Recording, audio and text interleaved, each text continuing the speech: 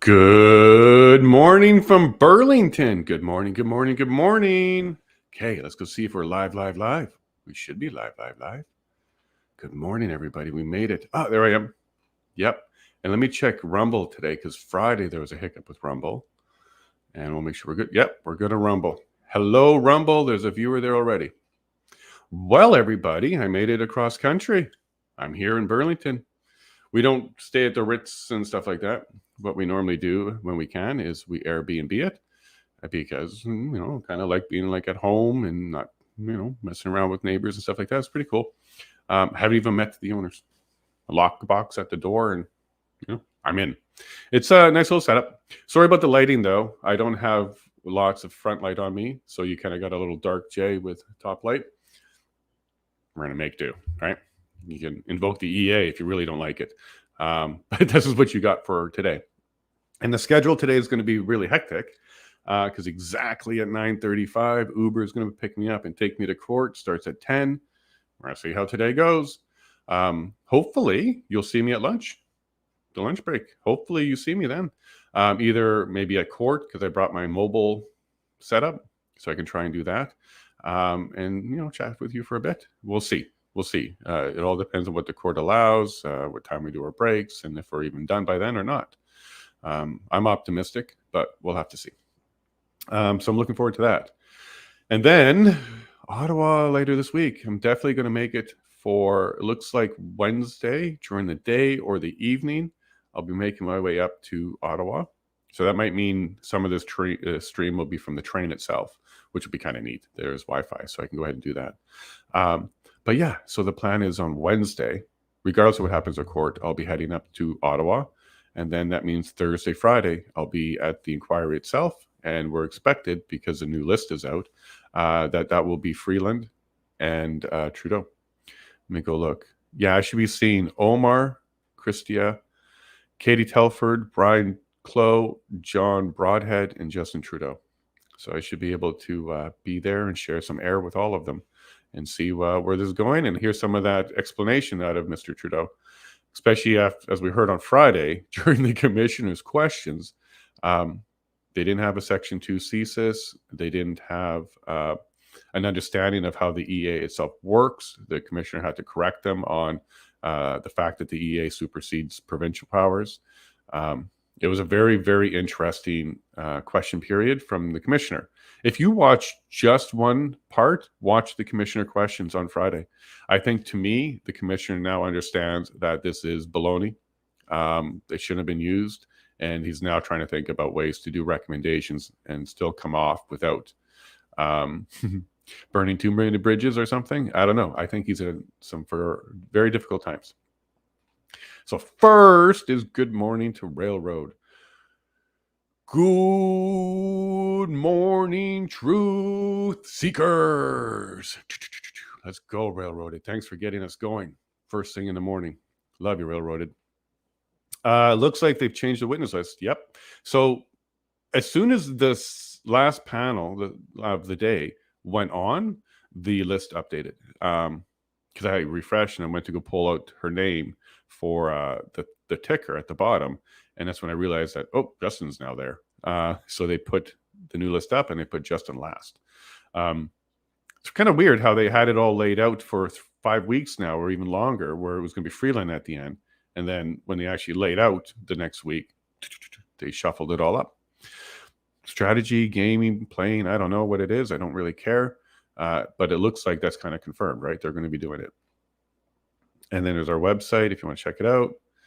And good morning from Burlington. So just so you know, I got something to share with you guys. I have a friend whose wife has got her master's. I'm not going to say their names, and I'm not going to tell you which city she works at.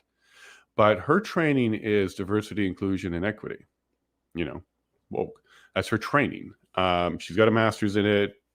Super smart young lady, very good at what she does. And she's also now the advisor to a mayor. Okay, I'm not going to tell you which mayor, but it's a mayor, okay?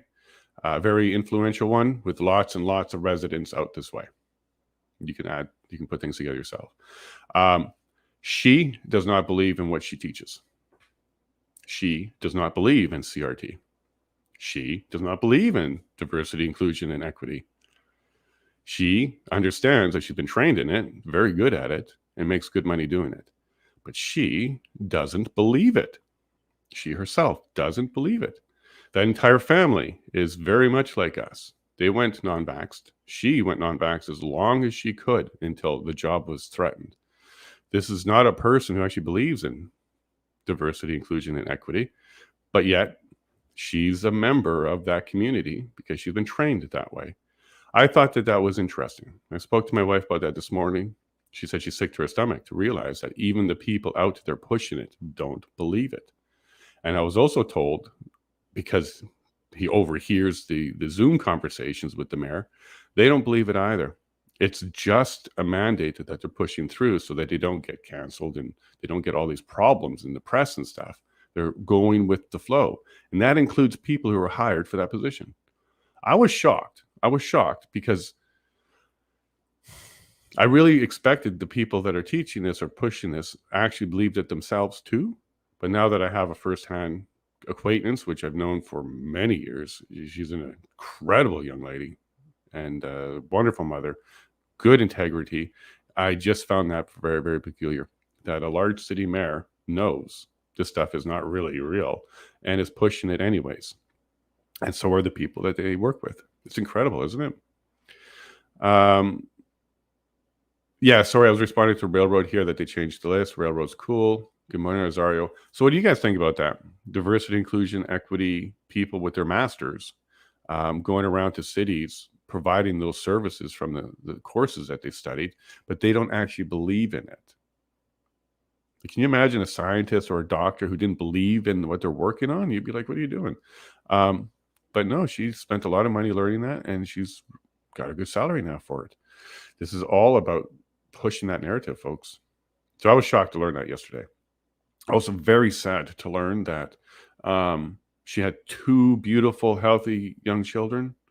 And then the third one was after she got her vax and almost died. Upper respiratory in sick kids for several days. They didn't know what was wrong. Code pink. They had to revive the child a couple times. Nothing but respiratory problems with that young baby.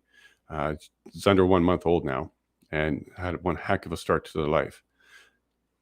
Causation, we're not sure what it is, but she has 2 super healthy babies, got the vax, got pregnant, has nothing but problems, respiratory problems with the new young one. Very sad to hear all that. They're dealing with it. The baby's struggling, but alive. One day we're going to find out, aren't we? Thank you, Railroad, thank you, Yazario. And Yazario's got us all figured out. I'll be able to do this 30 minutes and then I'm gone. And Arzario will keep you guys entertained if I can't come back as much as he can, because he's also got stuff to do as well today. So worst case scenario is during the breaks, you'll see the stream that says on a break, be back soon. Best case scenario, you're able to see one of my other videos played during a break or something, just so there's more than just dead air. But excellent case scenario, I'm able to jump on during the breaks from my remote location and keep you guys up to date on what's going on. And I won't be able to follow today. And we got Bill Blair. So I'm really, really hoping that my morning gets finished up so that I can get over here and we can all sit through Bill Blair together. But we'll see what happens with the court today. Hey, Terry. Good morning from Beaton, everyone. Good morning, Terry, bud. Nice to see you. Oh, and John, I don't know if you're going to be on today or not, and if you catch me up later. I wasn't comfortable doing the while I'm traveling, vlogging thing. I'm not a center of attention type of person. I just don't feel comfortable in public filming. You know, I'm doing this here today, not because this is my passion of talking online. It's because I'm doing a job, and my job is to report and communicate with you. So this whole vlogging thing, although I thought about it, and I get why, you know, some of my friends like John wanted to see my travels and all that kind of adventure. I'm not a travel blogger. That's not where I'm comfortable. I did bring the equipment. I did try it. I did think about doing it. But that's not what I'm here for. So As much as that might have got me some more views and maybe some more subscribers and maybe people want to see behind the scenes and some of that stuff, I'm not comfortable doing that just yet. I don't like public attention that way. I didn't want to be looked at as a TikToker walking around the airport. So, I just took a journey, relaxed, got here. But I will do other stuff today, and I'll do stuff from the train when I'm going to Ottawa, probably, because I'll have a private little thing there, but in Wi-Fi. So, John, if you're listening, sorry I didn't send you a postcard. I did think about it. It's just not what I'm doing with this right now. Good morning, Terry. Good morning, all. Hey, Padge. Nice chat with you this morning. Miss you so much, my wife. Sending out love. Railroad, thank you. Hey, that's pretty cool. Sending out love to Paula. It's nice and warm, actually, in Alberta. It's colder here. And the people here they don't take the cold at all anymore. I wasn't cold. I felt just fine. But my friends, they were bundled up too. They were freezing. It's really not that bad. Don't know what it is. There's some sort of disturbance in the air in Ontario today. Could be me. Maybe we're exposing some stuff, Alan. But I'm here in Ontario too. And we got some clear skies here in Burlington right now. Going to be a windy one in Southern Ontario today. It was windy too yesterday. It was one of the first things I noticed when I got here. It's quite windy here. Sorry, I'm getting some stuff on Discord. I'll deal with that railroad that I don't have time right now. Ellen, it's called a Janice Sheree negative loan spear sent to us by the arrogant Privy Council. Terry. Or maybe there's we can't do this anymore. There's a hurricane coming.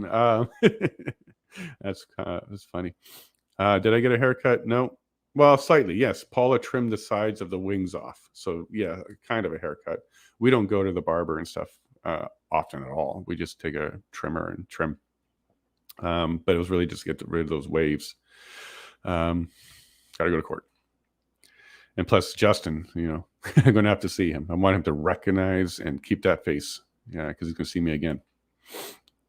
Good morning, Ellen. How's the weather? Water flowing for you our way. Yeah, the well's still holding up. That's awesome. But an hour for me, Jason. Cool. I don't know what that's a reference to, but sorry if I missed that one. Well, you're having a good time this morning, everybody.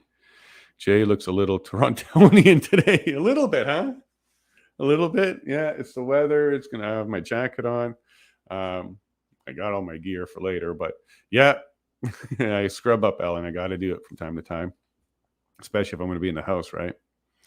We'll watch the commissioner, Jason. Thank you. Cool.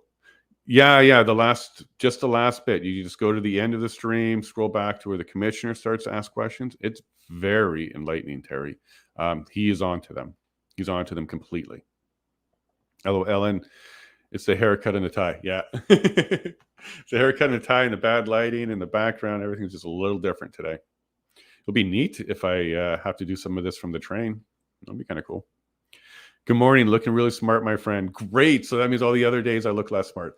I'm just playing, Wayne. Thank you so much for joining us from the UK. Great to see you, buddy. Right, Wayne? Just throwing you all off with the look today, huh? Imagine if I shaved and did like a full clean everything. You wouldn't recognize me. Oh, look at that. That's my co-host getting the stream ready. Thank you so much, Azario. Your friend is a perfect example of coercion. There you go, Terry. It's amazing, isn't it? But it is hopefully because the truth is that close to coming out. The mayor has got to give it in eventually. Yeah. I was dumbfounded. Like I didn't mind because I knew that she was into that. She's diverse. She's a wonderful young lady. My buddy is one of my best friends. It's a great little family. But we didn't necessarily have to agree on ideology. But here, I'm just going to change that there. I'm sorry. But to learn that she doesn't believe it, but she's passing it on because that's her experience and expertise now.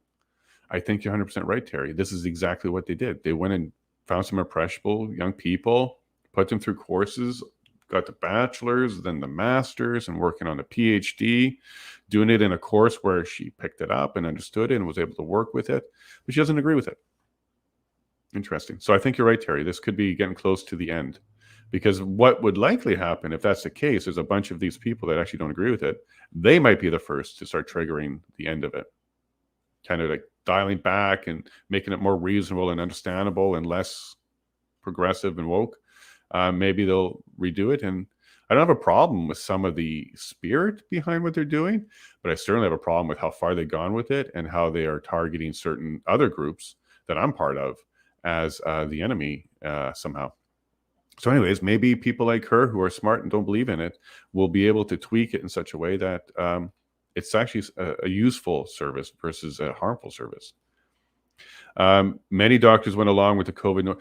This is also something else that came out with my friend. So because of his issues with the kid, sick kids hospital and stuff like that, he found it surprising how many doctors came up to him and spoke to them about it and were not supportive of the narrative at all. Some of the doctors were talking about how masks were causing respiratory issues with children in sick kids hospital. They were talking to them about that because there's going on with their kid.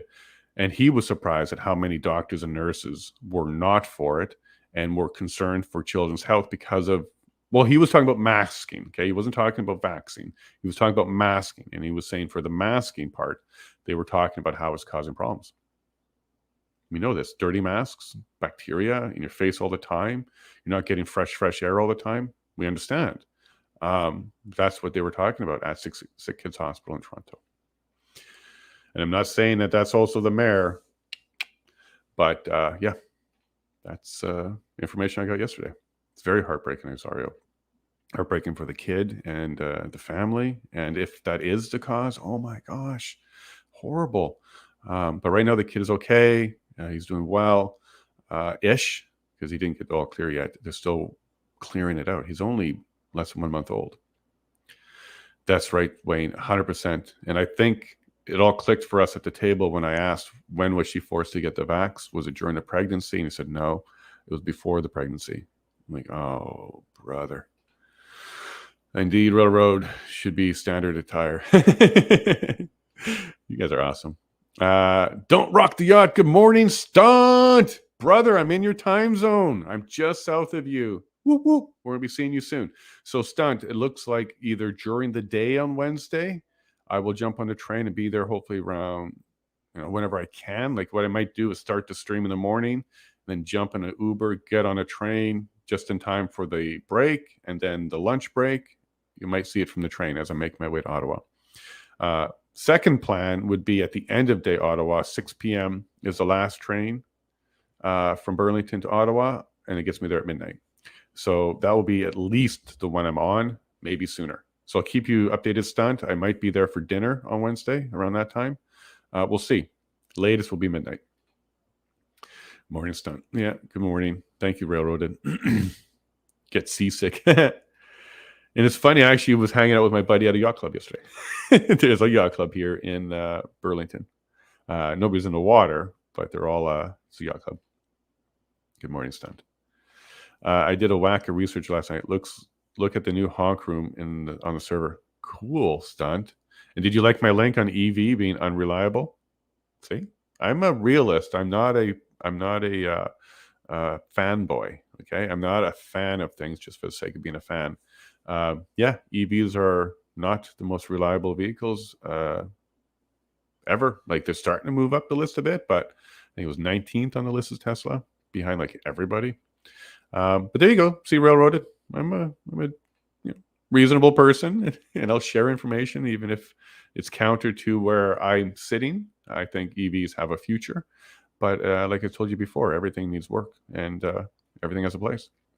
Has everyone heard of the good news? Convoys returning to Ottawa on February 17th. Honk, honk. Huh. That's kind of neat. Okay. Well, Stunt, we're going to be meeting with some people. Maybe we'll get some more information and share it with them. And, maybe Canada's got another round going on. That's awesome news. I cannot wait. Me too. Thanks for sharing, Stunt, and keeping us posted. I saw some new convoy stuff on social media the other day. Yeah, Wayne, there's a lot, especially I think after this inquiry is really showing how little the government had, how pathetic the situation they said was, and how little rooted in actuality and reality it was.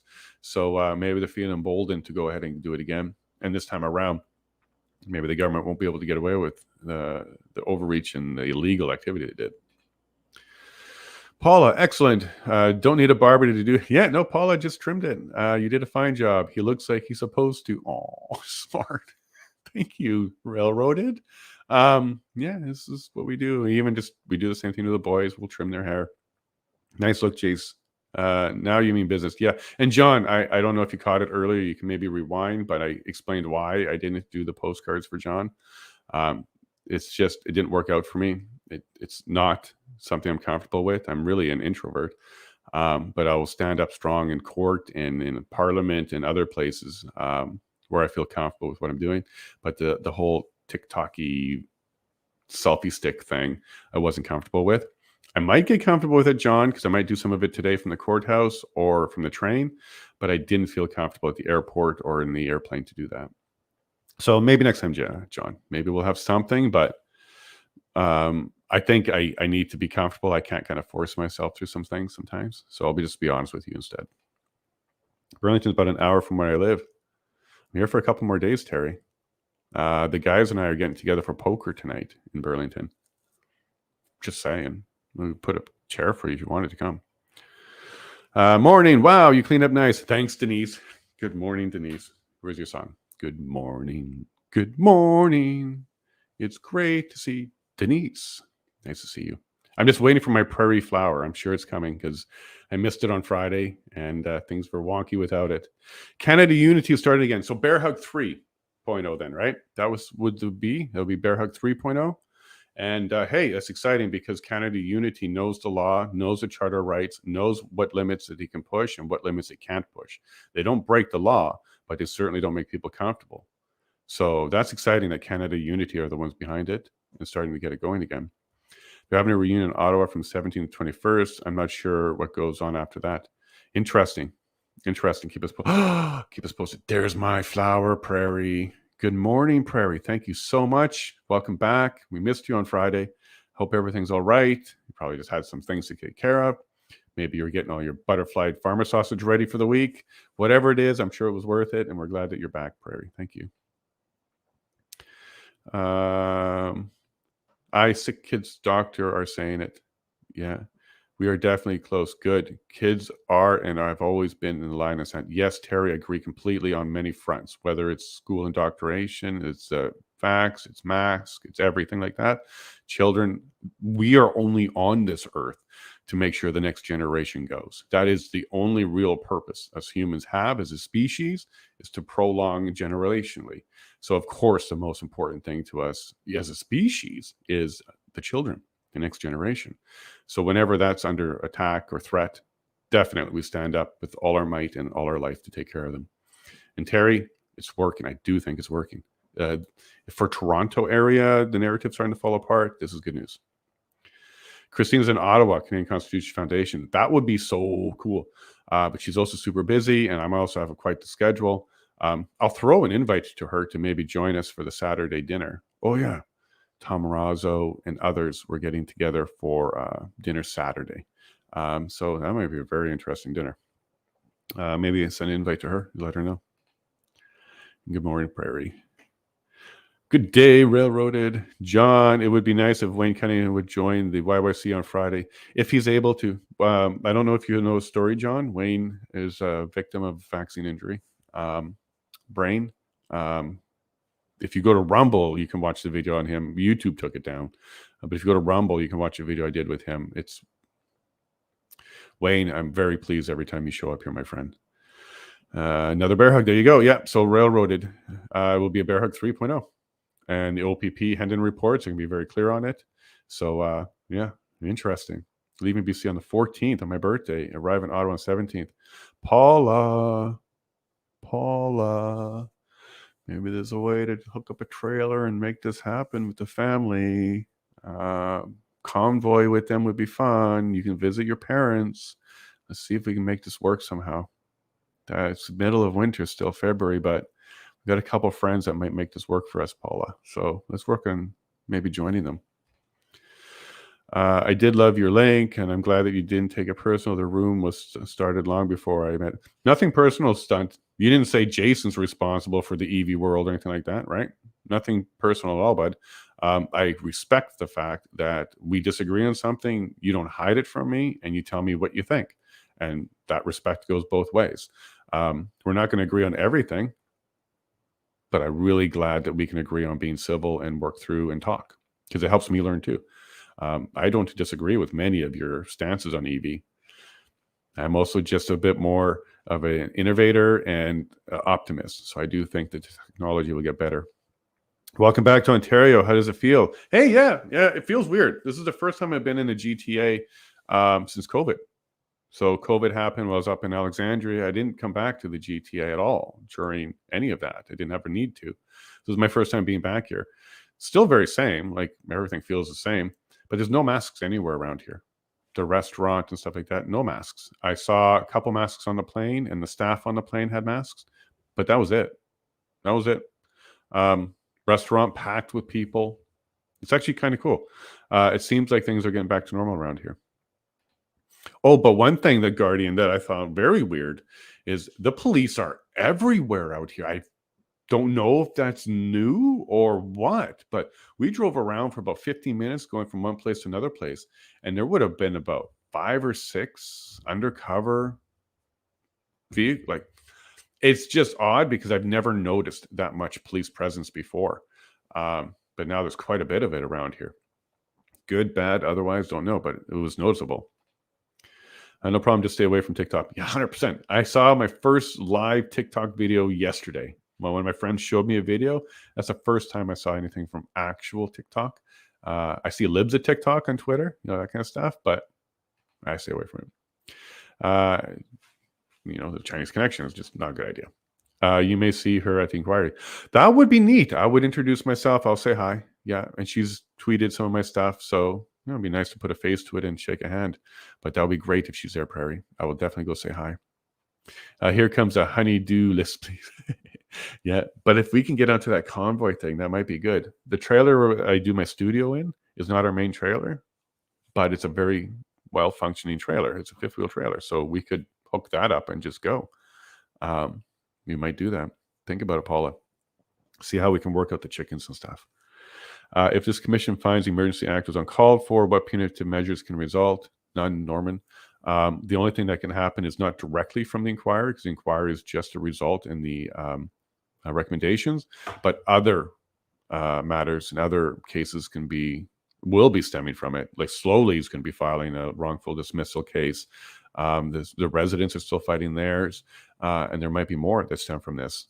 I would like to see the OPP do an investigation, because they certainly have the powers to, and they can look into this more. Because we all heard testimony that really, really changes the narrative from we had a problem to we made up a problem. So someone definitely should be following up on that. And then if nobody does it by the 45th Parliament, and when I get the backdoor key and a parking spot, I'll be doing it all the way through lunch, through breaks. I'll just keep pushing this because there's a lot more that should come from this, Norman. And if you join our Discord, we're putting a lot of videos together, and we're going to be exposing this for years to come. So we'll be pulling out testimony, we'll be pulling out transcript, we'll be putting things together, we'll be superimposing it over what Trudeau said, his public announcements, his press conferences, and just expose. The more of this content we get out there, the more people we wake up. So this will be the mission for the next little bit, for sure, Norman. But this inquiry itself has no prosecution power. It's just inquiry. So we'll see what other powers like the Crown and OPP and others might do after this is concluded. There is time to see and make some plans. Perfect. We'll figure it out, babe. We'll possibly, like, if we can meet them in Calgary, join the convoy. I'd love the family to be with me. So if we can make that work, let's think about it, babe. There's time to see what. So maybe talk to your dog sitter, chicken lady. Talk to her, talk to Miles, talk to some more neighbors. We might be able to make this work. Morning Ghost. Yeah, I learned that, Norman, that they call you Ghost. I can't see an open public hearing for the Liberal mission of the devil in Ottawa this week. The players are prime suspects. Too many potential credible incidents. I'm not sure what that means, John, but we'll be there and we'll see it. Okay, we're getting close, so let me pull up the stream. And that stream's coming from Azario. So that's awesome. So at any moment, we'll be getting that audio and we'll be able to go. So folks, we got the 30-minute intro part done. We got it in there. Things are going to work out, I think, all right today. Thank you so much, Azario. Give him lots of love in the chat. He's doing us a big favor while he's trying to juggle his own schedule today as well. I know he made a lot of accommodations to make sure his modem doesn't get cold or warm. He's putting some cold air on there. He's doing everything he can to make sure that things stay up for you all today. Good morning, Phil. Nice to see you. Welcome back. There's the inquiry. Good morning, Phil. Thanks from Railroaded. So what I'm going to do here is I'm going to throw this back up onto the screen. I'm going to mute myself. I'll leave my camera and stuff on, but I won't be here. And maybe I'll be able to use my mobile studio thing, and you might see me from the courthouse or outside the courthouse or something at some break. But if you don't, Azario, if he's around, he'll play a video or two for you. And worst case scenario, you'll see that please wait or we're on a break message, and then you can come back. And absolutely, Railroad, Azario, you rock. He's a good dude. It was great chatting with him on Friday in the yacht club as well. Yellow Yacht Club, because he's got a great point of view. He's also very, very interested in making sure this channel succeeds so we don't get strikes. Order à l'autre. All right, here we go, folks. Joy and wish me luck. I'm about to go.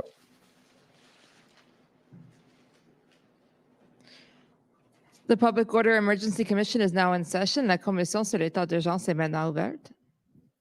Good morning, bonjour. Okay, so this morning we have a panel of witnesses. Who's on for the commission?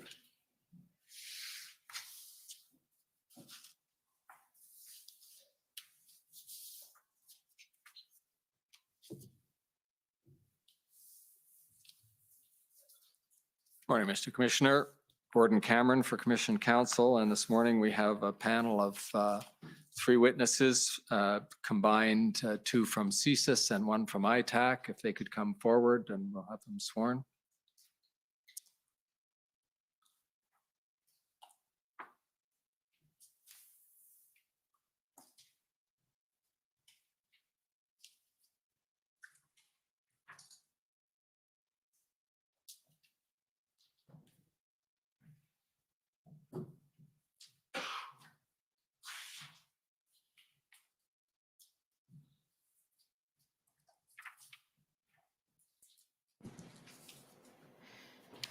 Mr. Vignon, will you swear on a religious document or do you wish to affirm? I will affirm. For the record, please state your full name and spell it out. David Vigneault, D-A-V-I-D-V-I-G-N-E-A-U-L-T.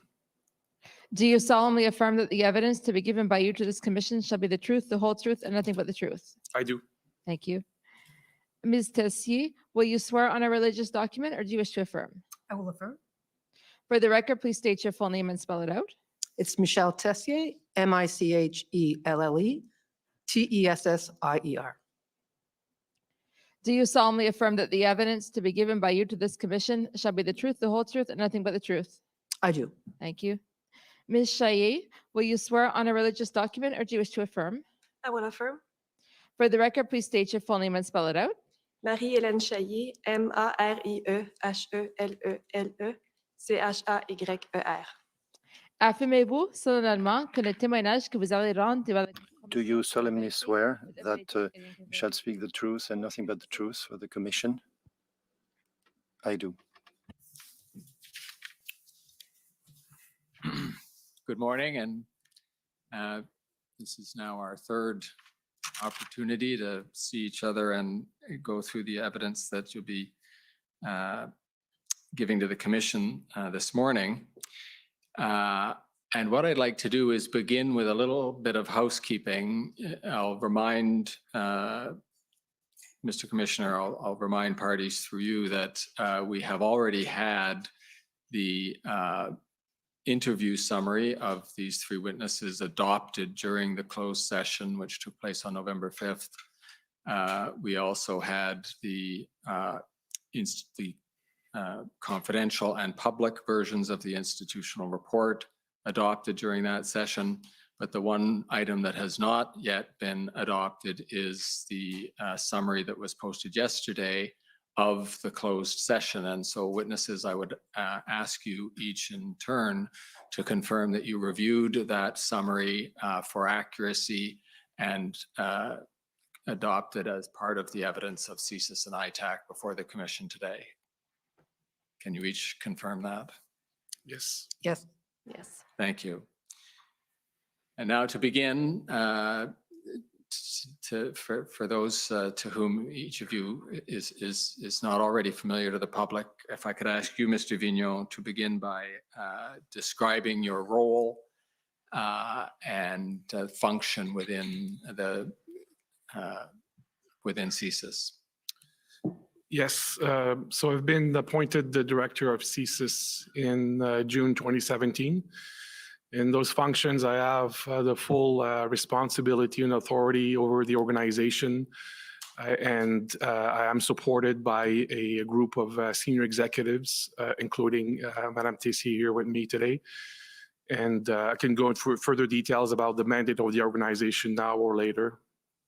Let me, if I could, ask the clerk to call up just on that point, because you've set out your mandate in your institutional report. Mr. Clerk, could you pull up DOJ.IR 701?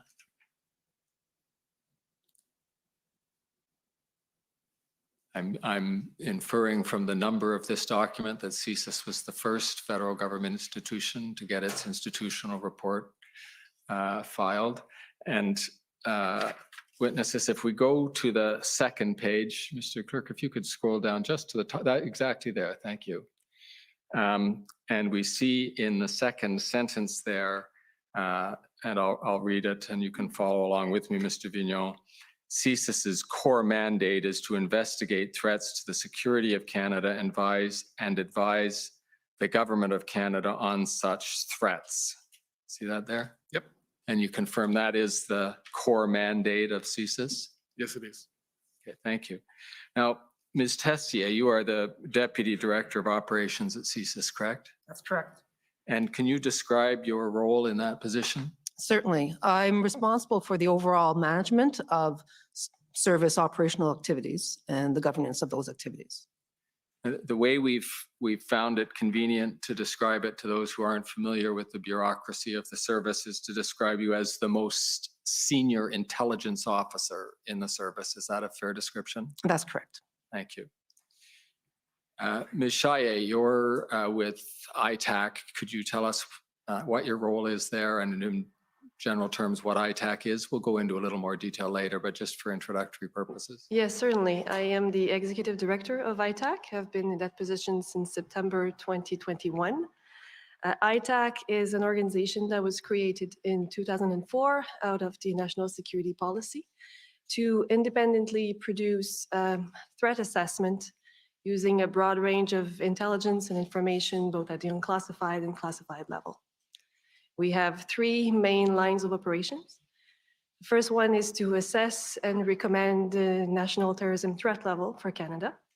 The second one is to report and assess terrorism-related event trends and threats. And the last one is to assess and set terrorism threat level for a Canadian interest worldwide. Thank you. And can you describe in general terms the relationship between ITAC and CSIS? Yes, so ITAC is co-located with CSIS headquarters, and we operate under the CSIS Act. And so I do have a reporting relationship to the director of the service. And my organization works very closely with CSIS partners. We have access to the intelligence that is collected by the service, and we assess it independently. Thank you. You used a phrase there, and I'll just take you to the words that are used in your materials, which is that ITAC operates under the authorities of the CSIS Act. Now, we don't see ITAC mentioned in the CSIS Act. Am I correct there? That's correct. So can you explain for the commissioner why you would characterize ITAC as operating under the authorities of the CSIS Act? Yes, of course. So as I mentioned, ITAC was created in 2004, so after the CSIS Act was enacted. And when it was created, after the 9/11 incident, basically, to avoid silos in intelligence assessment. And when it was created, it was decided by the government of the time to put it under the CSIS Act. So all the founding documents, the founding documentation of the center stipulates that it operates under the CSIS Act. So the institution put itself under the authority of the CSIS Act, even though it's not mentioned there? The government of the day decided to put it under the CSIS Act. Nice move. When you say ITAC is responsible for determining the national terrorism threat level, can you explain how those determinations are made? Yes, actually, ITAC is responsible to recommend the national terrorism threat level. The director of the service sets the level. Thank you. Well, why don't you describe exactly that, the input you have, and then the role that the director plays in that? Yes.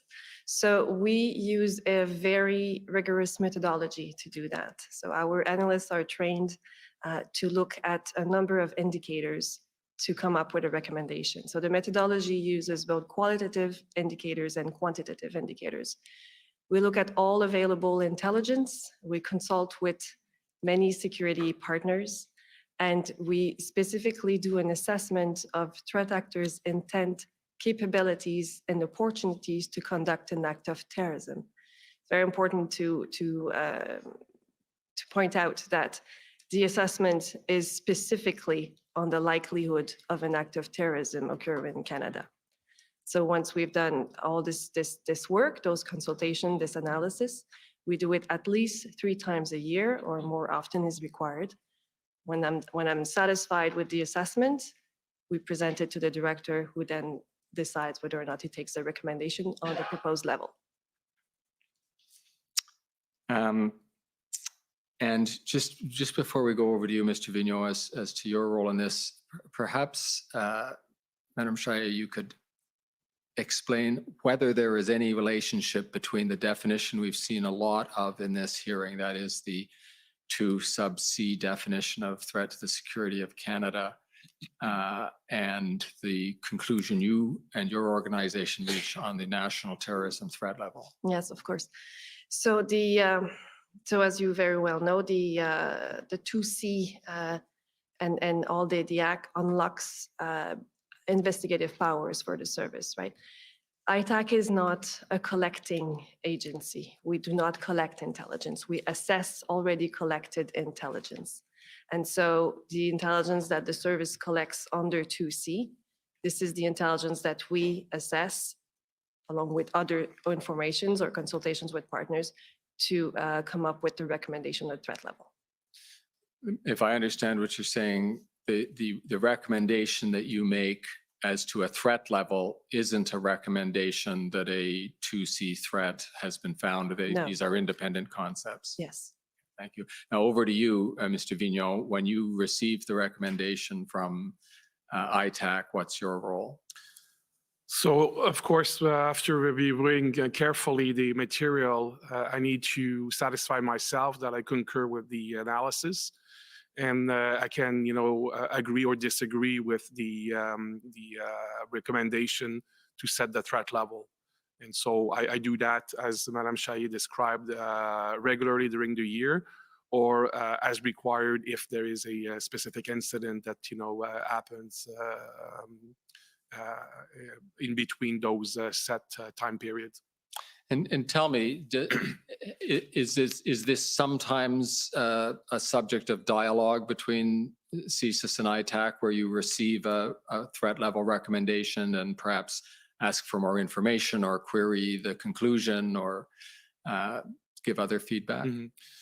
The way it works is that it could be a combination of, regular dialogue. And so while the assessment is being made, Madame Chailly and I will have part of different meetings. We discussed the terrorism issues in Canada and abroad. And so our common understanding will be formed through those discussions. And it happens also that, when I receive the formal material, I will ask you to sit down with the executive director of ITAC to formally question some elements to make sure that I understand exactly what's the basis of the analysis and make sure that I'm comfortable with such analysis. And then I'm the position to make the determination of the threat level. Thank you. Now, witnesses, we are going to go through an exercise that we Commission Council have colloquially called CSIS 101. Similar to some of the questions you got asked in your interview and in the closed session. Probably, Madame Tessier, these are mostly for you. This is your working, the concepts you work with every day, but other witnesses, please feel free to add or qualify as you think appropriate. And these questions, witnesses, will be about your core mandate. So what soon we will come to call your Section 12 mandate, but your mandate to investigate threats to the security of Canada. And so let's start with Section 12. And Mr. Clerk, if you could call, you might already have it on hand. It's the same document, the doj.ir.701, and page 2. You have in the second paragraph that begins pursuant, an extract from Section 12, which I'll just read for the transcript. Pursuant, the first part is a lead-in, and I'll mention when the quotation starts. Pursuant to Section 12 of the CSIS Act, CSIS, and here the extract from the Act begins, shall collect, by investigation or otherwise, to the extent that it is strictly necessary, and analyze and retain information and intelligence respecting activities that may on reasonable grounds be suspected of constituting threats to the security of Canada, and in relation thereto shall report to and advise the Government of Canada. Now, perhaps I'll put it over to you, Ms. Tessier, to describe the function that Section 12 serves in the CSIS, in the core mandate work of CSIS. Certainly. Thank you for the question. It is really what defines what our mandate is, as you mentioned, in terms of opening investigation, collecting information, and reporting to the Government of Canada. The intelligence cycle is such that the Government of Canada issues intelligence requirements to the security and intelligence community, of which CSIS, of course, is a part. And we then issue direction to our regional offices to collect the information that can fulfill that intelligence requirement. We analyze it in our headquarters, and we subsequently disseminate our assessments to the Government of Canada. Right. And we'll probably come back to this as we're discussing some of the other definitions, but is it fair to say that if we go to the second line there and the words information and intelligence respecting activities, that activities is a central concept in Section 12 and in your mandate? Absolutely. And of course, it's related to Section 2 of the Act, which Right. describes the threats. Yes, Section 2 particularizes the types of activities that could form threats, but in particular, you're not investigating ideas, you're investigating activities, right? You're investigating when perhaps ideas motivate people to action. That's correct. Okay. And the standard, which we've already seen talked about a fair bit in the hearing to date, is in the third line there, that is to conduct an investigation, to have the authority to investigate these activities. The grounds of proof are described there as reasonable ground, activities that may on reasonable grounds be suspected of constituting threats. So sometimes shortened to reasonable grounds to suspect. And that's the basic threshold that decides what, if I'm going to put it in my terms, when you go from being a sponge, just absorbing information and monitoring situations to actively collecting and investigating a target. Is that a fair description? Yes, it is the threshold that we must meet before initiating an investigation. Thank you. Mr. Clerk, could we go over to page 6 of this same document? And at about 3/4 of the way down that page, there's the heading Targeting Authority.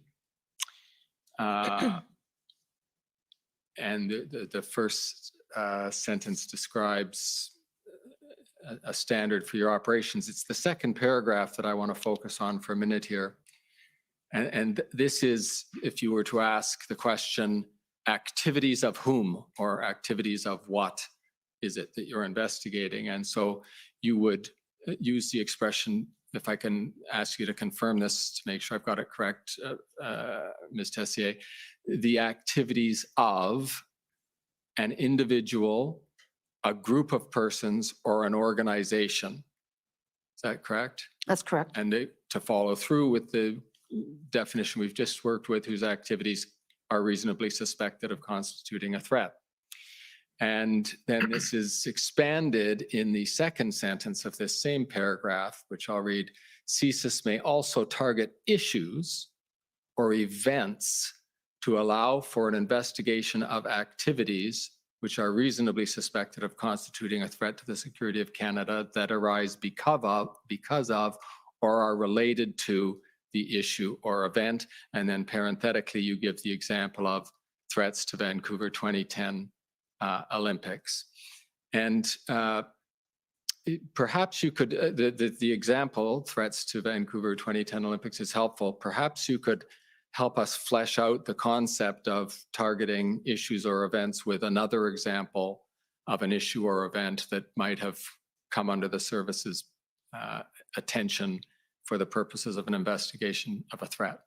Certainly, that type of targeting level is normally used when there's what we call a special event, where you can have high-profile individuals attend, such as politicians or the like, who could be victims of a variety of threats. So it allows us, when we don't have a specific, I'll call it an aligned threat, to be able to investigate leads that may come out as a result of that event being held and any potential threat to that event, to spectators, to the individuals attending, high-profile personalities, that type of issue. And do you have an example of when an issue might be something that is constituting a threat?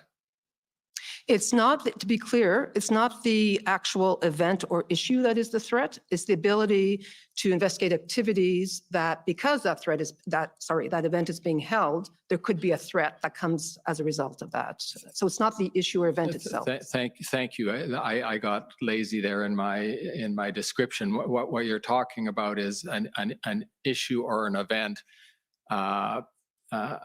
in relation to which there could be activities that themselves constitute the threat, correct? That's correct. And so if I can take you back to the question, is there an example that comes to mind of where an issue might give rise to activities that constitute a threat?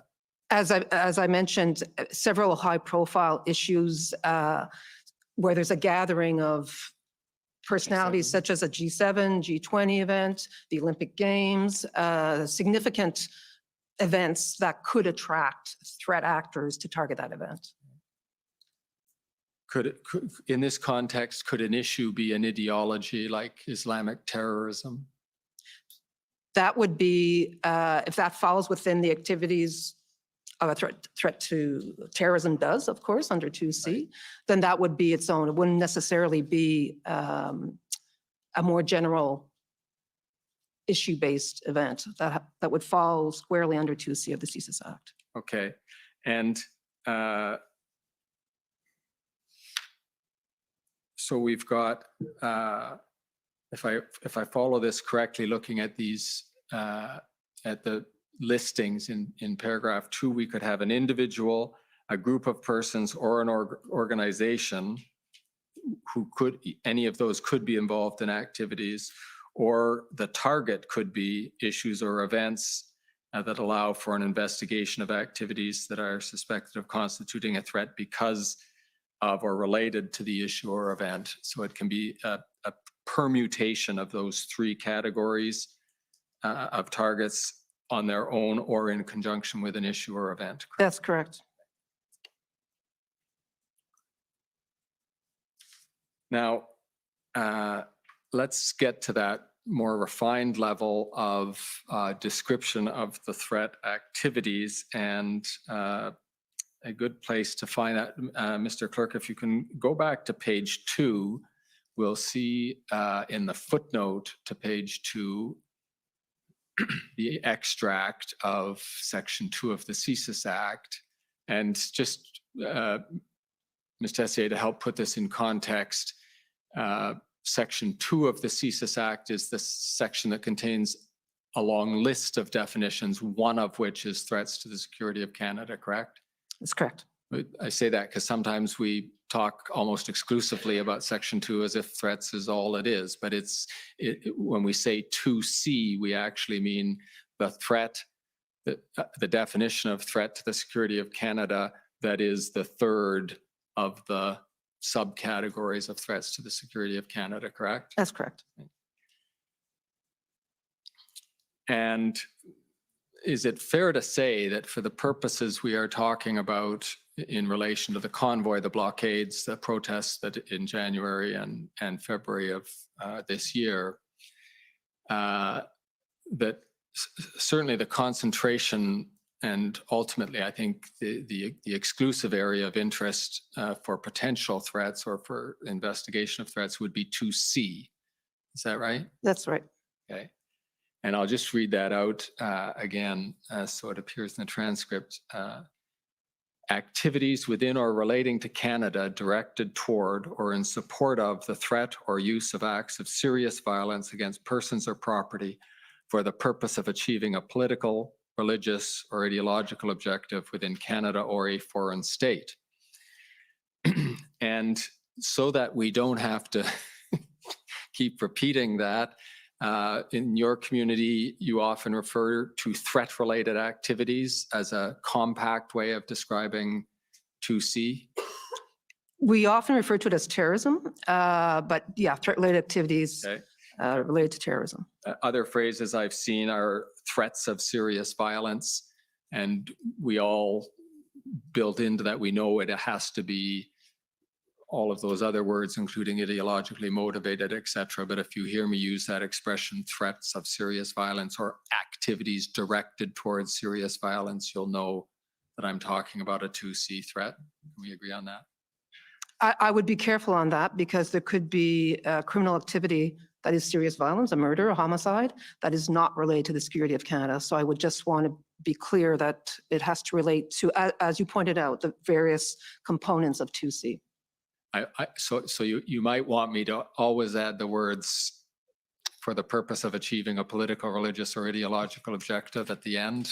I think if you refer to the CSIS Act and 2C of the CSIS Act, I think will be. 2C will know what you mean. Okay. Yes. Now, assuming you meet your reasonable grounds to suspect threshold under Section 12, then depending on the urgency and seriousness of the threat and the resources you have available, you could decide to open an investigation. And then you have to decide what investigative tools you're going to use to pursue that investigation, correct? That's correct. And where I'm going to take you here is that there are certain investigative tools you can use having only that reasonable grounds to suspect as the standard of certainty you have. That is, generally speaking, we'll call them the less intrusive investigative tools, correct? Correct. Surveillance, collecting information from open sources, basically building a file, but not going so far into the level of intrusiveness that you would actually need a warrant, correct? If it's only reasonable grounds to suspect, that's correct. Right. And then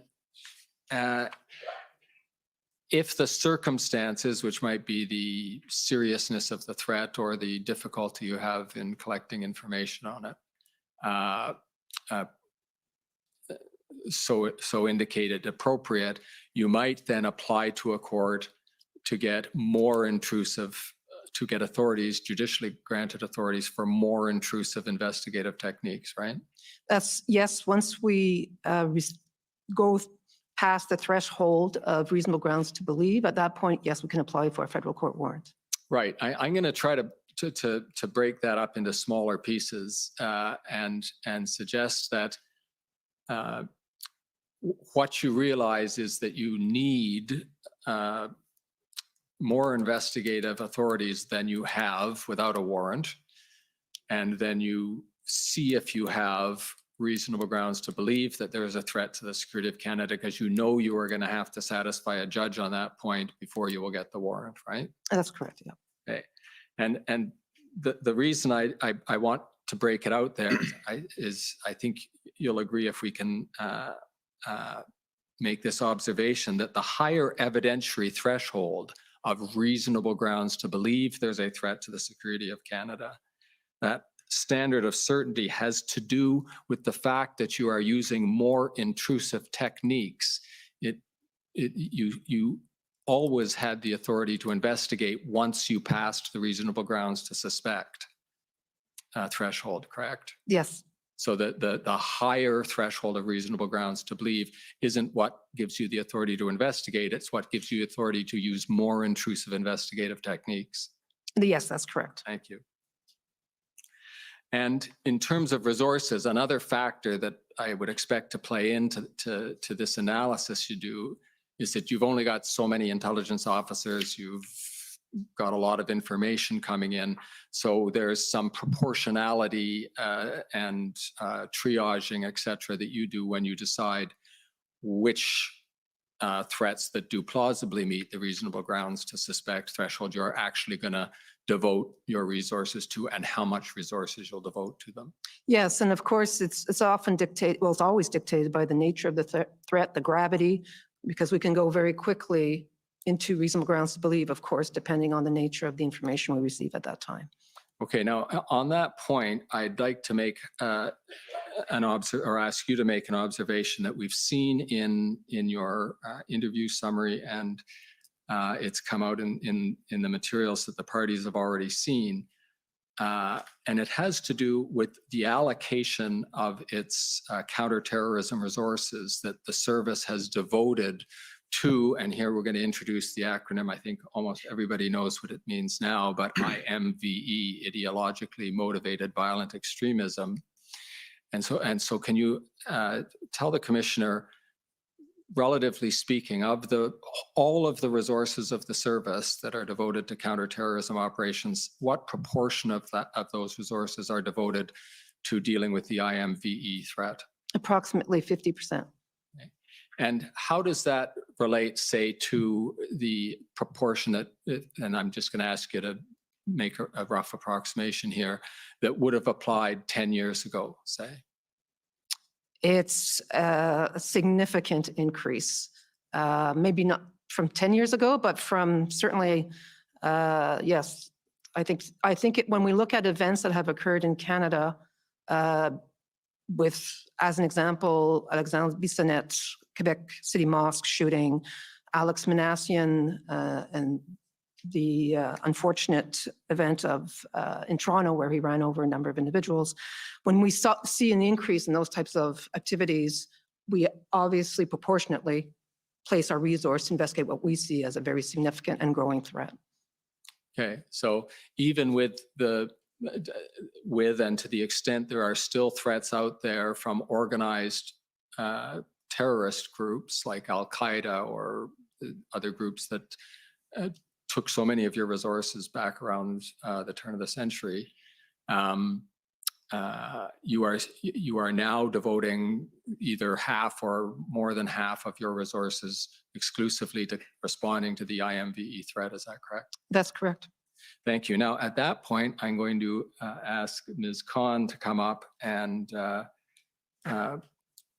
expand some more on that threat and the way that the service has handled it. And then I'll come back afterwards with some questions that follow on that.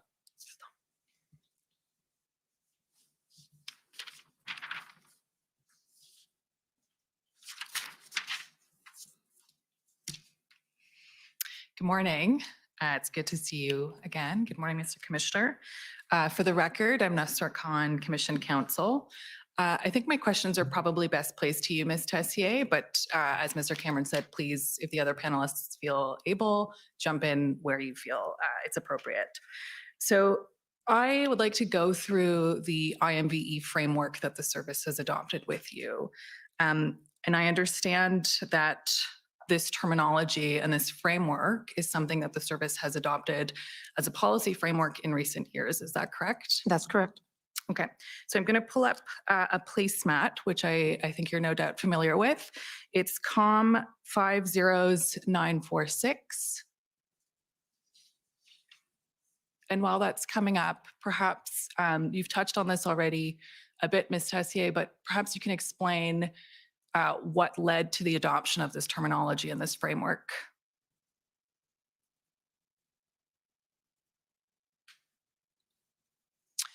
Thank you. I will say at the outset that ideologically motivated violent extremism is very difficult to define when it meets a CSIS threshold, when it meets the threshold of terrorism. And that is something that we share internationally when we're talking with our partners because it is a complex threat. We adopted that term because of the complexity and the number of ideologies that can fit into it. We didn't want to get into right-wing, left-wing. That can mean different things to different people. It could be just a legitimate viewpoint. And so we wanted to highlight the various, I'll call them steps or criteria is a better word, that would bring CSIS's investigations into the fore. So we want it to be ideologically motivated. So that it's not just a personal grievance. It is something somebody fundamentally believes in. And they want a societal change. So they want to change the world. They really believe in this extreme vision of changing society. And then, of course, serious violence, death. They are looking to kill. Right. And so I understand you're referring to the 4 criteria that are set out in this placemat there. So we see willingness to kill, attempting to affect societal change, ideological influence, and serious violence. So these are the criteria that would that would lead the service to determine that there is a threat under 2C in particular. Is that right? That's right. It's not an exact science. And I think it's important to realize that given the nature of this type of threat, we do try to develop this criteria. And as a matter of fact, many of our international allies have adopted the same vocabulary because we know it's challenging. So we try to narrow it to those criteria in order for CSIS to begin its investigations. Okay, so perhaps we can walk through the criteria in turn. So I'll just note, actually, before we go there, a threat actor in this scenario is not somebody that the target that the service is investigating. Is that correct? Sorry, I don't think I understand your question. So in order for somebody to move from being an actor into a target, right, they would have to meet these 3 criteria. Is yes, that correct? That's correct. Yes. And an actor doesn't necessarily need to be a person or an individual. Is that correct? Well, normally it could be a group, could be an organization. And could that include cells or platforms or networks more broadly? I'm not sure. Cells, of course, are composed of individuals. I mean, ultimately, you're dealing with individuals, even if it's a group or an organization, they're composed of individuals. Okay. So perhaps let's go to the first criteria, willingness to kill or inspire others to kill. So what would be sufficient to meet that criteria? Our information indicating that somebody is seriously has communicated that they want to commit murder, that they're acquiring arms, but it could also mean damaging property in such a way that could lead to somebody being killed, even if that wasn't the initial intent. It could also be inciting individuals to violence, because oftentimes it is the consumers of that type of propaganda who could be the ones who become radicalized and commit the act. Right. So I want to pick up on something you just said there. You said it could be destruction to property as well if it leads to loss of life. Is that a fair characterization? Yes. So there has to be the potential for loss of life. Yes. So if we zoom into this placemat onto scenario 3 there, this is a scenario in which presumably there's a threat to one of Canada's 10 critical infrastructure sectors, and loss of life isn't an objective per se, but it's a possible outcome, and that's what would trigger this criteria. Yes, that's correct. So if we just scroll to the next page, please, Mr. Clerk. So I think there's a definition up there about serious violence. And if we just zoom in a little bit more and scroll to the right, serious violence in relation to the 10 Government of Canada critical infrastructure sectors is defined as a threat actor who willfully destroys or damages property if such actions could endanger a person's life. And that's what we were just referring to, correct? That's correct. So, for example, a willingness to engage in just pure destruction of property, if all the other criteria are met, wouldn't be sufficient to bring somebody up to the level of being a target. Is that correct? Yeah, not necessary, but yes. Okay. And so would an example of this be somebody, for instance, who might want to tear down a statue for an ideological purpose and for a desire to affect societal change, but because the potential of loss of life isn't made out, they wouldn't rise to the level of being a threat. Is that correct? That's a fair statement, yes. Okay. And how might an actor demonstrate a willingness to kill or to inspire others to kill? So you mentioned inciting violence. Would that be posting things online? It could include posting things online. Sometimes it's more covert than that, but it could, yes. Okay. And would passive engagement or consumption of that content indicate a willingness to kill? I'm not sure I understand what you mean by passive engagement. Perhaps somebody who's engaging with violent content online, Right. just looking at it, reading it, browsing it, would that be sufficient to meet this criteria? No, not all. Okay. So we'll turn to the next criteria, which is the desire to attempt societal change. If we can just zoom out, Mr. Clerk.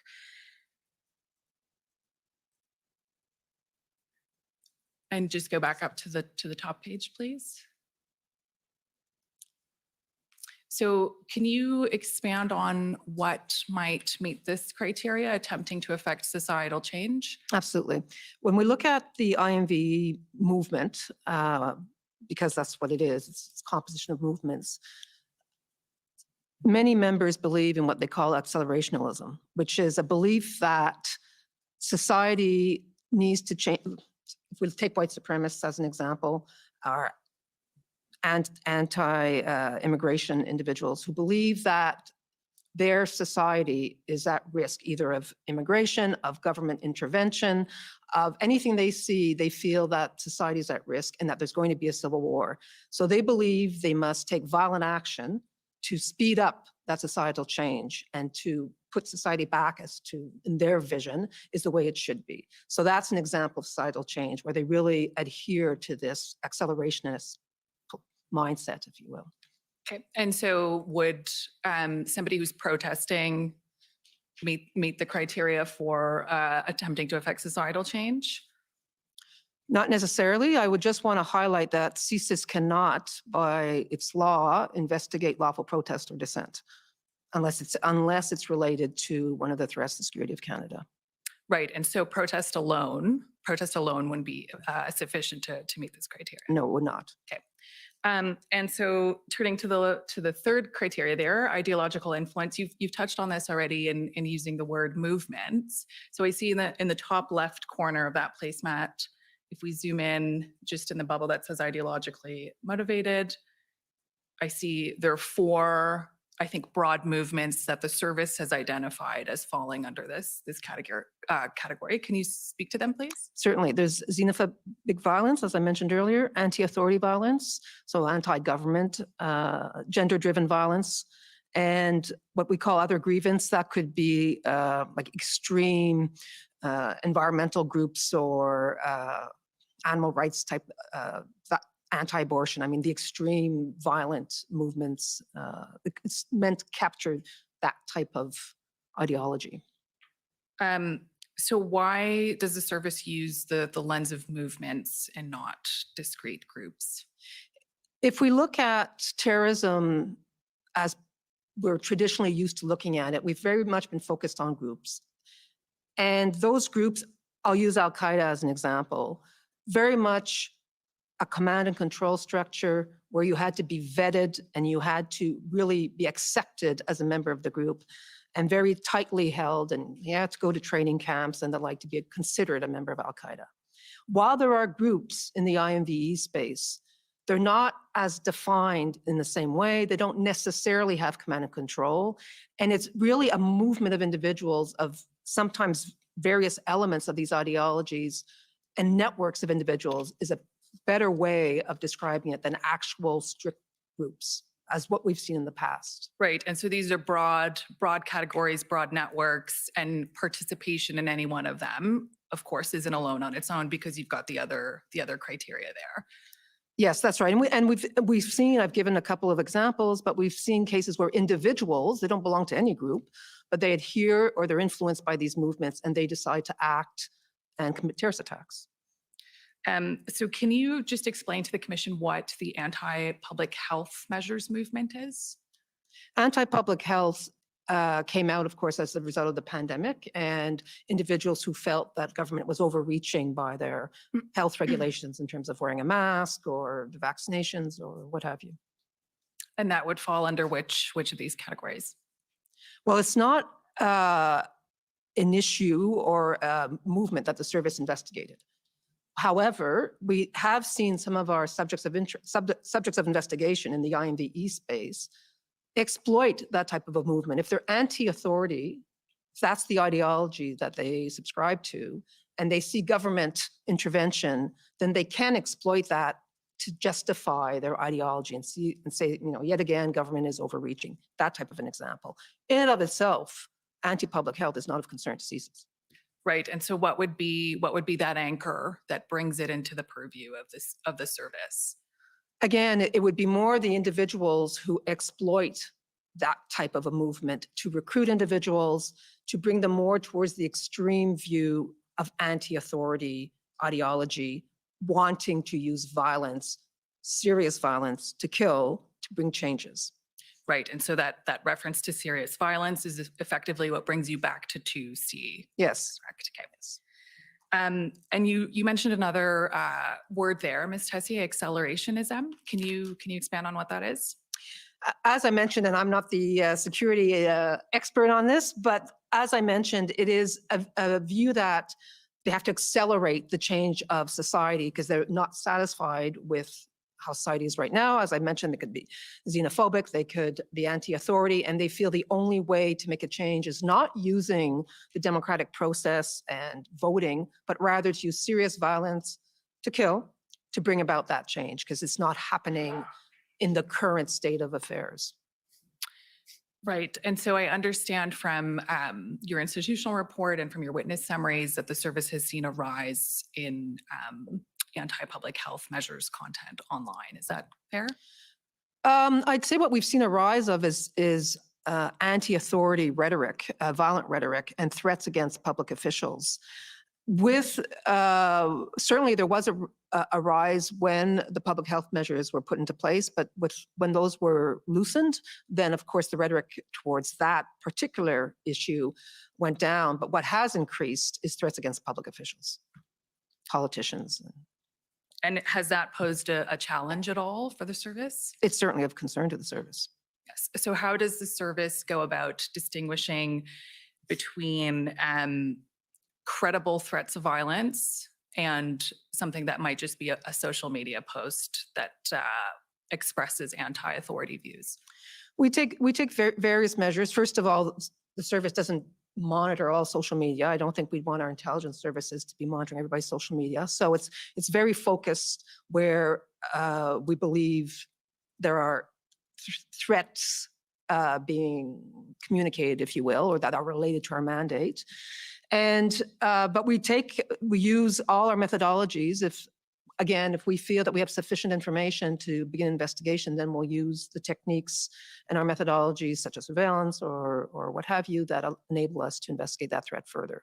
But it is always a challenge to know when somebody's going to move from the online space to the physical space. That's obviously of great concern. And as I mentioned earlier, it's often not necessarily the person posting the rhetoric, but the person consuming it who can decide to become radicalized and then act. Right. So please. No, I was just also just to reinforce something that Ms. Stacey mentioned. So it's not always the people making the threat that we're most concerned about. It's the people who will consume that rhetoric and be triggered and mobilized to violence.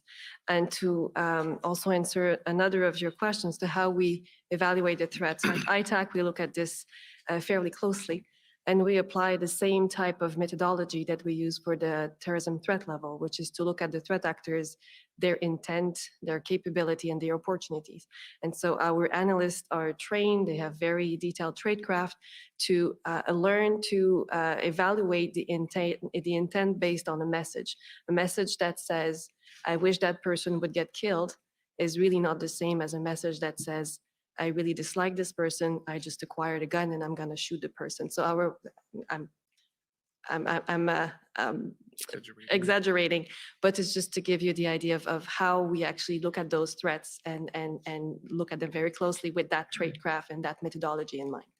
Right. And this tradecraft that ITAC applies would be, or the methodology is distinct from these 3 or 4 criteria that the service is applying. Is that correct? No, not entirely, because when we fall under the CCS Act, so we look at the potential for terrorism, and so in that case, we don't look at just any serious violence, and so it needs to be motivated by ideology, it needs to be done in the purpose of leading to a societal change. So in that sense, it's not completely different. It's just that we use it differently. We don't use it to determine whether or not we can collect on people, since we don't collect intelligence. Okay, thank you. So I'm going to ask you to define 2 big concepts. And so I'll pose this question to the whole panel. One thing that the service is struggling with, as I understand, is dealing with misinformation and disinformation as it navigates the challenges of determining between assessing credible threats online and online rhetoric. So can you explain to the Commission what misinformation and disinformation might mean and how that impacts your work in determining threats under Section 2C? Certainly, I can answer that. My colleagues can certainly add any comments they like. Misinformation tends to be erroneous information that continues to be sent online, communicated online, not necessarily knowing that the information is erroneous. Disinformation is purposely spreading false information, if that helps at all. I think that's for the purpose here. I think it's the best definition, unless you want to elaborate more, but totally agree with what was said here. So where would engaging with misinformation or disinformation fall on these criteria? Sorry, can we just zoom out a little bit more, Mr. Clerk? Maybe I will essentially on this one.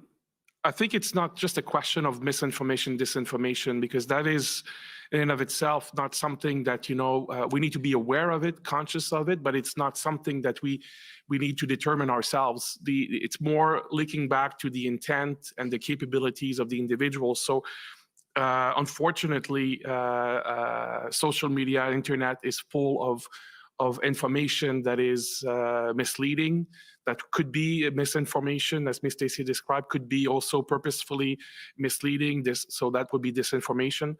So I think, we're more interested in understanding that dynamic and then apply that understanding to our analysis of specific activities, specific individuals. So I think that will be more a better description of how we, the service, would be conscious and aware and apply those principles.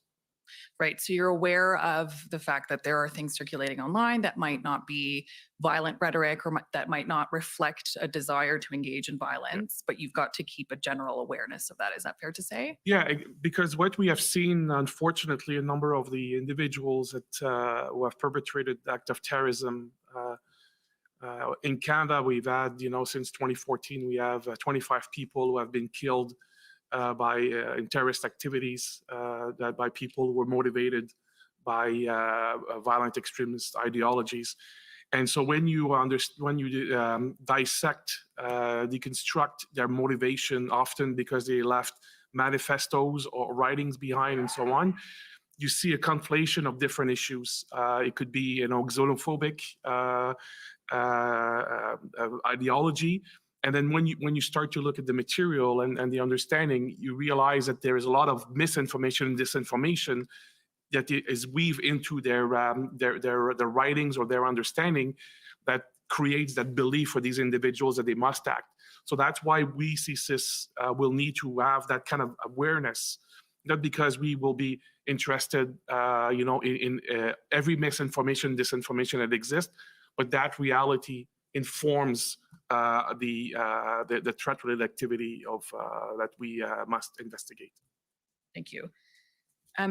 I'd like to shift gears now, so we can just take that document down, Mr. Clerk. Thank you, and talk to you about the services activities in respect of the convoy in particular. So, as I understand it, the service was aware or had pre-existing targets and came to learn of the convoy through that activity. Is that fair? Sorry, we became aware of the convoy. Yes, of course. Right, and so the service had pre-existing targets who might have been involved. Yes, we had pre-existing targets in the IMVE space, to be clear. And was the service at any point, was the service at any point investigating the protest itself? So maybe if I can step back a little bit, just to make sure that we provide the Commission with the best possible overview. We, of course, had been, generally aware of, what's happening in our country. We have seen the tension that, was created by reticence or a different perspective on public health measures. We saw, of course, in the mid-January when the government mandate on that will apply to truckers, was being discussed and was about to take effect. We saw this kind of, increasing volatility and intensity of being opposing those measures. So we kept a general awareness of that. We saw some subject of investigation of CSIS, so the individuals were already meeting the thresholds that Ms. Stacey described earlier. Start to get interested in the discussion and discussing potential ways of engaging. And so at that point, we started to engage more resources, both in our headquarters in terms of analytical understanding, but also across the region. CSIS is an intelligence organization that has offices across the country and across the world. So we started to engage our regional offices in Canada and some stations abroad to better understand the dynamic. And so we that evolution, of our or the intensity of our work, followed the events of January and February. Right, but the service was not investigating the anti-public health measures movement broadly, for example, and it certainly wasn't investigating the convoy itself as a discrete topic. No. Is that right? As was mentioned earlier, we are prevented by law to investigate protest and lawful dissent. We're not investigating the convoy itself. Our interest is to understand how that dynamic is potentially influencing individuals that were known already to CSIS, and others potentially to radicalize further and engage in potential threat-related activity. So we were not investigating the convoy. Right. And so the service's focus remained at all times on its targets and their participation or their involvement, as it may be, in those protests. I would maybe clarify, Commissioner. I would say that we were, of course, focusing on our subject of investigations, but also the dynamic of such events is that you have people. Sometimes it can refer to lone wolves or individuals who might be further radicalized by the protest, and so our work was to engage with our federal partners, with law enforcement at the federal, provincial, municipal level. In Ottawa and across the country to understand how potentially what was happening in the protest world, if I can put it this way, could have an influence on individuals those who were known already to us are subject to investigations, or others who could be radicalized. So it was essentially a twofold analysis, making sure we understood what our subject investigations were doing, associating with, and so on, but also understanding who were others who could potentially radicalize, who could potentially start to recruit and meet others to further threat-related activity. And so that focus is one that we maintain from the beginning to the end, and to a large extent that's what we continue to do, is we always make sure that we don't have tunnel vision in our analysis, is that we challenge ourselves on an ongoing basis to make sure that our perspective of threat-related activity is not just linear and doesn't change. We were on an ongoing basis, because of that exchange of information with other organizations, challenging ourselves to make sure, do we really understand well the dynamic here, and how does this apply to the CSIS Act, and how our intelligence professionals are executing. Right. So would it be fair to say CSIS was looking at the protests in conjunction with its targets, as the Section 2C definition allows? Our targets, but also looking at the broader perspective to see if others would eventually engage in such activity that they could become subject of investigations. So looking for potential threats. Yes. Okay. I would like to pull up a document, TSNSC CAN 50165. So I'll take you through a few briefs that the service prepared in the course of the protests, and we can discuss them. So do you recognize this document, Mr. Vigneault? Yes. Can you explain to us what it is? As per the title, these are notes that were prepared for a senior executive in the organization, Ms. Stacy or myself, to brief outside partners. In this case would be Minister Mendicino, Minister of Public Safety, who I report to as Director of CSIS. So this would have been a ministerial briefing that you would have provided, is that right? Yeah, well, I think we can describe it like that. Right. And so this is January 27th, around the time of the first ADM NSOPS meeting, is that fair? Yeah, I trust that those dates are accurate, yeah. Okay. So I just want to go through the content. If we can scroll down a bit, we have sort of the very first assessment prepared by the service, I think, of the Freedom Convoy. And so there's a bullet there that says CSIS is investigating IMVE activities and monitoring IMVE social media content. There has been online commentary calling for violence and storming Parliament Hill buildings. And then the next bullet, CSIS is tracking engagement of its targets in relation to the convoy. Over the coming days, CSIS will be monitoring the involvement of these targets and other persons of interest, in particular for any indications of mobilization to violence. So what do those two bullets mean there? What does CSIS will be monitoring the involvement of these targets and other persons of interest, in particular for indications of mobilization to violence, mean? So I think, as we were just describing in the previous exchange, is that we had already an awareness of a number of individuals in Canada who were engaged in activities that met our threshold for 2C investigations. And so we were aware that some of these individuals were interested in paying a lot of close interest to the convoy and trying to understand, what it meant, saw potential opportunities. And so we were looking at those individuals. So these are the known actors, if you want. Our work as well is to make sure, as I mentioned, that we don't have tunnel vision, that we just don't look at what we know, but also in this context of other people who might be influenced by the events, by some specific decision by the government, some specific radical rhetoric online to say it is my time, I need to do something. So our professionals at CSIS and in ITAC are trained to really understand well the distinctions we're talking about 2C and so on, about what is lawful dissent and protest versus what are activities that could be potentially, threat-related activity under the CSIS Act. So this is a description of that at a high level of that type of work that was ongoing during that period. So is the assessment there that there's a possibility of a lone actor threat? Is that it?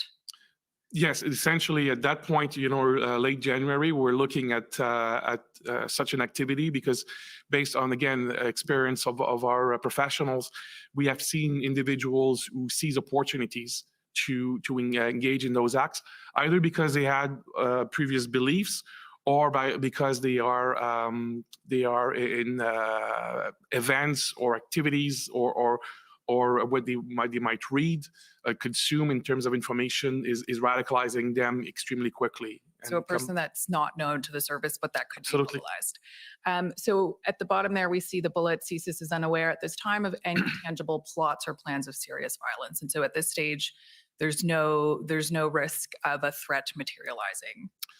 I would not necessarily say there's no risk, as we just that we're not aware of it. And so I think, it is I think Mr. Tessier used the expression earlier, it's not an exact science. And what I think is very important to remember as in this event and other events of the sort that we've seen in the US and other democracies is that there could be a very quick turn of events. There could be very quick radicalization or shift in the dynamic of these. So at that point, we did not see. So the 27th, when the report was written, we were not seeing any tangible plots of violence. But that's not to say that there was no risk. And that's why we were, as I said earlier, engaging all necessary resources in Ottawa and across the country to understand what was happening. Okay, so we'll go to the next brief, which is TS/NSC CAN 001-50166.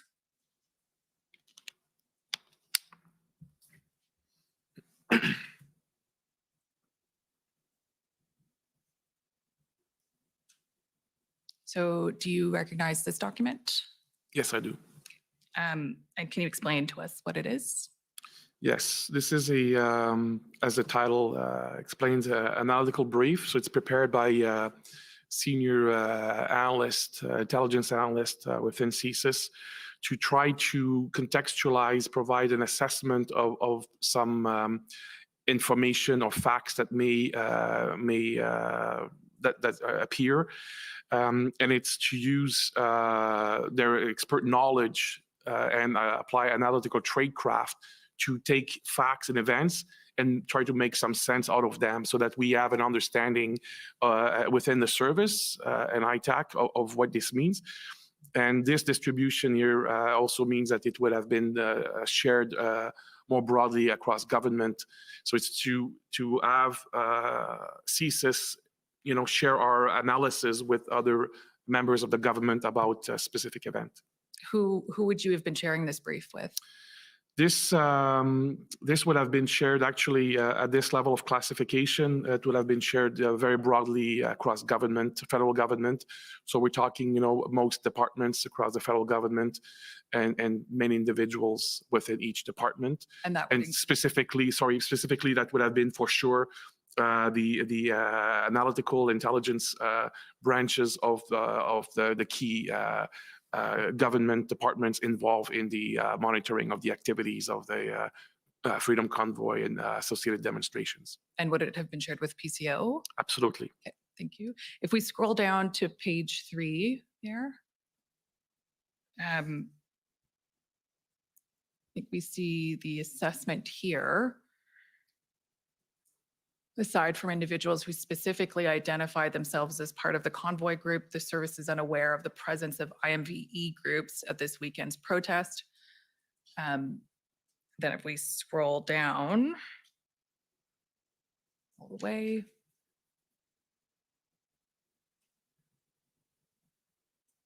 the presence of racist and bigoted flags appear to have been brought by individuals who would like others to believe that their cause of or belief is far greater and more organized than it actually is. CSIS assesses that these flags were not part of a broader group initiative. So this is February 2nd, and the service is still reporting there isn't a threat under Section 2C arising from the protests itself. Is that fair to say? I'm not sure that this is, I think the purpose of this was more to, again, use the expertise of CSIS IMV analyst to try to share with other groups, individuals, organizations that may not be as familiar as CSIS is on these issues, to say that, you know, we have seen in the past, you know, people waving flags at different demonstrations, and when you do the analysis, it's not to say that, you know, there were a large number of people associated with those flags. It could be here. It is essentially there was a number of commentary made in the media and other places that trying to draw an inference between, if there is such a flag, that means there are lots of people associated with this cause. This was to do use the best analysis possible from our intelligence experts to contextualize that information, to try to make sense for people who are not experts of what we saw and how we analyzed this event. Right. So you're, at this stage, we're seeing indicators or symbols at the protests that might lead one to believe that there are extremist groups involved in the protest, and the service is saying that's not necessarily the case. It's not to say that it's not the case, but it's to be more nuanced in the analysis, because this is very complex, and people who were not experts, you know, may draw conclusions. And our attempt with these types of report is to say, based on our analysis, based on the information we have, based on all of the knowledge that we have, this is the context in how we are interpreting this. It doesn't mean that CSIS is right, but I think it's very important for us to share that analysis with others. Okay. So I'll take you to the last brief, and that's TSNSC CAN 00150-211, please.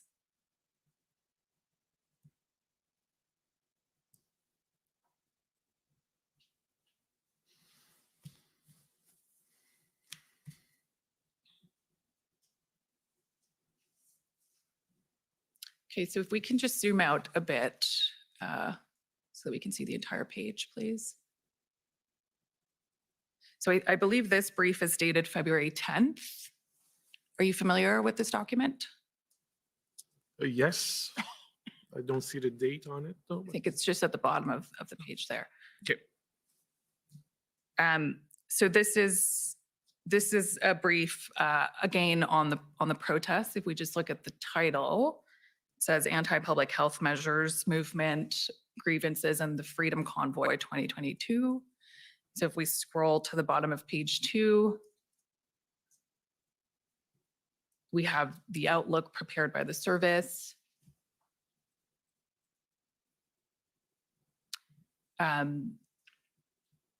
Sorry, if we scroll up a bit as well. So we see there, just before the redaction, no formal organized plot of violence has been identified. CSIS assesses that the Freedom Convoy 2022 is of interest to various subjects of investigation, especially those who hold anti-mandate or broader anti-government views. And then just underneath outlook there, CSIS will continue to monitor the involvement of IMVEs within the Freedom Convoy 2022 in order to better understand the public health measures movement. So what is the assessment being shared here? So essentially, as the first line above the outlook you mentioned is that at that point, CSIS was assessment was that we did not see specific actions being taken that would characterize a threat to the security of Canada associated with the events. Okay. And so the last question that I'll pose to you before I turn it back over to Mr. Cameron is, the commission has heard evidence about the distinction between lawful and unlawful protests. So in this period between January 27th up to February 10th, you might have even formed the view, just as a personal opinion, that the protest might have gone from being a lawful one to an unlawful one. Would that have had any bearing on your assessments or on your work? No, because it's not the criteria we'll be looking at per se. It is again related to violence. So we're going back very closely to the 2C definition we've talked about earlier. So a declaration of an event that is unlawful. For example, you can have a permit for demonstration, and then there's too many people, therefore your demonstration is outside the bounds of the permit. It could be unlawful, but that would not engage us. So the unlawfulness in and of itself alone is not just a criteria that would be determinative for CSIS. Can I add something? And it's the last line on page 2 here. If I can read it. Further, CSIS will also continue to follow the evolving and dynamic situation surrounding the convoy to identify any national security concerns. That is really important to underline, is that this was a very fluid, volatile environment, and we were constantly doing our assessments. Every day we were re-looking at our information, our investigations to ensure that we were up to our assessments. So I just want to underline that it's sometimes a snapshot in time, that date when that particular brief was written, but that we were also very aware that this was very much a fluid situation. Okay, thank you.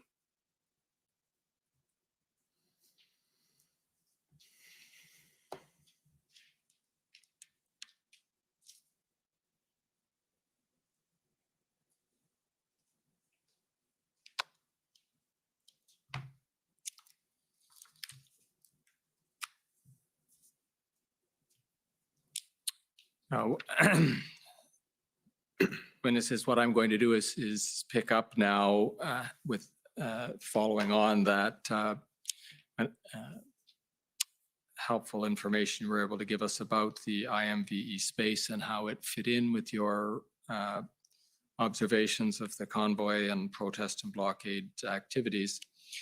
I just want to run through, and this will all sound familiar, and indeed to the parties who've had a chance to read the summary of the closed session, this will be similar to a series of questions that you answered there, leading up to some context that I want to bring to the questions that follow. So what I'm going to do is just ask you about your involvement in the government and other in the government, in the law enforcement, and other intelligence communities as you were all watching the protests and the blockades, et cetera, evolve. So first of all, as the materials indicate, I think you'll agree that CSIS attended, had a representative attending and participating in the ADM NS Ops meetings, and I think we know that acronym now, so I won't bother spelling it out. Can you confirm that? Yes. Yes. And CSIS, a representative, attended the DMOC meetings in relation to the convoy and blockade events? Yes. And you had regular interaction with the NSIA about the convoy and blockade events? Yes. And you were a member when it was formed of the combined intelligence group that was set up so that all the intelligence collected by the various law enforcement and intelligence agencies could be shared among the parties involved in the convoy and blockade events? Yes. And CSIS was a member, or at least had a representative at intersect meetings, that broader group of law enforcement and first responder personnel involved in major events such as the convoy posed for Ottawa. Yes. And indeed, if we step back to before the actual formation of the combined intelligence group, it looks from the documentation that CSIS was receiving intelligence such as the Hendon reports that were generated by the OPP and other information that once they became involved, the OPS was also generating with respect to intelligence on the convoy. Yes. Okay. And if we could call up again, Mr. Clerk, please, the information, the institutional report, all 701, and go to page 13.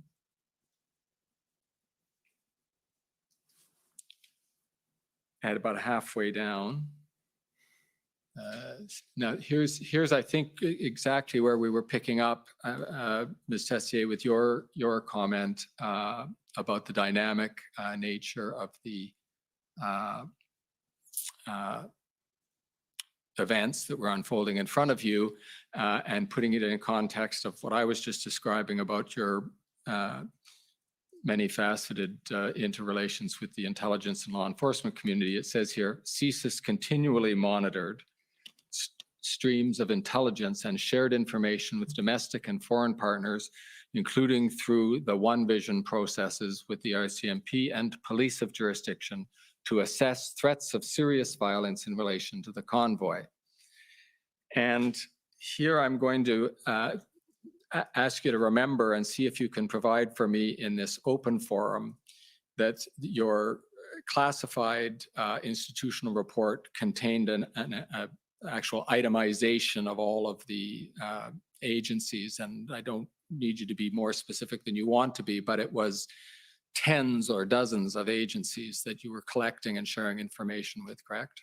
Yes, that's correct. We have, as was mentioned earlier, we have offices throughout Canada, and we deal with police of jurisdiction at all levels. Right.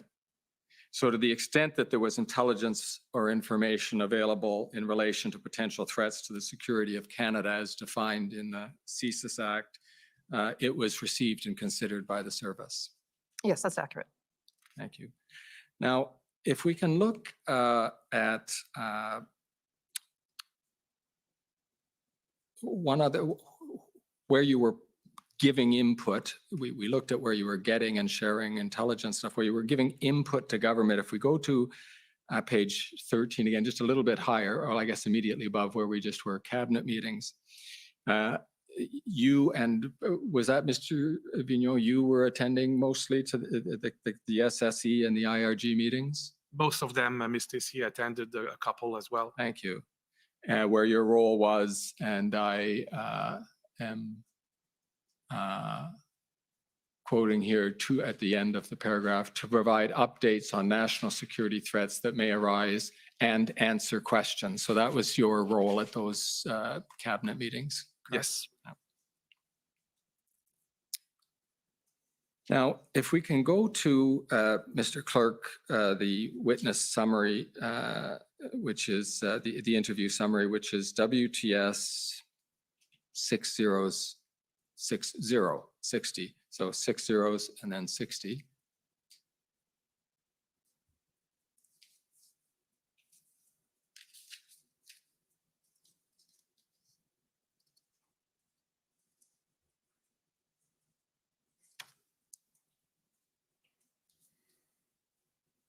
And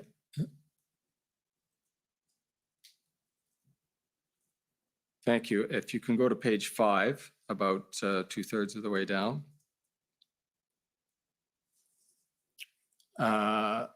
And this is just to situate you. This is a paragraph from the summary of the interview we had when we were meeting with you earlier in the year.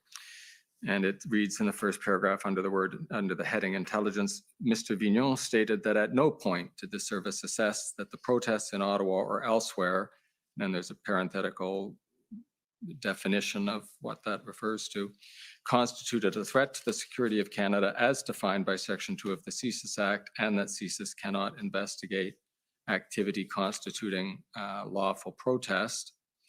And I'm going to ask you to hold these thoughts in your mind, but I'll just, on that point, you recollect telling us that during the interview, Mr. Vigneault? Yes, I do. Yes. And if we go to page 8 of the same document, about halfway down,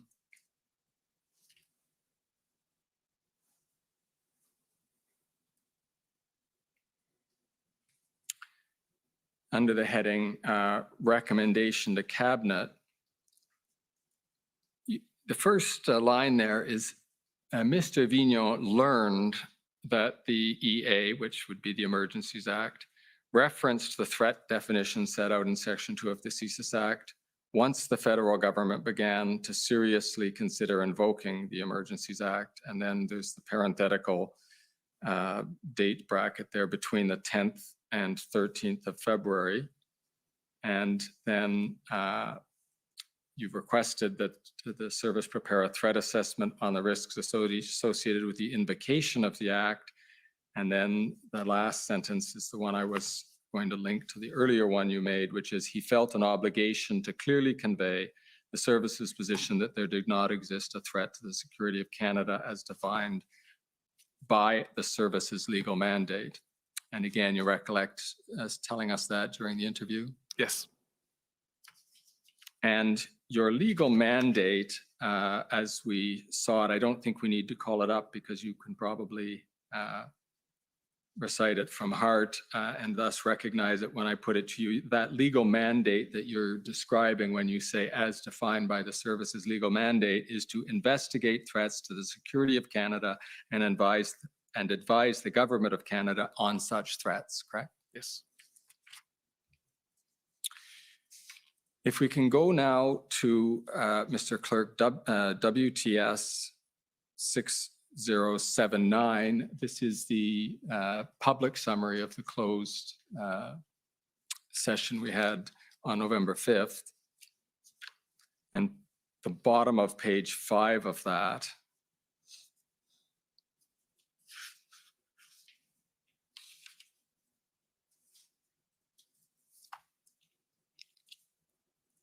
and I'll read there. Mr. Vigneault explained that the advice and the assessments they would be giving to government is taken in conjunction by the decision maker with all of the other different pieces of analysis for the decision. And Mr. Clerk, if you can scroll down to follow with me.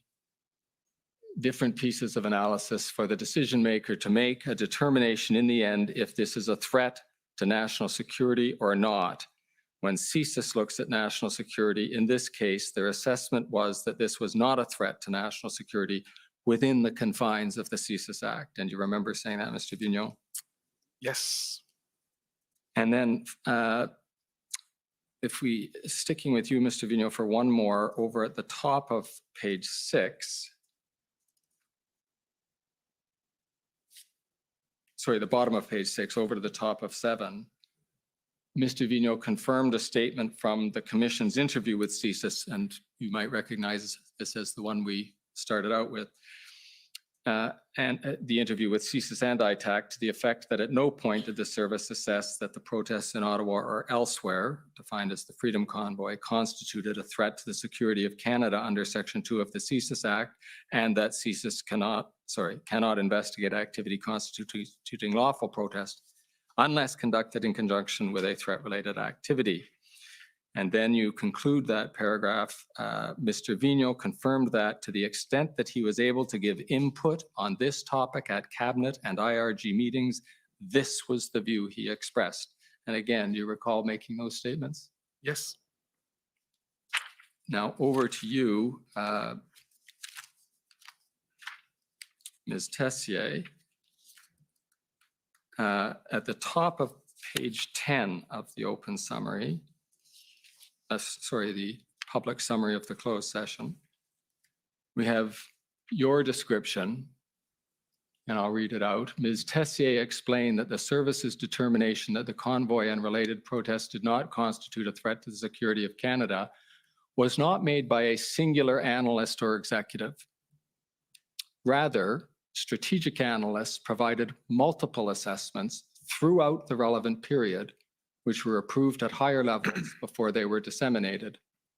Mr. Vigneault explained that the assessment process is not a binary one, but an ongoing, dynamic consideration of whether the information collected was rising to the level of a threat to national security. So I think, Ms. Tessier, you can agree with both the first and second part of that statement. That is, you can agree with Mr. Vigneault, because that's your point about the dynamic nature of the assessment, correct? That's correct. And Mr. Vigneault, you remember adding that to Ms. Tessier's thought there? Yes. Okay. Now, I'd like to take you to page 8 of the open summary. Sorry, the public summary of the closed session.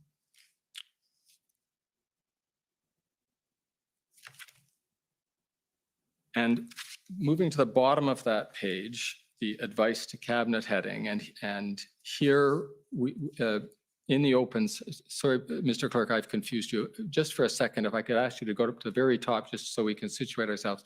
Here we've started in the closed ex parte session, the examination by Counsel for the Government of Canada. So if you can scroll back down to the bottom again. And here, Mr. Vigneault, I will read the paragraph that the preceding paragraphs are leading up to. The preceding ones I've cited to you. Mr. Vigneault stated that at the end of the February 13th IRG meeting, following the discussion of the Emergencies Act, he was asked by the Prime Minister to provide an opinion as to whether he supported the invocation of the Emergency Act. Mr. Vigneault explained that based on both his understanding that the Emergencies Act definition of threat to the security of Canada was broader than the CSIS Act, as well as based on his opinion of everything he had seen to that point, he advised the Prime Minister of his belief that it was indeed required to invoke the Act. And again, you remember saying that during the closed session? Yes. Okay. And if I can just break that out a bit, if I understand what you're saying there, you have an understanding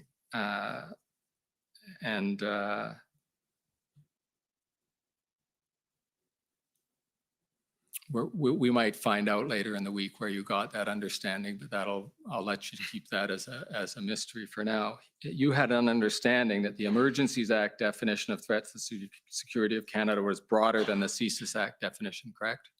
Yes, and maybe if you allow me, Commissioner, just want to go back to the first element that you took me through, Mr. Cameron, which was the that when I learned that the Emergencies Act was to be invoked, I informed myself. So this is, I think, is the crux of the issue. So as director of CSIS, we are very familiar.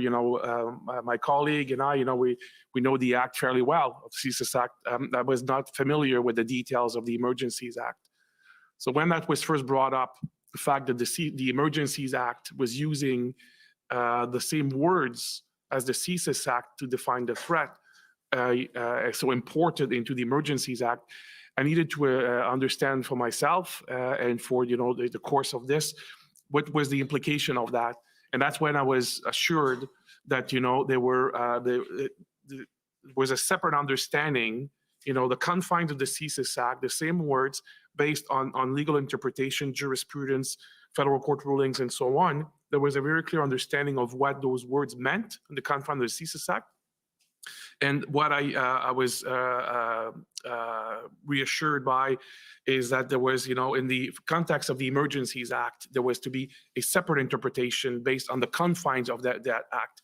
And that it was, instrumental starting on the 10th, I believe, when we discussed that, to make sure that we understand, and how we would be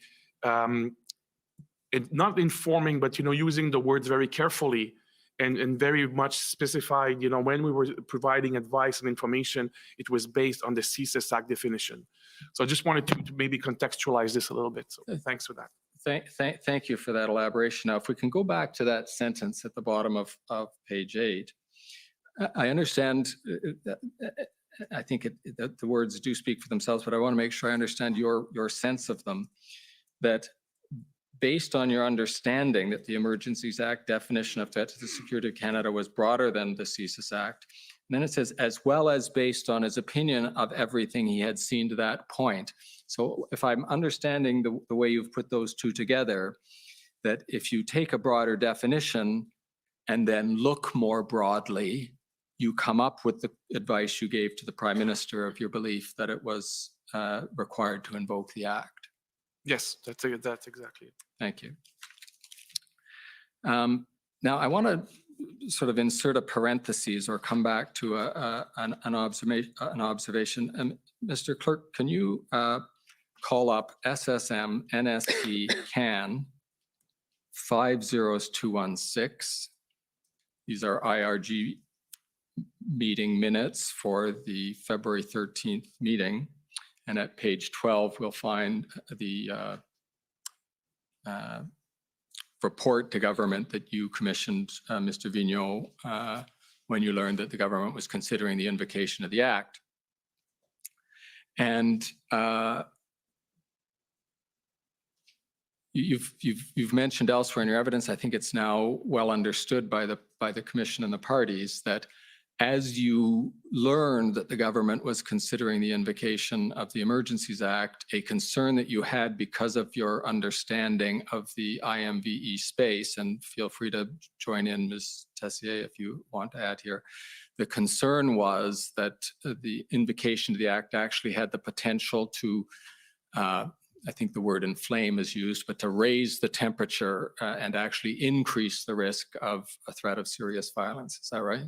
Yes, it is. And this is really when, we feel that it is our responsibility, a little bit like when Ms. Khan walked me through the assessment in relation to the flags.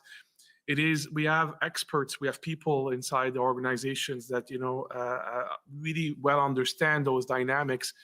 And in this context was to make sure that the government, yes, within the confine of the reflection on the invocation of the Emergencies Act, but also more broadly about what is happening in the country and how could the dynamic change.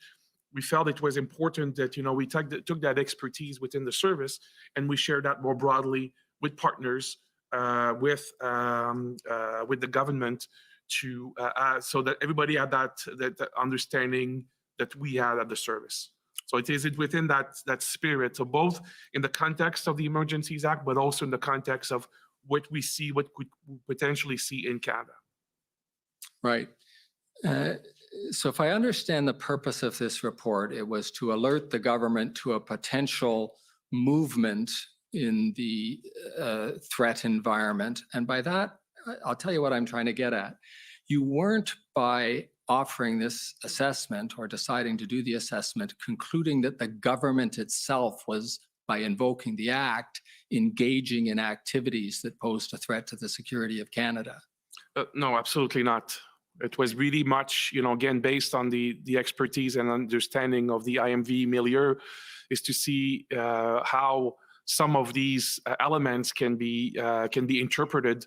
And Ms. Conyer asked us earlier about disinformation, misinformation, and that would be a good example of how some objective decision could be misconstrued deliberately or not, and what is the impact on potential threat activity in Canada. So that really was the spirit in which we produced that document.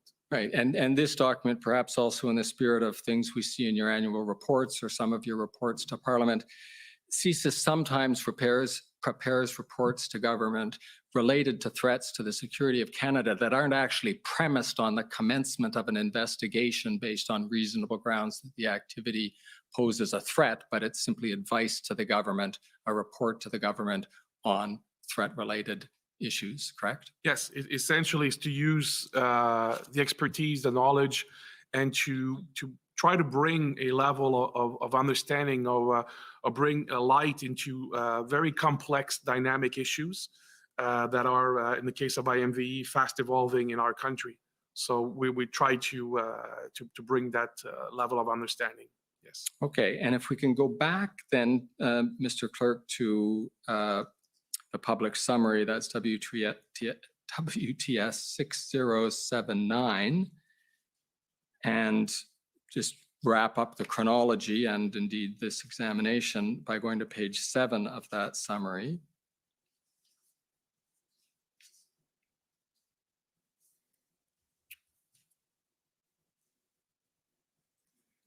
We're now at the stage where the Act has been invoked.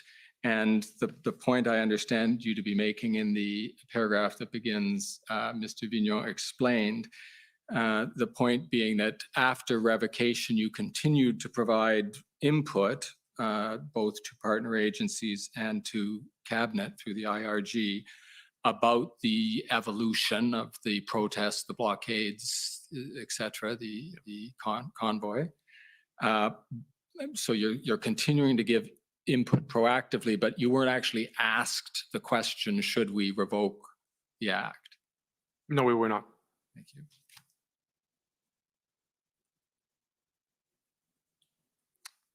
And with that, Mr. Commissioner, I will conclude a few minutes early. Okay. Well, that's great.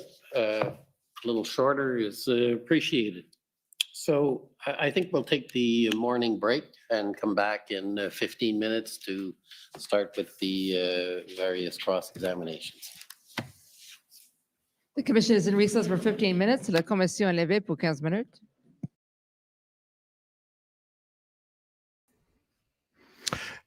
Hey, good morning, folks. Just wanted to jump in here. Definitely, I'm not Jason today. I'm Azario, just filling in for Jason. I'm lucky that I've got enough time to actually jump in here today. But what did you guys think of that this morning? Definitely some interest around, their use of definition, what they could actually, determine what a threat was. And that was pretty crazy. So I'm going to throw up a banner here and just kind of get us back into break mode. I'm going to try to do some other stuff while I'm here, but only thought I'd just pop in. We should be back in about 14 minutes from now. So we'll see you guys soon.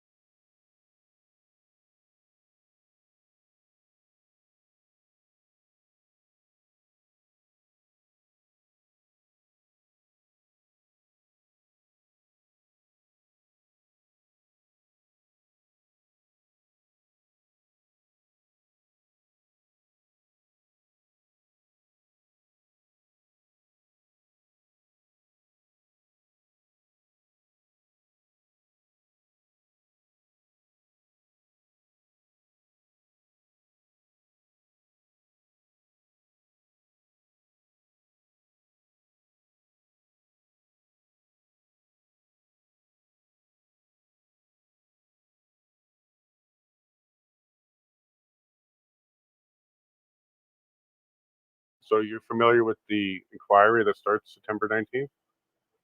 No, I haven't heard of that. Oh, this is one of the biggest kept secrets. This is, the Trudeau, when he invoked the Emergencies Act, one of the conditions of the Emergencies Act was a public inquiry had to be scheduled within 6 months of invoking the Emergencies Act. So, of course, he pushed it to the very last date he possibly could. But it starts September 19th. So September 19th is a government inquiry into the Emergencies Act use, whether or not he had the right to do it, the information to do it, et cetera, et cetera. It's scheduled to run till October 26th. So September 19th to October 26th. Dozens of witnesses, all sides, chief of police, the mayor, they're all going to be there. And it's streaming. They're streaming the whole thing. So this should be Canada's Johnny Depp, Amber Heard situation here, if we pay a lot of attention to this, because the government's position from day one is we had information that made us believe that we were in an emergency situation. Everybody else's position right now is show us. So we're about to see whether or not any of this exists. There's a lot of particular witnesses involved that were, volunteers with the convoy. There's people involved who were blamed by the media as being a terrorist group. Have you heard of Diagnolon? Like, have you looked into that one at all? I've heard of it. Yeah. So that it looks like that might be a bit of a scapegoating thing going on there, where they're just a group of frustrated and angry Canadians who are vocal about it, but peaceful, nonviolent. Never been an issue really, but it appears that possibly that was their purpose to invoke the Emergencies Act. So if that comes out and it's true that the government invoked it based on a domestic terrorist group that they called Diagnolon, but it's not. It's just a comedy group from Nova Scotia. That might be our Amber Heard moment. That might be the poop in the bed moment, because we may now realize what actually did really happen. Like, we only heard one side for so long. And then if you remember the Johnny Depp thing, I think a lot of people believing Amber when that one started. Nobody does now. So we might be doing the same thing here. So September 19th, that inquiry starts. It's the Superior Court of Ontario Justice who's running the commission. There's Liberals and Conservatives involved in it. There's MPs involved in it. So I would say Canada should really pay attention to that one. Let's hope justice will come out, because it's not a court. It's not meant to convict anybody. It's an inquiry on whether or not the rights were violated and if there was any overreach on the use of the act. I think, because I did finish law school, I did do this stuff, I have read the Constitution. It's a clear-cut case of overreach, and hopefully that's exactly what comes out. So we might have in Canada a prime minister either quit, call a snap election this winter, or get a no confidence vote completed within 12 months. So between now and this time next year, we may have a new prime minister, maybe from the Liberal Party if they're smart enough to move him out, or we have a snap election and it will be Pierre, probably. But yeah, what do you think about that? So there's an inquiry coming. Very little press about it, very little news. But if you search CBC right now, type in September 19th inquiry, you will see, see the details about it. I think everyone should pay attention to that, but that's sad that the first Lee and I are hearing of this. Yeah, Yeah. I've just learned about this. Yeah, throw it into your browser. It's everywhere, but it's not everywhere at the same time. Now, some of the things that concern us is, well, Trudeau got to pick who runs the commission, so he handpicked the justice. But he's also a retired justice with a very good reputation. And I have been in the courts a lot, and I've been surprised when justices do the right thing. So hopefully we're going to get a lot of good information out of this one. Specifically, why did they feel they needed to invoke it, and on what grounds? I do know some inside stuff, and that is the Senate knows. The Senate received the package that they were about to reject. So if you're paying very close attention to the Senate debate that was happening right at the time that they revoked the order, you would know that the Senate was about to deny it. They weren't going to pass it. So they were going to lose that power anyways, but within hours before that, they suddenly got everything fixed and they don't need the power anymore. We're going to find out what that Senate package was. So at some point, that's going to be unsealed, that particular package, and we're going to see what the government was trying to tell the Senate was the reasons for the invocation. And I don't believe that the grounds were good enough at the Senate level, let alone the inquiry level. So we might have some good news coming up, because the truth is on our side. You saw it firsthand. You went there and you saw all of the Yahtzee flags everywhere, right? And there was lots of people beating up everybody, right? There's guns everywhere, right? The children were harmed, right? This is what we saw. The homeless people were being attacked everywhere, right? That's the narrative. So yeah, I mean, yeah, as we were saying, like, we would check I would check my Instagram and see what everyone was posting about the Freedom Convoy. And then I'd put down my phone and look around. I was like, why is none of this stuff here? Like that's just not true, you know, and you guys don't know what you're talking about. But well, we're going to have to talk about that on our social platforms and get the message out there that this is coming, because we had no idea. Yeah, they're very quiet, but this is going to be the inquiry. And if it's truthful and the justice does a good job, we should actually get, well, you already know the truth. You guys were there. So rest of Canada should find out the truth. Because that's what this inquiry is about, is what actually happened during those 3 weeks. And why did we ship in a bunch of police from out of province and some of them out of country in order to deal with this? I've even asked the police while I was there. I was like, so how's it been, guys? And they're like, completely peaceful. It's been peaceful, no issues. So, and even the police officers were very friendly. I mean, we went up to some, like, could we do an interview with you? And they said, sorry, no, we can't do that. But like, enjoy yourself, have a nice time. Like, a lot of them were so nice and nothing was happening. So, they're basically just standing there.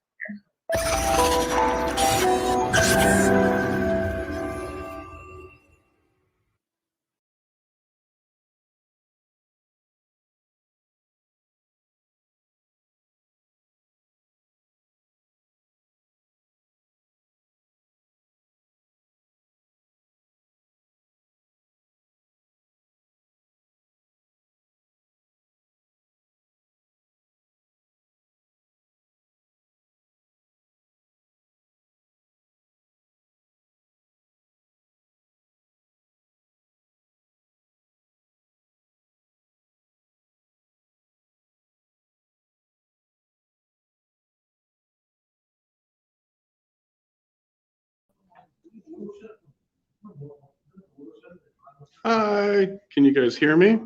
Don't know if you can hear me, but here we are. Rosario, if you can hear me, go ahead and put me on. There we go. Trying to get the camera. There we go. Hey, everybody. Yeah, I better walk away from the quorum. So, folks, I am in the courthouse right now. Actually, I'll leave them over there. I'll go this way. So, hello, how's the morning going for everybody? And right now I have my own echo and I can hear me. Let me just get rid of that. Hey, Jay. Sorry. Hey, Azario, bud, how are you doing? Not good. You? So, Azario, why don't you give me a heads up on what's been going on? I think that we've heard a lot of kind of rundown from the CSIS folks about their invocation or recommendation for the invocation being on fields. It's not, you know, they still haven't, quote, they basically came out and said nothing met the criteria under Section 2 again. But their feelings were that it could possibly, you know, be a threat to the national security of Canada. And that's why they made the recommendation to invoke it. So they felt it was a threat for national security under 2C. Are they still using 2C of the CSIS Act? No, they're not. They said it didn't meet that threshold. And really, they said it was greater than what 2C encompassed. So it was pretty strange to hear that. So which part of the CSIS Act are they claiming it fell under then? They're not. They're claiming that the EA gave them broader powers. Yeah. And saying that identifying all credible threats to the security of Canada. So, oh, they say credible though? Did they actually use credible as the word? They didn't. That was a tough legal standard. They said threats to the security of Canada. So that is what they've been holding on. Right. I'd be surprised if they said credible, because credible has to be actionable. It has to be real. So now they're still going with non-credible, non-CSIS threats is enough to go for the EA. Is it what they're saying? That's basically the rundown of what we're seeing. So it's pretty scary. I mean, that they feel that there was this much of a threat. I mean, they're grasping at straws here. They just don't have anything left in the tank to pull out. They've simply just, you know, played all their cards, and this is the only thing that they've got to fall back on. Did they at least name something else or say something else? Or was it external, internal, diagonal, farfada, 3%? They were, you know, looking at yeah, lone wolf actors, the Right. possibility of escalation of violence. They were talking about people threat to storm the parliament as being a potential So piece. Jan So, 6. yeah, that's I think what they were trying to say, but they didn't really provide anything for a credible threat. They saw some communications and threats, but nothing was labeled as credible. Wonderful. So how are they going to go further with this, do you think, Rosario? Because now they've said no CSIS threat level has been reached. They're now saying not credible. They're not even using the word credible. So how can they go further with this? Because this is absolutely not the standard for the EA. Yeah, it's starting to look more and more like that they're just playing public opinion here, and I think they're somebody's going to take the fall for this at the end, and I don't think that they've got any outs here. It's just they're going to stick by this message and say we thought it was a credible or thought it was a threat, and we did the best that we could do in the situation, and that's what it is. And some people got to pay for that. Wow, that is interesting. Well, we have Bill Blair this afternoon, so I wonder how he's going to clean up, or is he going to pitch hit, or wonder where he's going to go with this. Is he going to double down with national threats that we can't name and are not credible, or is he going to try and clean up? What do you think? I don't know. I think Bill might be the perfect patsy in this scenario, and Marco might be the next patsy in line there. I certainly wouldn't dismiss Brenda Lucky from getting thrown under that bus too. So there's a number. Those are my top 3 picks. So one of them, if not all, are going to get. So yeah, I would concur with 2 of those. I think Blair and Marco. I think you're bang on with that. I think the only trouble with Commissioner Lucky is she's still protecting him from some other things, the WE scandal and some other things.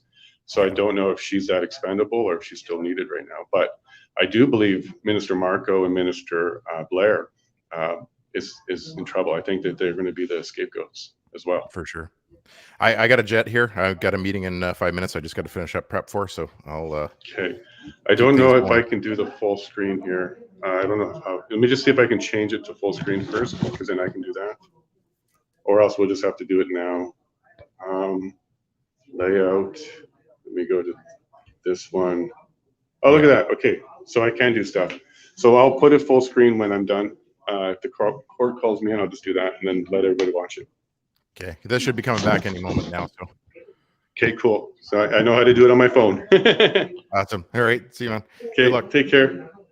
Well, everybody, as you heard that, I didn't get a lot of the testimony. I did hear some of it on the way here, and stunned. I was in a Tesla today, my first one. It was an X, and believe it or not, I had no idea how to open the door. You have to double click for it to open. I had no idea.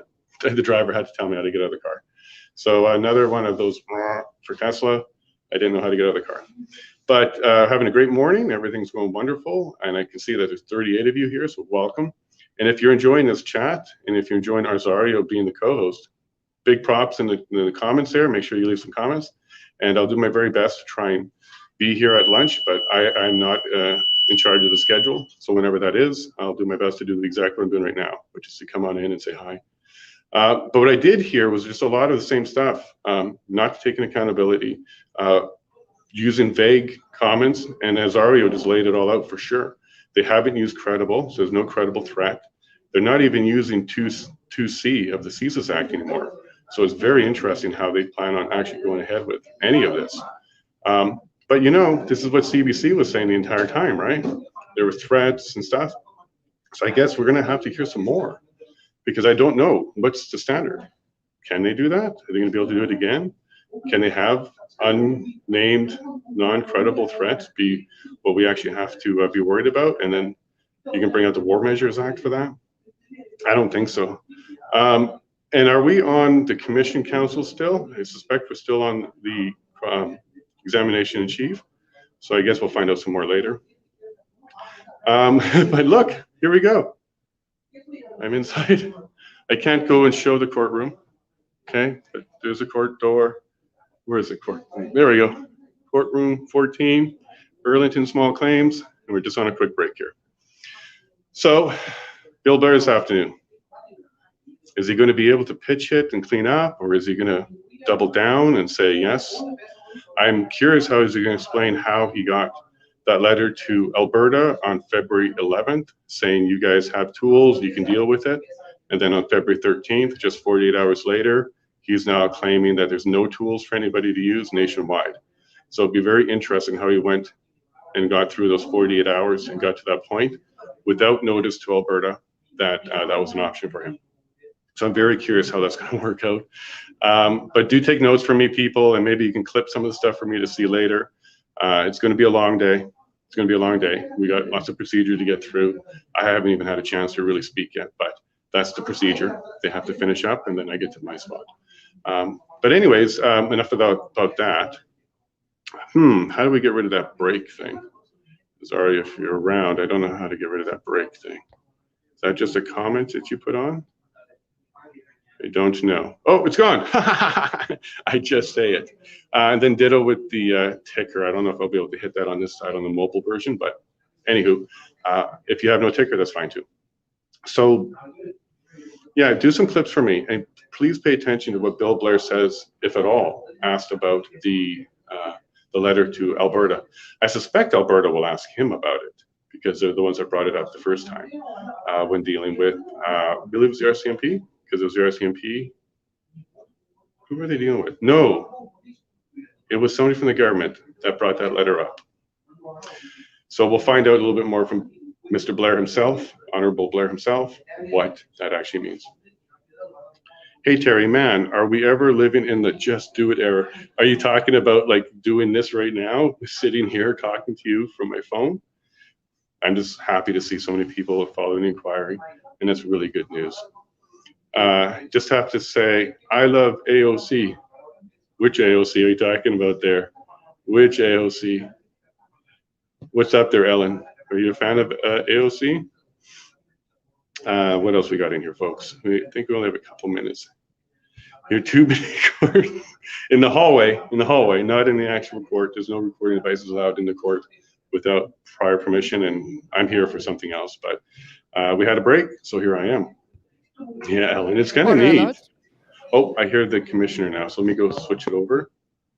The commission is reconvened. La commission reprend. Switch it over.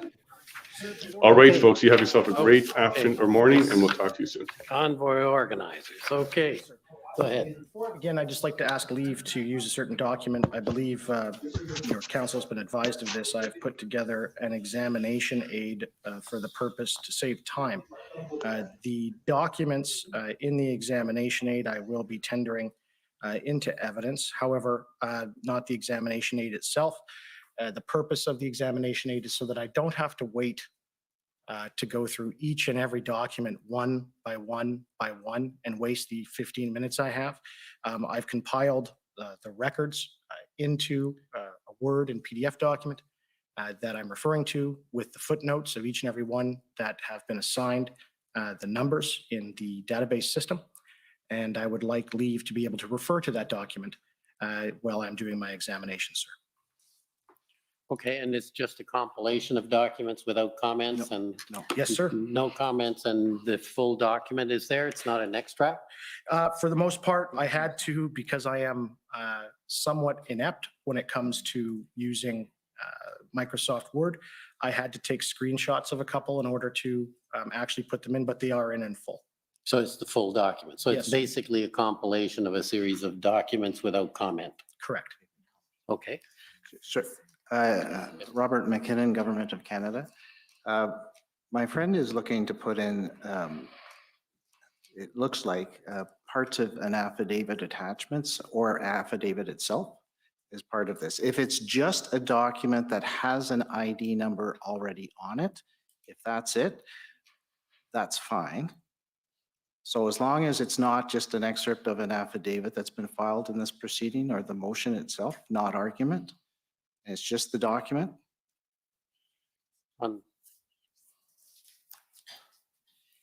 As long as there's no commentary.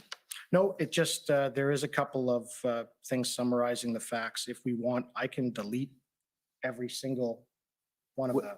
We have no objection to a document that's been filed in relativity, but as Commission knows, this is still being in play for a response to the motion. So it would be improper to have comments associated with that motion put as part of the document As long as it's just the document itself with nothing more, that's fine.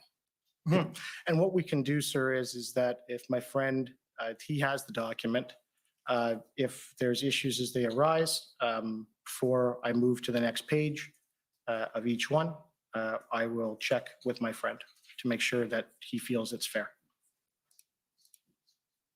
So, but, okay, and you don't, I'm a bit confused. I thought you said there were no comments, it was There's just no- documents. It was documents, but I state the fact in the document before putting, it's not anything other than the fact. But as I said, I can delete that if the court would like.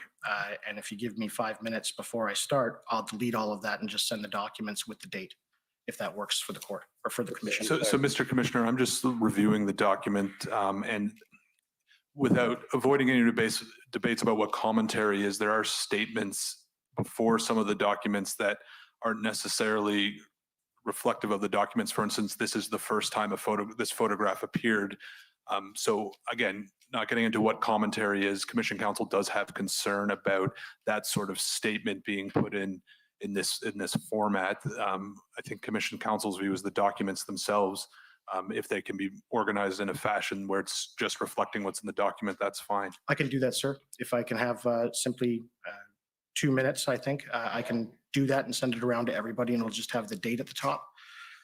Okay, well, I think that's preferable, and as I understand it, there's no objection if that's what's done, because yeah, obviously, if it speeds up things, we're very much into that. Yes. So what I'd suggest is, why don't you stand down and we'll go to the next cross-examiner, the OPP, and we can, assuming you've put it together, let me know, and we can reschedule you.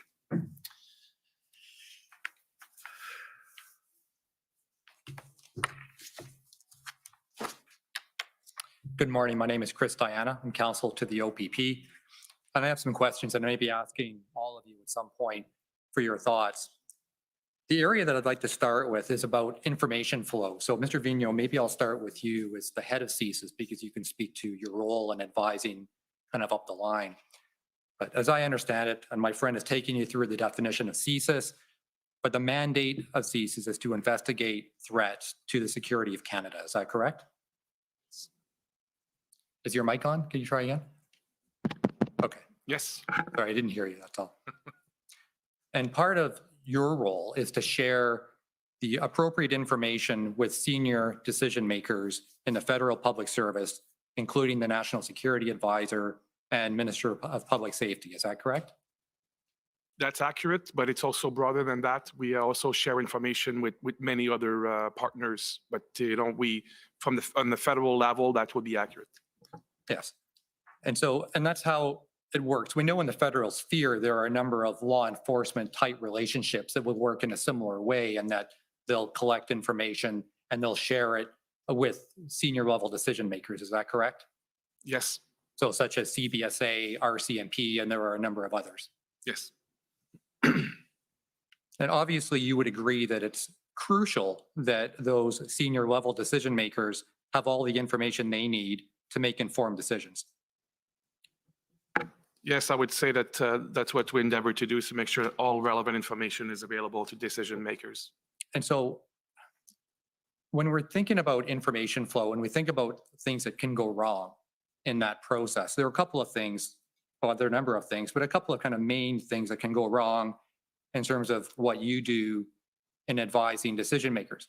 The first may be that CSIS may fail to identify certain information on potential national security threats. In other words, you might just miss on the intelligence side.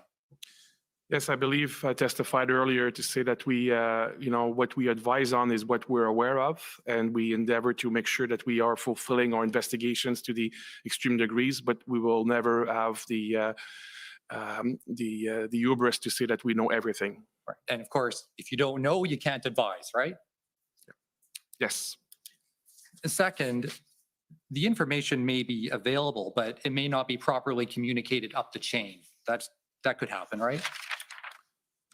I think there's maybe taking a second to speak to that is that, there are different levels. Ms. Tessier's role, my role are somewhat different, and we have, people involved, at the operational level and at the regional level. So I think, it's clear that there is a lot of information that is accumulated, and there is a process of analysis and distillation of that information when it comes to our level. Right. And it's a human process. So you might have some information that may come into certain offices, regional offices, and then it has to go up and then it be reviewed and go up again from your level to senior decision maker. And whether it be by inadvertence or maybe not realizing its significance, there's always a possibility that something important may be missed, correct? I would say that as a general statement, it is a possibility everywhere, not more specifically at CSIS or in intelligence, but I would say, yes, it's an accurate reality when human beings are involved. That's right. And that's for kind of all federal law enforcement type agencies, right?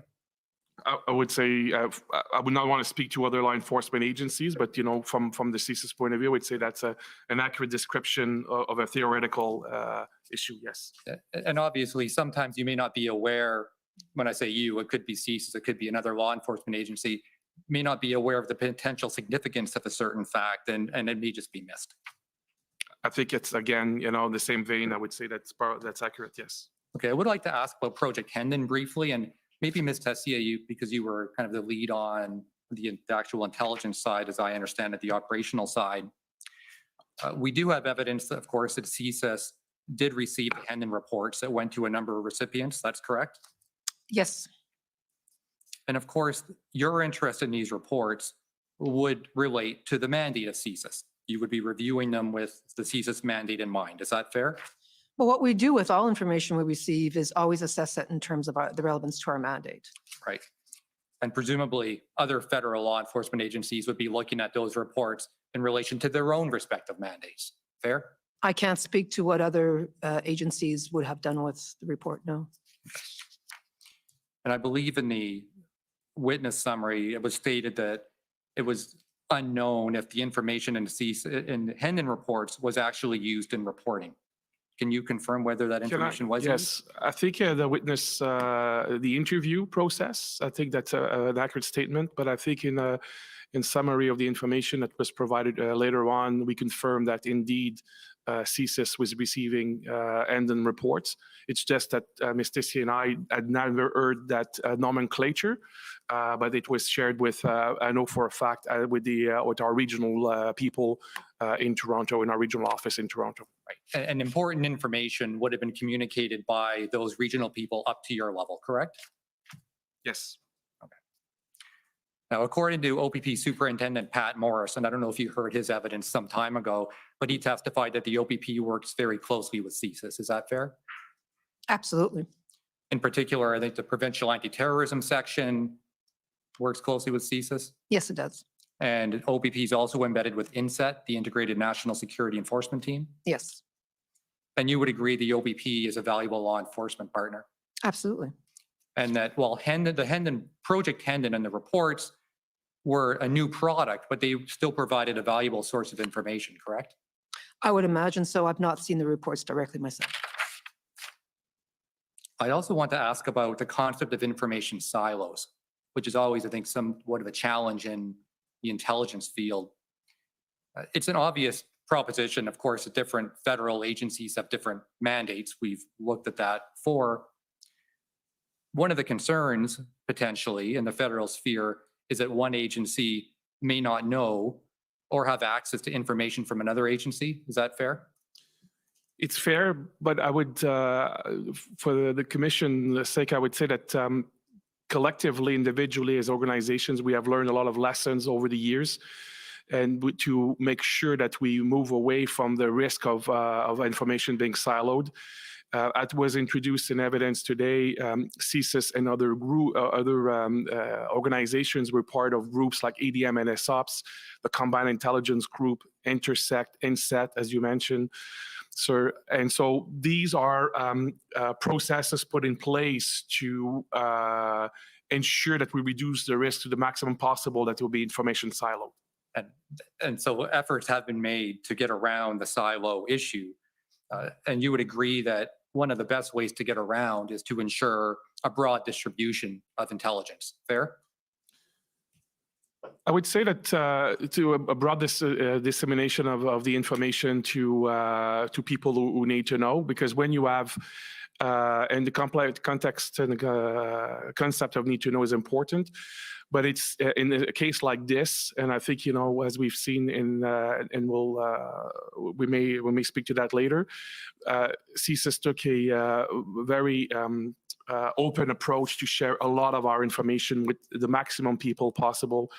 So those who need to know specific details, we endeavor to share those details with them. And but the same thing with criminal investigations and national security investigations. You just need to make sure to maintain the integrity of those investigations. That, you know, you sometimes, you know, will, you know, you'll take the two concept of sharing as much information possible, while making sure that those who need to know have the same information. And that's what our experts are doing on a day-to-day basis, on an ongoing basis. Because we don't want the third-party rule to kind of get in the way of broad information sharing, correct? Well, in the case specifically of when we talk about intelligence, there is a concept called intelligence and evidence, which means that if you were to use information collected by CSIS, for example, on intelligence basis, share with law enforcement, there is a process of inherent complexity for law enforcement and eventually Crown prosecutors to use that information in open court. So there are a number of rules that are been put in place, having learned over time what the pitfalls were. And Ms. Stacey referred to earlier as the One Vision process, which is an elaborate process that has been put in place with between the RCMP and CSIS to make sure that we are sharing all of the information, you know, relevant in the right way to enable law enforcement. If I could address third-party rule. Yes. The service respects third-party rule, and the procedure is to request of that third party any sharing that we think would be useful. So we don't just share third-party information. We always ask for permission to do so. Right. And so as far as Project Hendon is concerned, and you may not be aware, but it had a very broad distribution list that went to all federal law enforcement related agencies. And that works to break down silos. Fair? I don't have personal knowledge of that, so can't speak to that. All right. And final topic is on social media. Yeah. We've heard a lot in this inquiry about social media. Anyone can go on, fire up the Twitter machine, and you can find lots of vile content and threats and things of that nature on social media. Fair? Yes. And I believe it was mentioned in your witness summary that it's very difficult to assess the intent and impact of violent online rhetoric. That's fair? That's fair. You would agree that useful intelligence requires a lot more than simply scrolling through Twitter, right? Yes, it's much more complex than that. And Ms. Chair, you spoke about this in your evidence not that long ago, that it really requires a trained analyst to review what's there on social media and pass it through an appropriate intelligent lens, tradecraft, as you put it, before you can have a useful product. Is that fair? Yes, when it falls within our mandate to look at a specific threat on social media, our analysts who are specially trained will take a look with that tradecraft in mind. Right. And that is in fact what OPP did with Project Hendon, correct? They took information and they passed it through their lens and then produced it out to its partner agencies. I haven't, I don't recall the exact reports, so I wouldn't be able to say yes or no to that question. Okay, my last question, Commissioner, I know I'm probably up against the clock.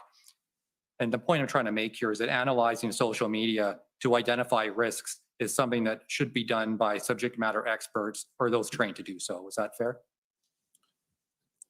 I would say that depending on what the purpose of looking at social media is, but if the purpose is to enlighten CSIS, for example, in our mandate, absolutely.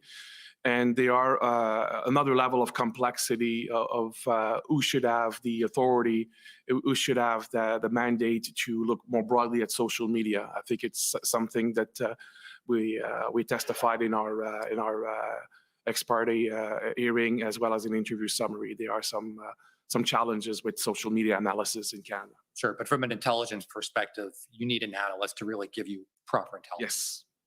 Yes. Thank you. Okay, thank you. So are the convoy organizers organized, or should I move on to someone else? Okay, so there's organization yet to be done. The Ottawa Coalition, please.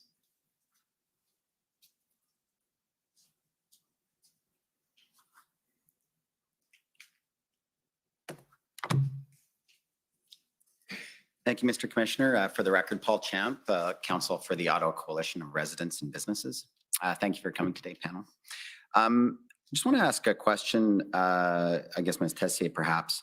There's a statement in one of the documents, and you've testified that the convoy protest at no time posed a threat to Canada's national security. But at the same time, isn't it true CSIS advised Cabinet that invoking the Emergencies Act itself could further inflame extreme anti-government rhetoric? Is that not the case? I'm not sure which document you're referring to in the first statement that CSIS said at no time did the protest. Is there a document I could look I at? apologize. Maybe it was Mr. Vigneault, the director. That was the advice you provided to Cabinet, was it not, sir? Yeah, I believe that the statement I made was related to that the analysis continued to be that there was no threat to the security of Canada.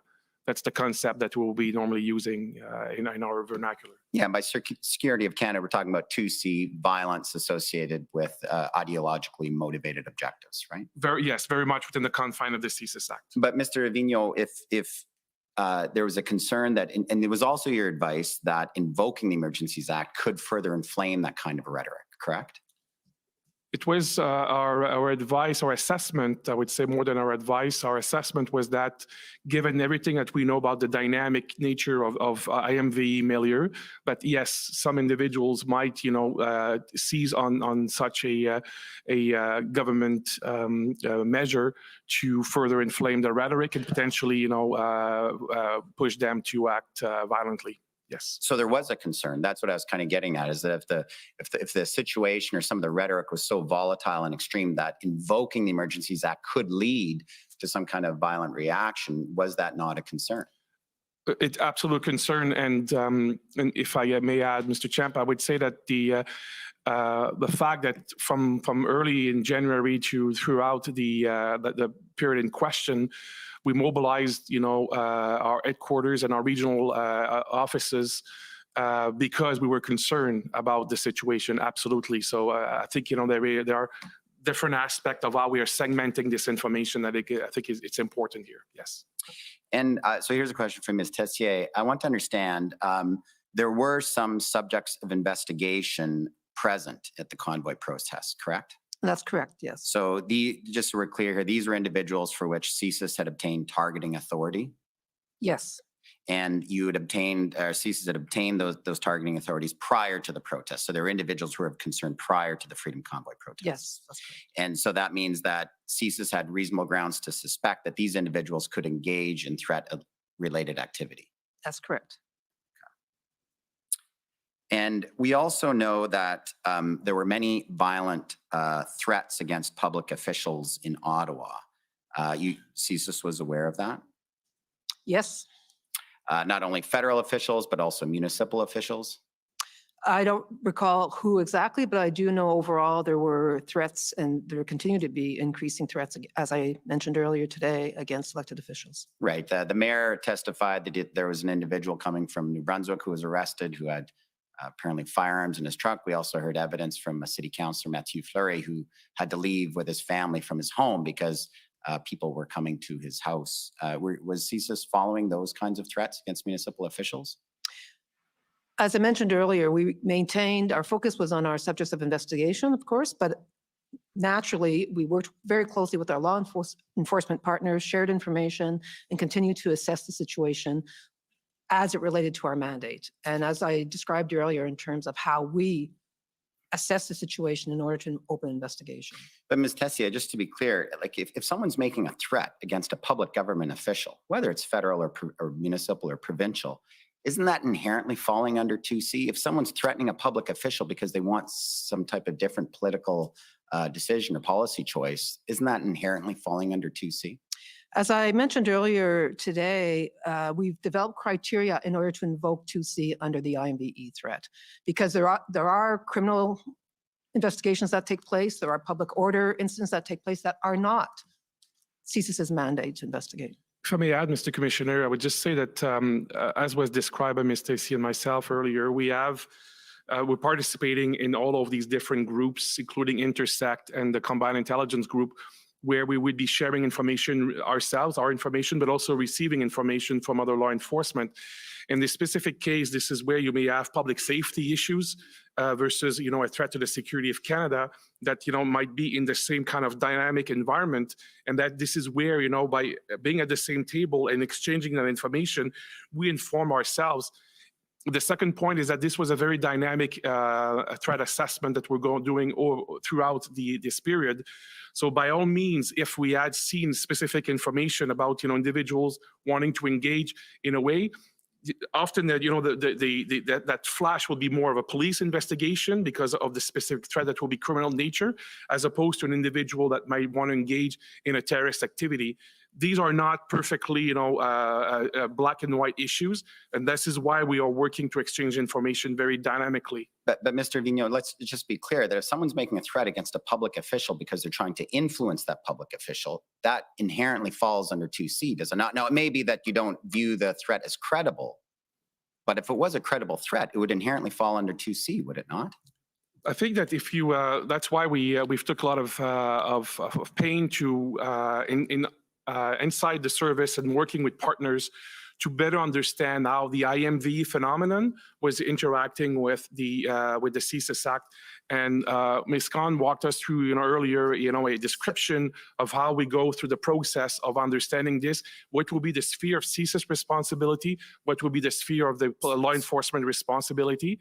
And that's why I'm saying is that this is not black and white, it's dynamic, and this is why people talk to each other on an ongoing basis. Sir, please, I'd like to give you normally I'd like to give witnesses full time to answer, but I only have a limited time. I'm just trying to get an answer because I believe I've asked it a few times here. If someone is threatening a public official because they want to influence that public official to take some policy choice, does that not inherently fall under 2C, yes or no? Each case is looked on a case-by-case basis, and it would not be, a default proposition. So if someone's threatening to kill a mayor or a premier because they want them to drop a public health measure, that does not necessarily fall under 2C. Is that your testimony, sir? Yes, it is. And so did Sorry, CSIS Mr. not Commissioner, look at, if I can just add, I think as we've walked through, there are a number of other criteria that are necessary to be the CSIS Act.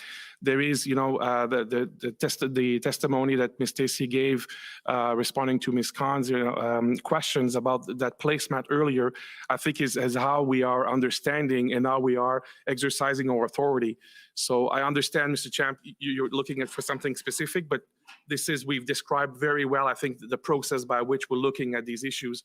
And it's not because someone would only write online that they want to kill someone that it will automatically be a threat to the Yes, security sir, of I Canada. understand that. And we're reading a lot of time just to get an easy answer to what I thought was an easy question. I thought your response was going to be, with all due respect, that yes, a threat to a public official to influence that public official would fall under 2C. But in most cases, we have not viewed these threats as credible or valid because, it's just online. I think in one of the CSIS documents, I saw shit posting or something like that. But if you viewed a threat to a public official as credible, would it not fall under 2C? If we have, and we have done that in the past. Could I get a we yes or have- no answers, please, sir? He already answered it. He Okay, said well, no, fine, I'll move on. and- Thank you. and So now, did CSIS look into any of those threats in the context of the convoy protest? Any nexus to the convoy protest? Since probably since the mid-January until, and we continue to today, we continue to look at specific information in context of IMVE actions, blockades, and the Freedom Convoy. So we have done that very intensely throughout that period. But so you did look at those threats, and did any of those threats to public officials emanate from anyone with a nexus with the convoy protests? I think it's, Mr. Commissioner, it's hard to speak, at large about in generic threats. I just provided an answer to the question about to Mr. Champ about the threat to public officials. And so if you have a specific threat, unfortunately, we've provided very detailed testimony to the commission in camera about specific activities that CSIS performed during that period. So is your answer to me then that you may or may not have investigated those threats to public officials with individuals, with threats emanating from individuals with a nexus to the convoy protest, but you can't tell us because of Section 38? No, what I'm saying, Mr. Champ, is that we have, we've described how we have, how we are assessing the information that comes to us in the context of IMVE. We've walked through the 2C analysis earlier, and that is that analysis, that expertise, combined with new information that will come to the attention of CSIS in whatever form, exchange of information. That's essentially what we would be doing on an ongoing basis. So I cannot be more specific than that. So I'm done with my time, sir, but I just want to make sure I understand, because I apologize. I've heard your answer a couple of times, and perhaps I'm missing it. Is that yes, CSIS did look into those individuals, or you cannot tell us? I did not say that, Mr. Champ. What I'm saying is that we have been looking at information that came to our attention through different venues, different platforms throughout the investigation, and that includes the information, the like you mentioned, but I cannot be more specific. So that's yes. No, I will stand by the answer I just provided, Mr. Champ.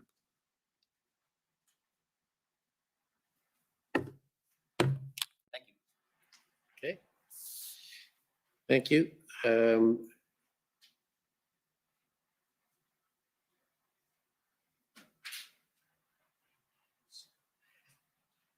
More complicated than you thought? As always, sir, but almost done. Okay, well, let's go to the Democracy Fund, JCCF.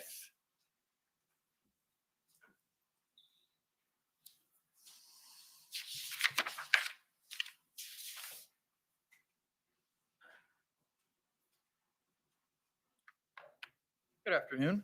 I'm Hatem Kir, Counsel for the Justice Center for Constitutional Freedoms. So to begin, Ms. Chaillet, the national terrorist threat level has been at medium since October 2014, right? Yes, correct. Okay, and it didn't change during the protests? The threat level has 5 different levels, and they're fairly broad bands. And so the threat level fluctuates within the medium band. So it fluctuated during the convoy. But it never left medium? No. Okay, thank you. Mr. Vigneault, the CSIS Act is the home statute of your organization. So is it fair to say that CSIS has expertise in applying the statute? Yes, I would say that. Okay. And so Section 12 requires that CSIS investigate wherever there are reasonable grounds to suspect there's a threat to the security of Canada as defined in Section 2, right? Yes. Okay. And so that just it doesn't require certainty. It doesn't require reasonable grounds to believe. It's just reasonable suspicion, right? To initiate investigations, yes. Yeah. Okay. And that's an assessment that CSIS does day in and day out? Yes. Okay. Now, as someone whose father was monitored by your organization for over 10 years until it was determined an investigation wasn't actually necessary, my personal experience is that it seems that your organization is very thorough. Is that a fair assessment that CSIS is rigorous in executing its duties? I'm not sure the context of your the premise of your question, but I would say that we try to be thorough in what we do. Yes. Right, because I mean, a big reason that your agency's members have to be thorough is that if CSIS incorrectly determines something is not a threat and then chooses not to investigate, that could lead to harms down the road, right? I would say that investigating threats to the security of Canada is a very complex issue. Missing, signs, missing information, and having incorrect assessment is indeed something that we are very careful about. And as a learning organizations, we try to make sure that we learn from the past and that we are trying to come with the best possible assessment on an ongoing basis. Right. So you said something earlier, and I was just trying to write it down as you said it, but something to the effect that CSIS mobilized whatever resources it could in order to try and understand the Freedom Convoy protest. Is that right? Something similar to that. Yeah, I would say it's accurate, yes. Okay, so you've talked a bit about the potential for a lone wolf threat. Now, am I correct in thinking that that's not based off of particular intelligence? It's more of a conclusion from general principles about this kind of an event? This is based on expert analysis by CSIS, by ITAC, and other organizations that to understand the dynamic environment in where violent rhetoric can push individuals to act. And unfortunately, we've seen a number of people who were not on the radar of anyone who were consuming this type of information and indeed, a committed act of terrorism or extreme violence. So we are, unfortunately, it is a very complex dynamic environment, and we have to be careful about people who would be very quickly move from just being a recipient and consumer of information to someone who would radicalize to violence. Okay, so there was you were just asked questions about the potential that people were present at the protests that CSIS was already monitoring, but basically your organization was keeping tabs on them, right? So, as we've said in our public testimony, we were aware of, we already had subject of investigations who we assessed were interested in the protest. We use different techniques to assure ourselves of their activities. And we also continue to look for other individuals that might be recruited or might be approached or might want to radicalize throughout the events in question, obviously respecting the mandate of CSIS. Okay, now, but just to go back to the general point, the idea is that this is a large gathering. It could be used as an opportunity by someone to commit, to engage in some sort of a threat. But that kind of threat is present at other big events like a G7 protest, right? Unfortunately, with the dynamic of what we see IMVE, the threat is persistent. This is why the national terrorism threat level is set at medium. That means that, today here in Canada, there are individuals with the capability and intention to engage in an act of terrorism. And so I would say, yes, those larger events, but also more broadly, it is a dynamic that exists throughout our society, irrespective of those large events as well. And what I would add to that is, as I testified earlier today, part of the ideology in IMVE is anti-authority. So they exploit that type of feeling amongst people for their own, to try to recruit people to a more extremist ideology, their own more extreme ideology.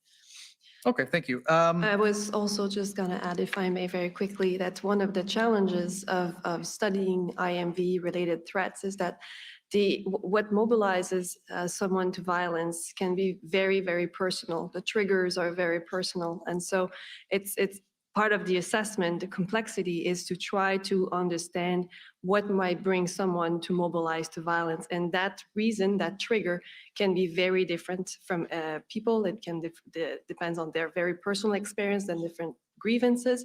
So it's very hard to say that type of event might trigger that kind of violent extremism reaction. It depends for everybody. Okay, thank you. Mr. Clerk, if we could please pull up COM 50935, and if you can go to the 8th page in the file. There's a 3 at the bottom, though. That's how it's numbered. While that's being pulled up, we've heard a bit about how the definition for threats to the security of Canada doesn't include protest. Am I right in thinking that the basic idea here is that if there's a protest where one of the 4 factors aren't present, you don't investigate, and if there's a protest where the 4 factors are present, you would investigate, right? I think the CSIS Act is pretty clear. If we look at the document, the paragraph under D, under 2D, does not include lawful advocacy, protest, or dissent unless carried on in conjunction with any of the activities cited above. Right, so the fact that it's a protest isn't a barrier to an investigation if one of these things is present. I would say, generally speaking, the service stays away from investigating protests. We recognize it's a democratic right in Canada, so we don't investigate protests. What this means is if, an example perhaps I can give, if we had information that a terrorist group was going to pretend to use an event in order to conduct a terrorist activity, well, of course, that would be of interest to CSIS. But we are very, very conscious and aware of balancing the rights of individuals in a democracy like Canada with our own mandate and our more intrusive techniques. Okay, Mr. Vigneault, so looking, let's look at, we can look at A first. Based on the services assessment, there was no espionage or sabotage associated with the protest, correct? That's correct. So this 2A definition wasn't met? No. Okay, and there was no foreign interference? We have, I think it's in our testimony that we have said that we investigated foreign interference in relation to the event, including foreign funding, and we do not see these activities amounting to a threat to the security of Canada. So 2B wasn't met? Yeah. Thank you. And there wasn't any serious violence associated with the protests? I would not say that. Or a credible threat of serious violence?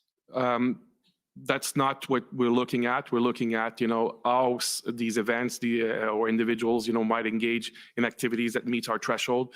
This is where I was answering questions earlier about, distinction between what law enforcement would be doing in terms of serious violence versus what we would do as a CSIS under the confine of the CSIS Act. Okay, I'll be more specific then. There were no activities within or relating to Canada directed toward or in support of the threat or use of acts of serious violence against persons or property for the purpose of achieving a political, religious, or ideological objective within Canada, correct? Yes, and we've testified to that earlier. I think. So 2C wasn't 2C was not met. Okay, and just quickly, there was no credible threat to overthrowing our established system of government. I can say that we have not investigated under 2D. Okay, thank you. So not only was there no Section 2 threat present, but there wasn't even reasonable grounds to suspect a Section 2 threat was present. Well, we are on the record to say that we already had individuals who had met the 2C threshold. That were subject of investigation that were involved, and so we had legitimate grounds to be looking at what was happening. As we've said, based on our expertise, we have seen, unfortunately, events like that where individuals were radicalized and mobilized to violence extremely quickly. So that's why we continue to expend those resources throughout those events to make sure that we, again, did not miss something. If I could just have an indulgence to sort of hit the last point I've been working up to, I'll try to be very quick. Yeah, although you could have skipped A, B, C, D, it's been testified to many times that it wasn't met, but go ahead. Okay, thank you, Commissioner. So, sorry, that threat that you're speaking about is with respect to individuals, but the protest itself did not pose a Section 2 threat to the security of Canada. What we've testified to is that we did not made a determination that the event itself, and I think it's part of our testimony, yes. Okay, and yet you still advised the Prime Minister to invoke the Emergencies Act? Yes, I did. And you did that not because you thought that there was the protest posed a threat to the security of Canada as defined in Section 2 of the CSIS Act, but because you were reassured that threat to the security of Canada had a different meaning in the context of the Emergencies Act. I think my testimony was in part that, but it was also based on all of the other information that I became aware of during all of the interdepartmental meetings and cabinet meetings I participated in. So I was provided, that opinion was provided, if you want, as a national security advisor, as opposed to the director of CSIS specifically. Okay, when you say that information that you had received, you're referring to your earlier comment that you were reassured that definition had a broader meaning under the Emergencies Act? I was referring to that, but also more specifically to other events in Canada, events, in Ottawa that, convinced me to say that the powers under the Act would be necessary. Okay, so just my final question. Yeah, better get at The very last question. This determination then that the Emergencies Act standard is the definition is broader under the Emergencies Act than with respect to under the CSIS Act. That was not the product of you reading the Emergencies Act and developing your own assessment. That was advice that you had received. That's correct. Okay, thank you very much. And thank you for the indulgence, Mr. Commissioner. Thank you. CCLA, please.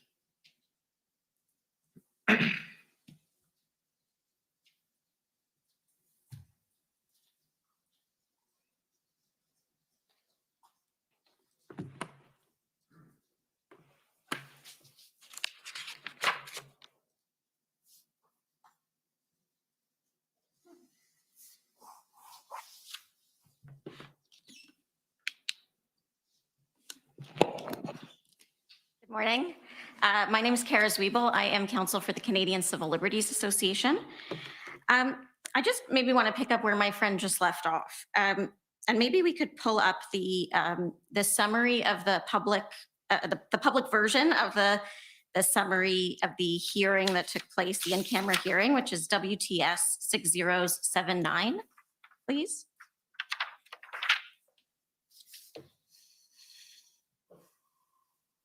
And I think it's page 8 that we want to go to. Thank you, Mr. Clerk. And if you can just scroll down to the bottom.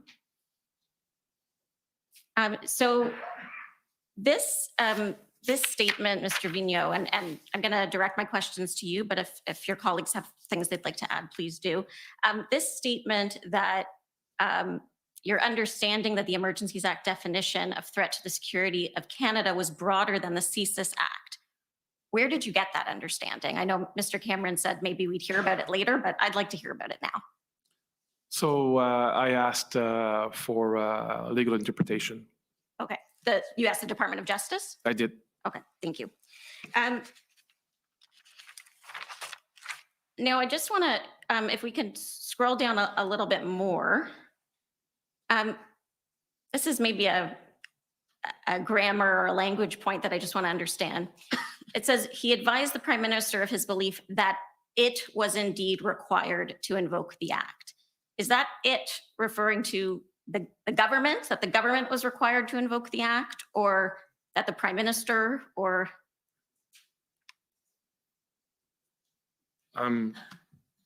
I'm not sure. Okay, but your view was that Yeah, based on this broader understanding of threats to the security of Canada, the Act should be invoked. Yes. Okay, so I just want to go through, and Mr. Cameron went through some of the timeline here. You had an interview with Commission Counsel on, I believe it was August 29th. And in that interview, you noted that you had only learned that the Emergencies Act referred to the CSIS definition of threats to the security of Canada when the government started to explore the possibility of invoking the Act. Is that right? Yes, that's accurate. Okay. And then Commission Counsel prepared a summary of that meeting, that interview with you and your colleagues. We've seen that, and that was produced earlier. And then you had this in-camera proceeding that took place. And I understand that again, you confirmed that it was CSIS's view that the definition of threats to security of Canada in the CSIS Act was not met during the convoy? Yes. Okay. And then under examination from the Government of Canada, this information that you advised the Prime Minister of your view that the Act should be invoked was disclosed for the first time. Is that right? Yes, I believe it is, yeah. So you said in your initial witness statement that you felt it was important to communicate at the IRG and to Cabinet that under CSIS's analysis, there wasn't a Section 2 threat. What I wanted to be very clear, Mr. Commissioner, is that because it was very dynamic environment, very, a lot of moving parts, as we say, And I wanted people to be clear about how CSIS, we were analyzing the situation. And so people were talking about using different words in the media everywhere. And we just wanted to bring a level of clarity. So that's why we said our assessment was very dynamic and we continued to assess. But throughout that period, we wanted to make sure that people did not misinterpret based on everything that, was being mentioned, that CSIS, we saw a threat to national security based on our act. So that was the purpose of us being very deliberate about that approach. Okay, I guess, I mean, you understand that one of the purposes of this commission is to assess whether the act was properly invoked. Sorry, can you just answer audibly? Yes. Thank you. And I guess I'm wondering why you didn't think it was relevant when you met with Commission Counsel in August to note that you had in fact advised the Prime Minister that you believed the act should be invoked. I think probably two reasons, I would say. One is that very simply, the question was not asked. And so just, when you go through the dynamic, process of the interview, so it was not specifically asked. But there was also at that point, a lack of clarity in my head about what was still a cabinet confidence and what would be what I was able to say as a participant in cabinet meetings. So that was further clarified throughout that period, and that's why I think. Again, Mrs. Weibel, you mentioned, the nature of this commission. As a senior official in government, we're never allowed to speak about cabinet confidences. We're never allowed, in the case of CSIS, to produce, a number of the information that has been, put in front of in public for Commission and for Canadians to see. Normally, that will not be public. So just needed to ascertain, what were the limits of what we were able to do. And when it was clarified with me that indeed I was able to speak to that, I did. Okay, but when you met with Commission Counsel in August, you didn't feel that cabinet confidence prevented you from advising that you had advised cabinet and the IRG that you did not believe there was a threat within the meaning of the CSIS Act. That had been clarified with me, yes. Okay.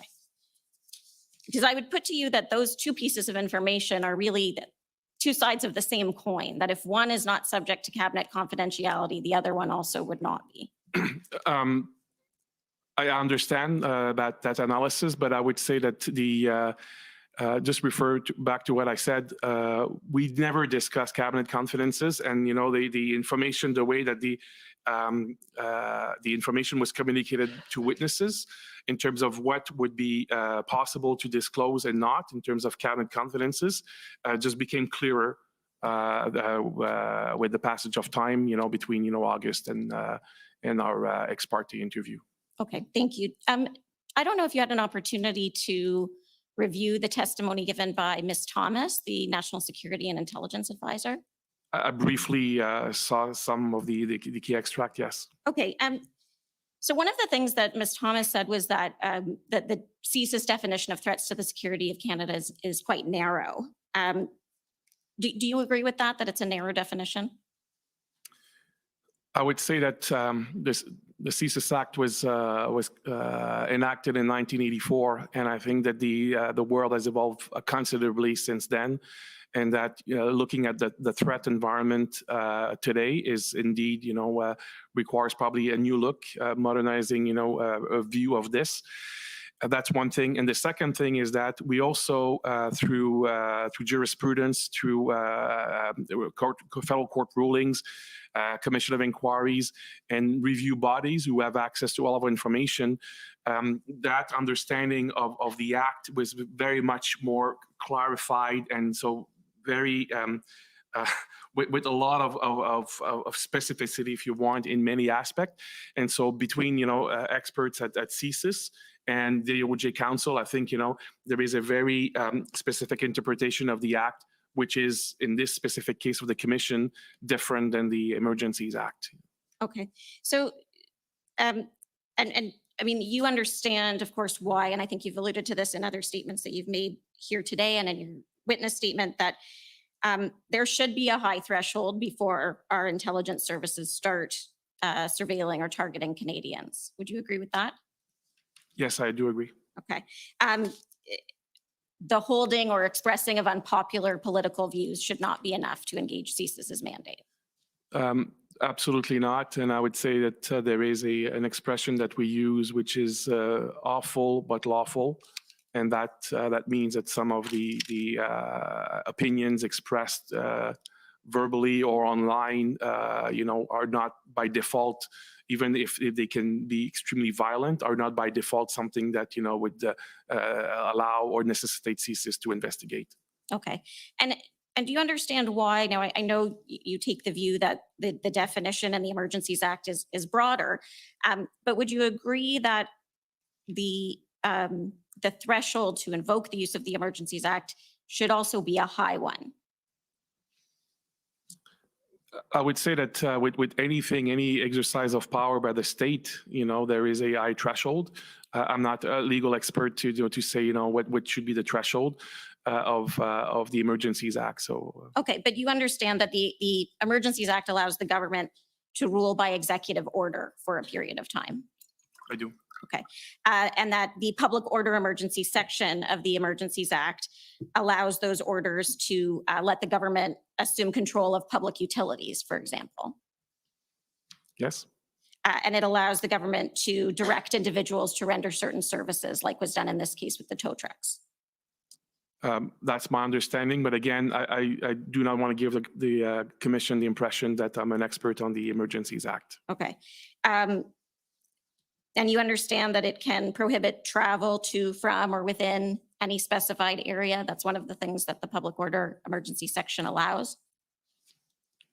I would say yes, with the same caveats I've just provided. Yes. Okay.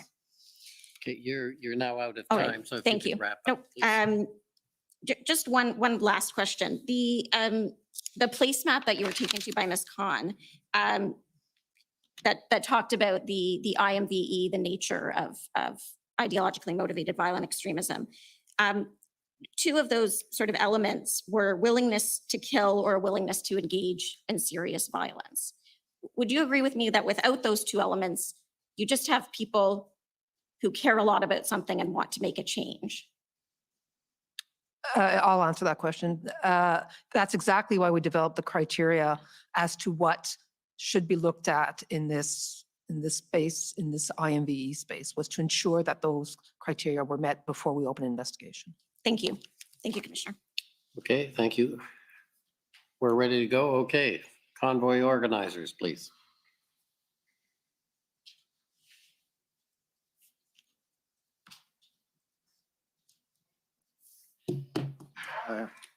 Robert McKinnon, Government of Canada. We've just received what I think my friend is going to put up on the screen.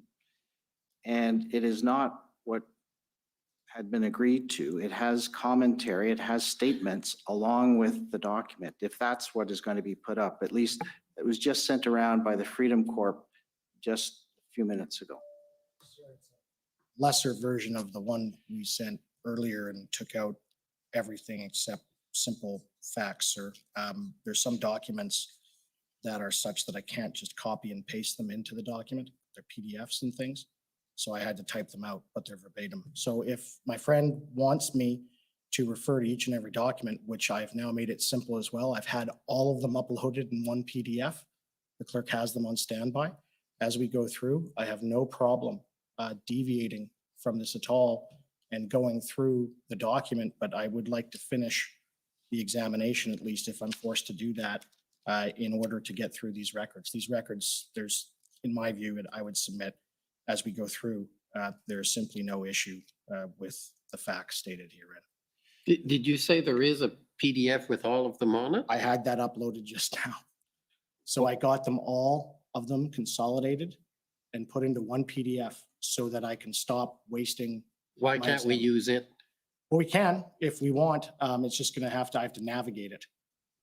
So, because it's not exactly labeled completely great. So I guess we could, can we use that?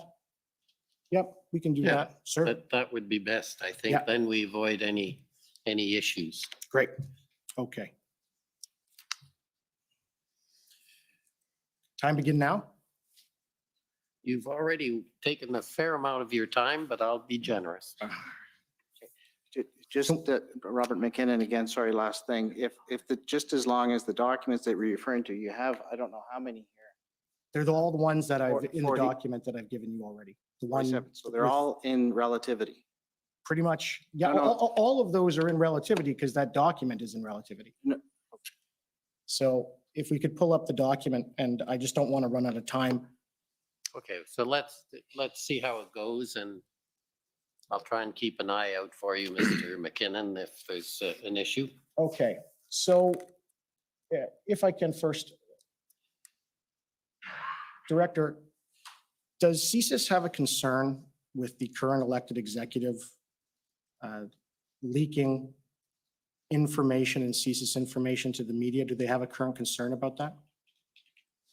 Do you have something specific you No, I want just to want refer to, to? not specific, but does CSIS have a concern generally about the current political executive leaking information from CSIS to the media?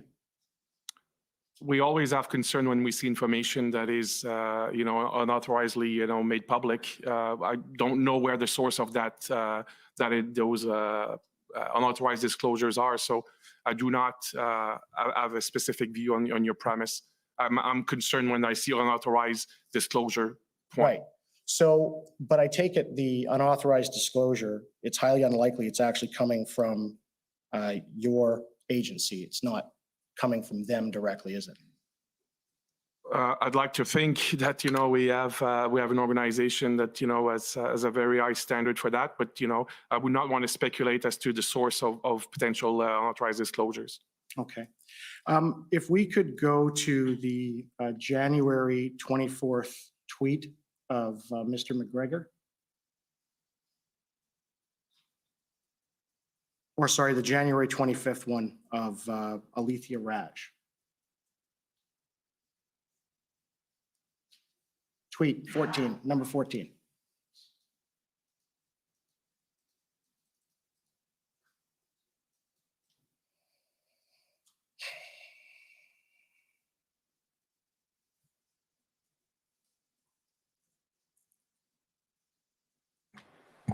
Council, it might be assistance for you in your time. If you know the page reference in that PDF, it'd be a little bit faster. It does not appear to be hyperlinking to the particular. Yes, I think the hyperlinks didn't carry through when we uploaded. Unfortunately, that happens sometimes. That's why I wanted to use my sheet. Well, in any event, sir, I'm just gonna ask you. I want to bring up then the document. Just a second.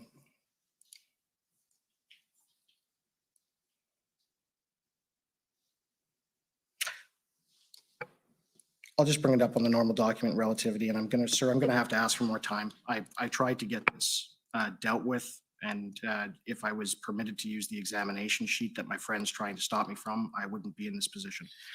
Mr. Commissioner, I do have this is Bathsheba Vandenberg, counsel for Freedom Corps. I do have a number that I can give to the clerk if I may. Okay, go ahead. Anything to speed it up.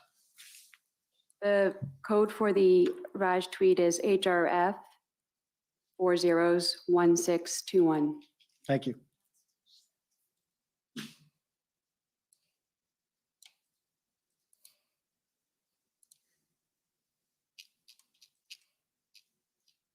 And that's also at page 17 of the document that I had put up, actually. So if you want to we can do that. So, sir, do you see that? That tweet there, it's from the 25th. It's retweeting the January 6th event narrative that had been released in the media prior to the convoy arrived. Well, I'm looking at the screen now. Yep. Okay. Did you know that that tweet is what resulted in the political executive essentially becoming concerned with the convoy and having internal discussions about the narrative they were going to build? Were you aware of that? I'm not sure I understand your question. I'm sorry, counsel. Okay. So I'm going to take you to, and sir, I have them consolidated. They're the text messages between Mary Liz Power and as well as Alexander Cohen. They're verbatim in my examination aid. There's nothing added. If I could bring up the examination aid, please, again, and I can use that. We can just scroll to where it starts with Mary Liz Power.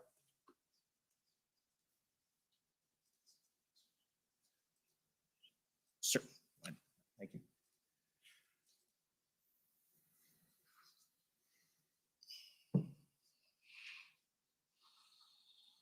Does council have any objection to the use of the examination or? If he's going back to the same document that. Well, then I'll read it to him. Okay, verbatim. So on January 25th at 9:22 a.m., Mary Liz Power, Issues and Policy Advisor to the Office of the Prime Minister. They have a text message exchange with Alexander Cohen, the Director of Communications to the Minister of Public Safety, okay? And it begins when that tweet is sent. They send it out, all right? And Mary Liz Power sends that text to Alexander Cohen and states, I'm sure you've seen this, but flagging. Alexander Cohen responds, yep. I've been encouraging journalists to take a closer look at who these people are, in brackets, and where their 3 mil comes from, close brackets. Obviously, a light touch given the portfolio. Then Mary Liz Power states, do you know if there's anything to be found in that GoFundMe? And Alexander Cohen replies, I think it's worth looking into. I've put Mary Wolf on it. Highlighted, well, it was highlighted, and she's obsessed with this kind of stuff. Mary Liz Power replies, nice, I'll look into what I can do. Now, can you agree with me from an intelligence perspective that those are 2 staffers building a political narrative with respect to a national security issue? Commissioner, there's a lot of information that has been put to us now. I have not read those tweets before. I could not make any informed, opinion of what this information is in the context of today's hearing. And then later that day at 12:02 p.m., Mary Liz Power and Alexander Cohen exchange further text messages, all right? So Mary Liz Power states, got a quick response. People are into it. LMK, meaning let me know. If your boss is too. Happy to help however I can. This is what I sent though, by the way. And this is whoever she sent it to with respect to the narrative. Hi, I just had a chat with Alex at PS who had a bit of an interesting idea. As you saw in the pod goals chats, the trucker convoy and some of their more extreme comments in brackets, i.e. calling for a January 6th style insurrection, close brackets, are getting more coverage in media. Alex was surveying where there'd be interest in his boss, that's the public safety's minister, doing some media on this eventually. He was chatting with Mendicio about right before he went into the cabinet retreat. I think there could be an opportunity in getting in on the narrative of the truckers, particularly with the research that the LRB is doing into their backers. My thoughts of framing here would be similar to what the PM and Blair said last year when January 6th occurred. Our democracy is something we need to nurture and protect every day. We will always protect the right to peaceful protest. Some calls that organizers of these events are making are concerning, and we're taking them seriously. We'd need something to back this up in brackets. We'll continue to monitor the situation closely, and the fine line to walk would be to ensure we are not looking like we're directing the police, which obviously is not the goal here. Hoping to canvass your thoughts. Alex said he'd come back to me with a proposal this aft when he gets to chat to Mendicio again, and obviously pending his boss and our interests in looking into this further. Mr. Cohen responds, thanks. I had an initial chat with my boss and he's supportive, but wants to wait a day or 2. There's a danger that if we come down too hard, they might push out the crazies. Mary Liz Power replies, I think that's fair. Apparently Global and others are working on stories. Maybe we see how those land. Now, I'm going to ask the same question again. At that point, are there a bunch of political staffers essentially planning to create a national security issue or make one look like it is? Mr. Commissioner, I will have the same answer. You know, there's a lot of information just been put to us for the first time. There are acronyms that were mentioned. I don't know what they refer to. And I think, you know, I could speak to information I'm aware of, privy to, but unfortunately not this one, Council. So are you aware of the LRB, what it is? You are, aren't you? Not the specific acronym, maybe if you spell it out. Liberal Research Bureau.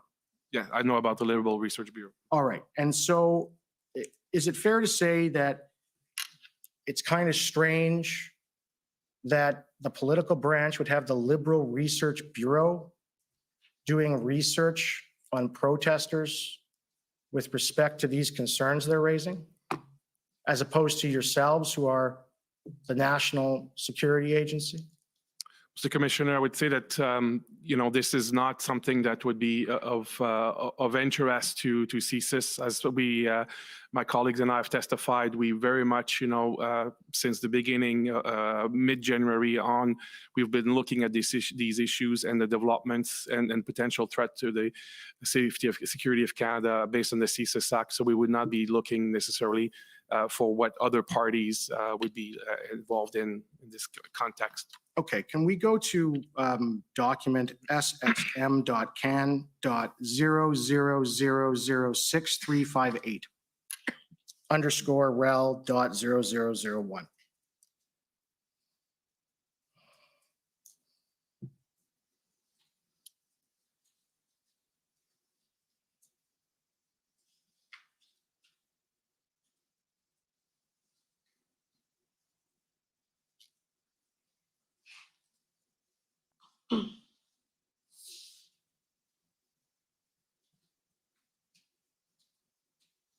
Okay, can we just scroll to the bottom to the first email, please? Okay, so this email is from January 27th, okay? And it's an email between, again, more political staffers. It begins with Carolyn Williams. She's the Director of Parliamentary Affairs at the Privy Council. You're aware of that? No, I do not know Karen Williams. And what about Zita Estrava, the Chief of Staff to the Minister of Emergency Preparedness, Bill Blair? Do you know her? Yes, I do know Ms. Estravas. And Annie Cullen, she's with the Privy Council as well. Are you familiar with her? No, I'm not. Okay. So in this email, and again, it's January 27th, 2022 at 4:21 p.m. You're aware that the protesters in Ottawa hadn't really even arrived at that time, right? Sorry, on the 27th specifically, I do not have those specific chronological details with me. I'm sorry. So there it says to ML, that's Mary Liz, I wanted to reach out on the current issue led situation for the convoy. Given how this is transitioning to a whole of government coordination response, I feel like emergency preparedness, we are well-positioned office to provide more of a high-level messaging going forward. Public safety, of course, has a major role to play when it comes to the RCMP, CSIS, and IMVE threats. But we have a helpful perspective on the whole government coordination and collaboration with other levels of government. These are the lines we worked up earlier today. Any thoughts on if this is a helpful approach? Convoy, emergency preparedness. And it says, our government recognizes and respects that everyone in Canada has the right to safe and peaceful protest. Threatening acts of violence and inciting hatred, as we have seen from a select few in recent days, is unacceptable and does not reflect the views of the majority of Canadians. We condemn all such hateful and violent rhetoric in the strongest terms. As is common with any significant gathering with potential impacts of government operations, such as the annual Canada Day celebration, law enforcement and security agencies across all levels of government are engaged in coordinating to ensure a safe event. Now, do you recognize the phrases and the sentences in the first three bullet points? Have you heard them somewhere before? I do not have a specific recollection of these words. Do you recall the Prime Minister's speech on January 31st? Do you recall him when he was in isolation? He came out and gave a speech on January 31st about the protest. Do you remember that? I do not remember the specific date. I remember having the Prime Minister speaking, to this effect when he was indeed in isolation. That's what he said. Okay. So he said, can you agree with me that writing out a narrative like this prior to the protest even arriving, and then on the January 31st, despite the fact, and this is in evidence, there had been no real actual violence in Ottawa, he says these things. Do you find that concerning? From what point of view? As an intelligence officer, as an intelligence agency, that there's a narrative being built for an emergency before the purported thing creating the emergency has even taken place.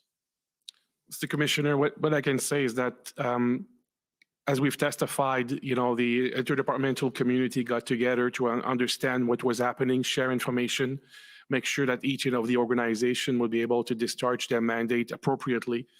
And so at that point, of course, we are, as I testified, we're keeping aware of what's happening around us, but we are very much focused on making sure that we are discharging our investigative responsibilities and not opine on other issues. Okay, and let me ask you this. The biggest concern, it appeared, was over the first weekend of the protest. There was the appearances of Confederate flags and Nazi symbols, right?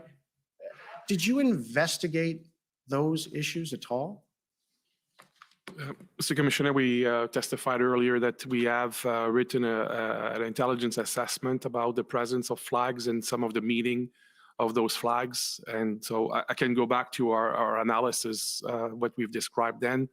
I'd be happy to, if you want to refer me back to the document, speak to that concept. If, Mr. Clerk, if you could just go back to my examination aid, this shouldn't be an issue. It's a paragraph 16, just scroll right down to it.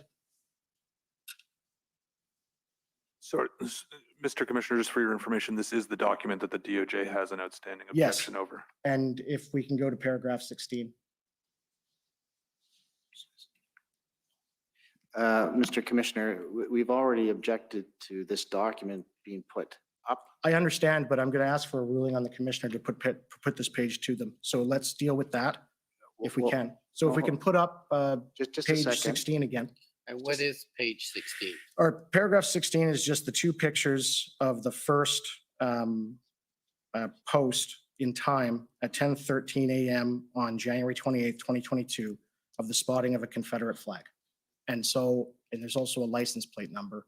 If you'd like me to go through and bring up all of the documents, I'm just trying to get this done quicker, sir. Well, you're way over time already. I understand, so but I'm not, this is so important, sir, that I need more time to get through this area. It is extraordinarily important. Well, so far asking a bunch of questions to people who have no knowledge of the documents or the information I understand. So is not, I'm trying to explain something. And I know you're frustrated, but that's not good use of your time. And reading into the record, that exchange of texts was done days ago. And again, that's not a good use. So I'm trying to be patient, and I understand you want to get something done. So let's try and work together to figure out how we can navigate this in a appropriate way. Okay. So you want to put up a picture of a license plate that's in relativity? Yes. Okay, and I think your co-counsel has the number for that, the relativity number, so we can, I'm guessing. Yes, Mr. Commissioner, Okay. from my understanding, Mr. Miller would like to first put up a tweet of Ariel Truster that shows the image of the license and then the license. So we'll call up the number HRF. So POE.HRF 6021. Okay, so I think that's okay, Mr. McKinnon. We're just putting up the picture for what it's worth. We'll see what it is. We've gone to page 16 with respect, and it's not just a picture. We're not But putting up that's it. page We're- 60. We've moved on, Mr. McKinnon, so, If it's just the picture, that's fine. okay, so that's what I think we're doing, so I'm just, let's try and get through this. Okay, so, sir, this is my first understanding that this was the first post in time that I can find with respect to when a Confederate flag or a Nazi flag appeared. And it's at 10:13 a.m. on January 28th of 2022. And it's posted by Ariel Troster. Do you know who she is? I do not. You're not aware that she's the new counselor that replaced Counselor McKenney? I do not know who the individual is. All right, and so then if I could just bring up the closer photo with respect to the license plate, please, and that actually is at page 43 of the examination book of authorities. That'll just be easier for you, Mr. Clerk. Well, no, I don't think we go there. So your co-counsel, I think, has the reference. Yes, Mr. Commissioner, the reference is POE.HRF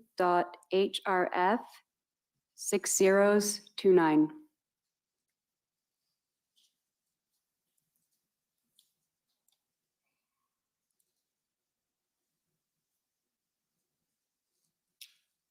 So, and it's been clear, so online, that license plate number is BL, then it's got a crown in the middle, is 3, and I can literally tell you what it is, and people were trying to look it up. It's viewable. Did at any time CSIS do an investigation into who that license plate holder was? Civic Commissioner, I do not have the specific knowledge of this, and even if I had specific knowledge, we would not be at liberty to disclose specific Right. details. That's why there was an in-camera session with the Commissioner and Council. Okay, and so the next document then would be second, please. The next document is the one that comes after in the examination aid.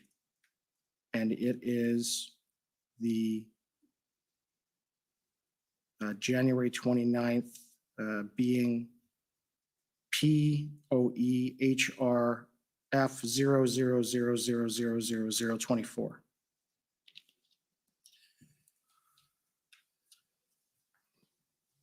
Okay, you're going to have to wrap up, though. If these are just pictures you're putting up, you Right. can put it up with any witness. I understand. So the next time a Nazi flag or a swastika or what have you appears.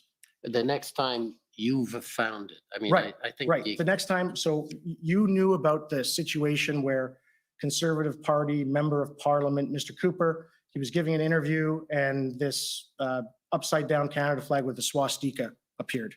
Are you aware of that?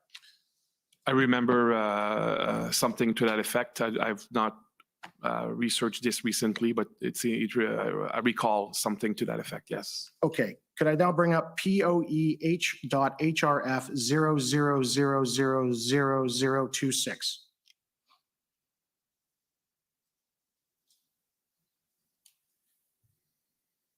Okay, so this is the post from a fella by the name of Skip Pop, unidentified on Reddit. He posted at 3:12 p.m.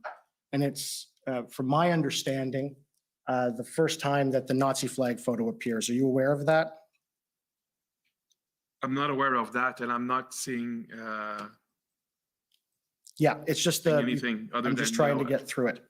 And then there is the issue with respect to that, that no one was able to identify this gentleman. And I believe there's a close-up photo of my friend, Ms. Vanberg. I think that's going to have to be it, though. Right. Well, I'm just going to, if we're going to run out of time, is this. Were you aware that the first time that the picture of the gentleman all covered in army fatigues with a mask over his face, walking with a Confederate flag through a crowd, it first appeared in an opinion piece in the Toronto Star from someone who actually works for the Liberal Party of Canada? Were you aware of that? Mr. Commissioner, my friend seems to be giving evidence now. I'm asking if he's So aware he of it. asked a question and I can guess at what the answer is Right. going to Right, be. okay, but there's a presupposition of a fact that's not a. Yeah, that's not an because you keep interrupting me when I'm trying to ask questions and I'm No, running out of time. Just please. Okay. So I'm not aware of the articles and I'm not aware of those facts that you mentioned. Right. I'm sorry. Are you aware of a company called Enterprise Canada? Not specifically, no. And have you identified the individual, one that is, it was all over the news, the gentleman that was carrying the Nazi flag? Have you identified him yet? Mr. Commissioner, as I've said before, the specific details of our investigations have been shared, with Commission earlier. I would not be able to go into more specific details. Okay. So I think that's Right, it. yeah, no, and I Thank take you. it, then, sir, that you know that individual was Brian Fox from Enterprise Group. I have not said anything of that respect, Council. I have not testified to that, Council. Yeah, you haven't testified to it, but you know that to be true, don't you? No, that's not fair. Firstly, not a fair statement. So please, and please don't, if you're going to make a statement, please make it. Don't make statements back to the crowd as you leave the podium, please. As council, you're well aware of the appropriate way to conduct yourself. Okay, next, I'd like to call on the Canadian Constitution Foundation, please.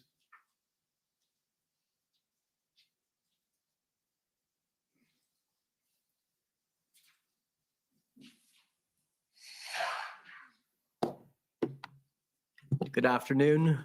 My name is Sujit Chaudhary. I'm counsel for the Canadian Constitution Foundation. I wanted to ask you a few questions about the legislative history of Section 2C and the emergence of IMVE as a central focus for CSIS's activities, if I may.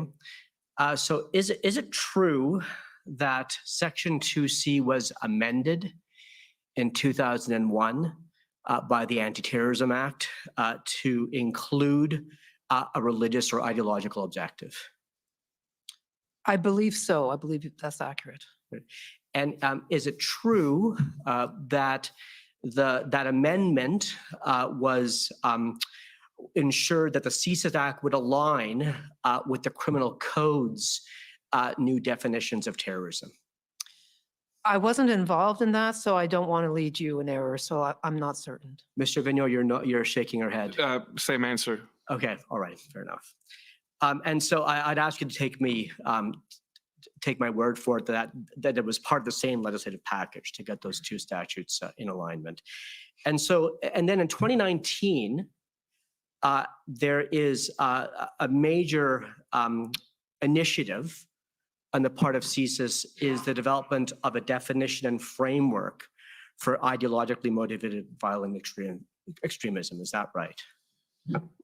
I believe that the work started before that, but I think it was maybe put in higher gear. I had in my first public speech that I had made after becoming director in 2018, that speech spoke to the rise of this, and I believe I used the concept of IMV then, but it's around 2018, 2019 indeed that work was solidified and the concepts were developed to try to understand, characterize better this new phenomenon dynamic we were seeing in society.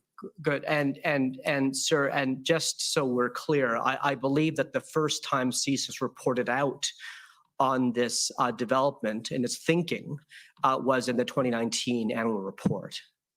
That sounds accurate, yes. Okay, good. And is it true in your interview summary you stated that IMVE does not mirror the criminal code definition of terrorism? I don't recall seeing that. You'd have to show me the document. Sure. So could we pull up witness summary 60, please? And could we go to the bottom of page 3?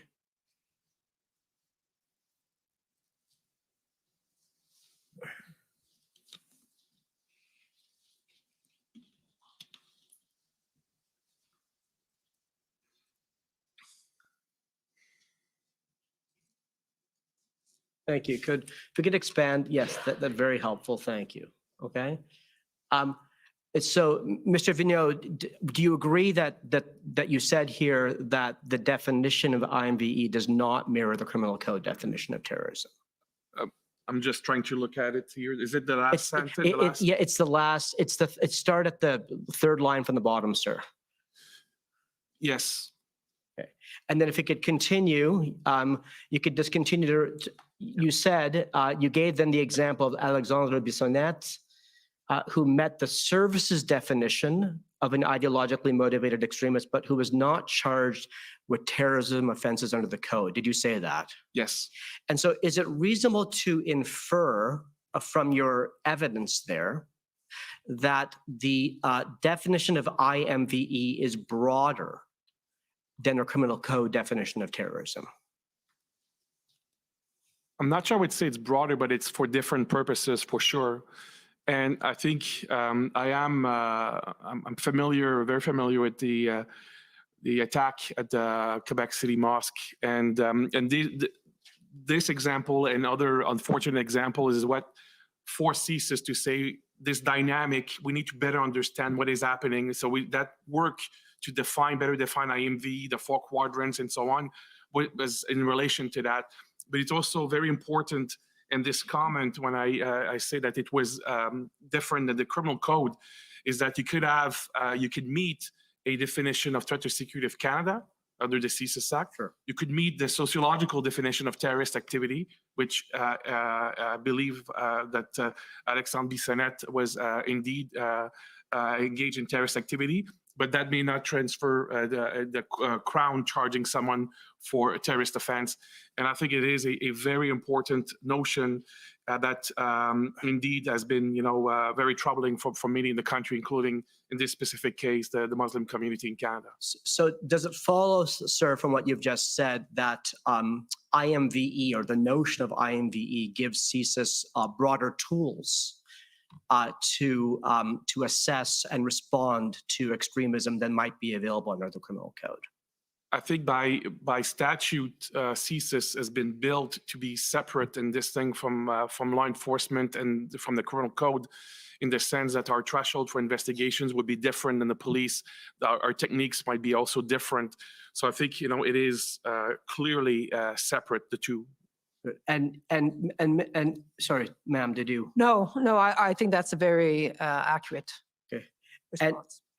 Would you say that it's that CSIS over the last number of years has developed a lot of expertise on IMVE? I would say yes, because unfortunately there are more cases in Canada, there are more cases internationally, and we have worked very closely with a number of partners at the federal, provincial, municipal level, and international partners. And as my colleague testified, that conceptual framework has been adopted by a couple of international partners as well. And the analysis is done in the first instance by skilled intelligence professionals? Yes, that would be accurate. And you're a learning organization, so you're always trying to improve how you analyze IMVE? That would be accurate, yes. Okay. And so would it be fair to say, if you can now look back to 2018 or 2019 and think about the world before then and the world after in terms of CSIS's function, do you think that the adoption of IMVE has broadened the scope of the activity CSIS investigates under 2C?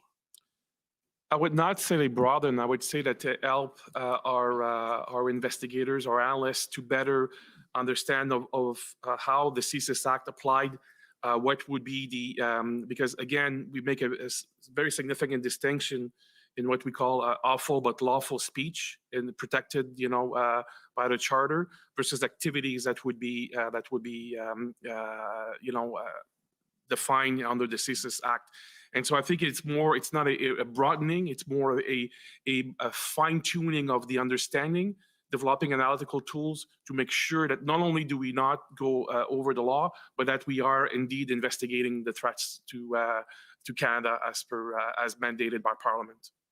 So, but you would agree that IMVE now occupies 50% or more of CSIS resources? Of our counterterrorism resources, yes. Mr. Commissioner, how much time do I have left? You have about 2 minutes left. Okay, I'd like to pivot at the end just to the issue of threats to government officials online, if I may, because my friend Mr. Champ raised it for you. It seems to me, and I ask you to agree with this, that it seems that the mere utterance of a threat online doesn't necessarily per se cross the Section 2C threshold. Is that right? Yes, that would be accurate. Yeah. Could you tell us when it would? I think as we try to maybe unskillfully try to exchange previously, the analysis, is based on the best way possible to describe it is what we have on this placemat. These analytical tools have been developed to make sure that, at all levels of the organization, but also more broadly within the community with law enforcement who are themselves in their own jurisdiction trying to understand what is happening and make a distinction between something that would be bravado online, that would be something that should be investigated, under the criminal code by law enforcement, and something that we CSIS would be doing. So it's probably the best way of describing it, which is maybe not helpful for your purpose. Okay. Well, Mr. Commissioner, I think we're out of time. So thank you for your time. Thank you. You actually had a minute left, but I don't. Okay, so I think probably we'll take the lunch break now and come back, as I think we should have a little over a half hour of time left. So let's come back at 2 o'clock, please. The commission is in recess until 2 o'clock. La commission est levée jusqu'à 14 heures.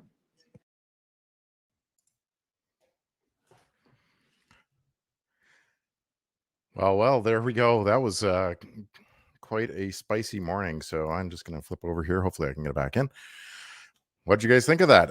It was pretty intense, especially, with Brandon Miller there getting really frustrated, and you could see the frustration on his face as he was trying to work through and come up with a very clever way to really give zoom through his questions that he wanted answered, kind of subverting the process so that he didn't have to pull up every single document. But the government of Canada didn't want anything to do with that. So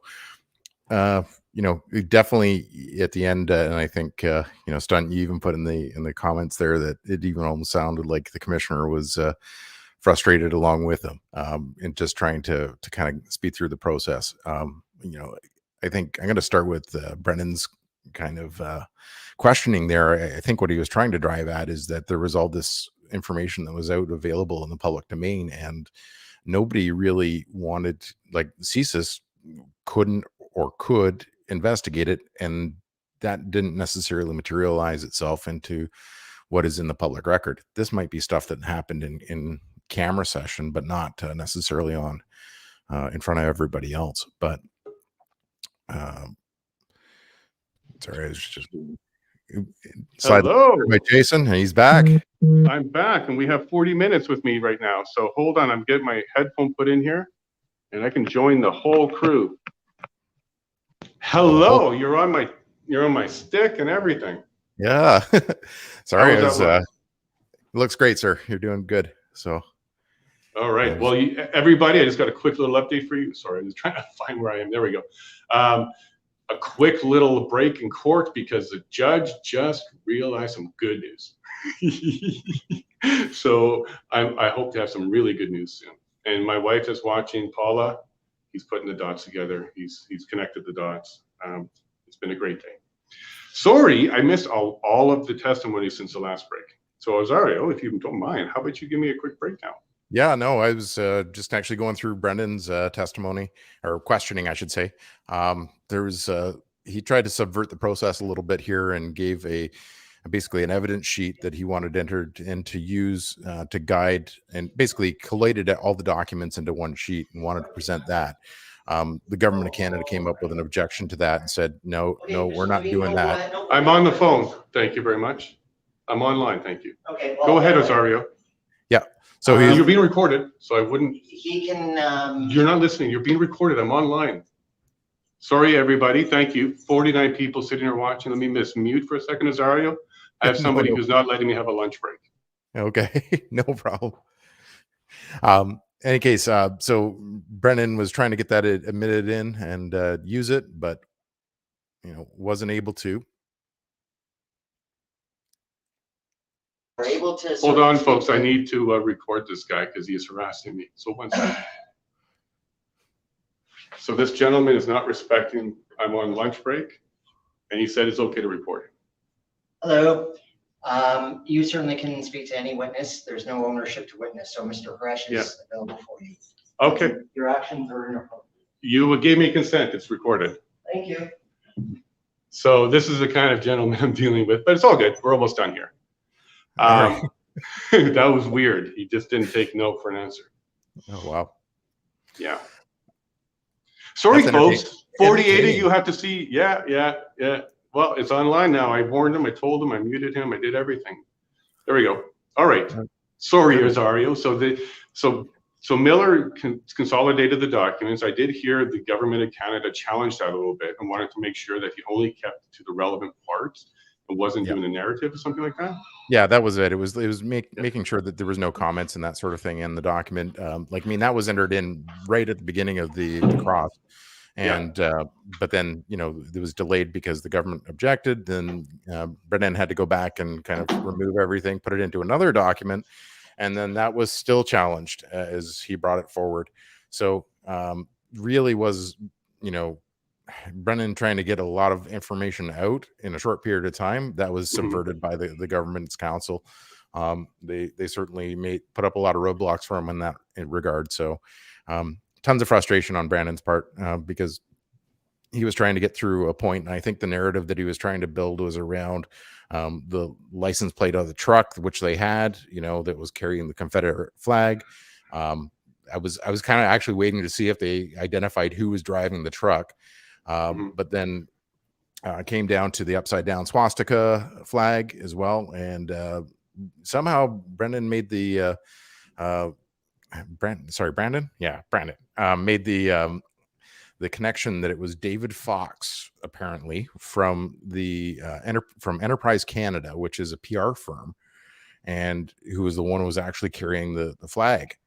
And that was the so not a trucker? No, not a trucker, but Not a trucker.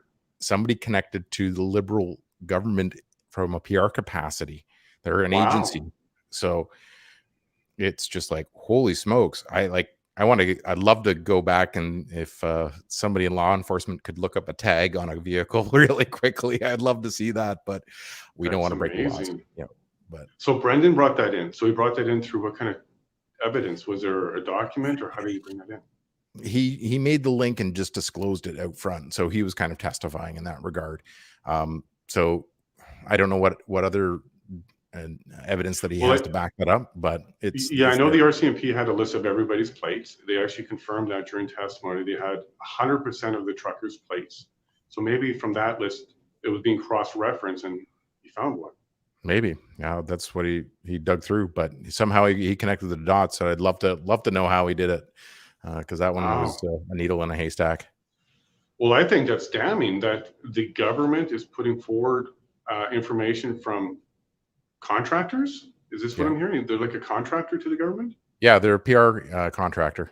So the PR company is one with the Confederate flag? Yeah, he's the VP, I think, was on it of it. I looked him up. Wow.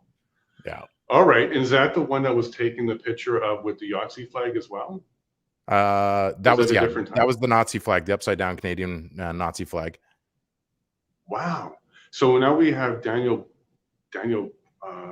Beaufort. Oh man, Bedford. Yeah, we have his testimony that he saw Trudeau's personal photographer at that area, and now we have a connection to an actual PR company that works with the government around that same picture. Exactly. Wow. Okay. Well, what else can we say? Can we go home now? I don't have to come to Ottawa. Let's wrap it up and call it a day. No kidding. Okay, so what was the commissioner's response? Anything, or did he have questions for these people? Brendan kind of dropped that right as he was departing and got scolded for it appropriately as well, because the commissioner doesn't like that style of kind of drop a bomb and take off. And that's what that Brendan did, and definitely gave him a tongue lashing there, saying that's not appropriate. Don't do that. Pull that Yeah, off I got again. two today too, by the way. Yeah. I got two. No, I'm not joking. I had to stand up to the judge and be firm. I didn't like a decision, and I had to push hard. I've done a couple tongue lashings. It happens. It happens. This is part of the course of it. Because the judges, or the commissioners, or whoever's doing the presiding, they come from their own perspective too, and sometimes they just don't know where things are going and what the questions are. So sometimes, and I can see how he would be annoyed at how that was brought in, because that was more of a statement by Brendan. So did he do, hey, we know that this PR guy was there, is that correct? And then is that like how he that was it? Well, we knew that this PR guy was holding the flag, and he was holding the flag.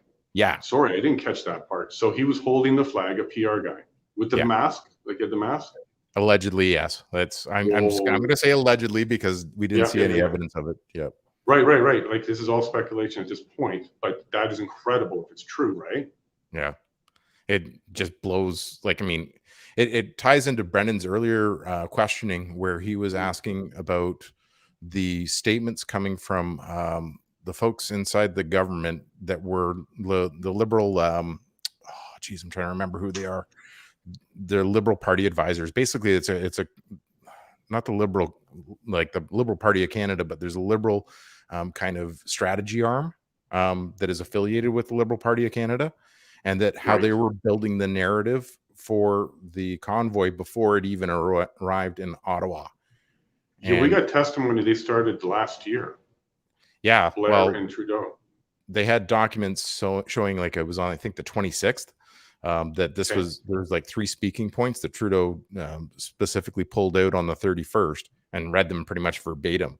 So none of this, like the actions or anything, had occurred yet. So it was, Brendan making that link saying, hey, you guys built the narrative before any of this stuff happened. And, can you speak to that at all? And the CSIS folks are just like, zip, no, we're not doing nothing on that.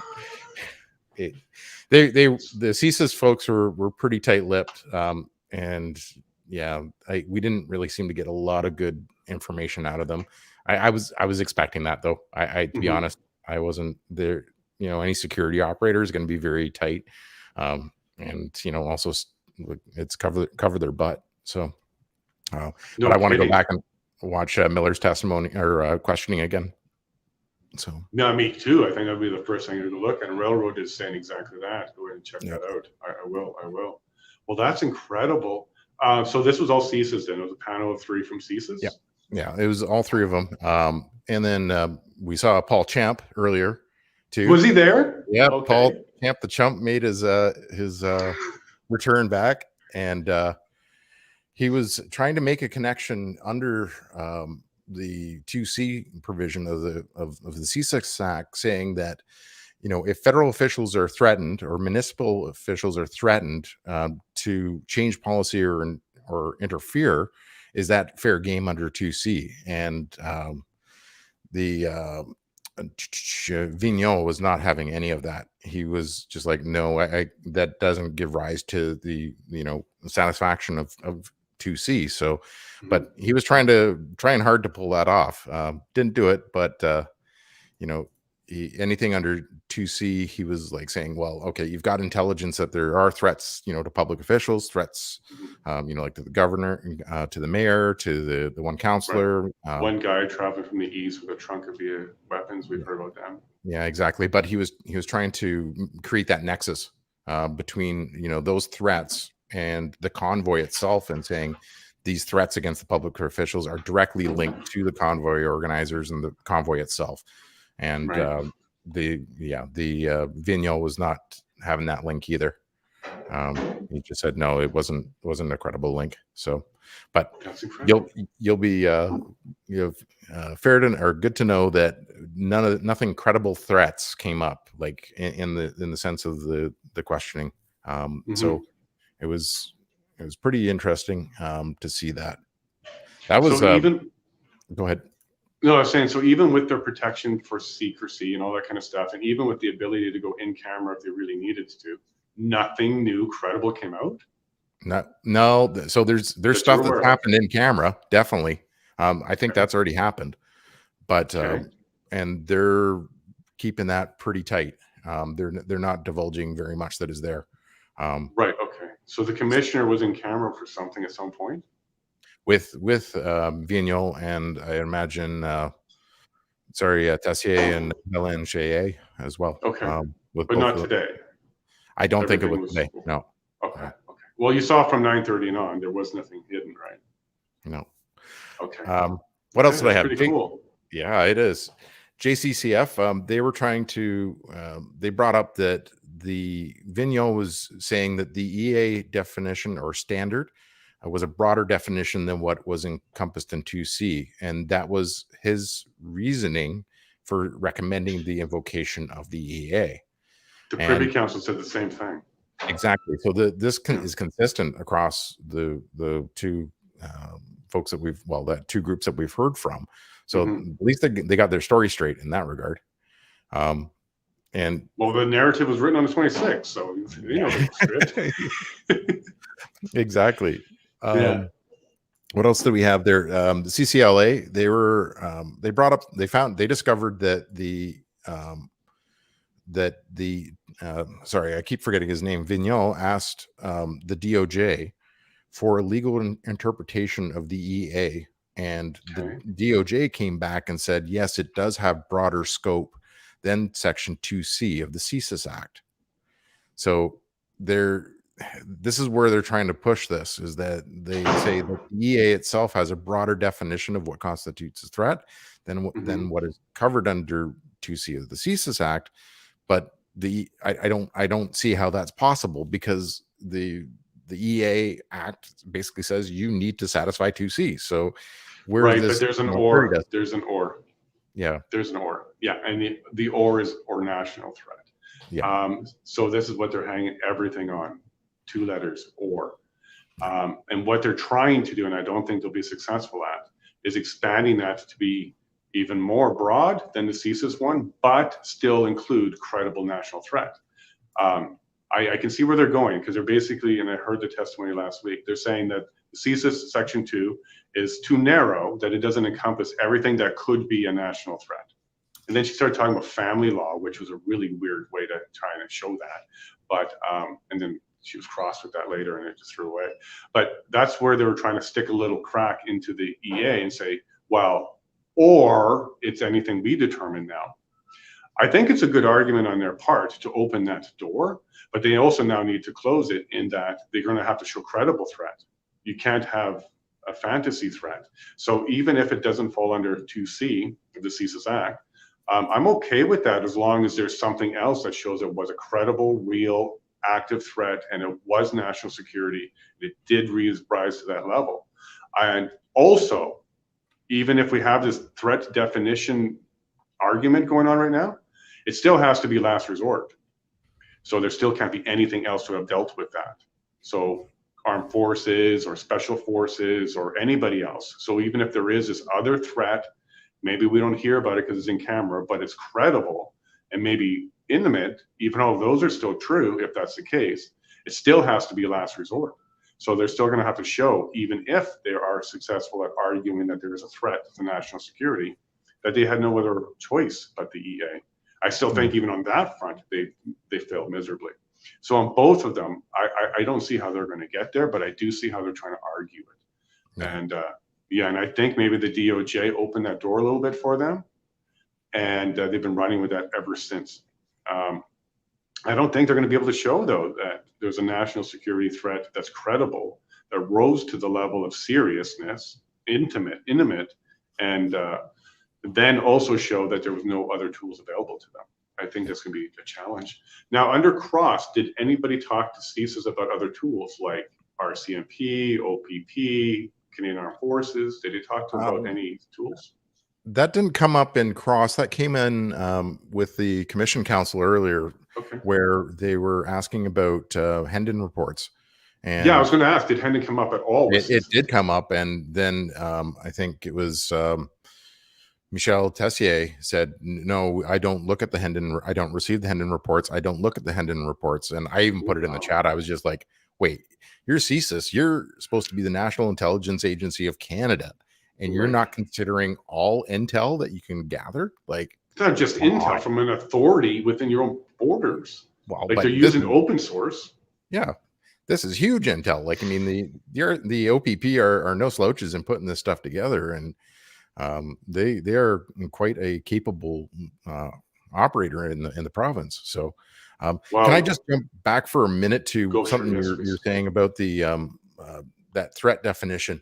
And you know, I remember us talking about this like probably a couple of weeks ago, and whether or not they would actually be able to bring that threat in camera and keep that from the council proceedings. And I think that your opinion on that was that they couldn't keep it kind of private.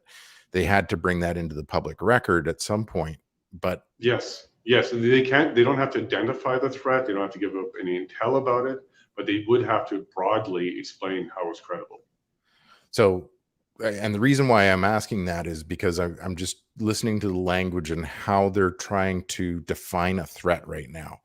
And they're dancing around it. They're not really saying that we had, you know, a credible threat and we can't talk about it. Mm-hmm. So they're not saying that. They're not saying that. Okay. Right. So yeah. that, So they're not even calling privilege. yeah. And that's what you would expect if that is what they did with the camera, is to say, yeah, there was a threat. We can't talk about it. The commissioner knows, and he's satisfied with that. So that's amazing. That's amazing. I don't think it's going well for them then. Like and I think we're done with this panel. Now we're on to Blair for the afternoon. That's what it looks like.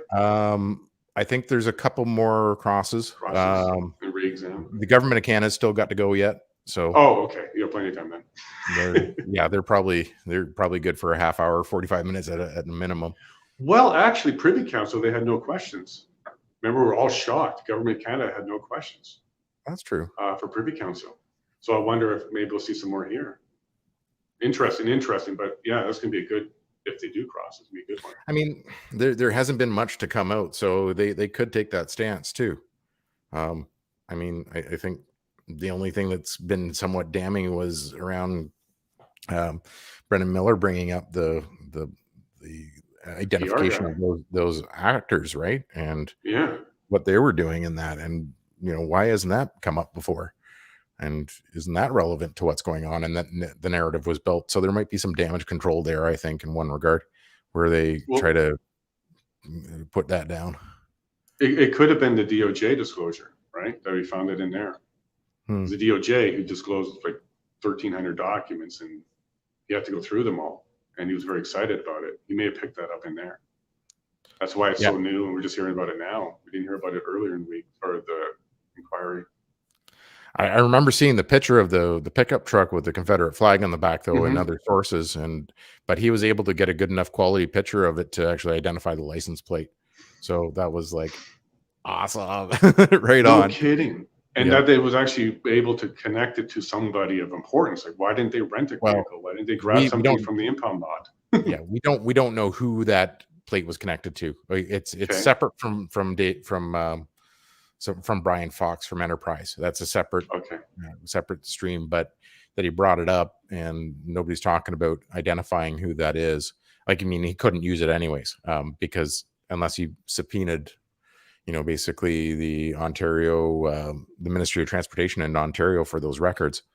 Well, you actually have access to that as a lawyer. It's like $10 and you can search it. Oh, okay. Yeah, I had the access to the MTO database. So you have to go through this whole security check and stuff because you get access to everything. I can look up people by name and location and driver's abstract, all that. But you can only do it for legitimate things. You have to say, I acknowledge, you have to sign things. But no, they would have it. If you have a plate, that's all you need. You can get all the way down to the driver's license at that point. So I wonder why he didn't pull that out. Or maybe he doesn't know because he's an Alberta lawyer too, isn't he? Yeah, but that'd be the same coast to coast because it's one of the tools that paralegals and lawyers get access to is public databases like that. Because that you'd be surprised. And property records is another one we have access to, so we can search property records and owners. And it's really all meant for the purpose of identifying people and after you have a judgment, enforcing the judgment and finding people and serving people. That's really the purpose of all of that. But you certainly can use it for part of a a claim or a matter if you're in court for it. So he would have access to it. And Keith Wilson's an Ontario lawyer, right? No, he's Alberta. He's Alberta. But they do have an Ontario lawyer that's involved with him too. In fact, if they have a problem, call me. I think I saw it right now. I'd love to see what it is, but yeah, that's for sure. Well, that's incredible testimony then. Yeah, it's been a pretty spicy morning. As I said, I thought it might be today, but we'll see how this pans out this afternoon. I think it's going to be kind of a dud with the government of Canada once they come up. But Bill Blair, this is probably going to be pretty intense. I think, him being the Minister of, he's not public safety, is he? He's Public Safety Canada. Yeah. Yeah, he's Public Safety Canada. I thought Bill Blair was that. Sorry, who were you saying that? I thought you were saying Blair.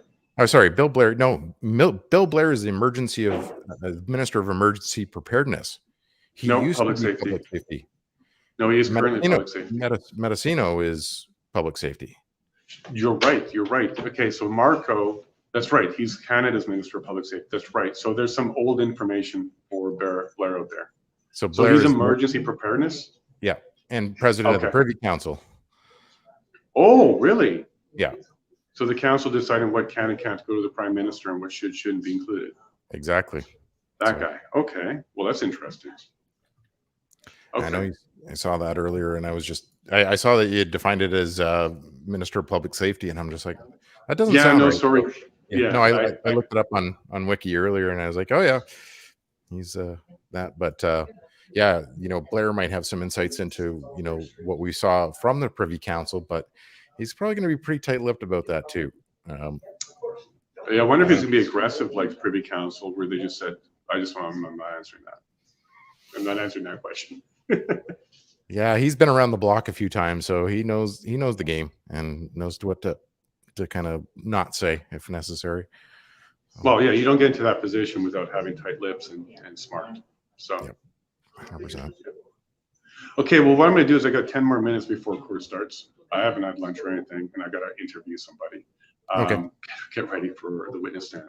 But Azario, thank you very much for recapping me. I think that's amazing. That really helps a lot. I'm surprised that they made a connection to Enterprise and the VP there.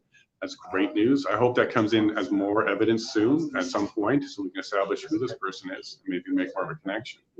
But I'm very keen to hear what comes out of Blair, especially around Alberta. So the Alberta questions for Blair, we'll pay attention to that one, especially around the February 11th letter that was unsigned, that was sent from Blair's office. I'm sure that Alberta is going to want some clarification around that. And yeah, that's all I got for you now, but I got 10 minutes, so I'm going to have to run. Yeah, I'm just trying to keep an eye on the clock and see when they're actually going to come back, and it's probably going to be about 2 o'clock. So actually, I think that is when they're back. So yeah, if they left on time, then it'll be 2 o'clock Eastern time. They're back. All right. So I'm going to I'll throw some videos up for everybody here, but we should be back around 2 o'clock, and that should do it. So, well, thank you very much. If you can put up the why independent video, why I run as independent, if you haven't done that one yet, that would be a good one. That's about 20 minutes or so. Sounds okay, good. well, chat, let me know how Azario's been doing. I'm going to have to review his work and make sure that he's doing a good ship here, and we'll do the review. But let me know in the chat. We should do this some more, Azario. You're excellent in front of the camera, and you're keeping attention. So thank you so much. And if it's interfered with your work at all today, I appreciate that. And I'll get back to you about poker night. Okay. All right. Well, we'll see how that goes. All right, Jason. We'll see you in a bit. All right, team. Thank you very much. We'll talk soon. Bye.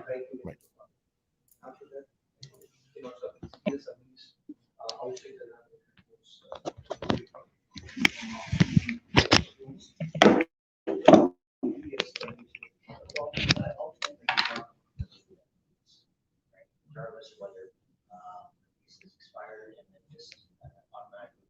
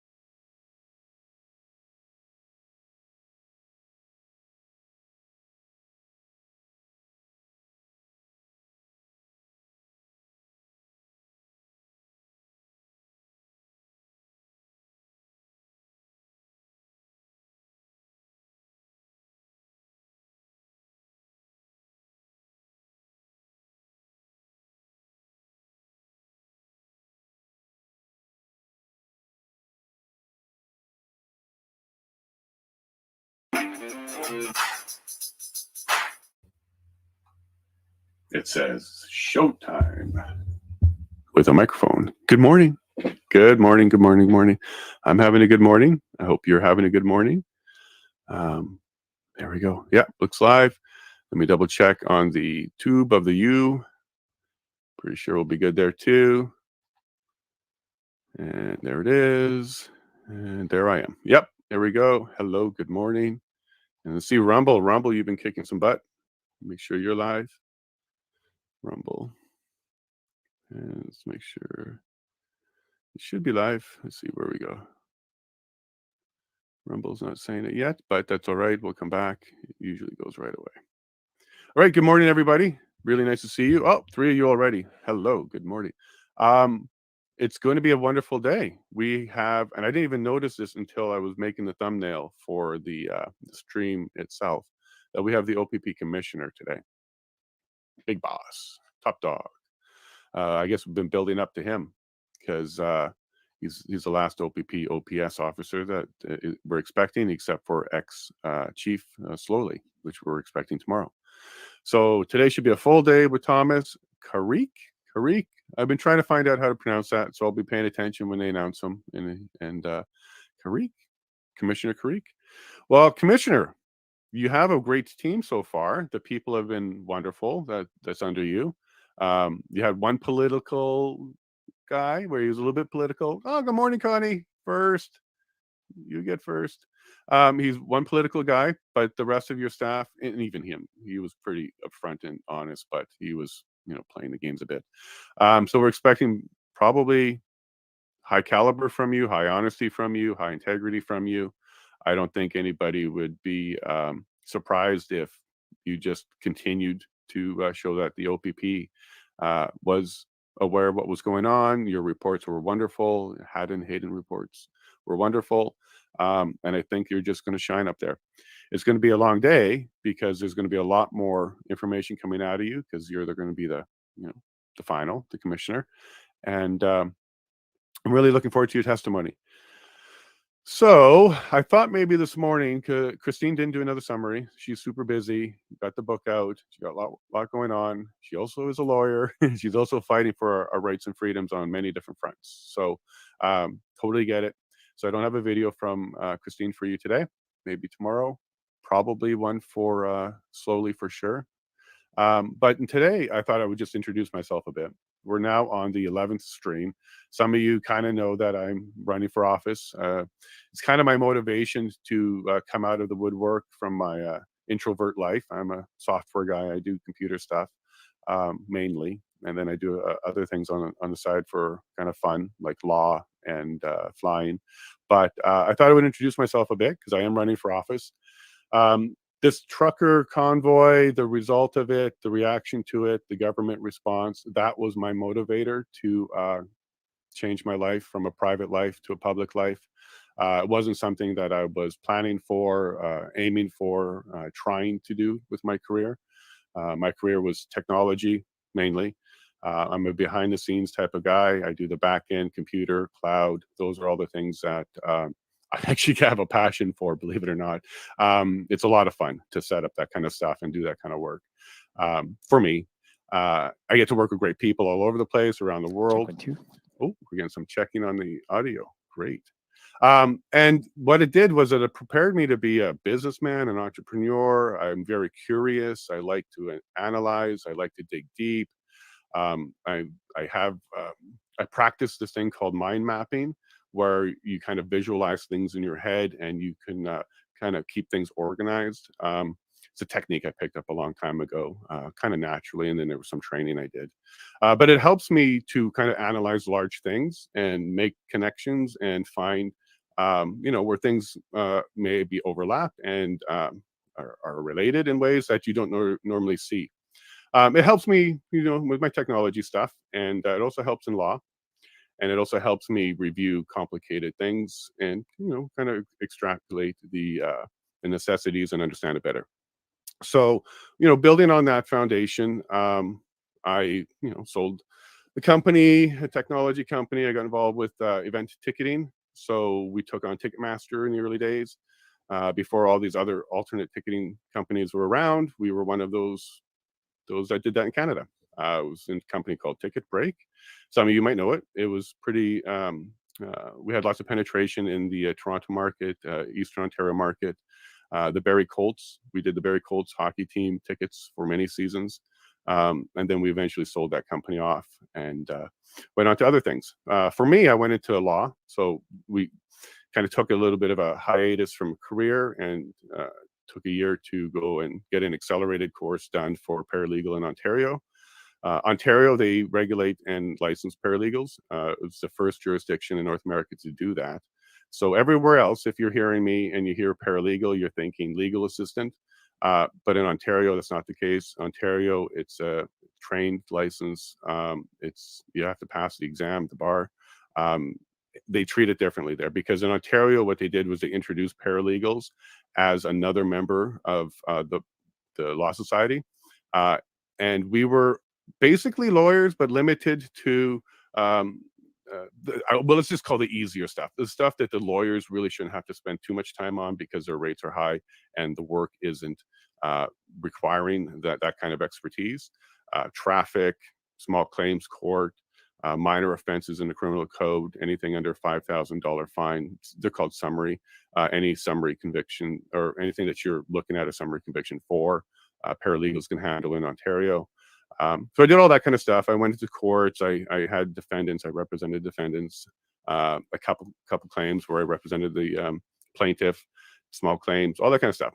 So I did that kind of really late in life. In my late 30s, I went back to school, did the exam on my 40th birthday, February 14th, and that's an important date here because February 14th they invoked the Emergency Act on my birthday. Thanks, Trudeau. Yeah, did that. And then practice for a little bit because I really wanted to not be intimidated by law. I really wanted to have an understanding of law, how to do it, how to read statutes, how to go through the procedures, how to understand how the system works. So I spent a couple years doing that. Got a job with federal government, not federal government, county government, so regional government. We took care of some municipalities. I did the IT there, and that was a lot of fun. There was some good work there. Really exposed me to the behind the scenes of government and technology, bureaucracy, how they keep things, security. It was a good eye opener to understand how government works. And that's also where I got a good understanding that we have elected officials and non-elected officials, and they actually compete and they run things between this dynamic between them. And what you may learn if you get into that kind of side of things is non-elected officials have a lot of power and they are around for a long time. They don't have a public exposure per se. And they're not really that accountable when it comes to the public as you see with elected officials. Because elected officials have to get a vote. So you have to be very public, you have to work with the people, whereas the unelected officials, not so much. They're all great people. Like I met a lot of great people there. And that's what also empowers me to know that the government isn't full of corrupt people that are out to destroy our country. That's just simply a narrative that's just not true. We certainly have some leaders, which we should be paying close attention to and understanding what they're doing. But the staff, a lot of staff that I worked with and met over the years, that's not the class. They're excellent people. Public servants, right? You're getting into a business or you're getting into a career where you're doing work for the people. So I worked with a lot of good people there, still in contact with quite a few of them. And that's why I feel like the government has a chance. You know, we just need to tweak and fix some things and plug some holes and remove some bad apples. But overall, I think Canada has a wonderful government, the people, because it's of the people. So I'm not one of the ones that think the government is corrupt and it's bad and it's going to just crash on us and it's just out there to destroy and hurt us. However, if you read my bio on Twitter and all over the place, I'm absolutely against government overreach and the global agenda because they're both real. We do have global agenda and we do have government overreach. I wish we didn't have to say anything about that or work on that, but it's just true. So sovereignty, federalism, these are things that are important to me. They always have been important to me, even before I decided to get involved with running for local office or for federal office. But it's something that we don't talk about enough in this country. We kind of just let things go. Every once in a while, you'll hear Alberta and Quebec kind of pop up around that subject, and the federal government's pretty good at kind of quashing it. With Alberta, they kind of quash it hard, and with Quebec, it's kind of more negotiated. Here's some concessions, and then let's leave this subject alone because we don't want all the other provinces getting excited about doing the same thing. So I've been watching this sovereignty thing for quite some time. When I was living in Eastern Ontario, we lived quite close to Montreal and in Quebec, so I met a lot of people from Quebec, a lot of good people in Quebec. There's this little animosity between the West and Quebec that I don't think should exist because the people of the provinces are great. It's their leaders. It's the leaders. Leaders will throw mud, call names, and then we all kind of look at the whole province and say, you're all doing it, which is not the case. If you actually ever get a chance to go to Quebec, Montreal is beautiful. The old city is wonderful. Get your stepper and walk around because it's a great place to go. Do try and speak French. Your best bet is to always say bonjour and then go into English because at least you try, and they're very friendly there. But when it comes to leadership, yeah, they're a little bit different. They have a different political system in Quebec. It runs a little bit different than the rest of the country. It's interesting if you actually get into looking at how the Quebec system works. They vote differently than we do here. But that also allows them to break the two-party system. So in Quebec, they break that two-party system all the time. In fact, because their party has like no support in Quebec right now. But anyways, it's a very interesting environment.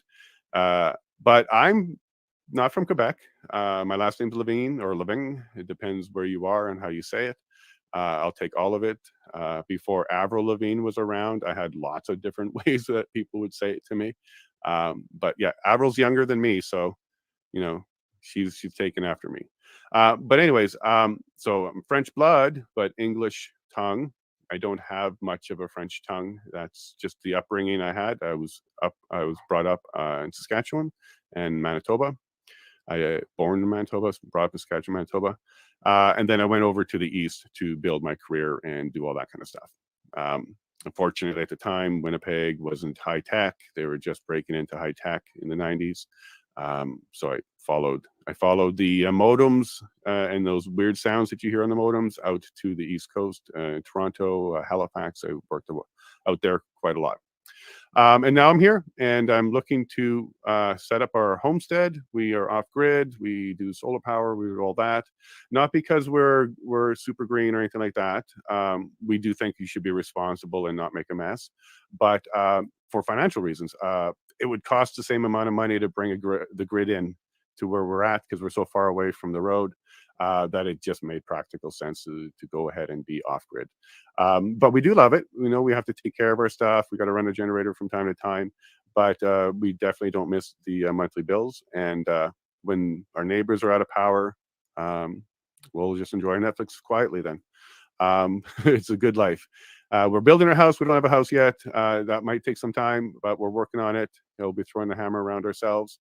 But yeah, so we're enjoying it. I got 2 young boys, 8 and 6. They're awesome. You might have seen them on the stream a couple times. But what we're trying to do is we're homeschooling them. We're giving them a great education. My oldest, he's a stellar. He's just super advanced. They don't have programs for him in the local public school. And my young one, he's a wonderful little spark. He's our special guy, and we need to give him lots of extra time to help him. He's currently working through nonverbal, and he's got well over 100 signs, and we're working with him, and he's awesome. You're going to meet him one day, I hope. And that's my 2 boys, and then I got a wonderful wife.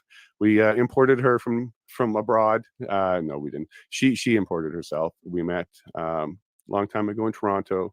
It's been a wonderful ride, and I'm glad that she's out here. She's raising the chickens, and we do some of that stuff around here too. And if she's ever not shy and we can get her on a stream, you might see her a couple more times. And then yeah, so we're setting up shop here, and I'm doing some tech stuff. We're trying to set up the homestead, and I got myself into this political stuff. But sorry about that. That was kind of more of a political, hello, I'm Jason. This is kind of what's driving my mission to go from a private life to a public life. It wasn't a choice that I wanted to do, but I did feel compelled. I do have young children. I am worried about the impact on them in the future if a particular agenda keeps going. Actually, I think I have enough time to speak about that one. So Quebec passed bill, I think it was Bill 15, C-15, Bill 15, which took away parental rights. So parental rights in Quebec are now gone. The state now has the right, and what they've done is they've given the right to the child, and then the child is represented by the state. So the state will determine when a child needs a decision made for them. So they get to decide, and then they also get to be the ones that make the decision for them. The parent is now taken out of the loop. That scares me because, well, we homeschool our kids. That's one thing. And somebody in the future may determine that homeschooling is probably, in their opinion, they're wrong, but in their opinion, might not be the best thing for my child and decide to intervene. If we have mechanisms in place in Alberta and Canada where the state decides what's better for my child, I think that's a big mistake, and that would be a day that wouldn't be fun for all involved. If I had to approach or, be faced with the idea that my kids either had to go into public school system or had to get something put into them or anything along those lines because the state decided that. And if I don't go along with that, then I may lose my access to my children. That's my driver. So Quebec is starting to do that. We see the federal government doing things like allowing children starting in March 2023 to decide to end life, get in end of life care. So I can see where this is headed, and that's why I definitely want to be in the 45th Parliament to try and pull back on this agenda, get away from our kids, stay away from certain subjects in school that should never be there. Certain issues with our children shouldn't be issues with our children. I want to go and make sure that I can do whatever I can to limit the government's power on the lives of our children that shouldn't be there. I have to. I'm cautiously concerned about them, and that's my driver. So that's why I went from a private introvert nerd who loves to watch silly YouTube videos about circuit boards and things like that and how they work. Ben Eater is one of my favorite followers. So if you go and watch him, you'll know what I mean. I'm a nerd, but I enjoy it. But I'm going to put all that aside, do things like this, stream to you all day, go critique the government, go in there and look for these problems and have some input on it and do what I can to get in there for the next parliament and make some changes. So thank you very much for letting me spend that little time to get that out. I haven't had an opportunity to do that, and I think it was kind of time for people to have an opportunity to kind of meet who the Jason is behind here. I'm more than just a handsome guy.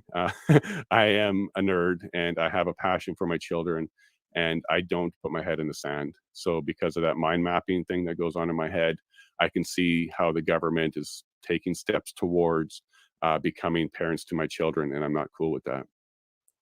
And thank you also for listening to my Hello, I'm Jason yesterday. If you didn't catch that, the first 30 minutes of yesterday's stream, I kind of just introduced myself, talked about some my passion was driving me to be here today in front of you, to be doing this whole running for office stuff, because I do have my own story. And it's important to me that I do succeed at this. I do think that if we can't fix Canada in this next election, if we can't put in some strong leaders and we can't put in people that are determined to put us back on track, this country could take a while to get it back. I think if we let that particular one go by, it could take a while to get it back. So I'm trying super hard to do everything I can. Yellowhead is a large region. And for those that don't know where it is, it's west of Edmonton. So just west of Edmonton, there's a place, southwest of Edmonton, there's a place called Leduc. So that would be the east border. It goes all the way to Jasper, which is gorgeous. So if you ever do any skiing, you come to Yellowhead, go to Jasper. And then we go south to Rocky Mountain House, which is a nice little place for hanging out. We take the kids there to do the water slides there because we're in the bush. That's kind of like a little getaway. In the middle of Yellowhead is Drayton Valley. So Drayton Valley is a bustling place, a lot of oil there. a lot of hardworking people there. It's a great town. The mayor is amazing. And they're working really hard at revitalizing because oil is the driver around here, and some of the policies we don't get at all. You can continue a bit more north to Edson, and Edson's kind of the northern boundary, and then you follow the Yellowhead Highway. That's kind of where our area got its name, got the Yellowhead Highway, all the way to Edmonton. So there's a little area, and that's called Yellowhead. It has several counties in it. Brazeau County is one of them, and that's the one I actually live in. I live near Breton, and I do live in the bush. There's no joke about that. We bought a parcel of land, and there was a mud path, and we couldn't even get the car in. So the first few months was to build a road and a fence and clear some trees. So yeah, we're really in the bush. Thanks to Starlink, we're able to bring this to you, but also because of Starlink, it's not always super high speed upload. So from time to time, my video will get a little crappy, but the audio stays good. So hopefully you're not missing anything. And yeah, that's basically the story. I'm quite literally off grid in the bush, and nobody can shut me off because I'm on Starlink. But I'm having a good time, and maybe one day I'll get that little hand cam and we'll walk around and we'll show you the stuff. We've been looking at going off grid like your family too, just to disconnect. Yeah, so Clay, it was a big life choice, a big change. And then when you're doing streams, you may have to run out and get your generator going. But we are absolutely very blessed to be able to do it. It's a lot of work, but we do sleep well, knowing that very little can interfere with us. So that's kind of cool. And we also like the ability to just take care of ourselves. I am an independent person, not just an independent candidate. I am an independent person, and a true independent person works well in communities and works well in relationships. So yeah, we are very blessed, Clay. And if you're ever in the Edmonton area, hit me up. I'll show you what we've done. And if you like this video, remember to like and subscribe and press that notification button to receive more information like this. You can also follow me at yellowhead.vote to stay informed and get the inside scoop. Thank you.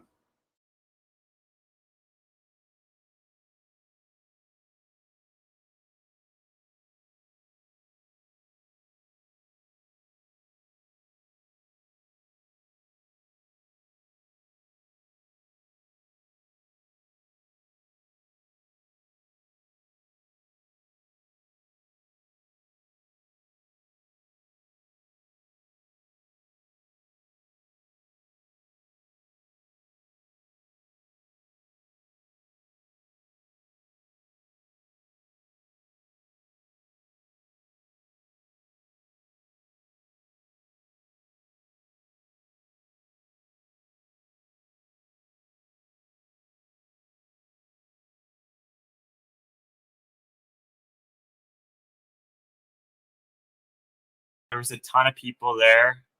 Both Lee and I were very inspired by it. And actually, we had no plans to go to Ottawa. And just because of that, Lee, myself, and my girlfriend actually spontaneously decided to just drive to Ottawa after that the next day.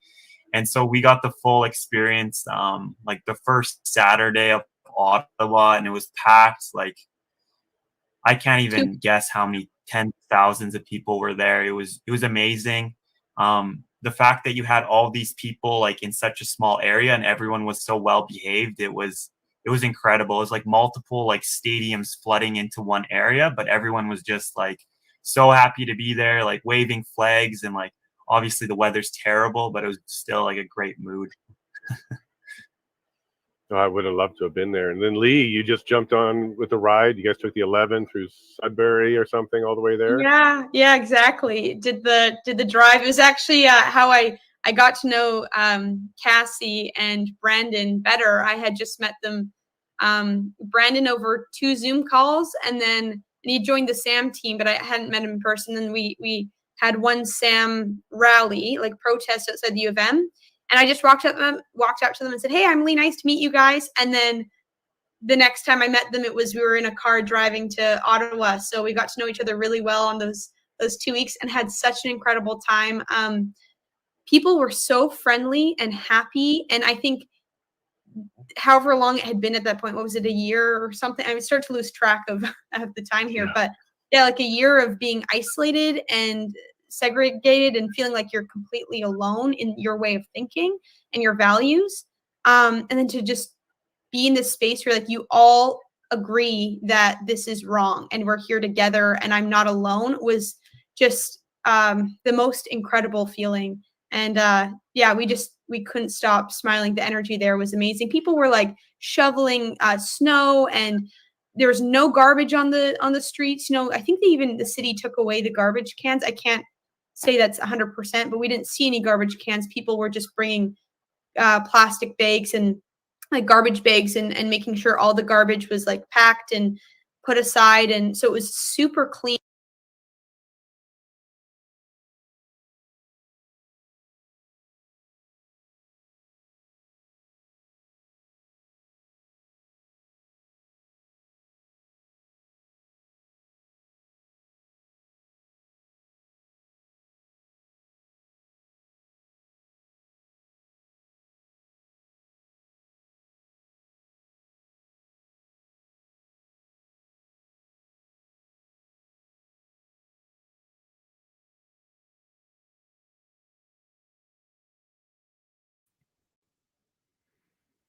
Hey, folks, welcome back. I've just been bouncing around some clips here while I've been doing other things as well, but just wanted to give you a quick update. We should be rejoining the stream here in a moment. Thanks to everyone that's watching right now and doing some research on our Discord as well. I think we're starting to make some headway there. I don't know, don't want to speculate too much, but some interesting information that came out of some of the testimony that we saw earlier today and questioning by specifically Brendan Miller from Freedom Corp. I think there's some big things that are underneath those rocks that we need to uncover a little bit and see what we can come up with. Yeah, other things that are going on today. I'll just give you guys some quick updates. I think one of the big ones is that our Prime Minister's denying knowledge of having any knowledge of the 11 federal MPs that received campaign funding from the CCP, or sorry, not the CCP, but the Chinese government. And everybody's speculating that that's why Xi Jinping last week chastised him for leaking that information. So we're going to kind of see what comes up there. But interesting discoveries that are going on. This one is close to Jay and team up there. They're not light. Edmonton is not lighting up a Christmas tree this year or a nativity scene downtown, citing environmental concerns that they don't want to cut down a tree and put it in their town square. So definitely a little bit concerning there with the direction they're going. But this is some of the governments that we have there. Edmonton's a special place in my mind. Some big things on Twitter happening over the weekend. We saw Jordan Peterson and Dr. Jordan Peterson, I should say, and Babylon Bee come back, and then the big vote for Donald Trump as well. He's reinstated, but hasn't come back yet. So here goes the stream, and we'll let you guys get back at it. Have a good one.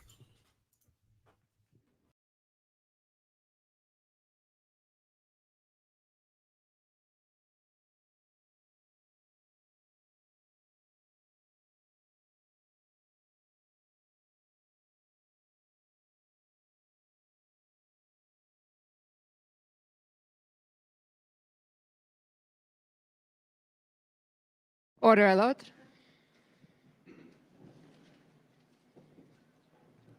The commission is reconvened. La commission reprend. Okay. Bon après-midi, good afternoon. Good afternoon. I think the next is the Union of British Columbia Indian Chiefs. Good afternoon. My name is Cheyenne Arnold Cunningham, and I'm counsel for the Union of BC Indian Chiefs. I will be directing our questions today to Mr. Vigneault, but I welcome the answers of any participant on the panel who may be able to supply additional information. Mr. Vigneault, are you familiar with Bill C-15, which received royal assent and came into force as federal legislation on June 21st, 2021, to adopt and implement the United Nations Declaration on the Rights of Indigenous Peoples, also known as UNDRIP? I'm generally aware of the bill, yes. So under that legislation, the government of Canada is required by Parliament to take all measures necessary to ensure that the laws of Canada are aligned with UNDRIP. How is CSIS meeting this obligation? That's an interesting question. I think that our work as an organization, we're supporting the government, continues to be making sure that our specific act is respected, that we are, of course, respecting the law, but at the same time that as an organization that we are taking measures and steps internally to make sure that we will live up to our obligation on human rights. I do not have a specific reference to the CSIS Act in relation to UNDRIP. Okay, that's what I was going to ask next. We noticed in your mandate letter that you've been mandated to advise Minister Mendocino on deficiencies within the CSIS Act that require modernization. So I just wanted to confirm if a review of the CSIS Act for alignment with UNDRIP has been prepared within the agency. There's been no specific review of the CSIS Act. We have been advocating in my transition advice to Minister Mendocino. I have advised that the Act is it's close to 40 years old and the world has changed very significantly. And in order to make sure that CSIS was not only able to discharge its national security mandate, but also make sure that we're doing so with the evolving expectations of Canadians vis-a-vis an intelligence organization, that there was a need to modernize the Act. There's some internal discussions at the moment in that respect, but there's been no specific legislative amendment introduced. Okay, thank you. Does CSIS consider Indigenous rights in conducting its assessments and evaluations? Actually, we do. And there is one specific document that I have in preparing for this commission's work that I would like maybe council to bring up that in relation to our analysis. I believe the document that Mr. Vigneault is looking for is ts.nsc.can.002502225. Okay, great. Thank you so much. Can we? Sorry, I'm sorry. Is it going to be pulled up? Sorry. I'm going to make note of that document and I'll take a look at it. But I'd like to move on to the next question for. I'm sorry. There's just one specific element. If you go scroll down, scroll. So there is just before go down. Sorry, you're going too fast. Okay, stop, please. So if you look at the last paragraph here, this is something that I'd like to point out, that as an organization, we are obviously not perfect, but I'm very proud of the work that the organization is doing to be aware of how our activities can potentially, impact people.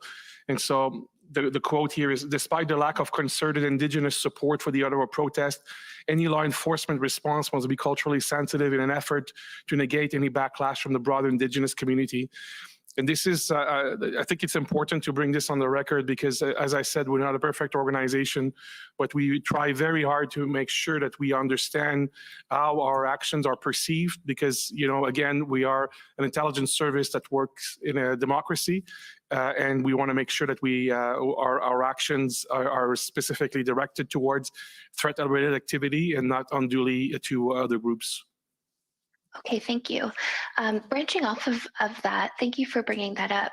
Has CSIS considered whether UNDRIP's implementation means that there should be distinct considerations on CSIS's ability to monitor nonviolent and unarmed First Nations people who engage in activism pertaining to their lawful rights, even in situations that are perceived to be public order or emergency events that are allegedly unlawful? So as I mentioned earlier, we have not done a full analysis of the intersection between the CSIS Act and UNDRIP.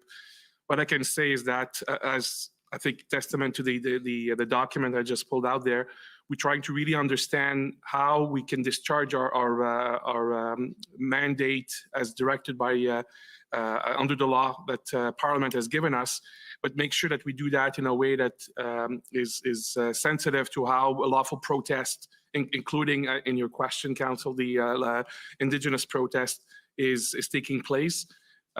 We have testified that we cannot monitor, investigate lawful protest and dissent, and our analysis, of events always takes that into account. That is not to say that we will not be, of course, in order to make a determination if there is a threat to security. Of course, we look at a number of different issues, and I think there were some documents that recently were released on the Access to Information Act that concluded that CSIS advised government that maybe some Indigenous protests did not constitute a threat to the security of Canada, which is, I think, an important point to make sure that people understand when there are potentially law enforcement action, they understand how we see it from our own mandate's point of view. Okay, thank you. And I'm going to wrap up with just a few last questions. So in your mandate letter in May 2022, Minister Mendicino mandated that CSIS must work to eliminate any systemic racism or unconscious bias in its operations. He specifically made reference to ensuring that, quote, minority communities, unquote, are not subject to unfair scrutiny in the name of national security, and that CSIS, quote, ensure the intelligence and evidence used when making determinations are free of bias, prejudice, and up to date, unquote. What work is CSIS doing or planning specifically to eliminate anti-Indigenous discrimination in its operations, monitoring, intelligence gathering and analysis, or reporting to other government branches or agencies, specifically in the context of Indigenous rights defenders?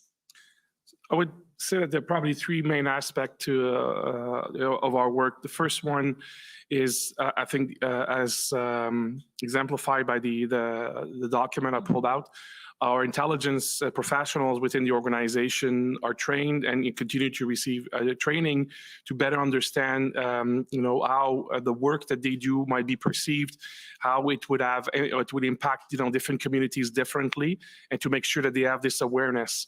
So that the aspect of training is an important one. The other aspect is, as an organization, in terms of our management of our organization, how do we make sure that we bring diversity, that we continue to work to have a much more diverse organization, that we understand that, some of our policies and procedures might not intended to be biased, but the net effect might be systemic racism, and we want to understand how this works, and we take measures to correct that internally in our own procedures. And finally, I would say we have launched a very specific stakeholder outreach program to make sure that we understand and we meet with communities that we had the chance personally early in my tenure to meet with the Assembly of First Nations to establish some contact, some ability to talk to each other. So if there are any concerns, any issues, that we have those lines of communications open, because it is very complex work that CSIS professionals do, and we want to make sure that we understand how it is being received and perceived by the population we serve. Okay, and last question. Do you have any specific Indigenous officials working in those advisory positions, whether it be an advisory body, an internal committee, or just an advisor to advise on matters such as making sure, surveillance of ideologically motivated activism doesn't suppress legitimate activism by Indigenous peoples regarding their rights? I would point out to two specific bodies if you want. One is an internal one. It's called the Black Indigenous Persons of Color Congress within CSIS, the BIPOC Congress. So I personally meet with them. The last meeting was probably a month and a half ago, where we are sitting down and looking at our specific strategies, plans to make sure that we get their input before it is our policies are changed. So we want the input, we want co-development of some of these approaches. So that is an internal one. And the second one I would say is not as much an advisory body, but the fact that our activities are reviewed by two specific agencies, the National Security and Intelligence Review Agency and CIRA, and the National Security Intelligence Committee of Parliamentarians, NSI-COP. Both organizations have access to all of the specific classified details of our operations, and are looking at our ability to make sure that we not only respect the law but our procedures.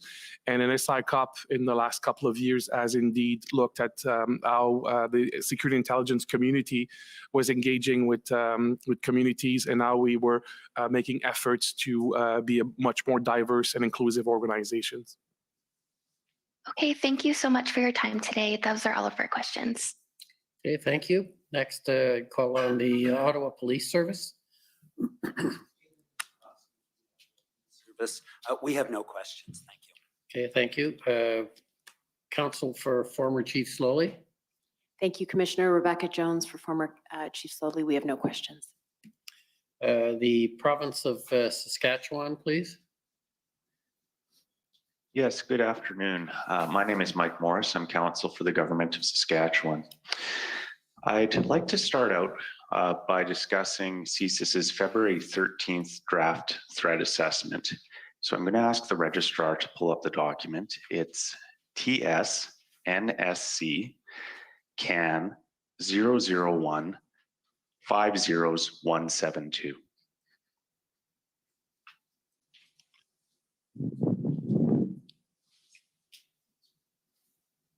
Mr. Vigneault, just as we're waiting, this document is entitled Possible Implications of Emergencies Act Across the IMVE Space. I gather you're familiar with it. Is that fair?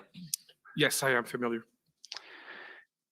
The clerk of the Privy Council mentioned last week that this document was available to attendees of the February 13th cabinet meeting. Do you recall it being distributed?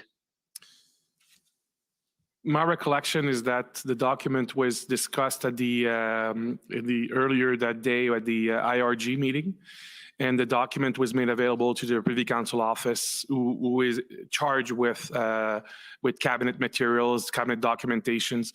So I do not have personal knowledge if the document was distributed, but I am aware of the clerk's comments last week. You attended the cabinet meeting on February 13th, correct? I did. I guess my question is, would you expect to have received notice from the clerk that this document was being made available or distributed for that meeting, if it was? I was aware that we CSIS were asked to make the document available to PCO, so I knew that the intent was for the document to be distributed.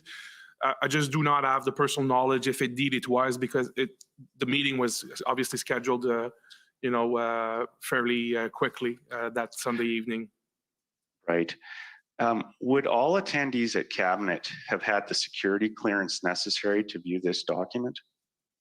They will all have the right to see it. Ministers do not have security clearances. As privy councillors, they are deemed to be to have access to the classified information. So yes, they would. Every member of a cabinet would have been entitled to see that information. Okay. To the best of your recollection, was the content of this document related fully and accurately at the cabinet meeting? I do not remember the document being discussed specifically. Okay. I'm going to quote you a statement that the clerk of the Privy Council made in her evidence on Friday. So I want you to just listen closely. If we need to pull up the transcript, we can. The clerk stated, Cabinet was aware that CSIS had not assessed a threat to the security of Canada necessary to trigger their authorities under the CSIS Act. Are you able to agree with that statement? Yes, I'm able to agree because I had been part of previous meetings. My colleague, Madame Tessier, has also been part of meetings when we were providing that assessment to Cabinet. So it had been provided, a few times. And as we testified to earlier, this was a dynamic assessment. So it's not because we came to that position earlier that we would not change. It was when it was reiterated to Cabinet, it was the assessment of the day that continued to be the same thing. So I'm very comfortable to say that Cabinet was aware of this assessment. Okay, thank you, sir. I want to move on to discuss the ability of the federal government to sort of disclose CSIS's bottom line assessment to provincial governments and premiers in particular, because we're aware that there was a First Ministers meeting on the morning of February 14th. And I'm interested in whether CSIS's bottom line conclusions would have been able to be disclosed at that meeting. And I want to put two of those bottom line conclusions to you, sir. One is that CSIS's assessment that the protests did not pose a threat to the security of Canada as defined in Section 2 of the CSIS Act. Would the federal government have been at liberty to disclose that information on February 14th at the First Ministers meeting? I would say that probably not, because the CSIS Act under Section 19 is fairly restrictive in terms of who can access classified information. And so that access does not go to provinces, territories, or municipalities. So that would be my, I was not part of the specific meeting, but for the purpose of this discussion, that would be my reaction. Section 19 will not allow the classified information to be shared. Well, if there was information of a threat, for example, in the province of Saskatchewan, how would that information then be conveyed to the provincial government? Somebody must have the authority to release it. Is that fair?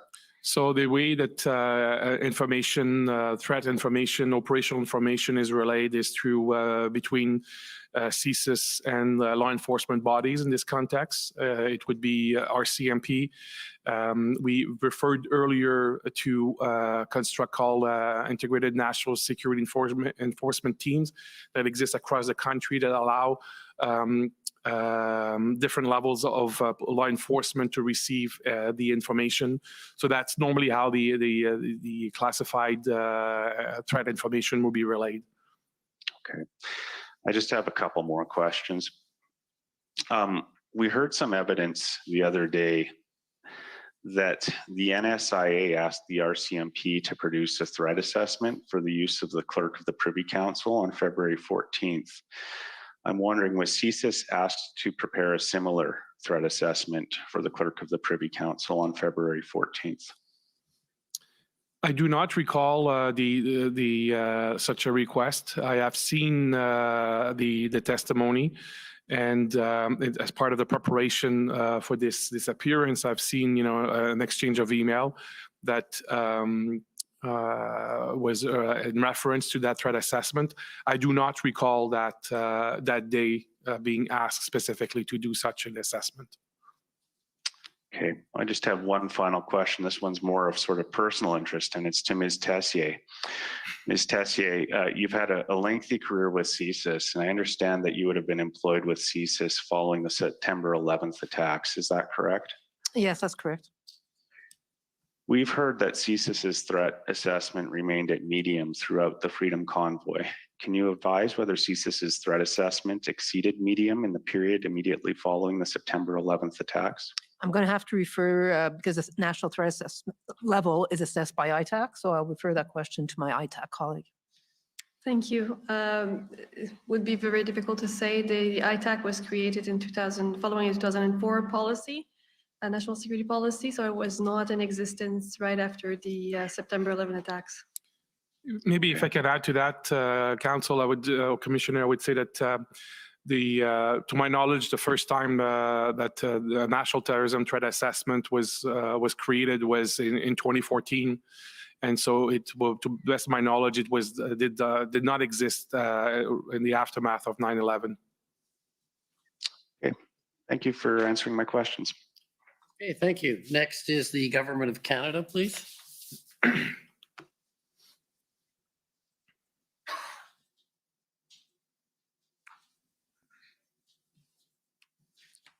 Good afternoon. I'm Robert McKinnon for the Government of Canada. I just want to clarify first the document that my friend put to you just a moment ago. It's actually an attachment to the cabinet minutes in a different document ID. If you want to pull it up, you can see it SSM NSC.can, number of zeros 216, page 12.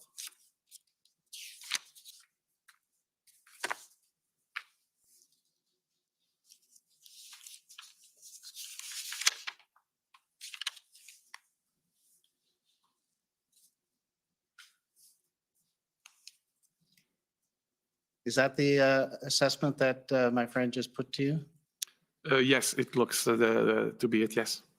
And if you scroll up a little bit, you'll see it's part of the minutes from cabinet meeting. So that would have been distributed as part of the cabinet. Is that right? Yes, yes, it appears so. All right. On another question that Mr. Miller put to you questions suggesting that it was only on or after January 25 that there were concerns about threats and extreme ideologies in connection with the convoy. Do you recall that? Yes. You have also testified that CSIS was receiving the OPP's Project Hendon reports and participated in the Joint Intelligence Group in relation to the convoy. Is that correct? Mm-hmm. Okay, I'd ask that you pull up the document OPP 401606.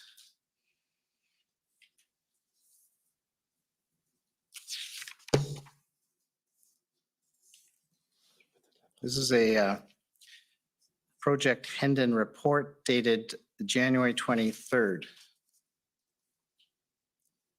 And if you go to the second page, okay, stop. If you look at the paragraph that starts the third, we assess the commercial truck drivers participating in the Freedom Convoy are likely to be generally supportive of holding a lawful protest. However, convoy supporters may include individuals representing ideological movements who may view the protest as an opportunity to advance their own causes or beliefs. Some of these individuals may engage in activities that are not Can you sanctioned. just slow down a bit, please, in your reading? Sure.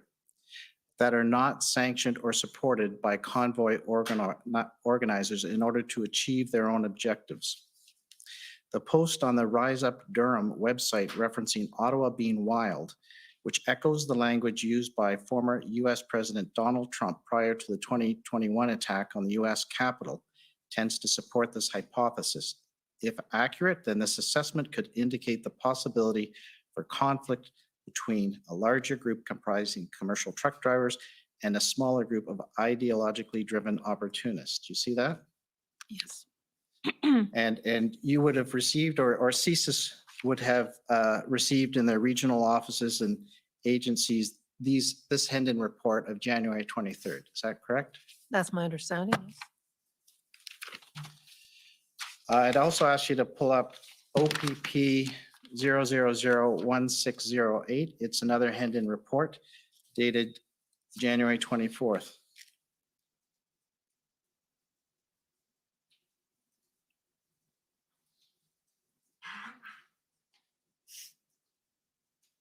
And just the first bullet point, if you can go up a little bit, yes. You'll see it says diagonal content has been posted or pinned on some social media sites promoting the Freedom Convoy. Some diagonal adherents are indicating an intent to attend the event in Ottawa, We have not yet identified any comments from convoy organizers disassociating the convoy from Diagolon. Diagolon flags were also observed at a pro-convoy rally in Sudbury on January 22nd. And then if you go over the page to just above tactical considerations, the range of anti-authority movements supporting the convoy, the presence of Diagolon insignia on convoy social media sites and at the Sudbury protest, and the potential attendance of supporters from the line at the protest in Ottawa validate previous assessments that noted the use of the Freedom Convoy by actors who may be willing to engage in acts of public disorder and possibly violence. Do you see that? Yes. And that information, again, would have been received by the CSIS regional offices and all recipients of the Hendon reports on January 24th. Is that correct? I would have to assume so. And the last one, document I'll take you to ts.nsc.can.001. Then a number of zeros, 156. This is an ITAC threat assessment of the possibility of IMVE-driven violence on the margins of the truck convoy protest. So this one's dated January 26th, before the January 27th date in the email that my friend took you to. So if you look at the second paragraph, while this is intended by the organizers to be a peaceful protest, open source reporting indicates that prominent ideologically motivated violent extremism actors in Canada have seized upon this protest to advocate for their own ideological objectives, and some have expressed interest in attending the protest in Ottawa this coming weekend. So again, this would have been received by CSIS's regional offices and well, it's created from ITAC itself. So and that, well, you can speak to that, Michelle. Is that correct? Yes, we published that document on January 26th, and it was distributed to our ADM and SOPS colleagues, so the broader national security community in the federal government. And the next day, we published an unclassified version, which was made available to our security colleagues in other jurisdictions. So all these reports, would they not indicate a concern about violent extremist elements attending or being part of this convoy? So our assessment pointed to a number of possible scenarios. We talked about the possibility of INVE voices, if you will, leveraging the event to push their own narrative, their own violent narratives, and potentially recruit and incite violence. We also talked about the possibility of this event and a very, very present narrative of some IMV-inspired people, which could potentially trigger vulnerable individuals to mobilize quickly to violence and then conduct an act of terrorism. Okay, I don't need that document anymore. This one's for Mr. Vigneault. You were asked a question earlier today, and it's also, you gave an answer that's also in your summary of the in-camera testimony when about your support for the invocation of this act, the Emergencies Act. And you said, based on your understanding of everything you had seen up until that point, do you recall that? Yes. Can you detail what you had seen or been informed of that contributed to your opinion that it was necessary to invoke the Emergencies Act? Essentially, our information that we've testified to is an evidence with the fact that we knew there were ideologically motivated violent individuals who were interested in this event. The unpredictable nature of this event, the fact that it had gone through different phases and its size and scope continue to be, both in Ottawa and across the country, continue to vary. Spontaneous or not so spontaneous events, blockades, and so on. Fact that law enforcement resources were being diverted from different sites to potentially deliberately to make sure that they were less capacity to deal with these events. Fact that we, as part of the many interdepartmental meetings I attended, information from the CBSA, from Transport Canada, from Finance Canada about the impact that the disruption, the protest, the blockades were taking the country. And the fact that there was an evolving operational plan by law enforcement that at that point had not yet been put in place to be able to deal with this situation. All of these elements of unpredictability, based on my experience, having been around national security issues for quite a few years now, led me to believe that the regular tools were just not enough to address the situation. Okay, here's another question concerning the decision. Did the GIC have the same inputs that CSIS had when it made its decision and CSIS made its decision under its act? Are you aware whether they were exactly the same inputs? I did not have full access to, necessarily the documents that the GIC was presented. What I can say is that I had been part of personally, or my colleague, Madame Tessier, had been part of the cabinet discussions, the IRGs. So I had I would say a very good understanding, but I could not characterize it as being perfect information necessarily. Right. I'll take you to briefly the summary of the in-camera proceeding that a couple of council have taken you to, just to look at a couple other paragraphs. So if you could pull up WTS 6079, page 4. So where it says in the paragraph, Ms. Tessier explained, that's right, that unlike RMVE, IMVE groups often do not have a command and control structure or organized membership. Now, we've heard that said today. Could you you mentioned networks, but perhaps one or other of you could just explain just quickly the difference. Yeah, certainly. As I mentioned earlier today in my testimony, in the past, and I use Al-Qaeda as an example, there was very much an organized structure. Not anybody could adhere to Al-Qaeda. Whereas today, especially given the internet and the ability to network together on social media, there is difficulty in just comparing it to what would have been the case in the past, where you had a physical presence, you had to be vetted to be part of this group. Not to say that there are some IMVE groups that don't do that, most certainly there are. But given the vastness of communications today, especially on the internet and various social media sites, the ability to get to know individuals who share your extreme ideology is a lot easier than it would have been in the past. And so that's why we prefer to call them networks. And we referred to lone wolves earlier, how one person can commit an act. They don't necessarily have to be directed to do so. They weren't necessarily vetted by anybody, but they adhere to this network.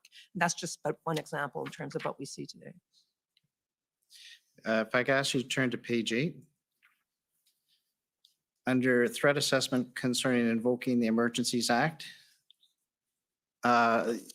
if you could look at the paragraph that starts, Ms. Tessier explained that there was an initial increase in online rhetoric after the invocation, but because it was announced at the same time as public health measures being lowered, the increase petered out. Is that correct?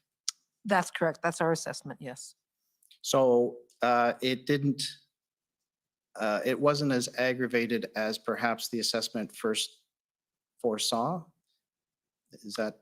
I would say that's very specific to the Emergencies Act itself, but we have most certainly seen, as I testified to earlier, an increase in anti-authority rhetoric. Okay. And because I may not have time to take you to some of these ITAC assessments that are referred to in the next paragraph, can you just confirm that the summary there is accurate, that it says the panel will refer to several CSIS and ITAC assessments between 2020 to the period the convoy ended, describing threats to journalists and politicians. The panel agreed that since 2020, there has been an increase in IMVE online rhetoric and threat to authority figures, including law enforcement, public and elected officials. Ms. Shire explained that this rhetoric was mostly targeted towards politicians, including as against provincial officials and the Prime Minister. You see that? Do you have any sort of further comment on that threat environment from 2020 to today? Has it changed in any way, or has it remained the same? I would say it is increasing, and I'll pass to my colleague as well, but I would, from the CSIS perspective, part of the concern is you're seeing a lot of this type of discussion in more mainstream media. And we know through some of the individuals that we would be concerned with, and as I mentioned a number of times today, they try to use that to recruit individuals toward a more extreme ideology. So because we see a lot more of this globally, frankly, adherence to this type of a movement, it is of increasing concern in terms of the ability for people to access that type of violent propaganda.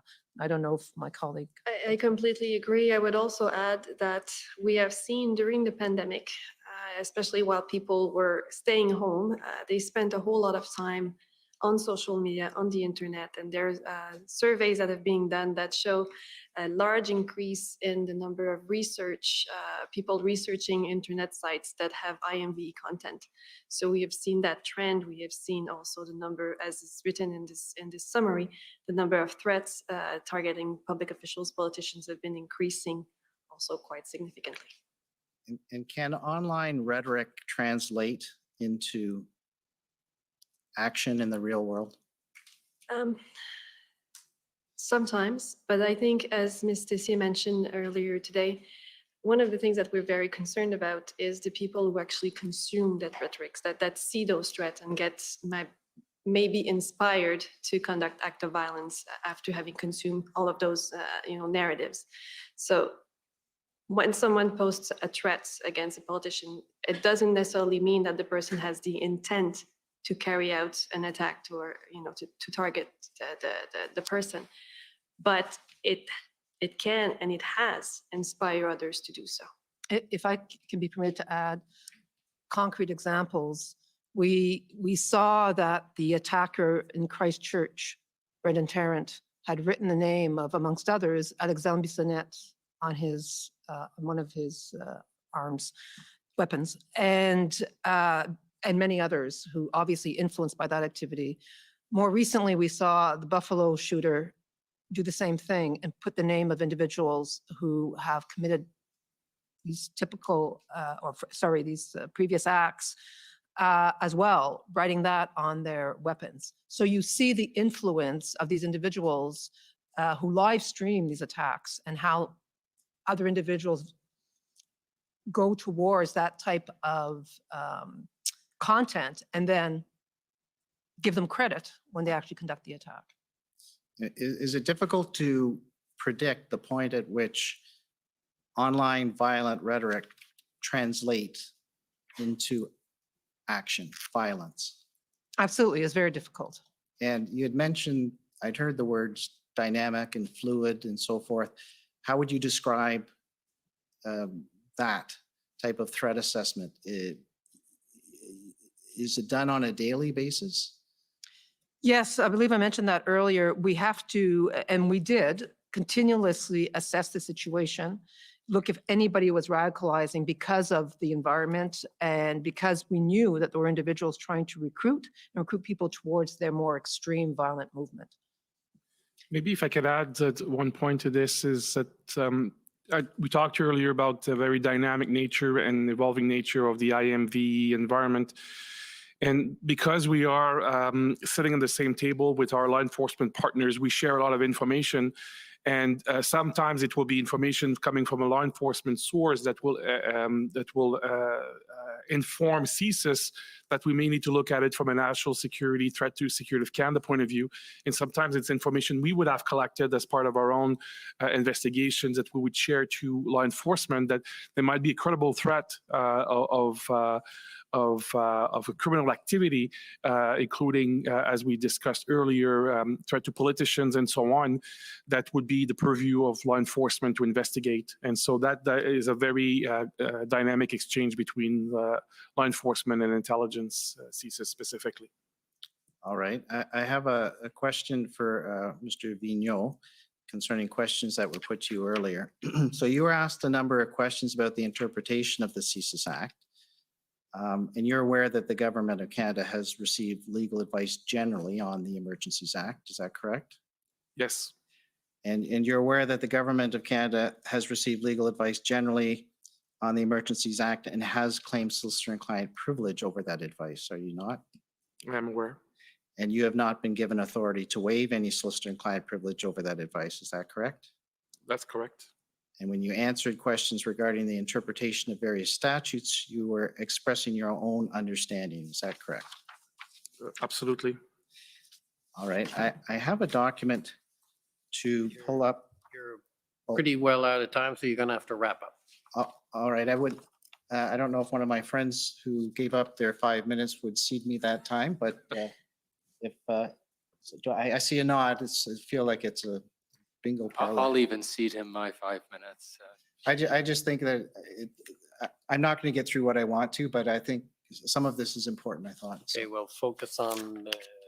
Yes, I've got a document that I'm going to ask for your explanation of, Mr. Vigneault. It's ts.can.001, well, several zeros, 001, then several zeros, 1 again. So it's entitled Fabric of Society. It's a CSIS document.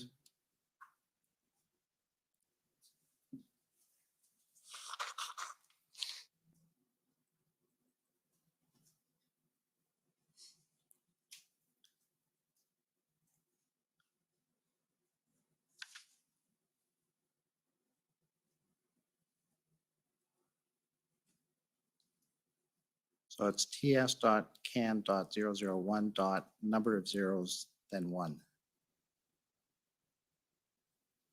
In case it assists, there are 7 zeros before the 1, ts.can. There we go. All right. Mr. Vigneault, could you explain what this represents and how CSIS utilizes this?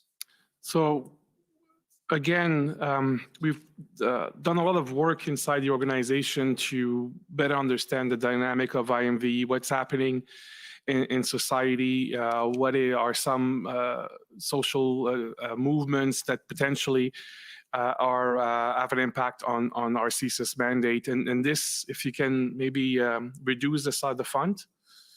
If you look at this, it has the shape of a funnel, and essentially what we tried to do with this is to explain at the top of the funnel is that a lot of personal grievances linked to Islamophobia, oppression of indigenous people, the fear of conspiracy theories like QAnon, xenophobia, neo-Nazi influences. So there's a lot of things that circulate in society. And that is essentially what is unfortunately very present on social media. When I referred to earlier as awful but lawful, we see a lot of that potentially extremely violent and vile information. But again, this is protected by charter. This is acceptable in a democracy. And the further down you go through the funnel, you're getting into areas that might be potentially constitute hate speech under the criminal code. And at the narrowest part of the funnel, this is where, CSIS or analytical analysis describe this is where the narrowest part of the funnel, where our 2C investigations would kick in.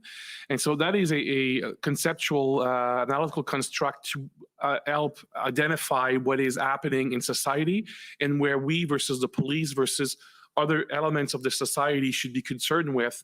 CSIS should be informed of what's happening on top of the funnel, but it's lawful. We are informed by that information, but we're not investigating that. That is, lawful information. Where we are, as I said, is the narrowest part of the funnel. So one other element that is, I think, critical in all of this is we've said earlier on that people can radicalize extremely quickly. Or mobilize to violence very quickly. So we're seeing people, move from being consumer, as my colleague said, consumer of those narratives, to go down and very quickly to say, I need to do something about it. I will mobilize, I will engage, I will train, I will acquire weapon, and I will commit violence. And so this is our attempt to depict what is happening in society and where the CSIS mandate fits. Last question. Was there a concern by CSIS concerning this convoy that others who have been radicalized in some form and were engaging in online rhetoric would use the convoy as a vehicle to recruit? Indeed, I think it was. I don't think it was our assessment at CSIS, and ITAC came to the same conclusion, where we are seeing, unfortunately, in the past, people are exploiting those types of events for their own purposes, and other people who, again, very quickly are mobilizing to violence based on information, based on motivation to use such an event to engage in acts of violence. Okay, thank you. Okay, thank you. Any re-examination? Thank you, Mr. Commissioner. Two brief points of clarification, I hope. I see my friend, Mr. McKinnon, rewrote the summary himself while delivering it to the witness, so it might be that it's had the salutary effect that we need here. I think this question is for you, Mr. Vigneault, and I'd ask that the summary of the closed session, which is WTS 079, be brought up, and if we could go to the top of page 9, maybe the bottom of page 8 and the top of page 9.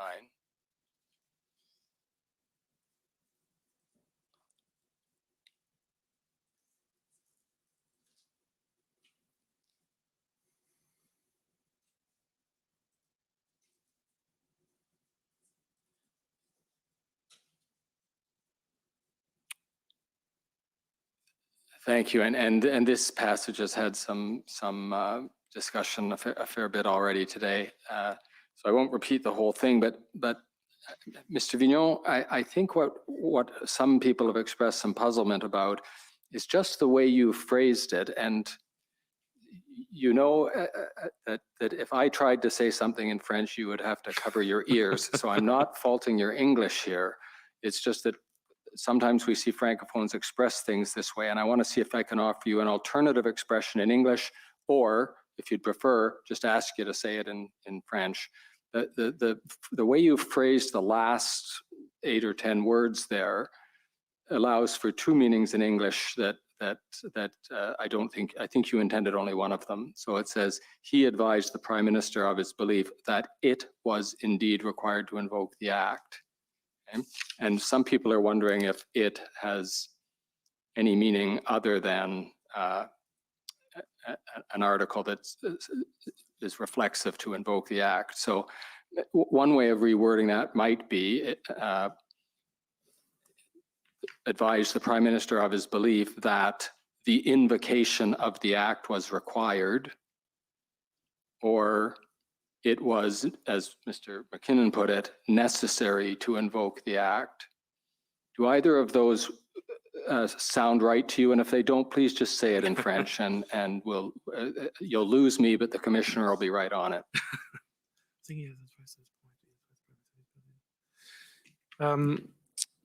I think to be clearer than maybe the summary is, and of course it was not a verbatim record of what was said. It was a summary. I think if I pick up on top of page 9, opinion of everything he had seen to that point, he advised the Prime Minister of his belief that the situation indeed required to invoke the Act. I think that would be a fair assessment of what I wanted to say. Okay, I'm going to tell you that leaves us with the same ambiguity. So, do you want to try it in French? I'm not sure that I can be clearer than that. And if you want to put to me, the two interpretation, again. I'll try it again. Would you think it sounded right if you said he advised the Prime Minister of his belief that it was indeed necessary to invoke the Act? I think that would be in my head. It means the same thing. So necessary would be absolutely fine. Then we're there. Thank you. And then on another point of clarification, probably this one for you, Ms. Tessier. Not everybody followed the graphic about IMVE the way the graphic designer probably hoped everyone would follow it, which is quickly and easily.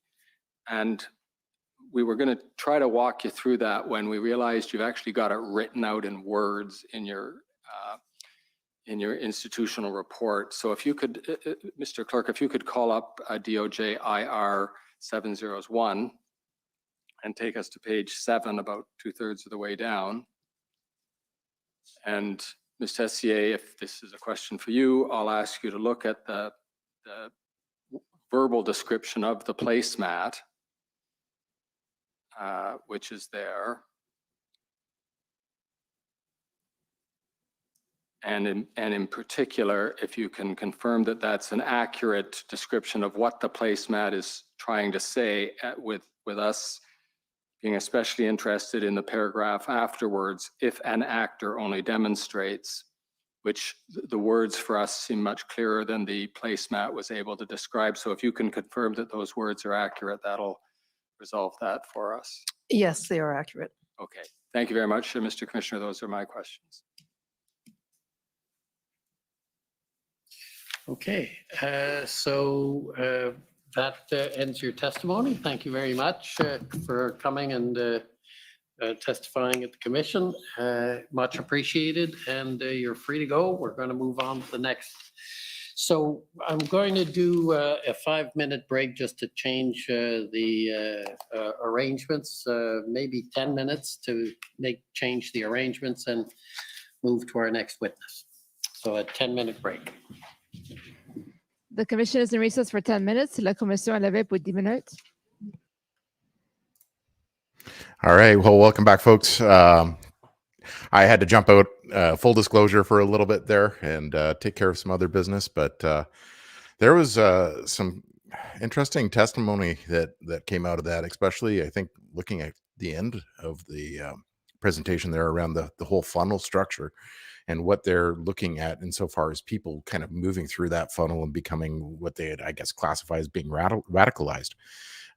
So it's pretty interesting to see that, like, I think if anybody's worked in sales, they've seen sales funnels before, and what those funnels actually do. Ultimately, in like sales, you're trying to get people to convert. I think in the case of CSIS, they want to prevent people from getting radicalized to that level where they're actually actors. But it's interesting that they lump into that, anybody that starts to follow along with any sort of ideology really is at the first stage of this funnel. So it's like questioning your core beliefs. Are you, as a person, if you believe that, and, maybe something controversial like abortion is wrong. And I mean, take your own from what that is. But if you have that view, does that make you a radicalized person? Does that make you an ideologue? And it really is you're lumping groups of society together and calling what their beliefs are could potentially cause them to be threat actors or escalate into other actions that take off. And it's kind of dangerous in one regard, because now you're painting many members of society with the same brush, and it's just that's not, I don't think, the country that we live in. We can have particular views. We can pick those individual views out that fit with us as people, and it's kind of disparaging to think that the government is using this as kind of the road to radicalism, and if you believe X, Y, and Z, then you must be insert phobia here, or a phobe here, as mentioned in the chat a little bit earlier. So it kind of, if you back out of that, it shows you that the government is really looking at anybody that starts to take up these views as being potential threats against the government or society as a whole. And that's, I don't think, what we're made up of as Canadians. We're made up of respecting everybody's kind of views, so long as it doesn't get down to that point of inciting violence or spinning people up to commit violence. Then you know what, believe what you want. I might agree with you, I might not agree with you. That's okay. I think at the end of the day, that's where we're at. Kind of rewinding a little bit here as well, definitely a lot of talk about the IMVEs, and really bringing that up as the potential for happening as a result of the protests. So it didn't seem like that they were actually worried about the protesters themselves becoming, activists or taking action. They were looking at, again, here's that phrase again, lone wolves coming in and utilizing this protest as something that they could leverage to maybe further their cause and take action on behalf of, like, you had this distraction. So why not, use that as, potential distraction to take action? And I think that's quite dangerous, because now you've got a protest that was utterly peaceful, and, sure, it could get hijacked by somebody else in the sense of doing some very dangerous things, and violent things perhaps. But does that really negate the right of government, stifling our ability to protest and have peaceful protests, because they're afraid that somebody else is going to come in and maybe take action and maybe do something untowards? That's not necessarily something that we want to see. But yeah, what's the line that they're going to balance on that? They tied into a couple of other things that were here, which was around the unpredictability, and saying that those weren't the event itself was unpredictable in nature, which sounds like a little bit of a cop out in my mind, because I think that they had the ability. All the protesters that were involved in the protest were acting within a framework, and they weren't doing really anything that was untowards or unpredictable or dangerous. But how does that, when you have a group of people that are actually acting in a peaceful manner, make the leap to something that is unpredictable? And then saying, well, the regular tools can't deal with these protesters. It's a little bit of a very slippery slope that is just like, well, you're again making that same broad classification of a group of people and saying, well, if this can happen, they might act out and do something different, but we don't operate on mights and maybes, like when it comes to exercising our charter rights. And I think this is what the government's message needs to be, to take away from this. I don't know that they're going to get it, but it certainly feels that they're more around controlling the population and keeping everybody into kind of little square boxes and making sure that you're a good behaving citizen and you're not going to speak out against the government in the fear of some lone wolf out there that's got an axe to grind is going to come along and leverage your protest for their own nefarious purposes. That just doesn't fly for me. I think that and I think was evidenced throughout the convoy, that a lot of the convoy protesters were actually self-regulating. They were taking care of people that were, doing stupid stuff, or, carrying, the a Confederate flag or Nazi flag. I mean, I remember seeing some of the video clips of asking these folks to say, "Hey, this you're not welcome here. Take off, get out." And that, I think, is, you know, the convoy protesters aren't getting credit for that. That there was a lot of coordination and a lot of effort to maintain that perception, so that they weren't perceived as an unruly mob. It was, okay, you know, we're trying to keep operational security, for lack of a better term, but they're trying to really keep the nefarious actors out, bad actors out, and we don't want them associated with the protests. So it's pretty intense how they got to that point. Wanted to kind of, I think those are the major points that I wanted to cover off on this one here. There's, I know, some stuff that I missed in the chat around the GOAT. Albert, I believe the GOAT's name is. I'm not sure what that is, but I'll have to rewind and have a look at that a little bit later. But I think you're seeing that CSIS, as we kind of expected, weren't giving a lot as to what they were operating under, and that they were trying to, you know, paint this narrative that they didn't have any other option, but they're still kind of failing at that. As you know, Jay and I talked about earlier, they're saying that the only threat was of a maybe, a potential lone wolf, you know, somebody that could act. But towards the end, I did hear Vigneault actually say that there was the potential, or he said that there was a credible threat, and those credible threats would fall under the purview of law enforcement to investigate and act upon. So it's kind of like he used that statement. So as Jason and I were talking about earlier, he's now said that there's a credible threat, but he hasn't defined what that credible threat was. And I think that might come out in another witness, but I don't know that anybody was able to really, like, nobody picked it up in cross-examination either. So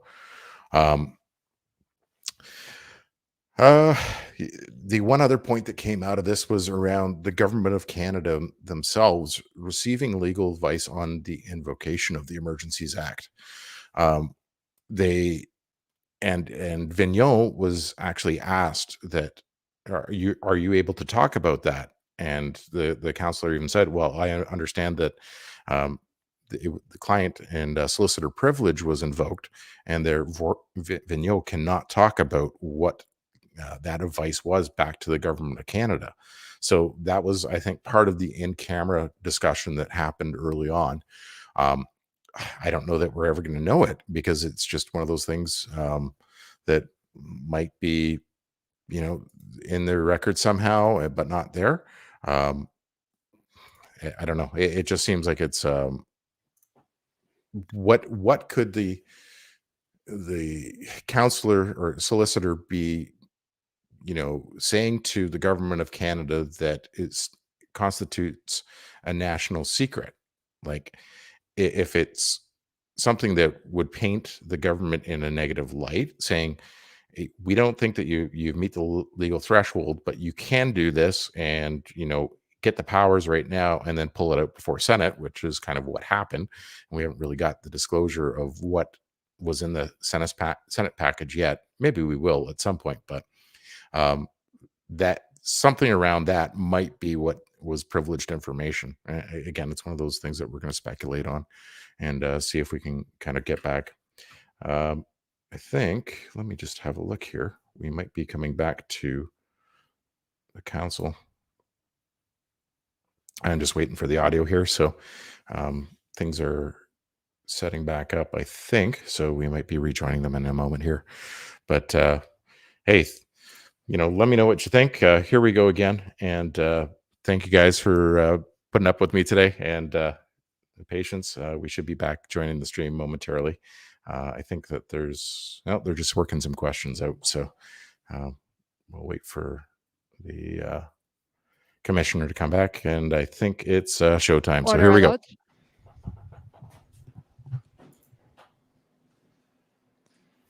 The commission is reconvened. La commission reprend. Okay. Now, just before we start, if I could just, I just want to make a brief statement that from now on for the balance of the week, we will be hearing from a number of senior government ministers, including the Prime Minister and the Deputy Prime Minister. The Commission recognizes that this is exceptional, and even more so as the House, as I understand it, is sitting. So the latter fact, the fact the House is sitting, is such that it may require some accommodation for these witnesses in the event of votes, the House of Commons, or events requiring that they respond to pressing needs. So I just wanted to put that on the record. So for parties, it's also important that in the course of these examinations, we not lose sight of the reason that they are here to testify. That is the subject matter of this inquiry. The examinations, therefore, must remain focused on this, particularly in light of the limited time we have. Finally, as I have insisted throughout, I will continue to insist that the conduct of the public and indeed the parties be respectful at all times, which I'm sure everyone understands. So I just wanted to say that because we're sort of entering another phase for the balance. Okay, so with that introduction, Commission Counsel.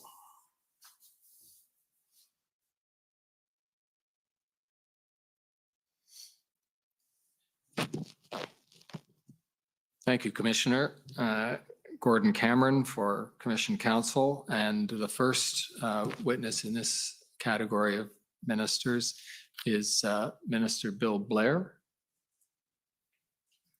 If you could take the stand and he will be sworn.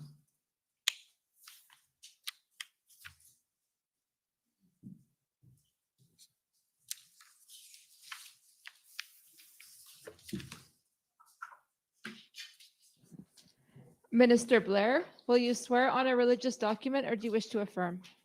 On a Bible, please.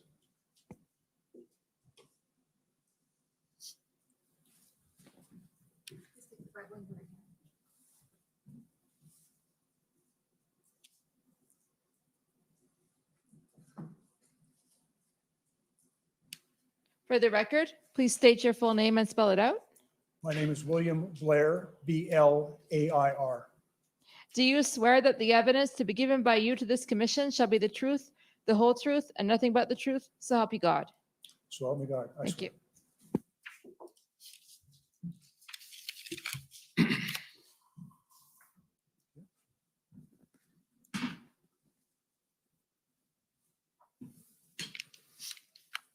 Sir. Good afternoon, Minister Blair.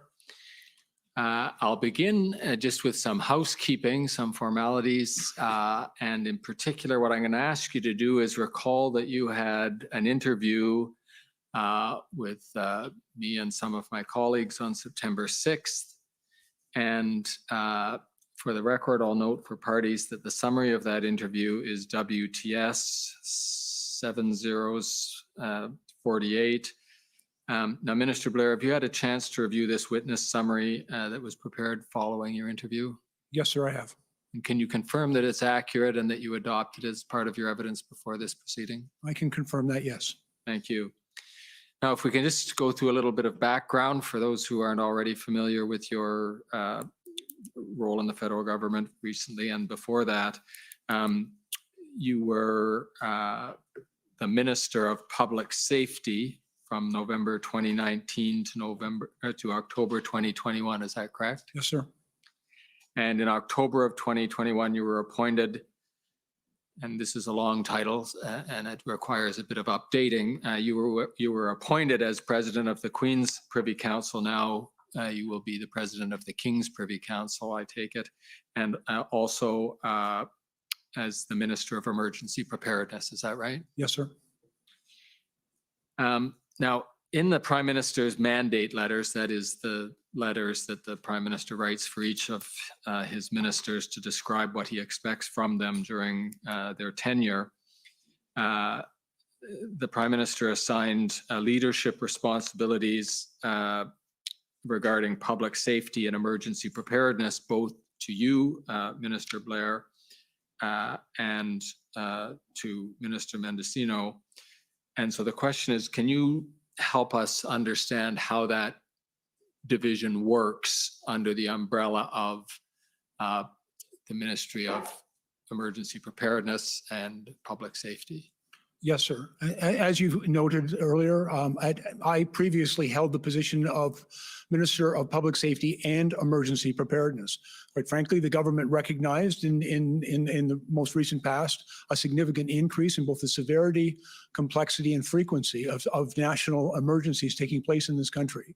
And so a decision was made to bifurcate my previous ministry into public safety, which is a portfolio held by my colleague and friend, Minister Mendicino, and Minister of Emergency Preparedness, which is the portfolio that I am responsible for.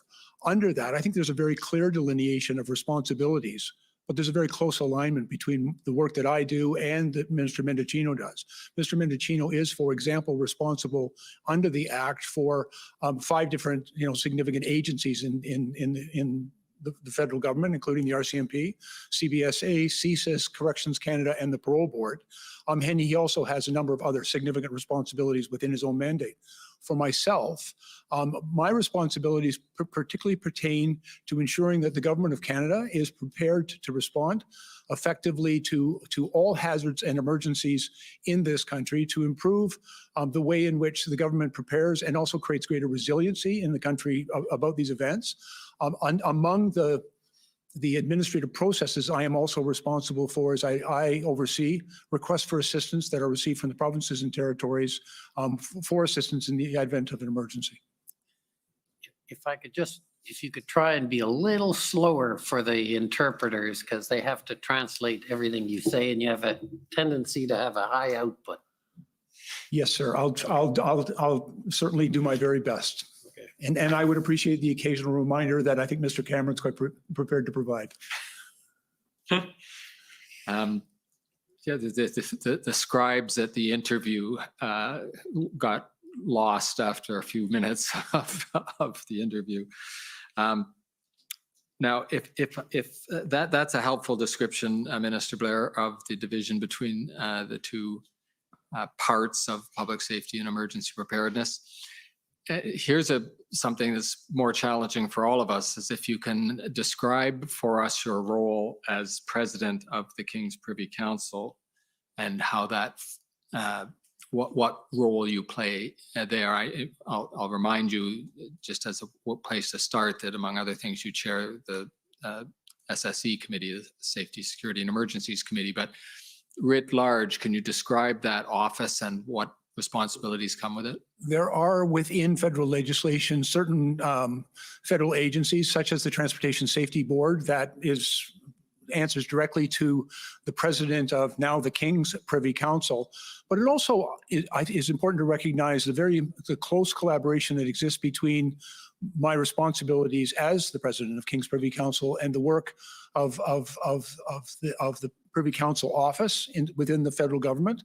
It requires, in addition to my responsibilities in chairing, for example, the SSE committee, the Safety, Security and Emergency Committee, a very close collaboration with the Privy Council office. I have, for example, within PCO, a Deputy Secretary, Ms. Bogdan, who I believe you've heard from, who I work very closely with on matters of emergency preparedness, and with respect to other cabinet-related issues, I work very closely with the Deputy Clerk, Ms. Juan, as well. Right. And something we'll come back to in a little bit of detail and a little later in this examination. One of the functions of your office includes handling requests for assistance, what we've now learned to call RFAs, where somebody from a level of government lower than the federal government asks for the assistance of the federal government in some particular sphere. Can you tell us just broadly speaking, how that works. As we'll come to the one specific to the convoy in a minute, but just broadly how that process works. Yes, sir. There is a provision within our government for provinces and territories to make requests of our government for assistance for certain types of emergencies. The criteria is reasonably well established. In the past 2 years, I've been responsible for, well, since the beginning of the pandemic, I've actually managed about 200 requests for assistance that the government has received from our provincial and territorial partners. These can take a number of different forms.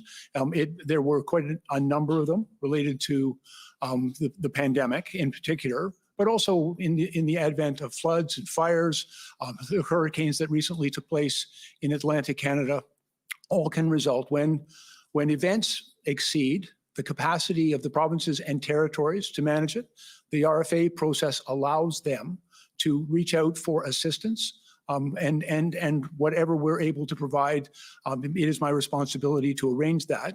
Much of that work is done with other federal departments, public safety, the Department of National Defense, and others. But to ensure that whatever federal supports can be provided to the provinces and territories, we do that as expeditiously as possible.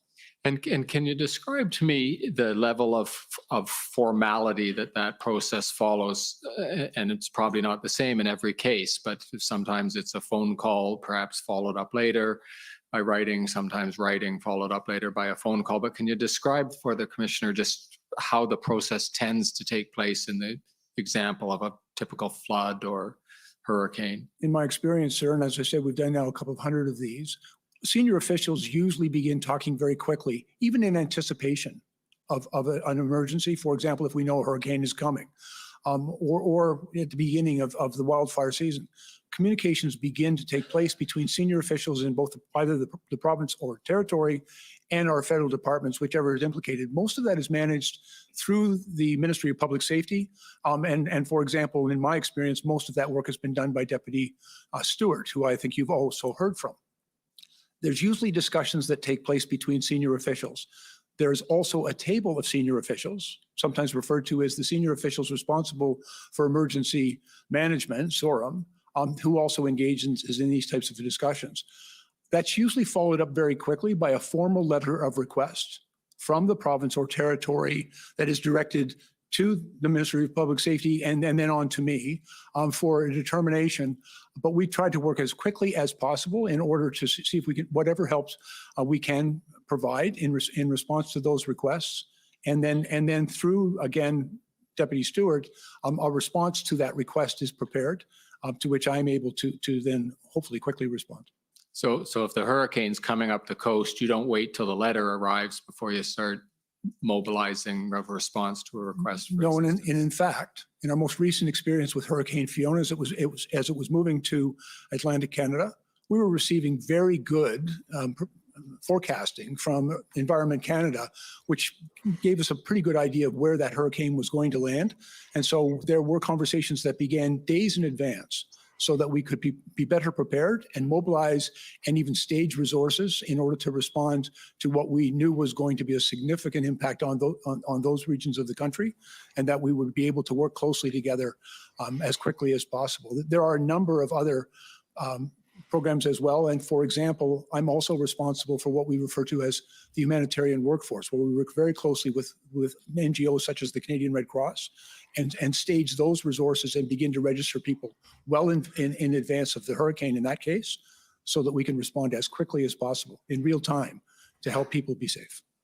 And I assume that if you do act immediately before the paperwork arrives, there will nonetheless be the requirement for the orderly administration and documentation of the RFA that the paperwork eventually come through and then the request be properly documented. Yes, sir. Those requests are properly documented, but we don't necessarily wait for the paperwork. Sometimes there have been very limited circumstances where the paperwork arrived first and then we start responding to that immediately. But in the vast majority of cases, there's outreach from the province and territory who identify a situation that exceeds their capacity, where they seek our help, and then we undertake immediately to see if we can find that help within the federal government. Thank you. Now, if you can describe perhaps, well, certainly atypically relative to most other government departments, you are lodged, so to speak, in the Privy Council office and supported by people also in the Privy Council office. And one of the people also there is the National Security Intelligence Advisor, Jody Thomas. If you could describe for us how you, as Minister of Emergency Preparedness, work with or relate with, interact with the National Security Intelligence Advisor. Yes, the National Security Intelligence Advisors are actually a very important source of guidance, advice, and information for our preparation in order to respond appropriately to emergencies. In a number of different capacities, including that I chair the Safety, Security, and Emergency Committee, but even in our daily and weekly interactions, the National Security Intelligence Advisor is a person who gathers information from the National Security Intelligence Establishment, from law enforcement, and from other sources, and provides it to government, including to me, to assist us in making sure that we're able to do our duties in a timely way and be well informed of what government needs to know in order to keep people safe. Thank you. Now, we've had, as you probably know, already testifying among the senior government officials who testified last week, Jacqueline Bogdan and Jeff Hutchinson. Maybe you could just remind us, now that you're here, where they fit in the scheme of your Department of Emergency Preparedness. Yes, sir. When the government decided, when the Prime Minister decided that to place a special emphasis and create a unique ministry dealing with emergency preparedness, we recognized that in order to make that work, we also had to fundamentally change the way in which the public service, through the Privy Council office, organizes itself in response to preparation for emergency. And so there was decisions made within PCO by the clerk in order to create some additional positions within the Privy Council office to essentially create an office to more formalize and, I think, to make more effective the government's response to emergencies and in our preparation in a wide variety, a very significant spectrum of activities, including increased resilience, investment in critical infrastructure, and an all hazards approach. And it was also, I think, very important to make connections. One of the things I have found in my responsibility, sir, and working with PCO, that emergencies are not uniquely located within any one ministry or department. That they're very often implicate like a whole of government. We learned that certainly in the floods, for example, in British Columbia, where, initially when I went to British Columbia with the Prime Minister to meet with the provincial government, we looked at it as an emergency response to a flood, but very quickly learned that agriculture, transportation, fisheries and oceans, natural resources, Environment Canada, all of these different departments of government were deeply implicated in that emergency.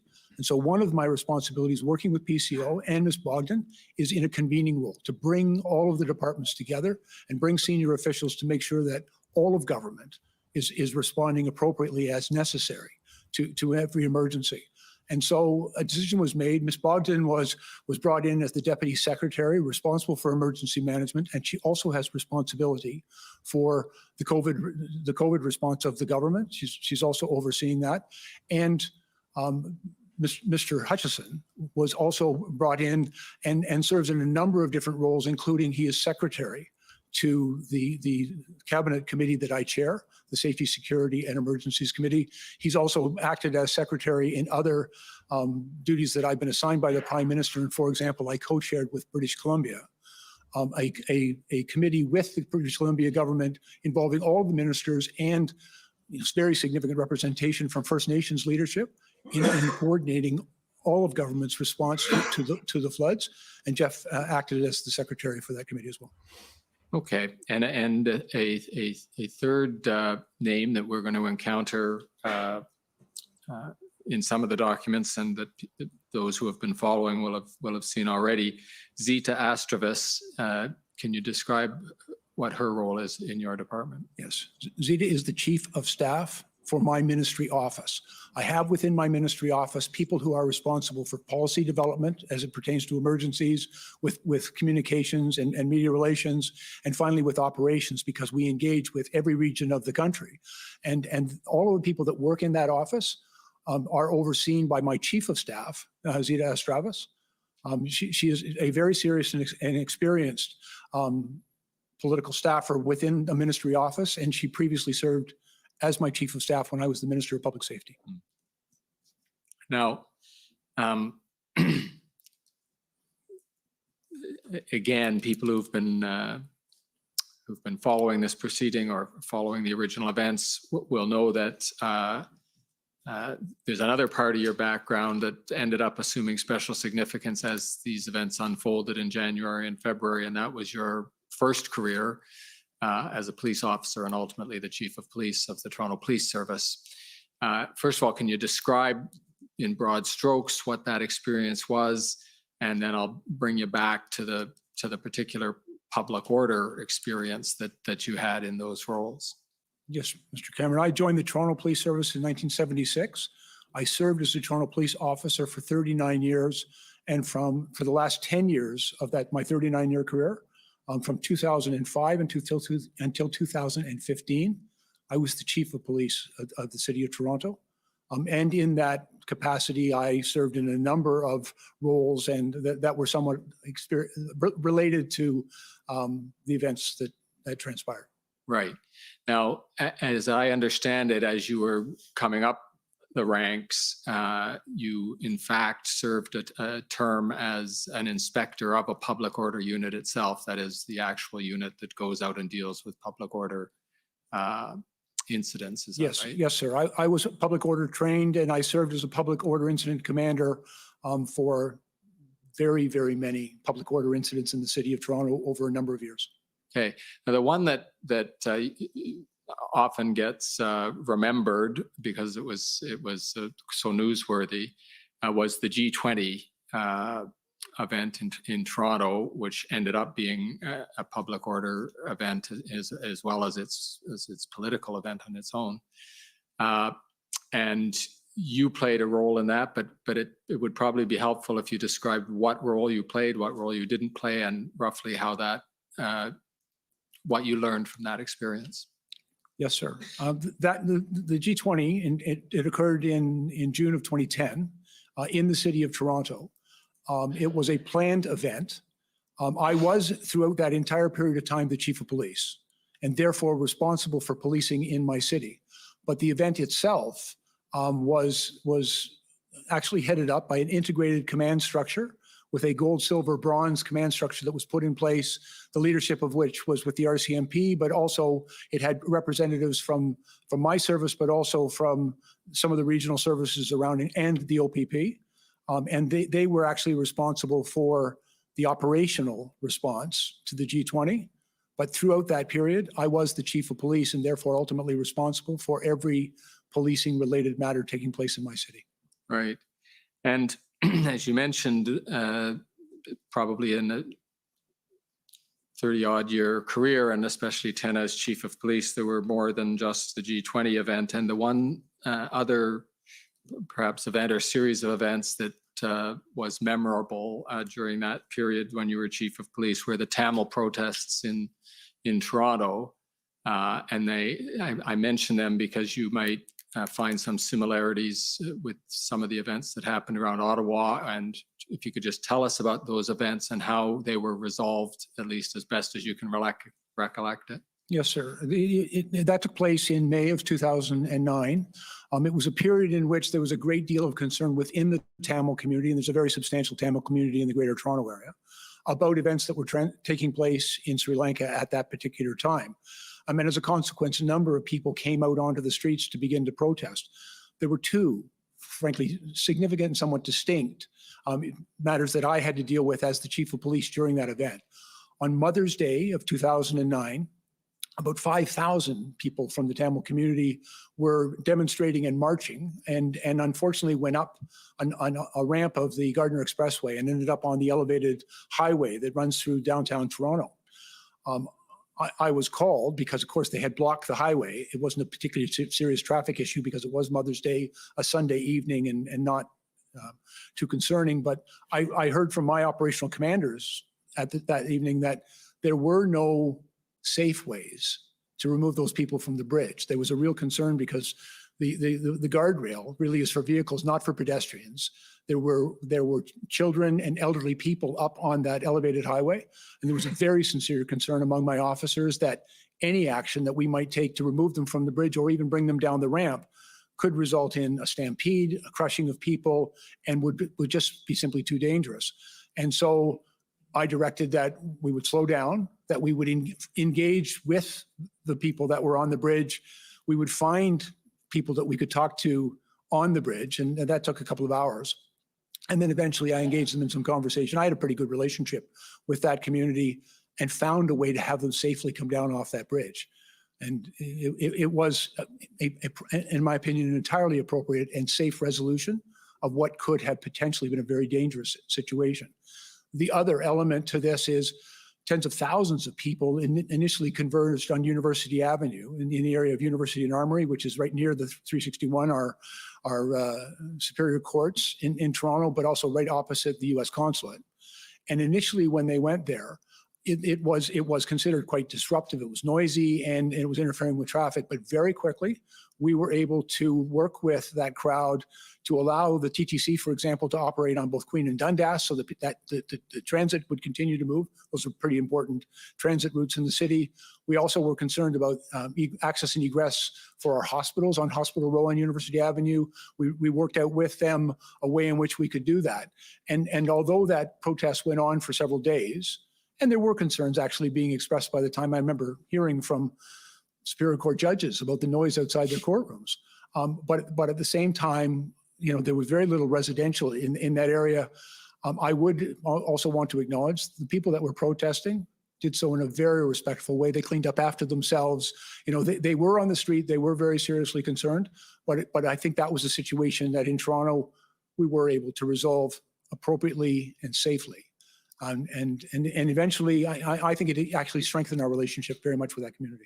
And if I recollect accounts of those events, one of the things you were able to accomplish with that demonstration was to move it from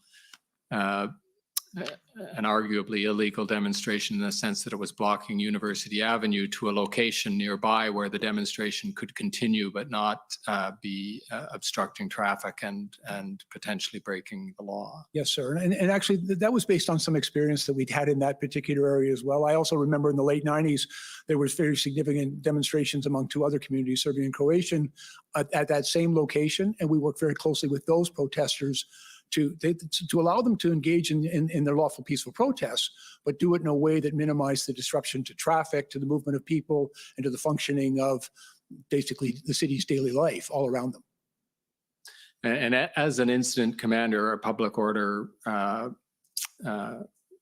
senior police officer, how do you factor in that particular attempted transition? That is, you encounter a public order incident. Ideally, you're able to keep it legal from beginning to end. But when it starts to transition into illegality, either because it's obstructing traffic or violating some other law, where in your ranking of objectives do you put turning what has become an unlawful protest into a lawful protest? I think it's important. Frankly, I actually very sincerely believe in the right to lawful, peaceful protest. It's a protected charter right in this country. Sometimes it can be a challenge. It can be very difficult to manage these events. But I think if the protesters are willing to work with the police and if the police work with them, there are always some individuals who will push the limit and sometimes will break the law, and there are ways to deal with those individuals. But in my experience, it is always preferable if you're able to minimize the impact and to facilitate lawful, peaceful protest while not allowing unlawful protest or risk to public safety. And you might not have monitored this part of the evidence, but we had a similar discussion with Deputy Commissioner Zablocki of the RCMP about this attempt that the RCMP took in and near Coutts, Alberta, to find a legal way for the protest to continue. And let me ask you if you found in those days when you were doing this the same tension, because the protesters want to be visible, they want to, in effect, cause at least enough of a nuisance that they're noticed and that they're able to make their point and be heard, and yet you want them to be as little a nuisance as possible. And is that a tension that your forces and the people you have as your liaison team are trained to try and sort out? Well, if I may, just let me cite as an example. During the G20, we designated certain places where we wanted to facilitate lawful, peaceful protest. And for example, over at Queen's Park, we said, you know, if you gather there, you'll be able to protest. And some people were quite willing to do that, but unfortunately not everybody is. And then some people, you know, prefer to be, you know, to disrupt traffic, or in the case of the G20, unfortunately, it also resulted in a set of circumstances where there was significant property damage, fires were set, and windows were smashed. And but I think it's important to distinguish. There are always people who seek only to engage in lawful, peaceful protest. And I think it's our responsibility, and I say our, you'll forgive me, it's the police responsibility to facilitate that to every extent possible. And unfortunately, there are also, in some circumstances, people who choose to engage in unlawful behavior and don't engage in lawful, but rather unlawful protest. And then there has to be whatever action is required in order to curtail that. Right. Now, coming to the events in question, as the matters were developing, there was a series of what end up getting called briefings on truckers' convoy among ministers and senior officials in the government. And it looks from our account of the documentation that you attended probably all of them, or almost all of them. Is that your recollection? I believe almost all of them, yes. Yes. There was one on January 28th, and I'm going to ask the clerk to call up SSM NSC CAN 50251.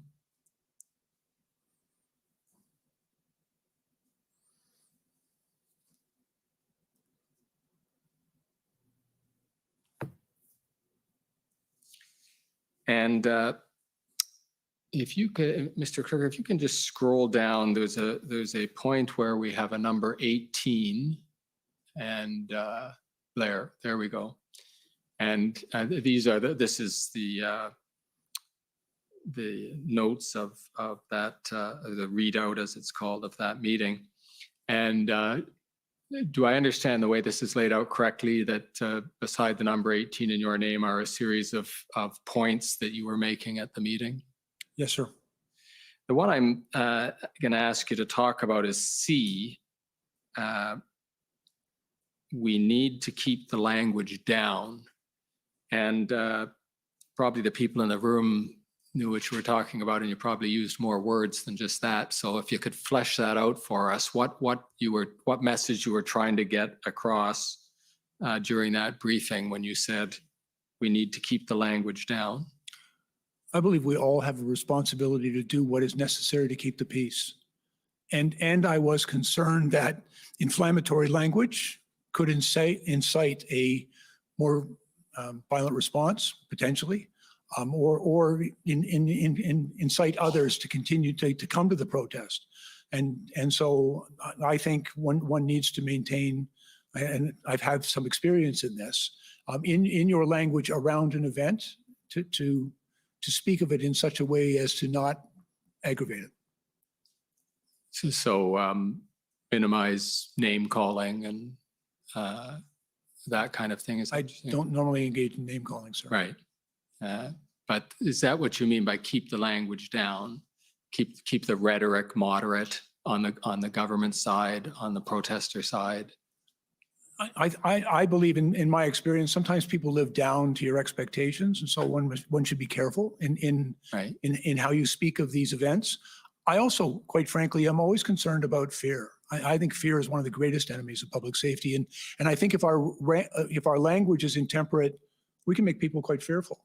And if people are fearful, then they don't use public space, they don't engage with their neighbors. It can actually create a more dangerous situation. And so my advice to colleagues was that we would remain tempered in our language. I'd like to move now to another topic area that it's apparent that you took a role in, and that has to do with the arrangement of what were called, perhaps it was ended up being a misnomer, but what were originally called the tripartite meetings. Can you describe, first of all, what those were meant to be, to situate them in time if it assists you? They were February 7th, 8th, and 10th, the ones that started it off. But if you can just tell us what you had hoped to accomplish with those meetings. Yes, sir. It was my intention to convene all three orders of government, to bring them to a table, because I believe that all three orders of government had a role and responsibility here. I believe that good communication between all three orders of government could have been facilitated by convening, a meeting among. Initially, it was attempted to do so at the political level, and as you said, it wasn't entirely successful. But I believe what we were able to achieve is convening officials to come to that table, because I believe that the events that were transpiring in Ottawa really did require good communication, clear and clear expectations and communications and how we could assist each other. All of us had a responsibility, all of us had a role to play, and I was attempting to convene that.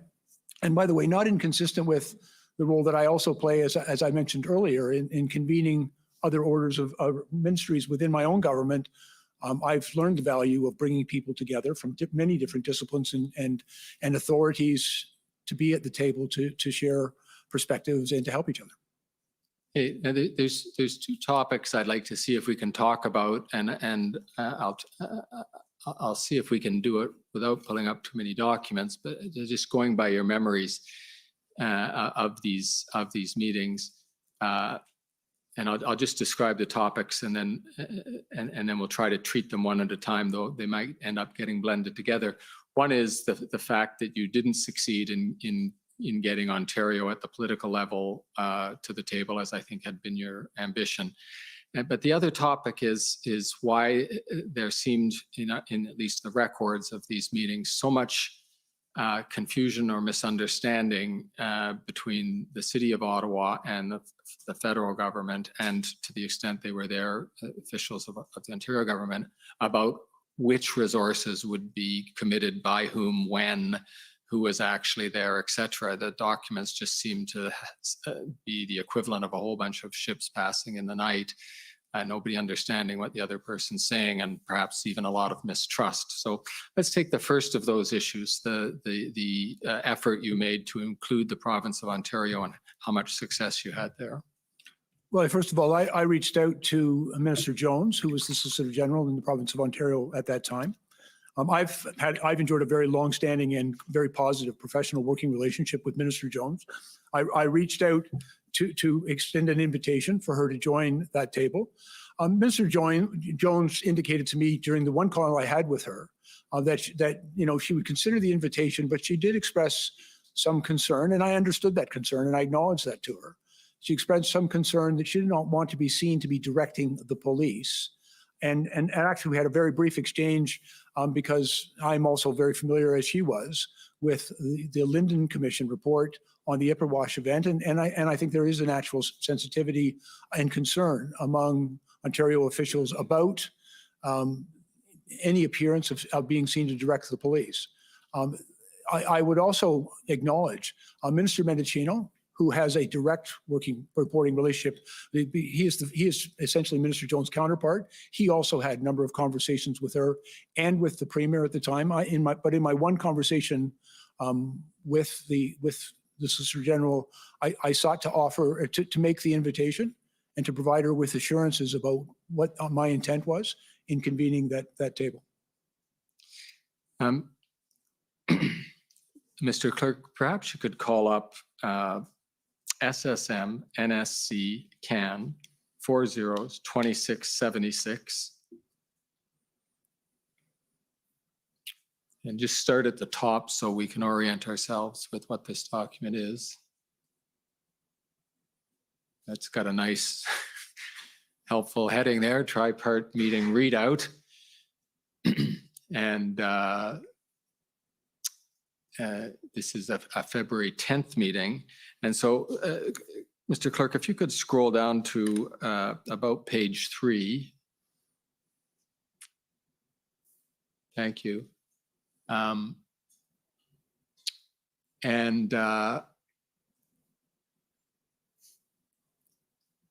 There's just a little further, please, Mr. Clerk, so we get Mr. Blair's, Minister Blair's comments there. And under BB, which is doubtless you, there's this notation. Thanks. If we can speak frankly for a moment, it has come to the media's discussion that they are not in this meeting for the third day. And are we understanding this correctly, that they is Ontario? Yes, sir. And so this is the third of your 3 attempts to table a tripart meeting, and the third time that Ontario is missing in action. And you refer to a statement from Ontario that your meetings will accomplish nothing. Is that what you're saying there?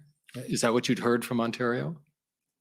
I believe that's what I'm referencing to. I don't have a memory of that statement at this moment, but I think clearly my comment here is that there was a statement suggesting the table would accomplish nothing. Right. And then there's a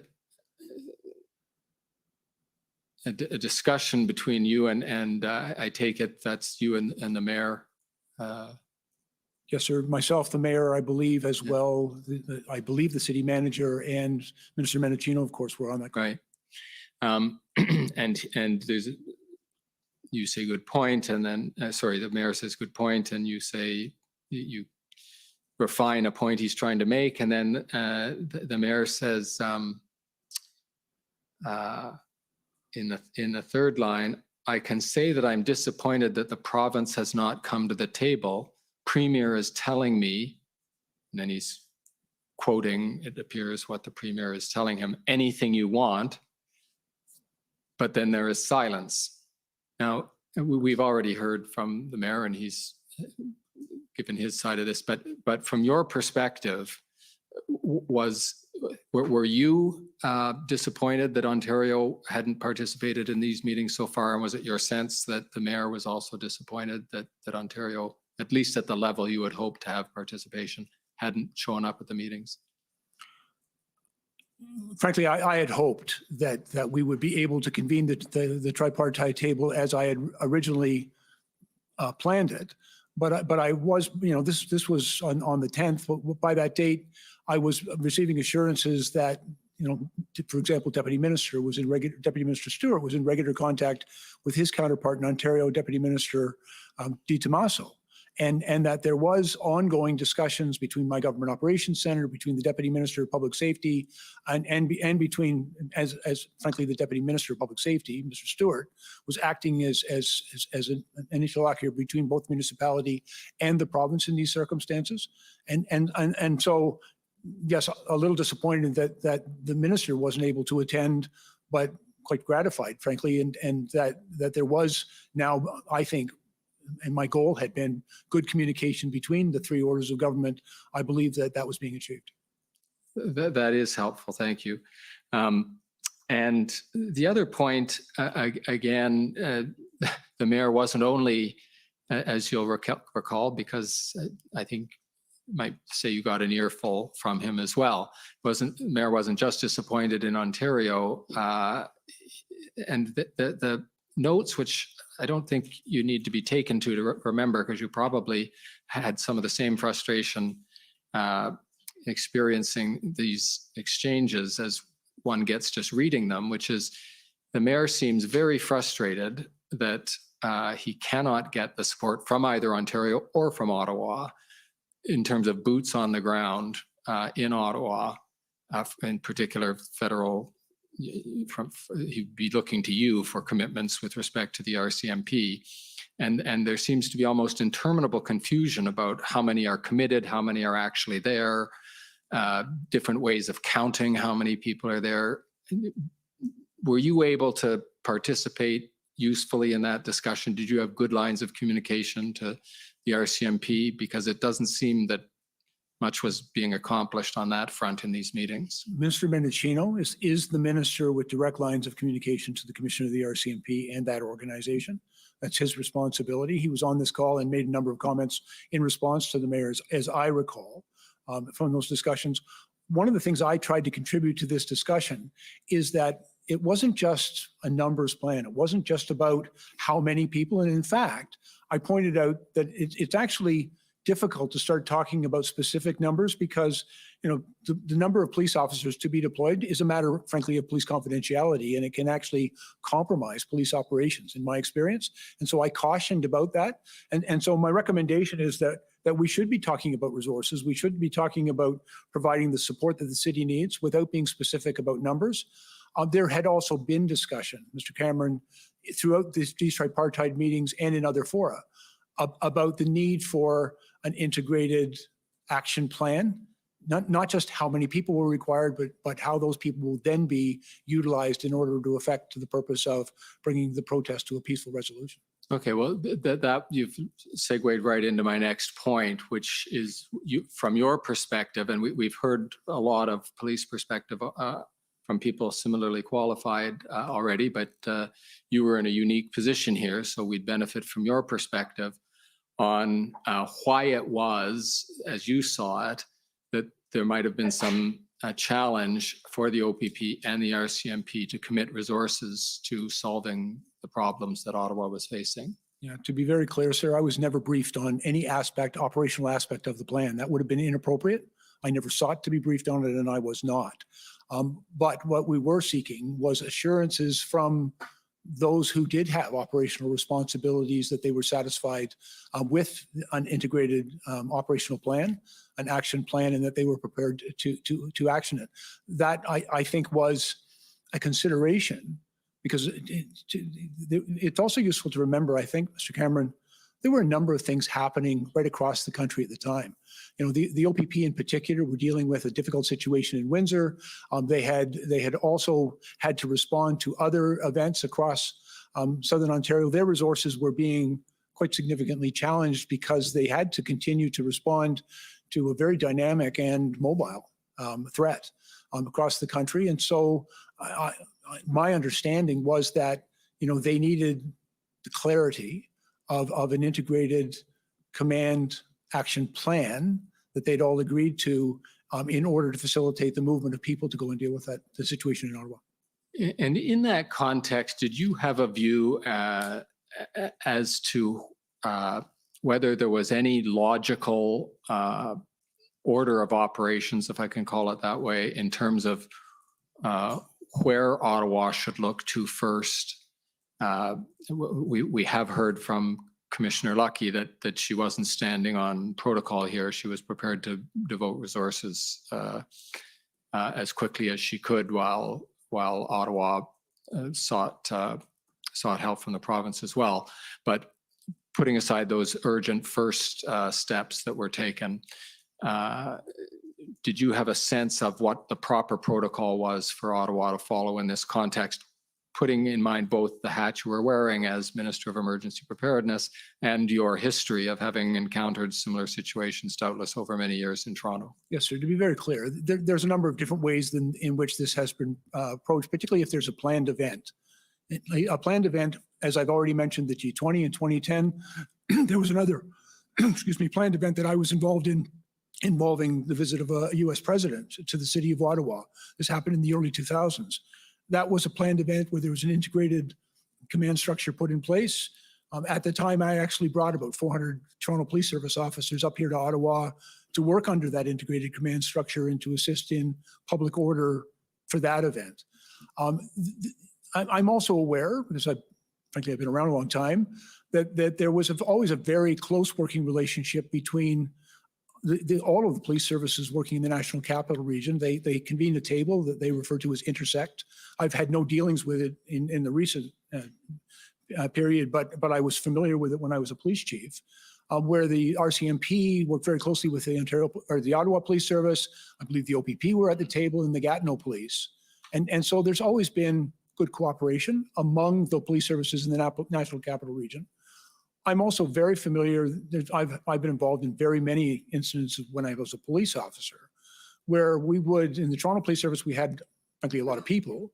We had a lot of people trained in public order, and we would bring our public order resources to assist in Kingston, for example, for their homecoming event, in other towns around Ontario that didn't have those resources available to them. So we would go and assist.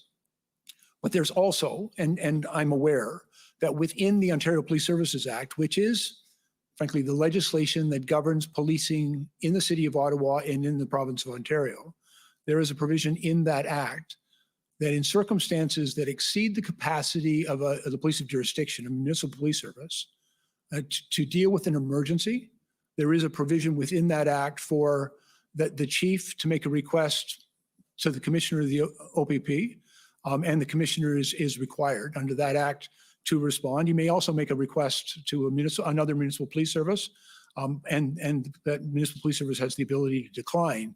But there is a provision whereby a police service dealing with an emergency exceeding their capacity to manage can also, within the act, make an appeal and a request to the OPP. I believe that was done, in fact, in Windsor, in response to the event at the Ambassador Bridge. It's a rarely used provision of the act, but it is a tool that was available. You describe it as a tool that was available. Was it your view at the time, or is it your view now, that it was necessary for Ottawa to take that step before it came, the city of Ottawa to take that step before it came to the federal government for policing assistance? Not if the police services, the OPP, the RCMP, and other police services were willing and able to send their people. Keeping in mind, it's a difficult thing to pull people from various jurisdictions, bring them to Ottawa for this type of a planned event. And that's an approach that had been used successfully in the past. If that could be facilitated, that could be used. And if it wasn't available to the chief, there was the tool within the Ontario Police Services Act. Now, you described the use of either the formal use of the Police Services Act, or more likely, when you're talking about planned events, simply consensual arrangements where, looking perhaps months or even years ahead to an event, you can get a multi-police organization team put together. That doesn't work if the event manifests itself over the course of a weekend. And so one thing that the commissioner might be interested in your views on is whether it would assist matters to have a protocol in place so that there isn't quite as much confusion and disagreement about whose responsibility it is to who goes where and who provides what, to have a protocol in place and perhaps even stand by memoranda of understanding or something, so that within days rather than weeks, everybody knows who goes where, whose responsibilities are what, and the matter hopefully gets sorted out more quickly. Yes, sir. I believe good communications, and to the extent that it is possible to plan for an unplanned event, those types of arrangement can be very useful. I've actually had the experience as a police chief making arrangements with other police services in the event of emergency, how many people I would send them and how quickly I'd be able to get them there. Because we all know that certain types of events can exceed any of our capacity to respond to an emergency.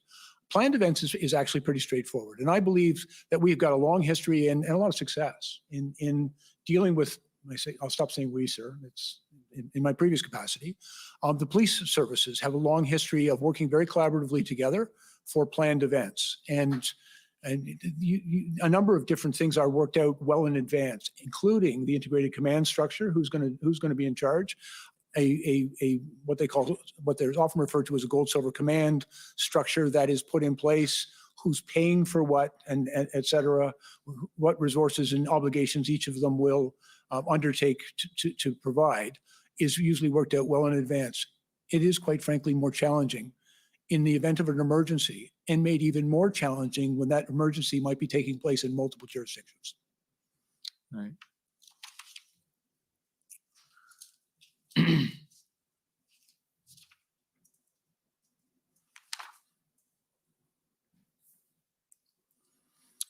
The speed with which you're able to deliver information, Minister Blair, is helpful, if not to the not to the translators, to me in getting through my questions in record time. So I'm flipping through some pages here. I want to ask you some questions about a related issue. You talked about Ipperwash. You had the probably not entirely pleasant experience of having a commission of inquiry look into the events of the G20. Not an entirely pleasant experience of having your conduct examined in a commission of inquiry. And one of the issues that came up in the Morden inquiry into the G20 event and in Ipperwash as well had to do with the extent of administrative oversight and political input to the activities of the police.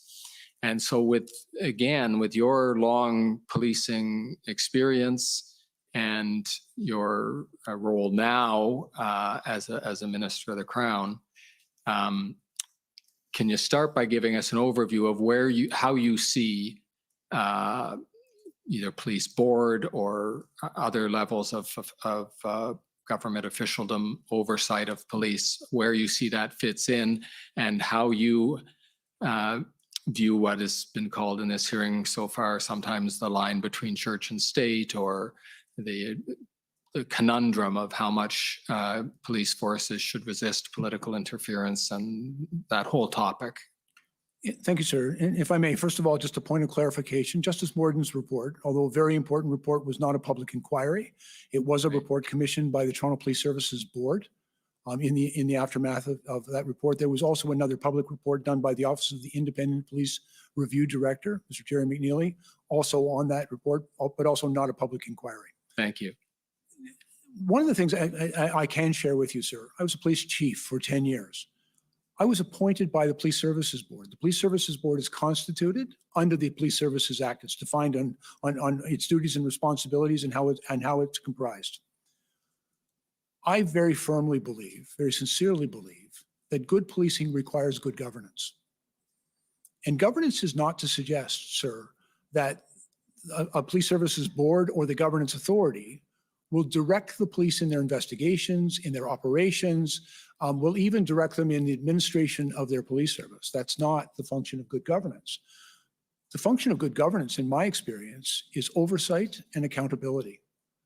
And I think it's fairly well articulated in a number of provincial statutes across the country, including the Ontario Police Services Act.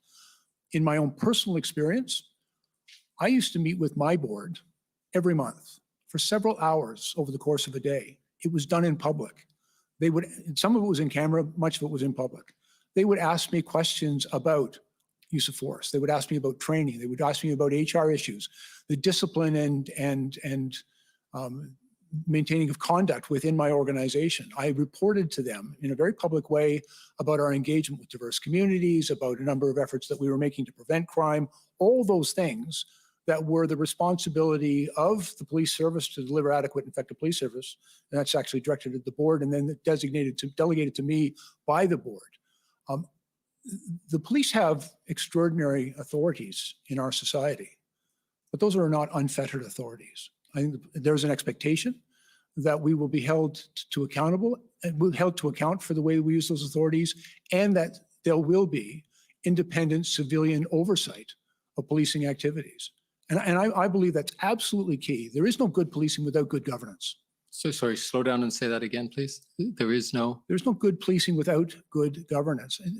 And when you use governance in this context, you're not talking about the police and his or her deputies. You're talking about some level. Well, sir, I'm talking about independent civilian oversight of policing. the police chief answers to someone. I answered to my board. I worked for my board.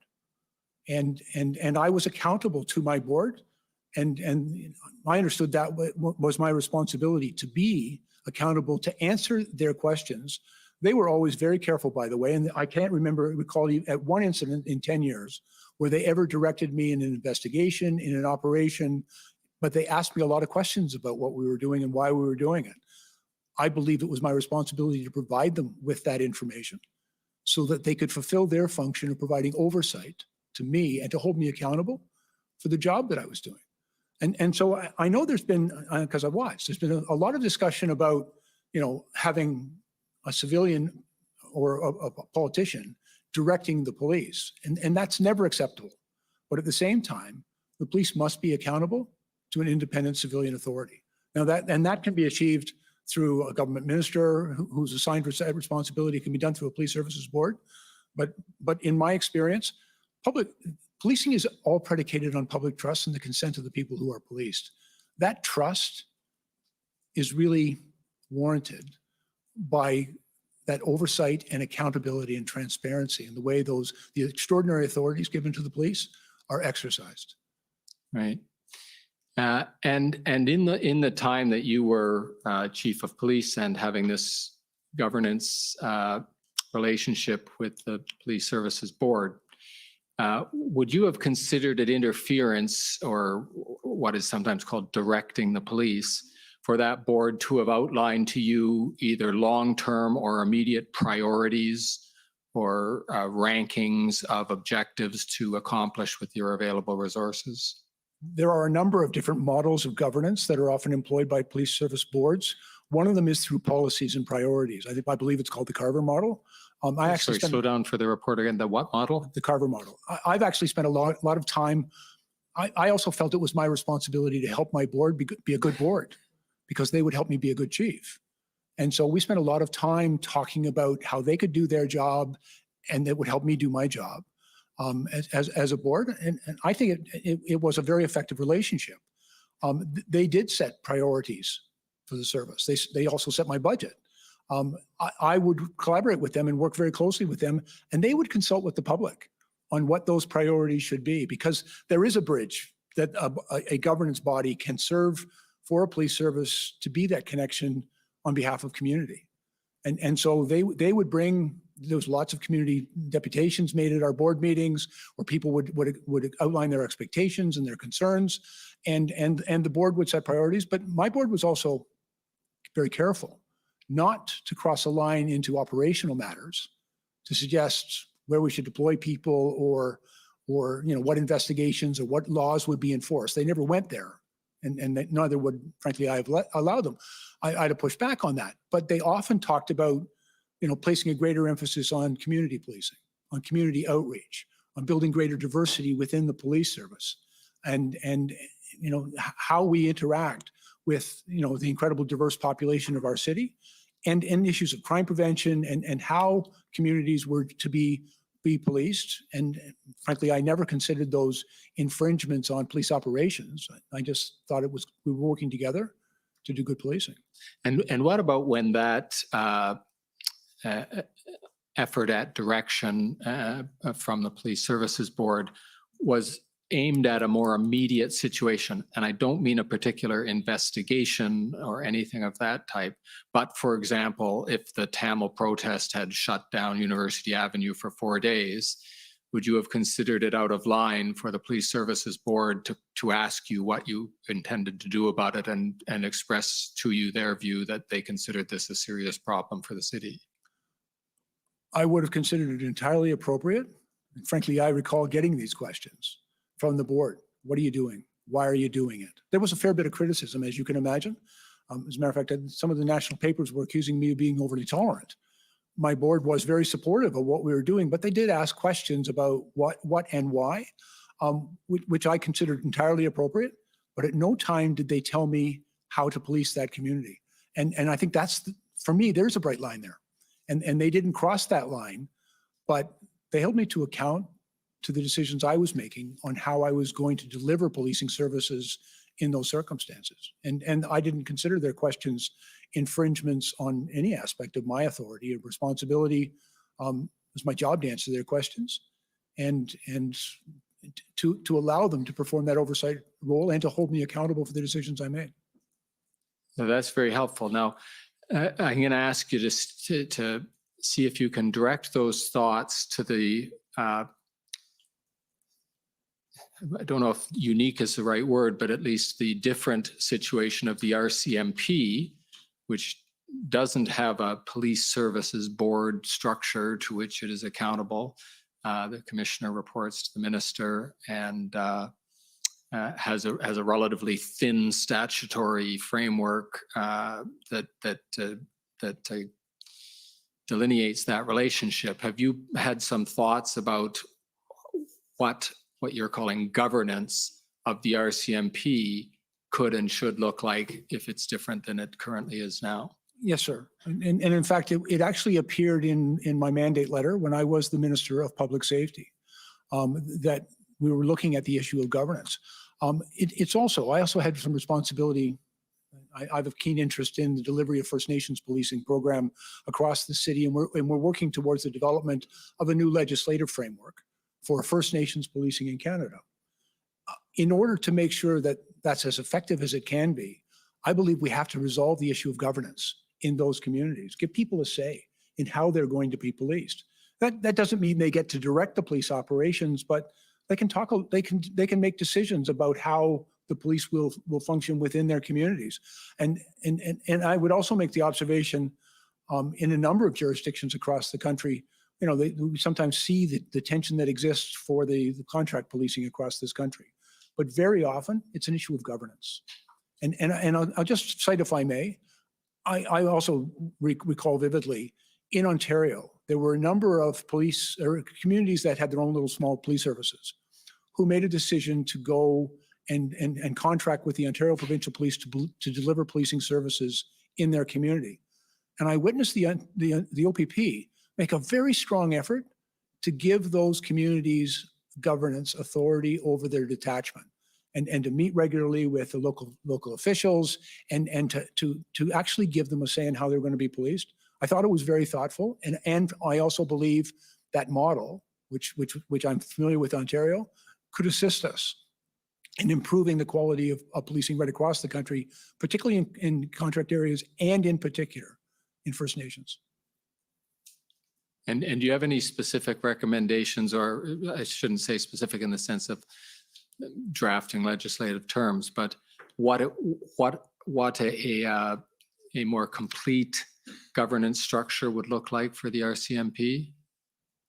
I think there's a number of models to be considered. I also want to be respectful. This is the responsibility now of my friend and colleague, Minister Mendicino. But he is the minister. If you want to stop there, then we're going to hear from him shortly.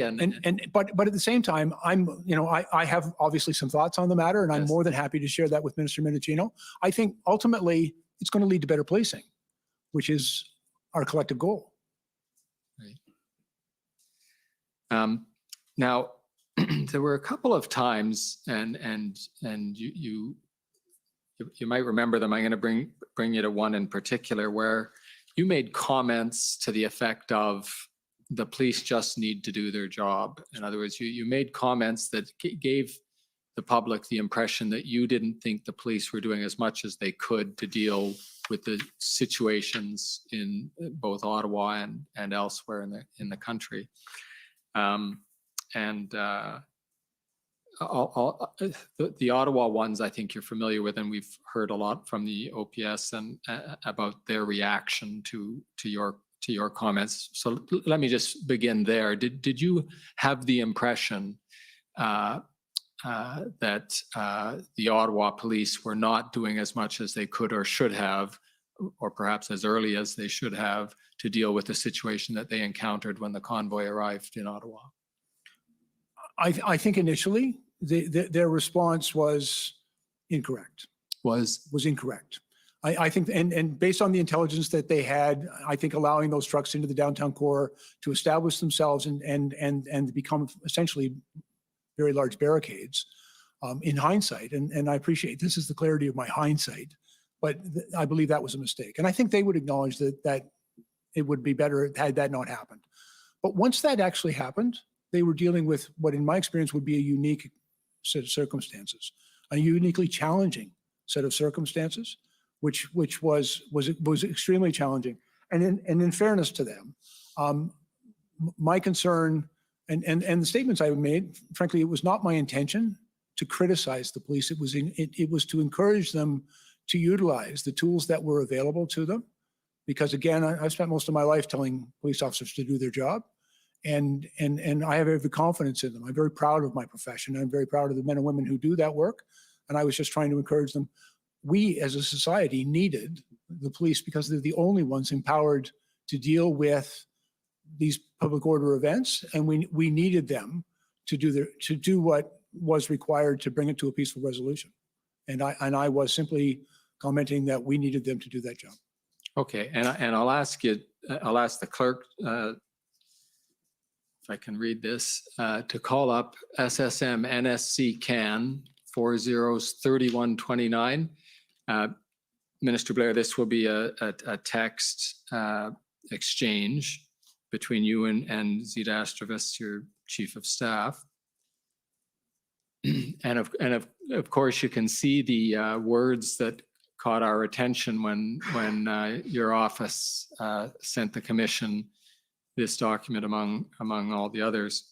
And that is your comment, the police are finally doing their job in Windsor.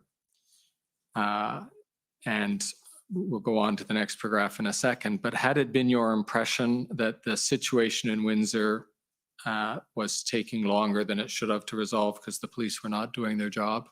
And again, not something I would have ever said to the police because it's not, I don't believe that would have been appropriate. But personally, I believe that the impact of the blockades at the Ambassador Bridge were being hugely impactful, not just economically, but auto plants were being shut down right across the province. There was a huge impact that was taking place. People were being laid off. They were being sent home. Factory floors were being idled. And I believe there was a sense of urgency to resolve that. I respect, the operational commanders. I wasn't second guessing them, certainly to them, but I was frankly relieved that they were, in my opinion, finally resolving that. I also had every expectation, as I indicate in that note, that they would do everything to avoid violence, that they would be measured and proportional and professional, because I know those guys and I have every confidence in their work. But I was very much seized with a strong sense of urgency about the blockades at that particular location because I believe that they had been so impactful. And do you recollect any view you had about the liaison efforts? And we're looking now at the second paragraph where you say it appears they, presumably the police, Windsor Police Force and the OPP and RCMP who are acting here, it appears they didn't actually need to offer terms and concessions to the protesters. Can you explain what you were thinking there, if you remember? I don't really recall, except, again, I was feeling a sense of relief that they were now clearing that bridge, because it did strike me as a matter of urgency, and previous tactics had not been effective in clearing the bridge. Right.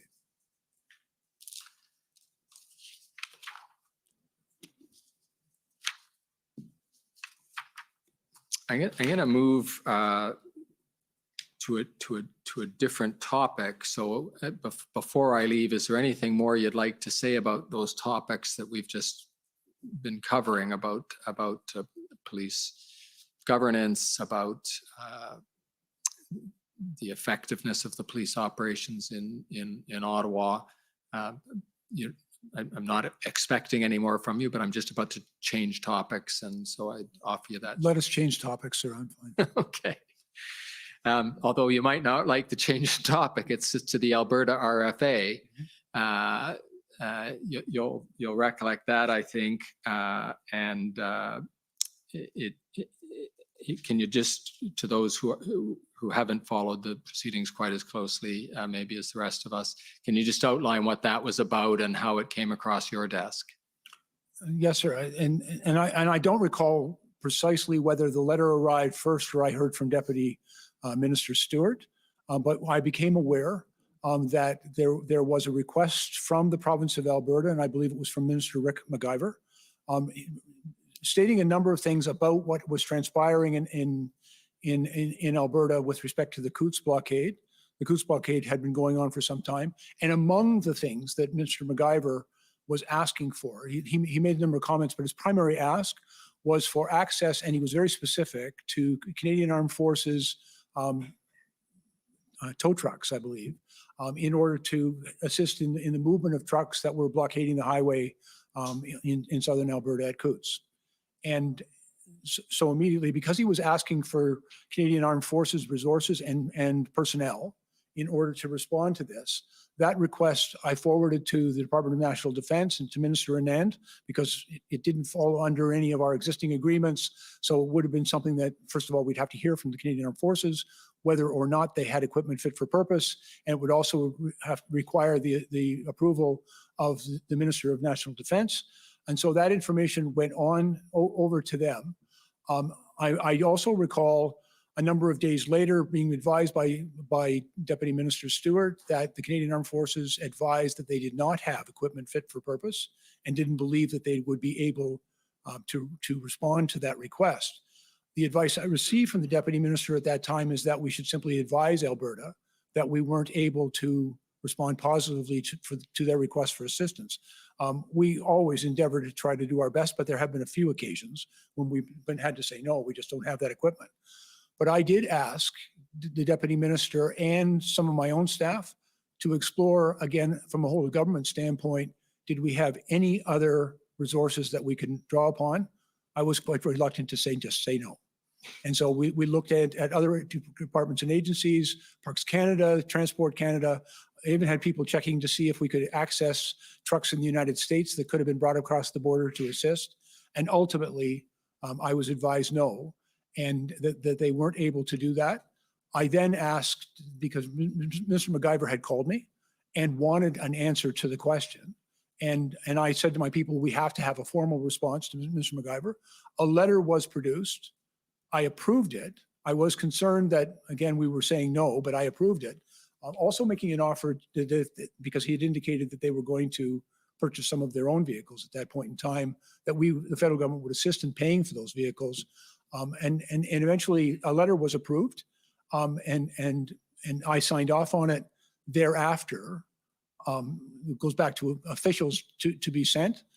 I understand in my subsequent messaging with Minister McIver that he never received that letter. I have no explanation for that. And we've heard an explanation from your staff, so I won't ask you to expand on that. But if we could, it might give some more insight on that process if we looked at another document. So, Mr. Clerk, could you call up SSM CAN NSC 402689? And if the system is working, this will be the unredacted version of a document that has been redacted to the parties until just about right now. And you can see there's a we're at February 11th here at this exchange of emails, and the email we're looking at right now is from Ms. Astravas, and she's recording that the PMO is approved, and this we're going to find out when we go down here, is followed by an email from you, and I'll suggest to you, you might recognize it, but you're commenting here on the response to Alberta. And if I've got that right, what you're saying is it's a weak response. That is the response you or the federal government is giving to Alberta. It's a weak response, but all we have, I approve, please advise Alberta. And if I've correctly characterized that as your message in relation to the response to the RFA, why were you describing it as a weak response? Because I wanted to help Alberta. And we had examined all of our options, and we weren't able to provide them with the equipment that they sought. And so a letter was prepared. I believe it indicated our willingness to provide them with financial assistance for what they're requiring. But at this point in time, we weren't able to provide them with the trucks that they sought. I had hoped we would be able to. And so that I thought a weak response, but I also thought it was equally important that we respond and that we advise Alberta of the position that we were in, and that in particular that CAF had advised, the Canadian Armed Forces had advised that their equipment wasn't appropriate, and they did not, it requires their approval, and they didn't give that approval. Okay, so one reading of it's a weak response would be, we, the federal government, don't have a good rationale for denying this RFA. That is, it's a weak response to Alberta, but that's not how you intended those words to read. You meant it's a... Not at all, sir. And frankly, we didn't have the equipment. The rationale was pretty straightforward. We don't have the equipment that you've asked us for. The Canadian Armed Forces said it's not fit for purpose and they're unable to provide it. And you know, that is exactly what it is, sir. So you would say it was a complete and logical response, but it was unfortunate in that it was you weren't able to deliver anything. My strong preference would have been to help Alberta. Yeah. Now, moving chronologically through events to the consideration of the Emergencies Act as it came up, you participated in the SSE meetings and then the IRG meetings when the forum transitioned to the IRG. Were you present at or represented at all of those meetings? I was present at all of them, sir. Thank you. And if you can describe in general what was Cabinet, or at least those of members of Cabinet who were gathered in those meetings, looking to you for, and what were you able to contribute to the meetings? First of all, in the Safety, Security, and Emergency Committee that I chair, it's a smaller group of cabinet ministers that regularly convene, although each of these meetings was what I refer to as ad hoc. It was beyond our regular schedule of meetings, but I brought them together in order to receive briefings from, depending on the officials, Deputy Minister Stewart, Commissioner Lucky, the NSIA advisor, to provide information to my cabinet colleagues, also to discuss the appropriate government response. I also took the opportunity during these meetings, and I think what I was able to contribute was to provide them with an understanding, because of my policing background, with the policing environment that governed this event, and as the event unfolded over the course of a number of days, about what, again, the policing environment, not just in Ottawa, but in various locales in Alberta, British Columbia, in Manitoba, and a number of points of entry in Ontario. Right. Now, I have a particular question that comes out of something we discussed in the interview, and that I believe you have a view on. You were participating in these meetings. As events were coming to a head, we had IRG meetings coming up towards the IRG meeting immediately before invocation on the 13th.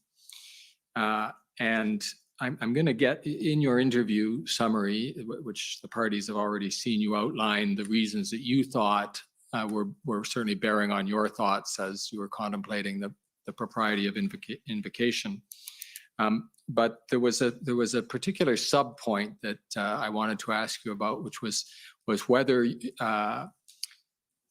you were aware of, because I think you've probably heard about now, at the time you were contemplating this and ultimately giving your input to the Prime Minister on the 13th, whether you were aware of Commissioner Lucky's views that she thought that there were still law enforcement tools available to the RCMP to deal with the situation in Ottawa and elsewhere in Canada. I don't believe I was aware of that on the 13th. Right. Or before. Or before. Yes. I've obviously subsequently become aware of it, and we've talked about, you've asked me about it, but I don't recall being aware of it. Right. Prior to that. And as I'll just to be clear, despite having been at all of the SSE and IRG and ultimately cabinet meetings that were considering invocation. Is that correct? Yes, sir. Okay. Now, can we come to your four? You don't have to do them off by heart, although you might remember them. I can help guide you through them. But as I recollected from our interview with you, you had categorized the reasons that you thought invocation of the act was important. And as I don't want you to characterize these necessarily as the advice you gave cabinet, because that would be a confidence of cabinet. So if you can just describe them to us as how you were viewing the matter as you were contemplating invocation. Yes, sir. If I may, the situation in Ottawa had been enormously challenging for the people of Ottawa. And I think people were living in a state of fearfulness and intimidation. And frankly, I think it was a very difficult set of circumstances for them there. And I was aware of that, and obviously anxious to resolve that. But I remained hopeful throughout, and I'd like to also sort of be clear to characterize. I believe very much the Emergency Act was a measure of last resort, and that it was incumbent upon us to, first of all, either exhaust all existing authorities or acknowledge that they would not be successful and could not be used for a number of different reasons. And we were hearing that type of feedback from law enforcement about the enormous challenges they were facing. We were also hearing about how stretched their resources were being pulled because of events that were taking place in different parts of the country that required them to respond to one place, but then be required in other places. And that was a challenge that we were hearing quite frequently as well. But I will also tell you, I became very concerned because one of my responsibilities as the Minister for Emergency Preparedness is the resiliency and safety and security of critical infrastructure. And we define critical infrastructure as 10 different sectors of critical infrastructure. And in particular, as it relates to this event, it includes such things as manufacturing, our transportation routes, the essential supply lines, the movement of essential workers. And what I was witnessing at the Ambassador Bridge, at Coots, at Emerson, and then in a number of different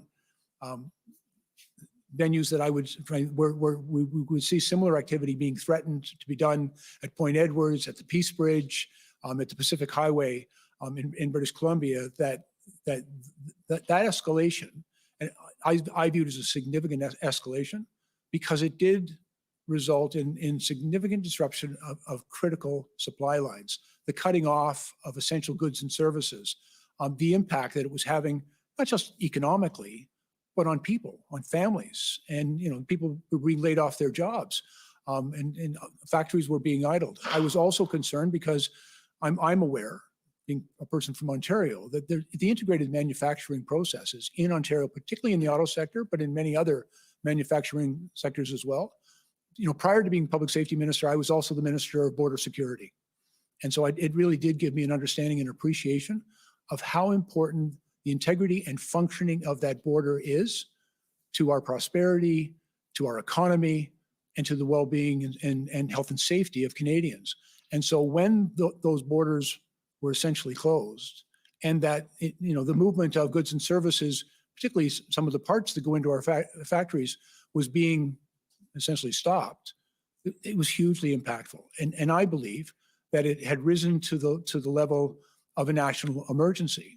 We were also seeing, frankly, the information that we received from the RCMP on or around February 10th, that they believed that there were firearms present at Coots. And then subsequently, I believe on the 13th and 14th, when they completed their criminal investigation and arrested people and seized a number of firearms, it also, for me, elevated concern about public safety and the risk that not everyone involved in these protests represented, but embedded within these protests, the possibility, certainly in Alberta, of violence and even serious violence taking place. And so for me, the impact that it was having, not just in the city of Ottawa, but I don't want to minimize what was going on in Ottawa by any stretch of the imagination, but right across the country, particularly as it pertains to critical infrastructure, for me, elevated the situation to a national emergency.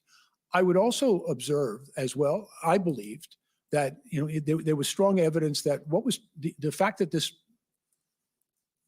protest was so well entrenched in blockades in Ottawa, really anchored what was taking place even right across the country. There was, in my mind, a clear correlation between the activities of border blockades and what was taking place in Ottawa.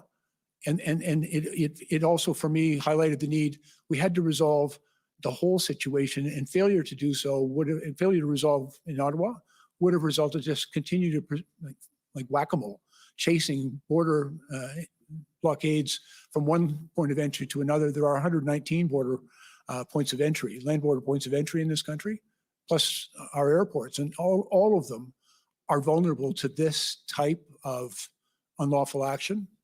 And in my opinion, that represented a serious threat to our national security and became a national emergency. And when you describe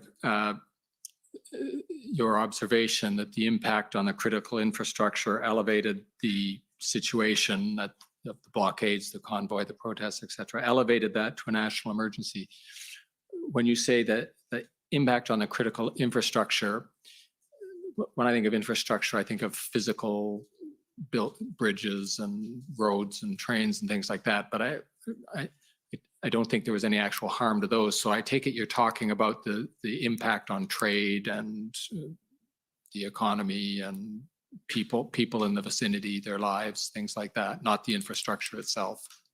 When an artery, a point of entry into the country in Manitoba, in Alberta, in Ontario, is essentially rendered dysfunctional, when it's closed and nothing is moving through there, the movement of those goods and services, in my opinion, is part of our critical infrastructure. It supports manufacturing. It's part of the transportation. But you don't have to blow everything up to render it unusable. Right. And that can be done through cyber attack, for example. But rendering it unusable is an attack on critical infrastructure, in my opinion.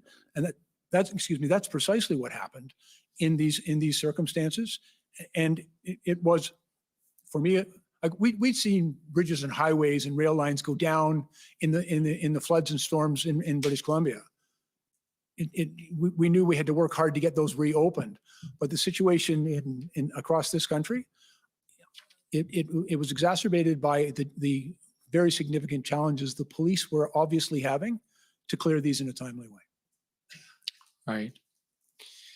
And if I can remind you, you had a fourth, believe it or not, you just did go through three of your factors that they sort of got lumped together, but your fourth had to do with your view on whether or not the existing legal authorities were adequate, whether they had been exhausted, etc.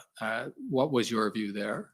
Yes, sir. One of the things that I can go through a bit of a list. One of the things we'd heard in Alberta, in Manitoba, in British Columbia, and certainly in Ottawa and at the Ambassador Bridge was the very significant challenges that the police were having in gaining access to vehicles that they could tow.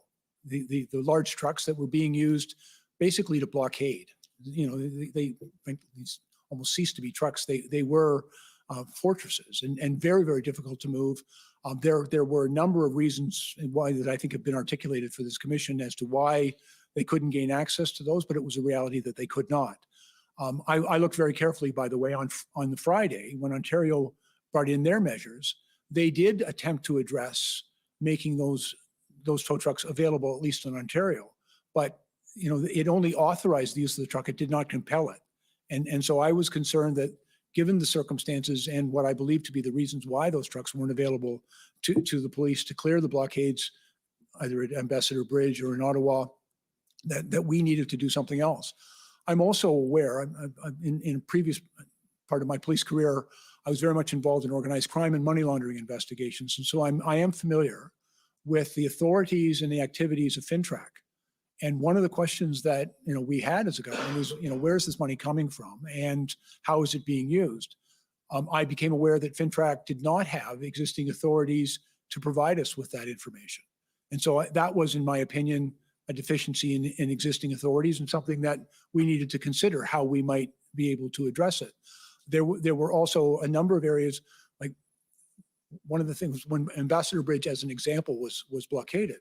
one of the first things I did is I dug out the International Bridges and Tunnels Act to see what authorities we had, but the authorities within that act were limited only to the bridge. And as you recall, the blockades in Windsor didn't set up on the bridge or even in their primary points of access.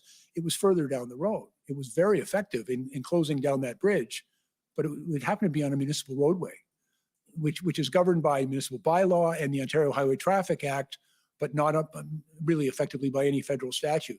And so the ability to designate certain spaces, that also became relevant in the city of Ottawa, I think, for Wellington Street and the Sir John A. Parkway, in order to, it became necessary to designate certain spaces where those activities would not be prohibited.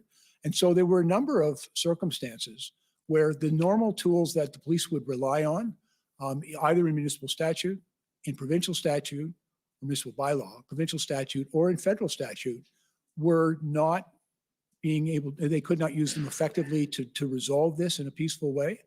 And you know, we listened very carefully to the challenges that we were facing, and I came to believe that we needed to find a remedy to provide them with the tools that they required in order to affect the purpose of bringing these protests to an end. Okay, and coming to the end of our time and to the end of the part of the story that the Commission hopes to have you talk about, you observed, not as a police participant, but as an experienced public order commander, the enforcement action that eventually came to pass in Ottawa when the plan, Joint Forces Plan, was implemented. Did you have observations about the propriety, effectiveness, timeliness, et cetera, of the police action once the plan was in place? Yes, sir, I did. And I can tell you, it restored my pride in my profession. You know, I have great respect and admiration for the men and women who do that very difficult job of policing. And what I witnessed, certainly in the city of Ottawa, but in other jurisdictions as well, but particularly in the city of Ottawa, an entirely professional, proportional, measured response. They moved slowly, methodically, respectfully. You know, it was very clear that they were well trained, very clear they were well led. I believe that their exercise of the authorities that they had, both in existing law and in the new regulations, was done in a very measured and careful way. And I've seen some video of how they've done it. It was textbook. Like I've been trained as a public order commander, and I've seen it done well, and I've never seen it done better than what I witnessed here in the city of Ottawa, as they, I think, to the extent possible, as peacefully as possible, brought this to a resolution. They allowed people, for example, points of egress. It's always important to let people have a space to go. They did that work. They moved slowly. I actually found myself trying to explain to some of my friends that why they're going slowly, because that's the right way to do it. And in my opinion, they did it the right way. Okay. Thank you, Minister Blair, and thank you, Commissioner. Those are the questions of Commission Council. I think pretty close to on time. I think you have 10 minutes left. Oh, there you go. You can think up new questions, I'm sure. We're happy to share them. So this may be a good time for the afternoon break then. And we can come back in 15 minutes to go into the cross-examinations. The Commission is in recess for 15 minutes. La Commission est levée pour 15 minutes. Hey, are you joining me? There you are. There you are. How you doing? I'm good. How are you? Good, thanks. Good afternoon. Good afternoon, sir. Yeah, and I'm kind of surprised I was able to get the morning break, part of the lunch break, and now the afternoon. It's kind of working out. You skipped out. There was a little one in between when they were bringing Bill on, but okay. Yeah, I figured as much because it seemed a little long. I didn't know where the last break was. I did a 10-minute commentary on just things I observed as well. Thank you. I'll have to catch that. Yeah.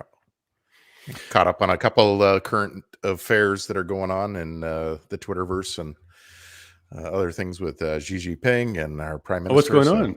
Want to update me on that? Well, just Trudeau denying knowledge of having 11 federal MPs that received campaign donations from agents of China.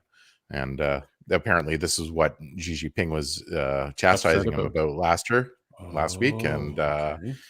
now Trudeau's saying, I know nothing. I, just playing Okay, let me dumb on play it. catch up for a second there, Rosario. So he got chastised for leaking stuff to the news. That's all we really heard. So Yeah. they said what we spoke about wasn't supposed to make it to the media or the papers or whatever.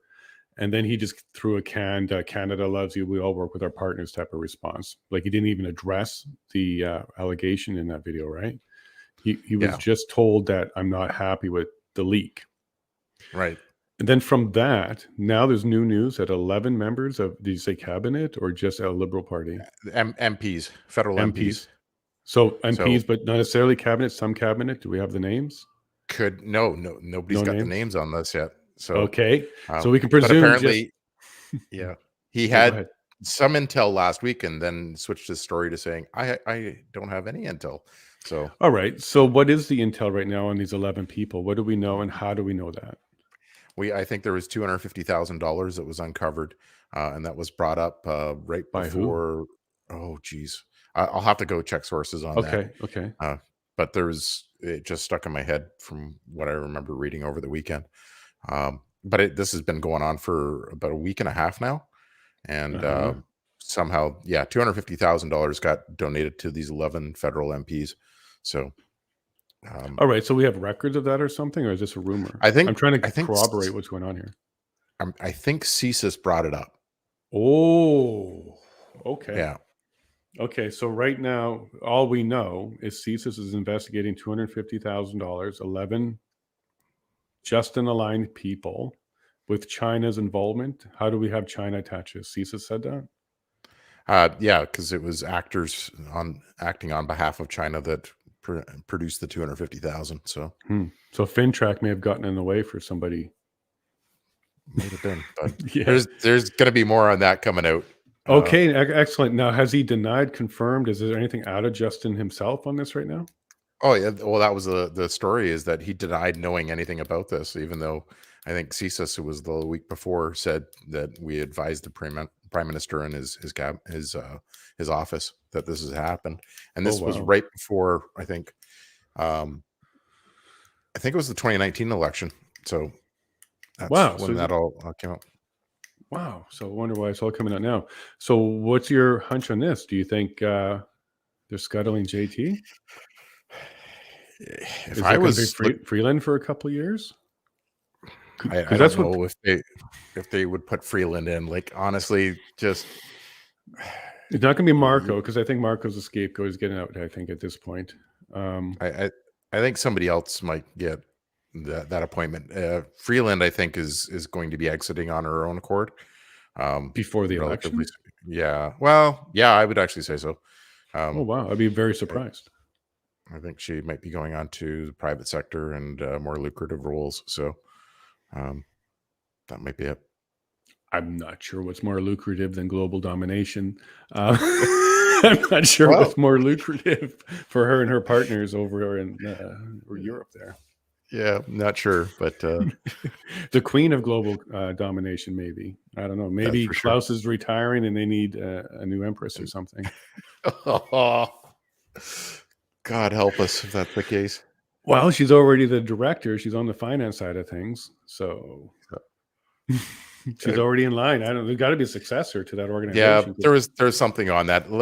I remember seeing a rumor, I think last week, on that too, where it was that she was on to better things or getting prepped for that. But I'll see if I can dig it up.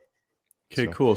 So I do find this interesting that they've released this information around this time too. So this is breaking news, I guess, today, that he's denied it and CSIS had this info. It came over the weekend. Now, there's a weird set of events here, because it was leaked the week before saying that CSIS had the info and had provided it to the PMO. And then it came out that he just over the weekend that he denied it.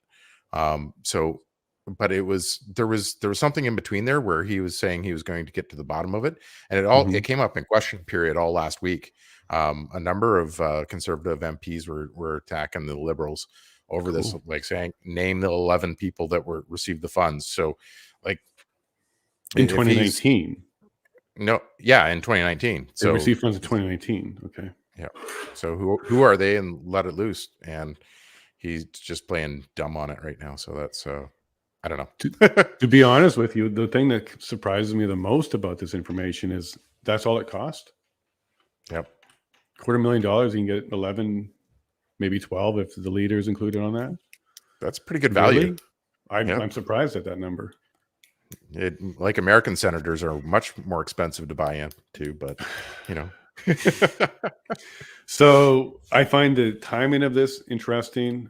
He's on the stand, just in days, and then all of a sudden something's coming up that may or may not impeach or impede his ability to be there or something. I don't know. We're waiting for something to come up to get them both not to show up Thursday and Friday. Yeah, but I don't know if this will be enough. So what? I don't think so. I not sure on that. I just think this is kind of a distraction right now. So okay, is that to get the press just doing another cycle off the inquiry and his appearance coming up and stuff? Fill the paper like that way. That makes sense to me, I think. But why go after him to do that? Because they're exposing him here. I think he's not that popular in the Liberal Party right now. I think you're right.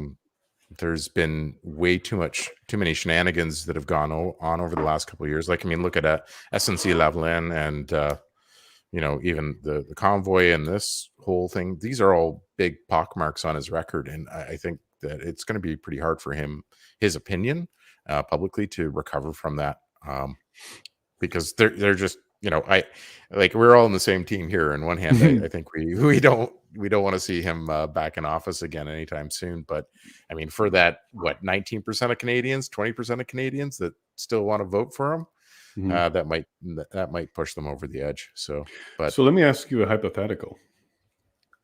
Jack Layton was a leader of the NDP today.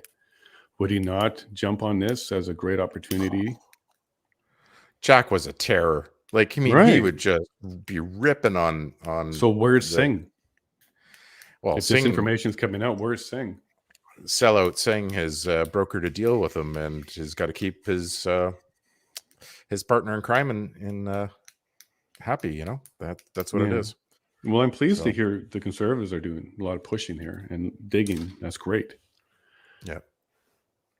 Now, did this come out of the Conservatives at all, or are we just hearing about them pushing it in the House the last couple of weeks or last week or so in question period?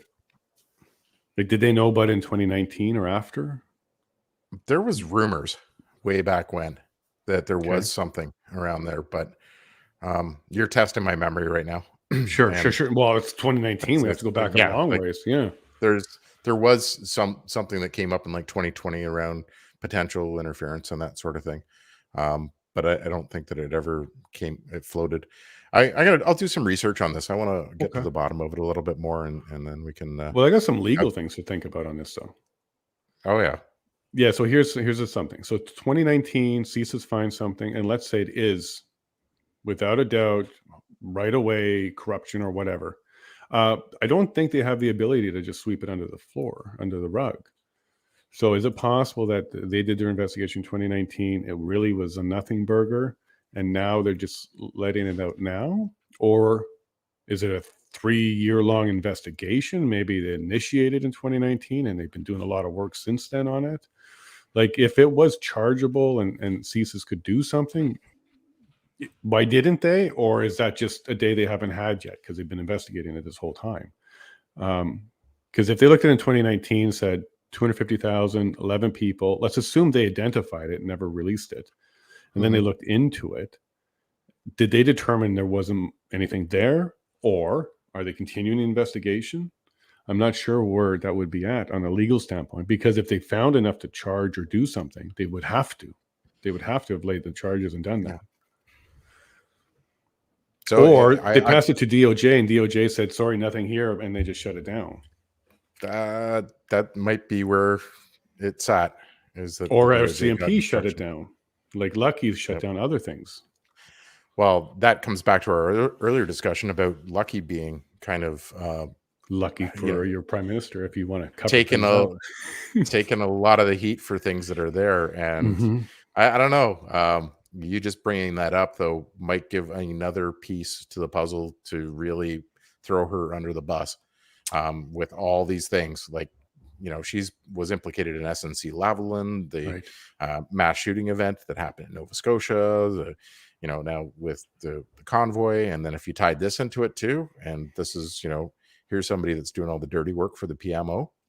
I mean, there's going to be collateral damage from that, definitely. But she might be the person that they hang out to dry straight away.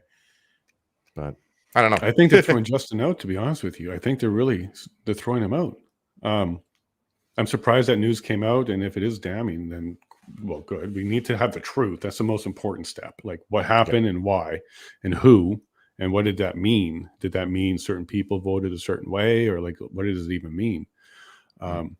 Is that why we have Chinese police stations now? Because certain areas just turn a blind eye to it. Like, what does it actually mean? What did this 250 buy them? Because it doesn't seem like a lot of money if you're trying to take over Canada. To be honest with you, I thought we were worth a lot more. Like, I'd be surprised to know that the bribery to get Canada to switch to this was 250. Yeah, it's surprising for that little amount, but yeah, that was the only little bit of dirt that they needed. Yeah, and that's why I'm wondering if they investigated and it turned out to be a nothing burger. Like maybe it was legitimate campaign donations that were allowed. I don't know, because it doesn't seem like a lot of money, but it really could be hush money or something else. Like now we're totally speculating because we have no idea what it is. But what we do know is somehow, FinTrack or otherwise, CSIS understands that something happened. They at least have more information than I have today, and they either didn't act on it or went down the chain and got stopped because we didn't hear about it again for 3 years. Yeah. So that's all interesting story, and I didn't look into that this weekend. Quite busy. I had to travel. You're a little busy, yeah. No worries. I'll see what I can find that one. But and what about in the chat? What is the chat saying around that? We got some of the best news around. Didn't really see a lot in the chat earlier when I kind of brought that up. Okay. Sorry, I've been bouncing today too. I was going back and forth between work and this, so luckily I could do that today. I appreciate everything you've done today and then some. Thank you, bud. I do. Yeah, it worked out great. Everything's just, it's the universe, railroad. I know you're listening. That's the universe. All of that's making this stuff work out just fine today. Okay, so now back to the inquiry then. So none of this came out during the inquiry? Like none of this is no. Okay, so CSIS didn't talk about that this morning in any way, shape, or form? No. This was just kind of the commentary that I was throwing out there in current events last break. So, yeah. But it might show up if JT's not there Friday. Yeah, it could. It might be setting the stage for him not to show up because he's dealing with this. So. Yeah, like if he got, I want to say the word summoned, but if he got requested to show up for an investigation interview, a criminal one, that might take priority over anything he's doing today. But I would be surprised if anything like that happened.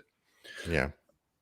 So Blair, how's he been for the last half? Because I honestly put him in my ear for a bit and had a hard time with him. He was talking so fast around the corner.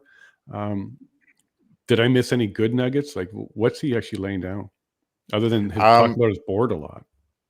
He did something where he tried to set the stage for, like he was talking about police oversight and the need for a little citizenry for overlooking and overwatching kind of the police activities and providing that guidance to the police force itself, or a minister. And then he threw that in there, and I was just kind of like, okay, where that tied into was around talking about the operational plans for like Windsor and for Ottawa on federal level. On a federal, well, he was just like, I didn't want to see the plans. I just wanted assurances that the plans were going to be executed. So he was, or were capable plans, I should say, is probably, I think, the way that he phrased it. But that was the gist that he was saying. But it was interesting that those two kind of came up where it was like, the government should be really removed from police oversight, except for, a minister of public safety whose oversight is like the RCMP. And then there's definitely some oversight there. But that he was like, I don't want to see the plans for OPS or Windsor Police or OPP or anything like that. Just keep me out of that. And I think it was, I just got the feeling that he wasn't necessarily being 100% above board on that. That's probably the best way I could say it. All right. So you're saying he kind of, okay, so I got two questions about that. Did you think he was ignoring like the OPS plans? Let's just focus on OPS because OPS had or didn't have plans, maybe had plans. We're not quite sure. Is he saying he was ignoring them, or he just doesn't do that as part of his job? It's just not one of the pieces of his job. Well, he's not supposed to do that as part of his job. Oh, really? As the emergency guy? Well, if RCMP prepared a plan, then that would definitely be within play for the Minister of Public Safety, which he wasn't in that office at the time. He was the emergency response. There might be some dotted line there because I know that the two departments. What is his job then? Well, he's Privy Council and president, president of the King's Privy Council, and then the emergency preparedness. Right. So what is that? So he only works on prepared emergencies, but not after that. So after the emergency is happening, he's not part of it anymore. I don't think it's operational is probably the way that it comes out, is that they set up all the infrastructure plans and everything else. And then it would be up to public safety to operate on those plans. So that's what it sounds like to me. Yeah. Strategic and administrative and supportive, but not the actual commanders and actual make the plan happen. He's not the executor is what he's saying. Right. Yeah. They're not operational. Yep. All right. So under his watch, Canada had no plan to deal with some protesters and a couple of bridges. Is that what he's admitting to? He claimed in there that he was like, the first thing he went to was the Bridges and Tunnels Act. Tunnels Act, and he brought that up, but so that was kind of maybe an admission that they didn't really have a plan to deal with anything this widespread or to scale. They just didn't think it would happen. I don't know. So, no, they most certainly did, because it happens all the time. Protesters block stuff all the time. Maybe not multiple places at a time, but when you're in emergency planning, you absolutely do that kind of thinking. What is the worst case scenario? Well, the worst case scenario would be an actual attack of an enemy. Order allowed. Oh, there they go. We'll save that for after, and it looks like we're going to have another 2 hours of him because there's quite a bit to go here, right? The commission is reconvened. La commission reprend. Okay, thanks, Rosario. Yep, see you soon.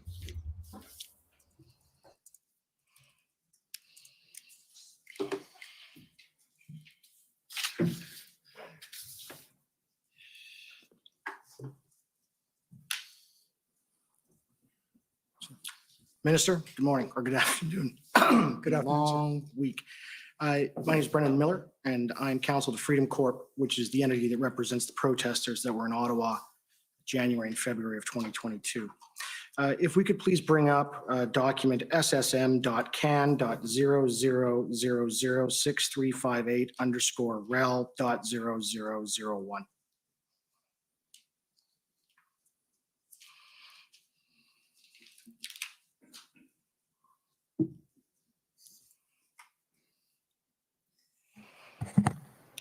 Council, is that 1658?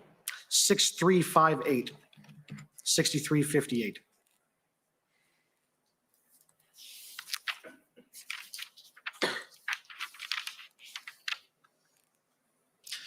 So if we can scroll to the last page, please.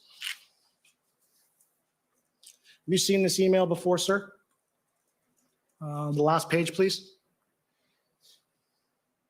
No, sir, I don't recall. Okay.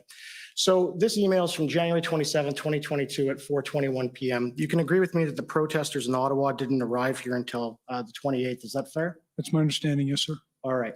So they're already preparing the narrative that they're going to label the protesters with. Can you scroll down, please? And there I put this to the last witness as well. Our government recognizes and respects that everyone in Canada has the right to safe and peaceful protests. Threatening acts of violence and inciting hatred, as we have seen from a select few in recent days, is unacceptable and does not reflect the views of the majority of Canadians. We condemn all such hateful and violent rhetoric in strongest terms. So can you agree with me that that labeling of the protesters had already been set out on January 27th? Sir, I don't know the context of this email or frankly where it comes from. Okay, if we can scroll up. Okay, and scroll up to the top, please. So this is with your chief of staff, and they're agreeing about how they're going to set the narrative for the protest. And if you scroll down again, they confirm with one another that this is what they're going to do. So can you agree with me again that by January 27th, 2022, essentially all your colleagues and yourselves had agreed that there'd be a joint government response, and this was how you're going to deal with it. You were going to label the protesters violent, to incite hate, hateful, violent rhetoric. That was the intention on January 27th, correct? No, sir, I disagree. Okay. There is no agreement here. It's recommendation from someone on staff. Right. If we could bring up document ssm.can.00007719 underscore rel.0001.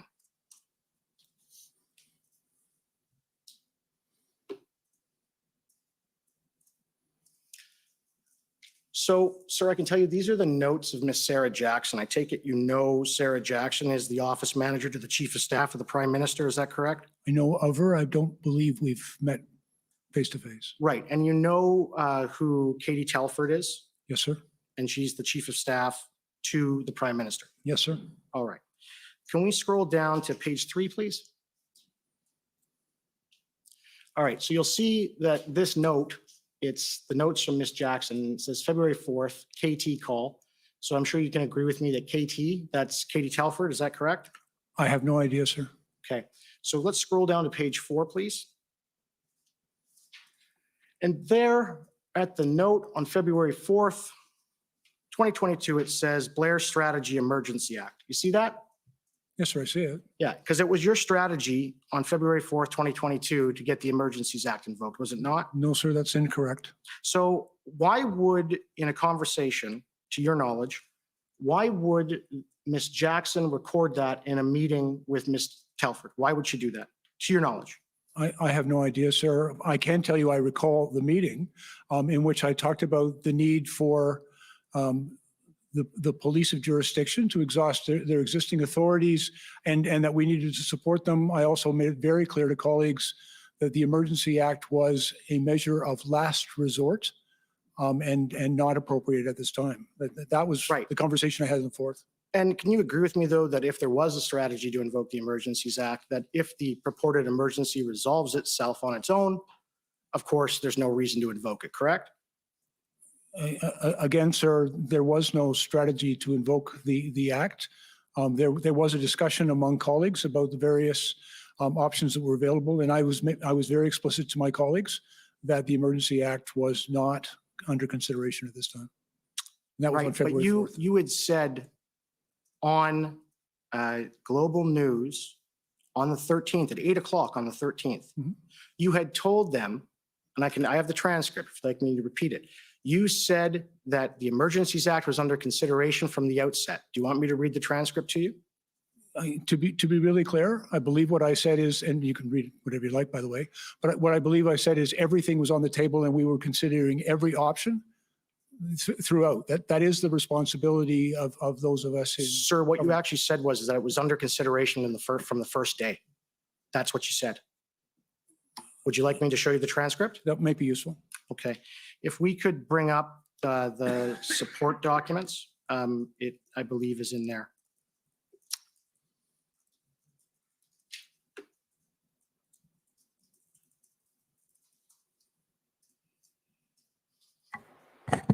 You're referring to HRF 401622, right, Council? Yes, sir. Do we have the actual reference? Maybe your associate can tell us what the reference is in the database. Well, I don't want to slow this down, so I'll move on and come back to that. So, sir, we'll come back to what you said. But by February 4th of 2022, you agree that the Prime Minister and Minister Mendocino had already labeled the protesters in Ottawa as extremists. Is that correct? I have no knowledge of that. I don't agree with that. But you can agree that on January 31st, 2022, the Prime Minister addressed the nation on TV and on the internet by video. Do you remember that? No, sir. You don't remember that? No, sir. When the Prime Minister went on television to the whole nation and talked about the Ottawa protest on the following Monday. You don't remember that? I know the Premier spoke. I have no recollection of what he said. I was busy doing Okay. things. Well, I'm going to read you what he said, and you can tell me if you remember it. And he stated, I know you are wondering about what you saw in our capital city this weekend. As my friend Erwin Cotter said on Saturday's Freedom of Expression, Assembly and Association of the cornerstones of democracy, but Nazi symbolism, racist imagery, and desecration of war memorials are not. It is an insult to memory and truth. Hate can never be the answer. Over the past few days, Canadians were shocked and frankly disgusted by the behavior displayed by some people protesting in the nation's capital. I want to be very clear. We are not intimidated by those who hurl insults and abuse at small business works and steal food from the homeless. We won't give in to those who fly racist flags. We won't cave to those who engage in vandalism and dishonor the memory of our veterans. There is no place in our country for threats, violence, and hatred. So to those responsible for this behavior, it needs to stop. To anyone who joined the convoy but is rightly uncomfortable with the symbols of hatred and division on display, join with your fellow Canadians, be courageous, and speak out. Do not stand for or with intolerance or hate. Do you remember hearing that now? Actually, now that you've read it to me, sir, I not only remember it, but I agree with it. Okay. And so you can agree there that the Prime Minister has stated that being part of the protest is essentially standing with intolerance and hate. Can you agree with that? I don't believe that was the distinction the Prime Minister made. He was actually telling people who don't agree with those measures not to stand with those who do. Right. And I take it you know that when the protesters arrived on January 28th up to February 1st, that the evidence to date is that they were largely and completely peaceful and that there was little to no violence. Do you agree with that? And again, I think there might have been isolated incidents, and frankly, I also believe the carrying of hateful symbols like a Nazi flag is in many ways causing fear, and it is a form of violence and intimidation against people who would be caused to be very fearful about such symbols in their community. And so the bearer of the Nazi flag, that is a person who is hateful, and it is someone that the government of Canada is concerned about. Is that fair? Again, I don't know the person who was bearing the flag, and I wouldn't comment on that, but I know how hurtful a Nazi flag can be to very many Canadians who in their life experience, that's a symbol of anti-Semitism, hatred. I understand. And fear. And so I understand that you're also, though, you're familiar with the company Enterprise Canada. It does work for the Liberal Party of Canada. I'm not, sir. Are you familiar with Suprad Davini? Does that sound familiar? I'm not, sir. Are you familiar with a Mr. Brian Fox? No, sir. Have you heard anything about the individual carrying the Nazi flag actually not being a protester, but somebody sent there so that photos were taken? Have you heard anything about that? Only from you, sir. Okay. And we'll just come back to the issue with the labeling then. I take it, though, that you consulted your comms people on the narrative that you wanted the media to accept before the protesters even got here, according to that email? No, sir, that's not correct. That email states that they were buying the narrative. That's what it states. With respect, sir, I believe what the email says is that some of our communications people were examining and being prepared for the event coming, but no decision had been made. None of that was presented to me, and it did not form any of my messaging. Can you agree that from the protesters' arrival, at least after February 4th, you intended and wanted the protesters removed by force, didn't you? Absolutely not, sir. I wanted the protest to end and them to be removed, but I've always been committed to doing that as peaceably and proportionally as possible. But you couldn't talk to them after they had been labeled these extremists, because your colleagues and yourself, of course, extremism, Nazis, terrorists, you can't talk to that sort of group, can you? It would look bad, wouldn't it? I would actually disagree with your characterization. In various points of my life, sir, I've engaged with people who are engaged in protest, and so frankly, I disagree with your characterization. So on February 7th, 2022, when the mayor of Ottawa asked the federal government and yourself to bring in a mediator to meet with the protesters, do you remember what you said to your chief of staff in response to that? No, sir. Perhaps you could share it with me. If we can bring up document SSM.NSC.CAN.0003070_rel.0001.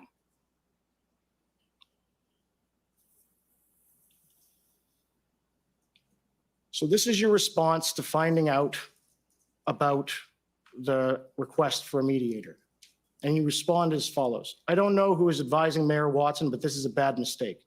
He has conceded without ever using the many tools available to the city. His language is also problematic. This is not a labor dispute between interests. It's an unlawful occupation. As long as the city and its police refuse to do anything, no progress will be possible. So I take it at the time when you wrote that to your chief of staff, that was how you felt, correct? Yes, sir. All right. That's an email from myself to my chief of staff. Correct. And so it's fair to say that you did not want to bring in a mediator. I was concerned about the intention of the mediation and what was being negotiated. In my experience, the intent of engaging with protesters is to bring a peaceful resolution to the protest. Yes, but also then on February 11th of 2022, you were given a copy of the engagement proposal that Inspector Bedoin of the OPP and Deputy Minister Stewart had drafted, right? You were emailed a copy. You'll have to share it with me, sir, to help me recall. If we can bring up document SSM.can.0006131_rel.0001.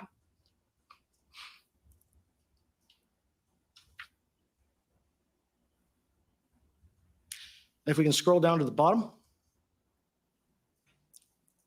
And so this is attached as the draft for your review and comments. I have validated the proposed approach with the OPP expert and since shared the draft, but no word back yet. And that is from Deputy Minister Rob Stewart. And it is on February 11th, 2022 at 12 p.m. If we can go up, we can keep going. It is then forwarded to you by your chief of staff, Astravas Zita. And then it appears, if we can scroll up, you have a response, but it's redacted under Section 39 of the Canada Evidence Act. Now, can you agree with me that your chief of staff is not a member of cabinet? That's correct. Right. So what was your response here? I don't recall. You don't recall. Would it be helpful if we had your response? I don't know because I don't know. I don't recall the response. You don't recall the response? But given that it's an engagement proposal and in the meeting when you actually had it before you, there's notes to the effect that this isn't action, we want action. Is it fair to say that both yourselves, including the Prime Minister and Minister Mendocino, you were never on any terms going to carry out any such proposal that would essentially require you to go and talk to the protesters? Were you? No, sir. I don't agree with anything you've just said. So you had always been open to meeting with the protesters? We were, and Deputy Stewart had advised that he was involved in a process of engagement with the protesters. But I'm frankly, I was not in favor of having senior ministers of government go out and engage with the protesters. In my experience, that's done at an officials level and not involving cabinet ministers, or certainly not the Prime Minister. But right now, as I understand it, and there has been testimony that it's not uncommon for law enforcement to request of the political branch to assist in a negotiation like that. It's actually relatively common. They testified to that. So what was the problem? Was it because you couldn't be seen to meet with Nazis and extremists? Is that what was the issue?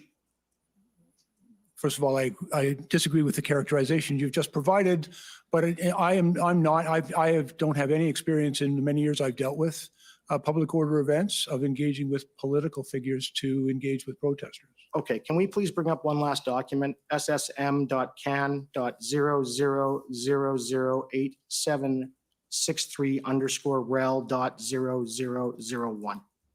And you're over your time, so I hope that's the Yes. last. Okay, thanks.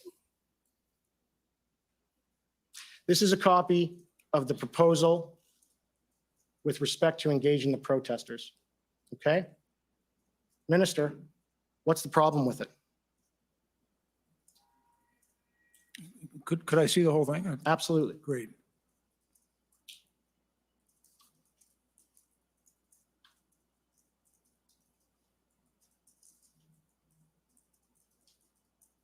And again, I did not express a problem with this. The deputy minister was engaging with city and provincial officials in this and then came with his proposal to. Sir, this proposal was before you in the IRG on the 13th.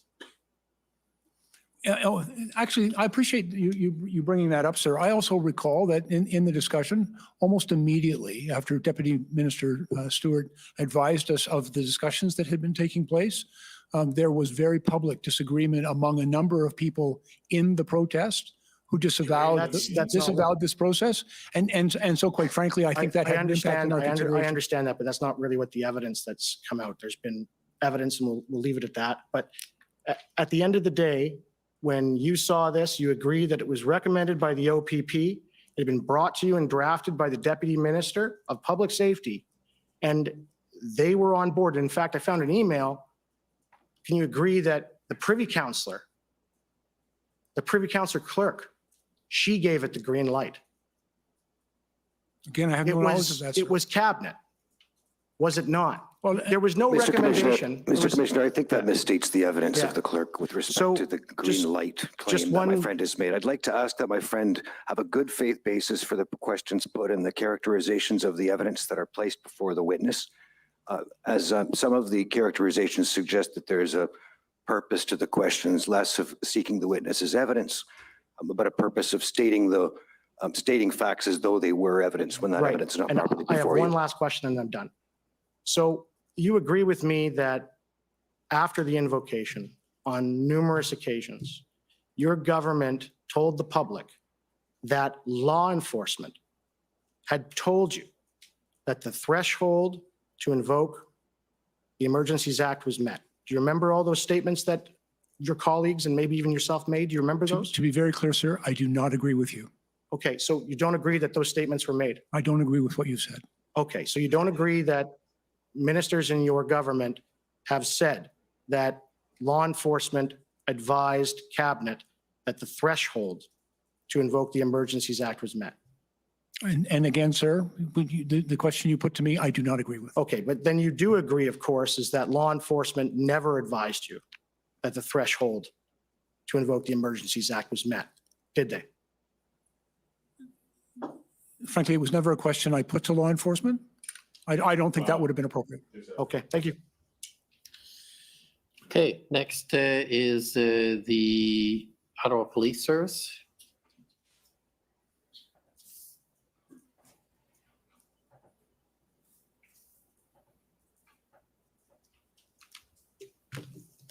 Good afternoon, Minister Blair. My name is David Michikowski, and I'm counsel for the Ottawa Police Service.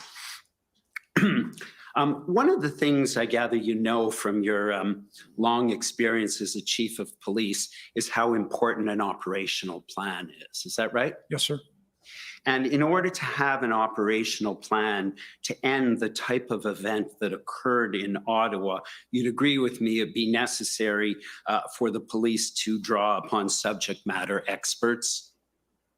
Very often the case, yes, sir. And you wouldn't be critical, I take it, if the police needed to draw upon resources outside their own service, whether that be other Ontario services, the OPP, the RCMP, etc. Not at all, sir. That's a very common practice. And that might take a bit of time to assemble such a team. Fair enough? Yes, sir. You participated in a meeting with, and you may have had more than one, I believe, with Mayor Watson and Minister Mendocino, I believe Mr. Kanalakis, Deputy Minister Stewart. And at the time, OPS and the city had made a request for more police resources. Do you recall that? Yes, sir. And you indicated at that meeting that it may be necessary to look at the matter of information sharing around the allocation of resources. Because fair enough, you'd want to know what are you going to do with those resources, correct? Yes, sir. And one of the things Deputy Chief Bell said at the time was that the OPP were asking for the same thing. And then Minister Mendocino said, we need to know from the chief what the plan is with the appropriate boundaries on operational independence. How is the convoy being broken up and disengaged? And then he added, we need to know the plan. And I take it you would agree with that. Respectfully, sir, I don't believe I needed to know all of the operational details of the plan. I needed simply to be satisfied that the police services that would be contributing to its execution would be involved in the plan and be satisfied with its sufficiency. But I did not ask for details of the operational plan. Right. So what you needed was the RCMP and the OPP to say they were satisfied with the operational plans.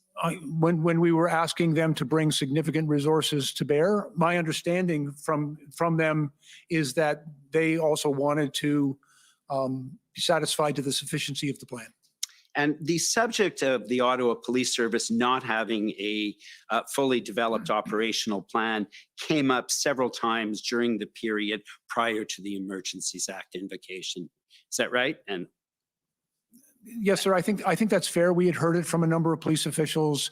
There was some general discussion about the plan. Right. One of the comments I see that was made, and this may sound familiar, was when they showed up, there was no let me turn to the document. Mr. Clerk, if you could please turn up ssm.can.ns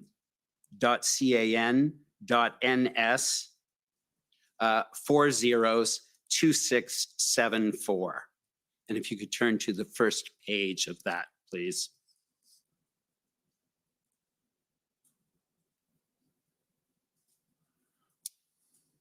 And so this is from Ms. Astravas, and in it, that's your chief of staff, correct? That's correct. And so she indicates there's an operational update as to what the RCMP were reporting. RCMP Integrated Planning Cell was set up to assess OPS operational plan. I do have concern. Strategic Tactical Planners, OPP, OPS, RCMP were identified to be part of that planning cell to review, challenge, and provide plan. When they showed up, there was no plan to review. Slowly later, verbally shared plan was not taking feedback or challenge, no open discussion on way forward. And I take it, Minister, if those statements are true, those actions by the chief would be problematic. Is that fair? And again, I'm reluctant to comment on Chief Slowly's involvement in this thing. This is the information we were receiving back from the RCMP and to me through my chief of staff about concerns that they had.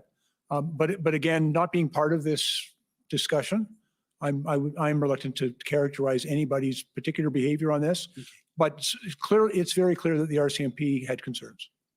And in fact, in text messages with your chief of staff, one of the things we see that you saying is we still need to fairly clarify what is he going to do with these resources. If it's just more inaction, the OPP and other Ontario police services will sit this one out.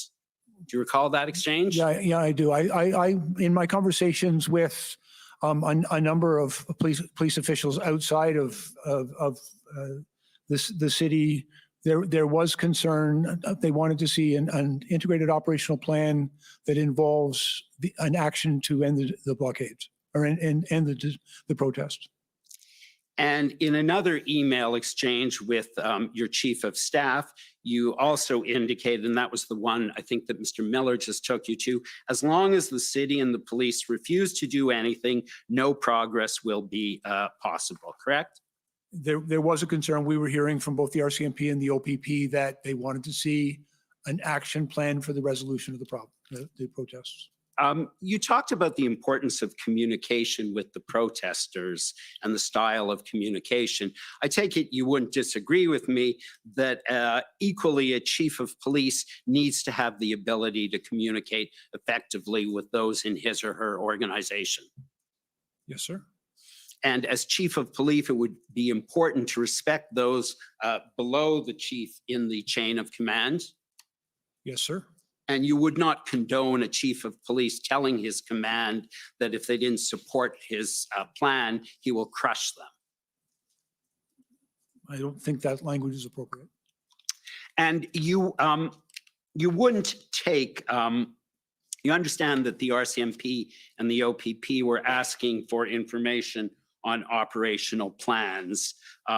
And you indicated that that would make sense, that they want that information if they're sending 1,000 or more officers, correct? I would expect that they would have an expectation to be aware of how their people would be used. And you wouldn't take that as evidence that the RCMP wanted to see the OPS fail or that they were serving their political masters. That wouldn't be the message you'd want for a chief to deliver to his or her command team, would it? Well, again, I have no direct knowledge of that communication, but my expectation is that everyone had a strong interest in resolving this quickly and peaceably. You indicated that you attended the IRG meeting, I believe all of them, correct? Yes, sir.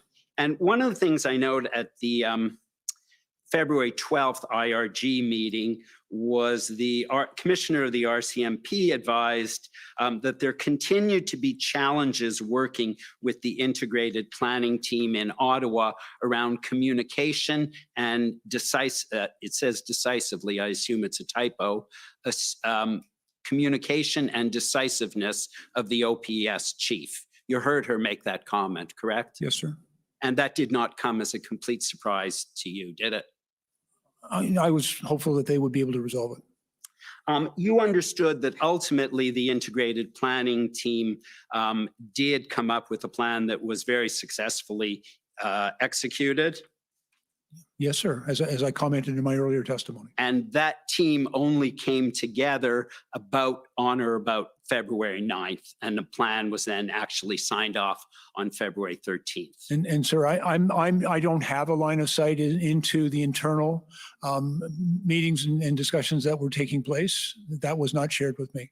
I was aware that all three organizations were working together, but the timing and the steps that were taken, I don't have a sense. And you also attended the February 13th cabinet meeting. Yes, sir. And at that meeting, it was reported that there was potential for a breakthrough in Ottawa, correct? I can pull up the document if you need to see it. It might be useful to see the document. I don't have a precise recollection of that comment. Okay, the document is SSM NSC.can 50216, and it's on page 8.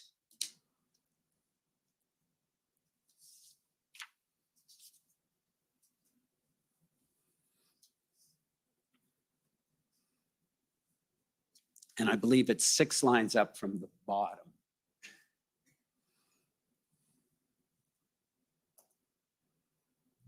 With respect to recent actions, the National Security and Intelligence Advisor indicated that law enforcement gains have been important and that there was potential for a breakthrough in Ottawa, Ontario.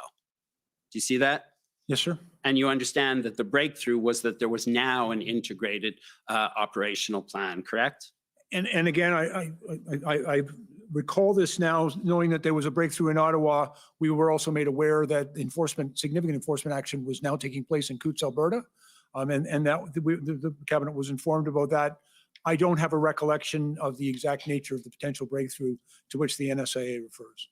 And finally, if I may just have 2 minutes left, Commissioner, I was hoping not to have to go to the document, so that used a bit of time, but I will be very quick. Go ahead. You had certain frustrations with Chief Slowly, and there's a text message exchange with your Chief of Staff where you refer to your frustrations with Chief Slowly, which is an internal issue that needs to be managed. Do Do you know that text message exchange? No, sir, I don't recall. Okay, it's ssm.nsc.can.03, 403014.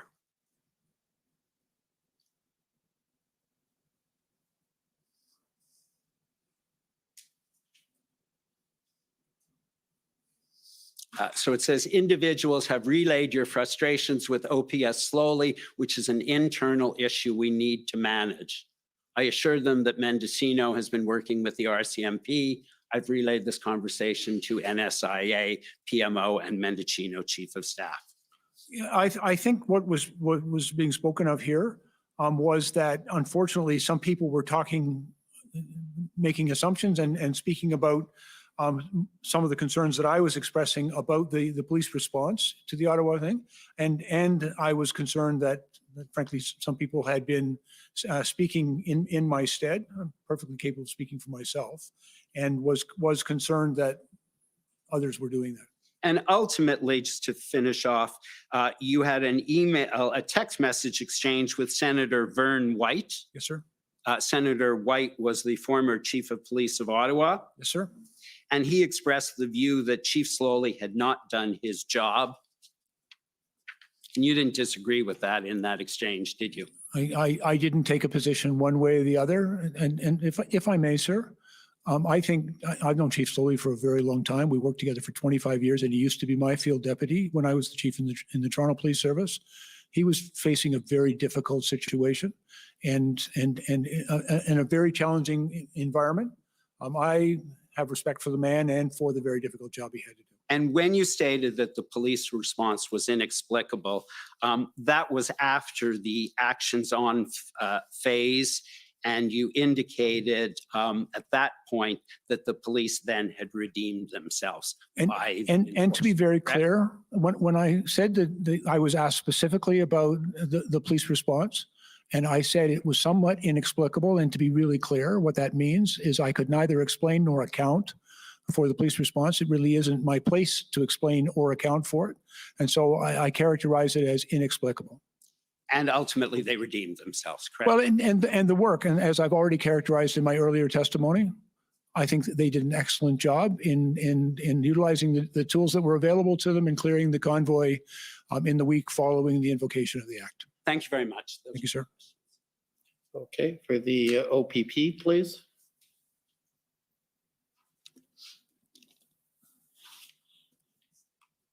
Commissioner, I will endeavor not to go over time. Be nice. Good evening, Minister. Chris Diana, counsel to the OPP. We've heard pretty extensive evidence from both Ottawa Police Service and Windsor Police Service witnesses that the OPP provided significant support to both Ottawa and Windsor. I don't know if you've heard any of that evidence. Yes, sir, I have, and I would agree with it.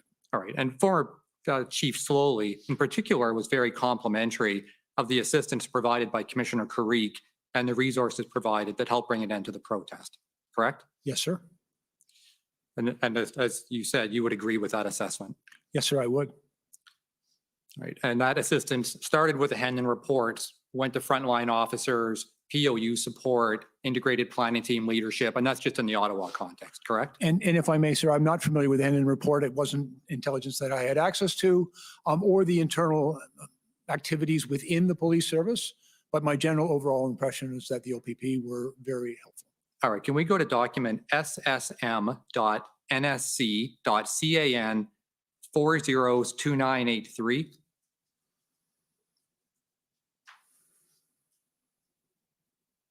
So what I'm bringing you to appears to be a text exchange between you and your Chief of Staff, Mrs. Stravis. Now, unfortunately, there doesn't appear to be a date on this. If you can scroll down and allow the witness to see it, it's fairly short down to the end. Now, at the bottom, you'll see that you suggested that Chief Slowly does not have a strong support network within provincial police leadership. Now, again, I don't have a date on this, but certainly at the time you wrote this, you would not have been privy to the many text messages and phone calls between Chief Slowey and Commissioner Creek, correct? And to be clear, I wasn't referring to Commissioner Creek or the Ontario Provincial Police in that message. I was referring to his relationship with some of the other police services in Ontario. Oh, I see. So when it says within provincial police leadership, you weren't referring to the OPP, you were referring perhaps to other police leaders, Yes, sir. but not the OPP. No, sir. Right. And was this your own observation or was that observation made by others that you were forwarding on? It was in part my own observation, but also in feedback I was receiving from former colleagues. And was that the view of cabinet? No, sir. All right. I'd like to move to another issue, which is consultation on the Emergencies Act. If you can bring up, Clerk, Mr. Clerk, document ID pb.nsc.can 403256. And while that's loading, we've heard evidence from Commissioner Lucky that the RCMP did not request the Emergencies Act, but she was asked to provide a list of tools that may be useful in terms of the Emergencies Act legislation. I'm sure you're familiar with that. Sure. All right, so what we have here is an email exchange between Mike Jones, who I understand is the Chief of Staff of Minister Mendicino. Yes, sir. And of course, Commissioner Lucky. If you can just kind of scroll down a little bit, this appears to be the commissioner's kind of list of tools that could be potentially useful. Did you see a copy of this list? No, sir. Now, by this point, if you can scroll to the top, just so we can get the date, this was February, if we subtract 5 hours, this was the evening of February 13th. And by this point, on February 13th, the OPP was heavily involved in policing protests all across Ontario. You spoke about this in your evidence, both leading the enforcement in Windsor, integrated planning team in Ottawa, 402, there were other areas in Ontario, correct? So the OPP, you would agree, was heavily engaged throughout the province. Yes, sir. Right. What I asked both Deputy Minister Stewart and Commissioner Lucky about consultation, and both agreed that in light of that context where OPP was heavily involved and would be using these tools, the OPP could have provided valuable input into the request as to what would be useful or necessary policing tools. Would you agree with that? I'm not sure what the OPP might have provided. There was also an issue of the decision had not yet been made at the time of this email. It was under consideration, but the decision had not been made, and it was a matter. There was still a very important consultation that the Prime Minister had to undertake with the First Ministers from across the country. And so the decision to invoke had not yet been made. There was some consultation internally about useful tools, but it wasn't fulsomely pursued because of the need to maintain the process that is required under the legislation. No, fair enough. But it would have been relatively easy for Commissioner Lucky to reach out to Commissioner Creek to say, just in case at some point we get to an Emergencies Act invocation, are there any tools you might find useful? That could have happened, right? Well, I have no direct knowledge of that, but we were also, over the course of the entire event, witnessing some of the challenges, the very real challenges that law enforcement, the OPP, the RCMP, and many others were experiencing in this event. And it very much informed our deliberations and consideration of various tools that might be useful to the police response. Sure, but you're not in the command room anymore, right? I mean, you're observing from afar, but Commissioner Creek would certainly have the better perspective on it. No, and I agree, but it's also, I think one has to be circumspect about it's not the police that determine what tools would be provided under the Emergencies Act. We consult with them on some of the challenges that they were facing, but it is a responsibility of government to determine what measures would be appropriate under the Act. Sure, the decision is made by politicians, but ultimately in terms of proportionality and using only the tools that are useful or necessary, it's a good idea to reach out to law enforcement, isn't it? And again, to understand the challenges that they were facing, but not specifically to ask them what additional tools. I don't believe that would have been appropriate. I've never been in circumstances where that was a question put to a police leader. What additional legislative tools do you require? So we heard from Deputy Minister Deputy Minister Di Tommaso, that that's what happened before the Ontario emergency legislation, that he consulted that way. And of course, Commissioner Lucky was consulted for tools, but you think it's somehow inappropriate to ask police for input on this? I think there is an appropriate process. I'm mindful that of Commissioner Carrique's reporting responsibility to Deputy Minister Di Tommaso. I'm also well aware of Commissioner Lucky's reporting relationship to Minister Mendicino. I'm not part of either of those. All right, okay, so just so I'm clear, would you disagree then with Commissioner Lucky and Deputy Minister Stewart that there ought to have been consultation in that regard? I think consultation on the challenges that the police were facing. I would not personally have asked what additional legislative authorities they might require, but it's very helpful to understand the difficulties that they were having with existing authorities. Right, now, of course, you're not like most other cabinet ministers because you're looking at this as a 30-plus year police leader yourself, correct? Close to 40, I'm afraid. Right, as a police leader, but yes. But in fairness, I don't have that role anymore, and I'm mindful of the responsibilities of my current position, and that I no longer hold that position. All right, fair enough. I'll move on. I've only got a couple of minutes left here. In your capacity as a politician, as a cabinet minister, of course, you're no longer in the room, the police room, so that you're no longer having a direct look at the intelligence reports.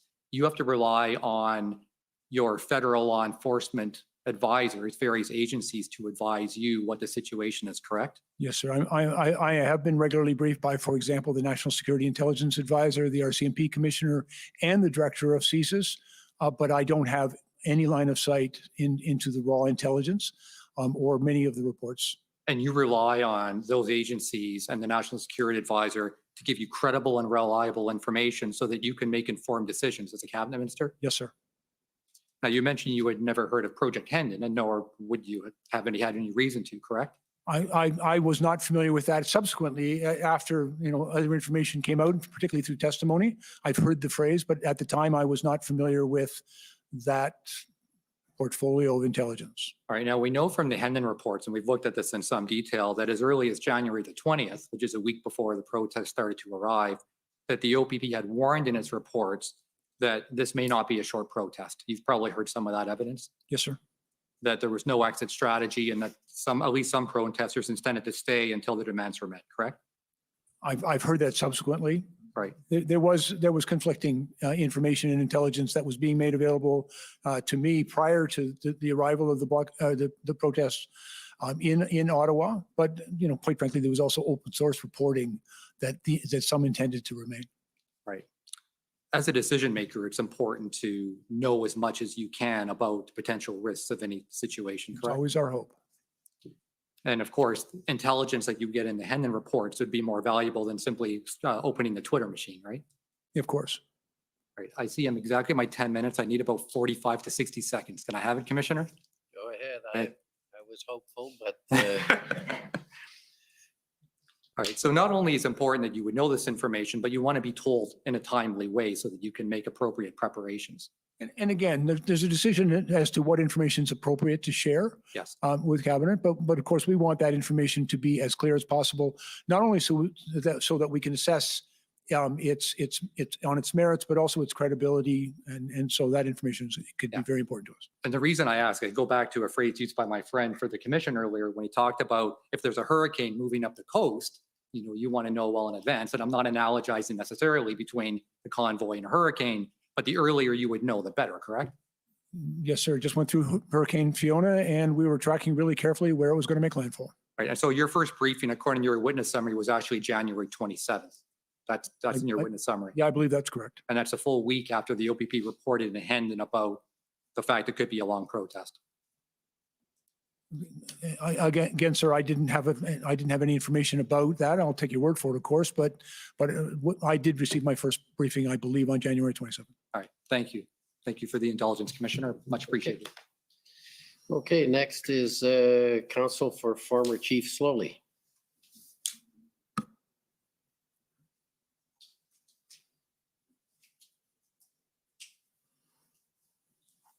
Thank you, Minister. I'm Tom Curry, for your former colleague, Chief Slowly.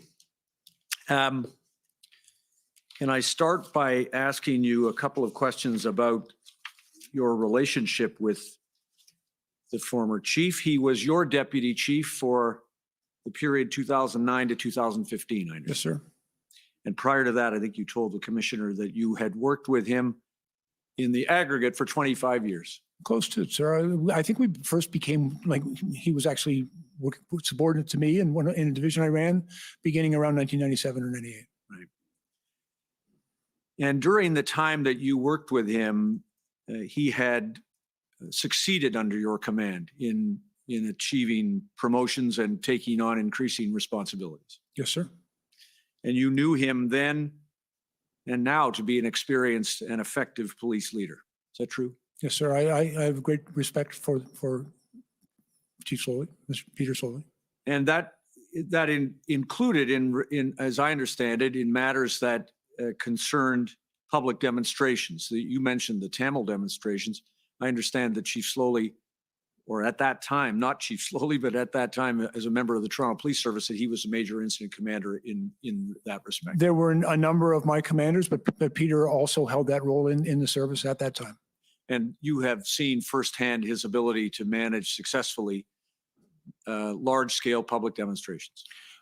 And again, I did not have direct observation of Peter dealing with large public order events. Of course, his actual involvement in the G20, as I recall, was somewhat more limited. But certainly I recall quite vividly the Tamil protests. Frankly, I think we took a very careful, measured approach to that. And frankly, I've always been proud of my services keeping everybody safe in those circumstances. Including the role that he played. Including all of the men and women who were involved in that effort. It was very much a team effort. Thank you. Now, during the time that you were chief of the Toronto Police Service and Deputy Chief Slowly or Chief Superintendent, he held a number of different ranks. During your tenure, he had your confidence and respect. Yes, sir.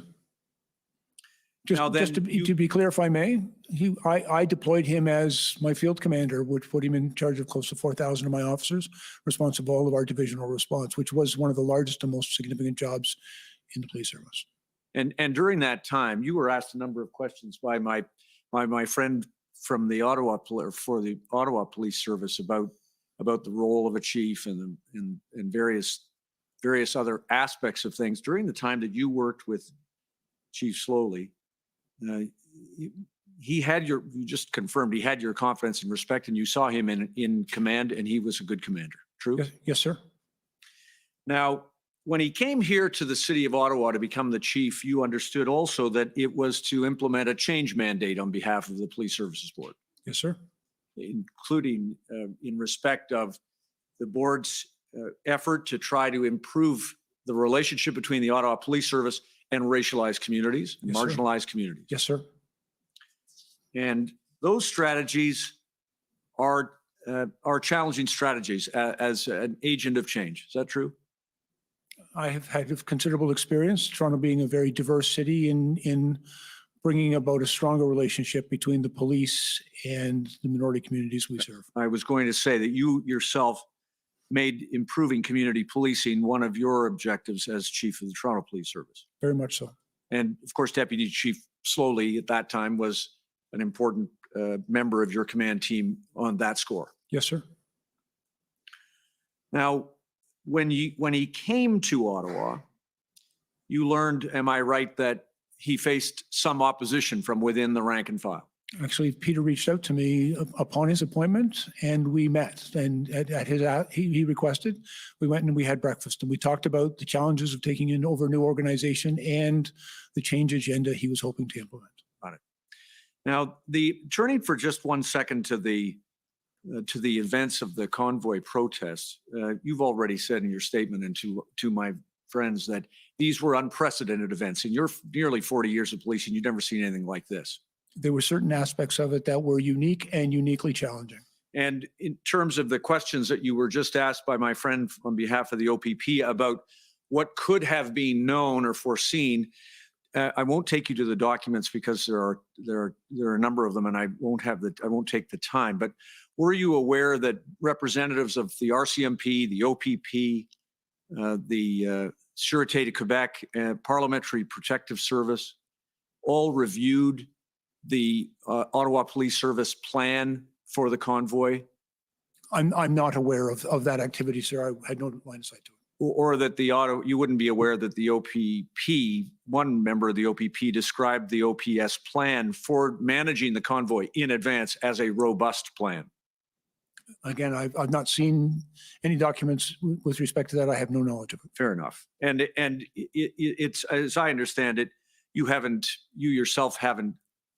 aren't second guessing the Ottawa Police Service's plan or the plan that was reviewed by those other police services in advance of the convoy? No, sir. And quite frankly, I have no insight into the plan. I don't inquire about the plan. I only needed some assurance that one was in place. And then once it was here and it became a very different protest leading eventually to an occupation, you understood that the Ottawa Police Service on its own lacked the resources to manage it successfully. That had been made clear to me. Yes.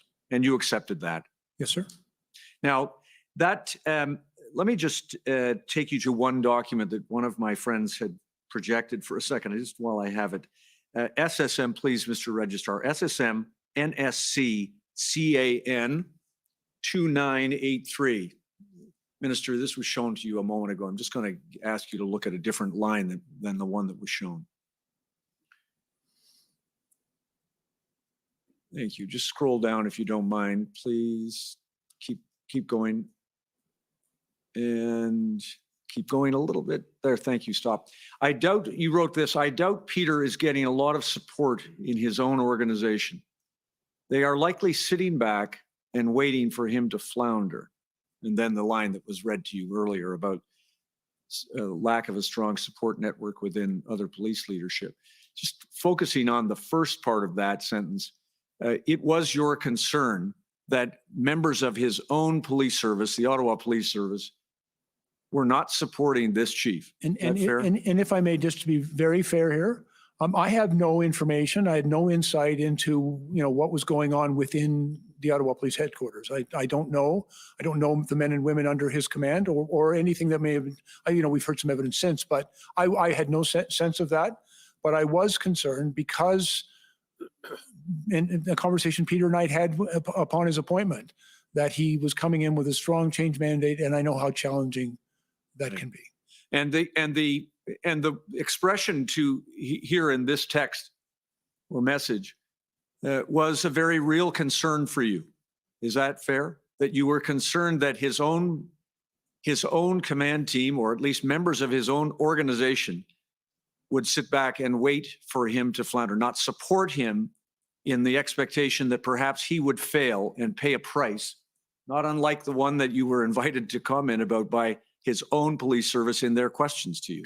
Well, and again, to be fair, I was speculating here, and I don't want to characterize this as based on any factual information that was available to me, but I was concerned that in a very challenging set of circumstances, it's really cohesion within the command structure is really, really important. And I was concerned that cohesion may not have been as strong as it needed to be. Understood. And of course, one cannot lead an organization that does not wish to be led very easily, right? I know a little bit about the challenge of leading a large police organization, and I think leadership is very important, but I would also say leadership doesn't exist just in the chief's office. There's leadership throughout the entire organization, and that leadership has to be mobilized to get the job done. Understood. Now, a couple of things, if I may, please. I want to ask you, if I could, about RFA, requests for assistance. Can I just ask you, please, to confirm that the Solicitor General Ontario asked for the use of the Cartier drill hall? Do you recall this? Yes, sir. And am I right that the Solicitor General Ontario asked for that use of the Cartier drill hall parking lot for 2 days, being the weekend of the protest? Yes, sir. And I also recall being able to give a positive answer to that request. Right. And exactly. You made that available. Just for the record, Commissioner, I don't want to see it, but SSM CAN 4564. Minister, you spoke about just in terms of the role of the chief. Could you help this commissioner, please, with this question? During the operations in respect to that Tamil protest, in your witness statement, I won't take you to it, but you described how, or I think today you described how you directed operations when you needed to as the chief in terms of keeping the protesters safe on the off ramps. And just to be very clear, I was taking advice and guidance from my operational commanders on the ground who told me that this situation couldn't be resolved utilizing our normal public order tactics without putting people at significant risk. And therefore, it was on their advice that I made the decision that we would engage with these people and find another way to resolve. Understood. And in the same way, I think in your witness statement, I don't want to turn it up, see if you recall this, it's paragraph 5 for the record. You reviewed and approved plans as the chief concerning the G20 protests. Yes, sir. And in fact, as the chief of police, there were literally dozens of protests taking place in Toronto every single week. And I, for the larger events, would have those operational plans presented to me. Right, got it. For my awareness, the command structure for those events was not, the chief doesn't command those events. We actually maintained a very robust command structure for those types of events. Right. And I think the language that you used in your statement was that you would review those, approve them, and then present them to the board. Yes, sir. Thank you. Now, Commissioner, I'm going to go a little overtime with your consent, only because my friends for the commission introduced a few new things through the minister about police services. Yeah, no, boards you're and so on. already over time, so Thank don't get me wrong. You're already there. So I'm going to see what I can do as quickly as I can do it, but thank you for that. The resources. You mentioned to the commissioner that you received a request for resources from Windsor for the Ambassador Bridge blockade. Can you confirm that you received those via a letter directly from the chief of police to you, and one similarly went to Minister Jones? Yes, sir. We did in fact receive that letter. It wasn't something that frankly, I'm not authorized to deal with, a request for assistance coming from a municipal police chief, but it was referred back to other officials to deal with. Right, understood. But in that respect, regarding Windsor, the request for resources came to you as the minister, to Minister Jones for her counterpart. There was an urgent need for resources, and you did what you could to send them urgently. Fair? I think in fairness, it was the OPP that responded to the Windsor situation. And again, I stand to be corrected, but I understood that the Windsor police chief utilized the authorities under the existing Police Services Act in order to seek out the assistance and support of the OPP. So I think I won't take you to it, but just for the record, Commissioner, WIN 1648 and 1649 are letters not directed under the Police Services Act, rather directly to you and to the minister. Yes, sir. You passed them on, and the resources came from the RCMP and the OPP, but nobody followed the Police Services Act protocol in Windsor. I'm not sure, sir. My understanding is with the OPP involvement there, they essentially led that response. That was my understanding. And the Police Services Act protocol to which you referred isn't mandatory in respect of a sequencing.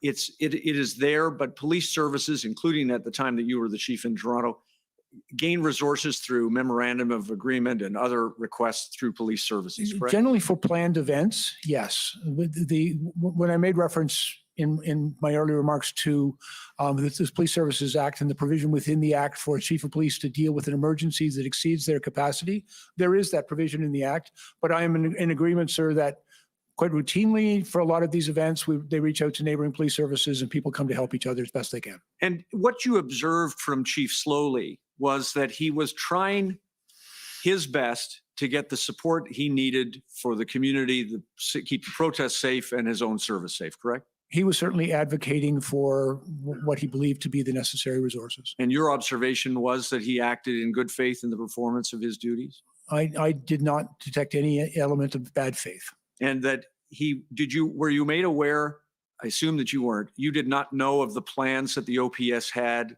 their evolution and the approvals that Chief Slowly Chief Slowly's team gave to those plans? No, sir. As I've previously testified, I made no inquiry and received no information of the operational plans that were either being developed or in place.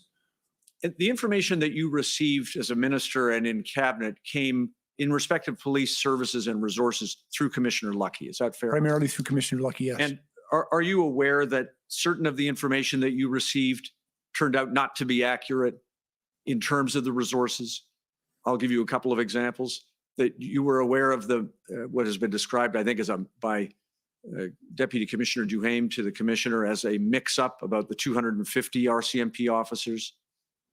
I'm not familiar with the Deputy Duhaime's testimony. I wasn't following it. What about Minister Jones' 1,500 OPP officers on the ground in Ottawa? Were you aware she made that statement? I'm not.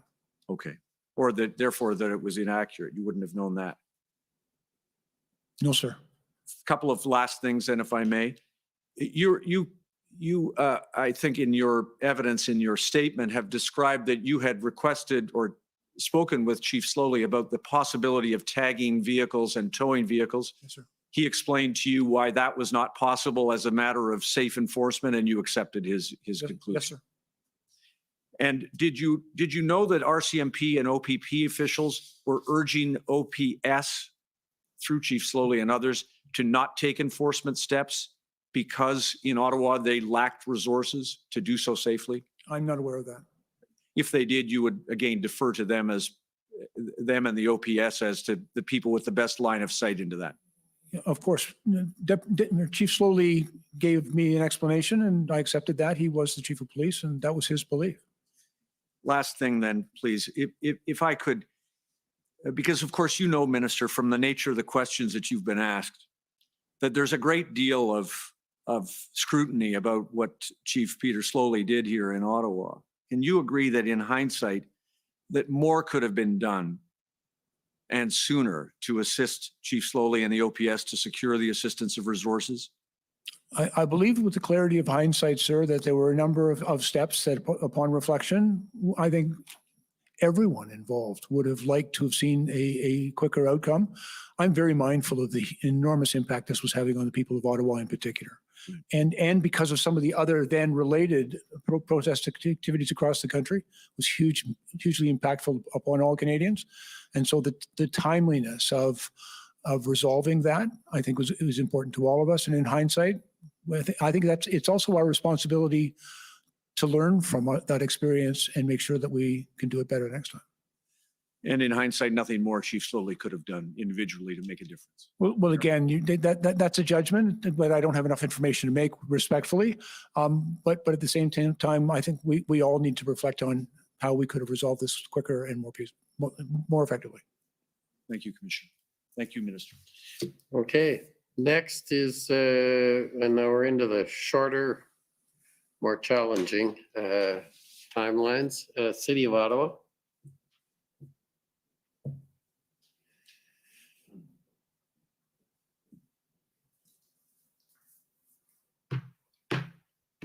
Thank you, Commissioner. I'll do my best. Minister, my name is Alyssa Tompkins. I'm one of the lawyers representing the City of Ottawa.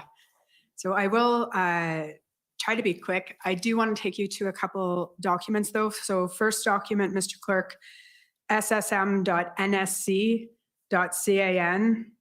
402993.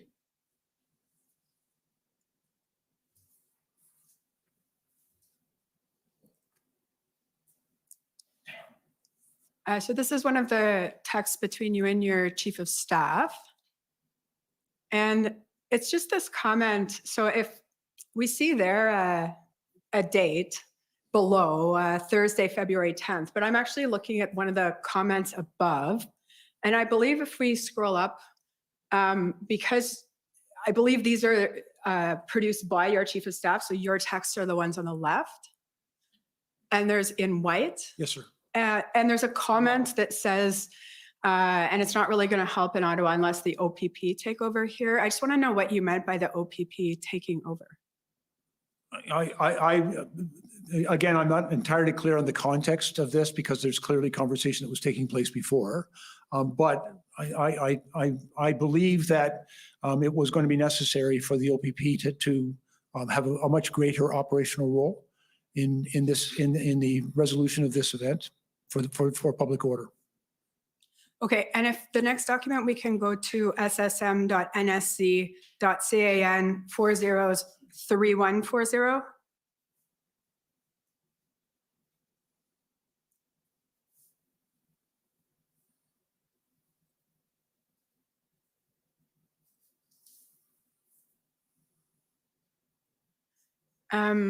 More text messages between you and your chiefs of staff. Now here it's just forwarding tweets, but there's a tweet being forwarded from Robert Fife that says, "This is what Ontario government sources have said was coming. Chief Slowly pushed aside to allow OPP RCMP to take charge of 16 days of chaos in downtown." I think you then forward a text from Glenn McGregor. Maybe the OPP will help. I'm just wondering, particularly with respect to the text from Mr. Fife, that he's hearing from Ontario government sources that OPP and RCMP are coming. I was just wondering, sir, whether you ever heard anything to that effect from the province. No, ma'am. My only knowledge of this information was what Mr. Fife was tweeting, and that's why I shared it with my chief of staff. Okay, no, those are my questions. Thank you very much, sir.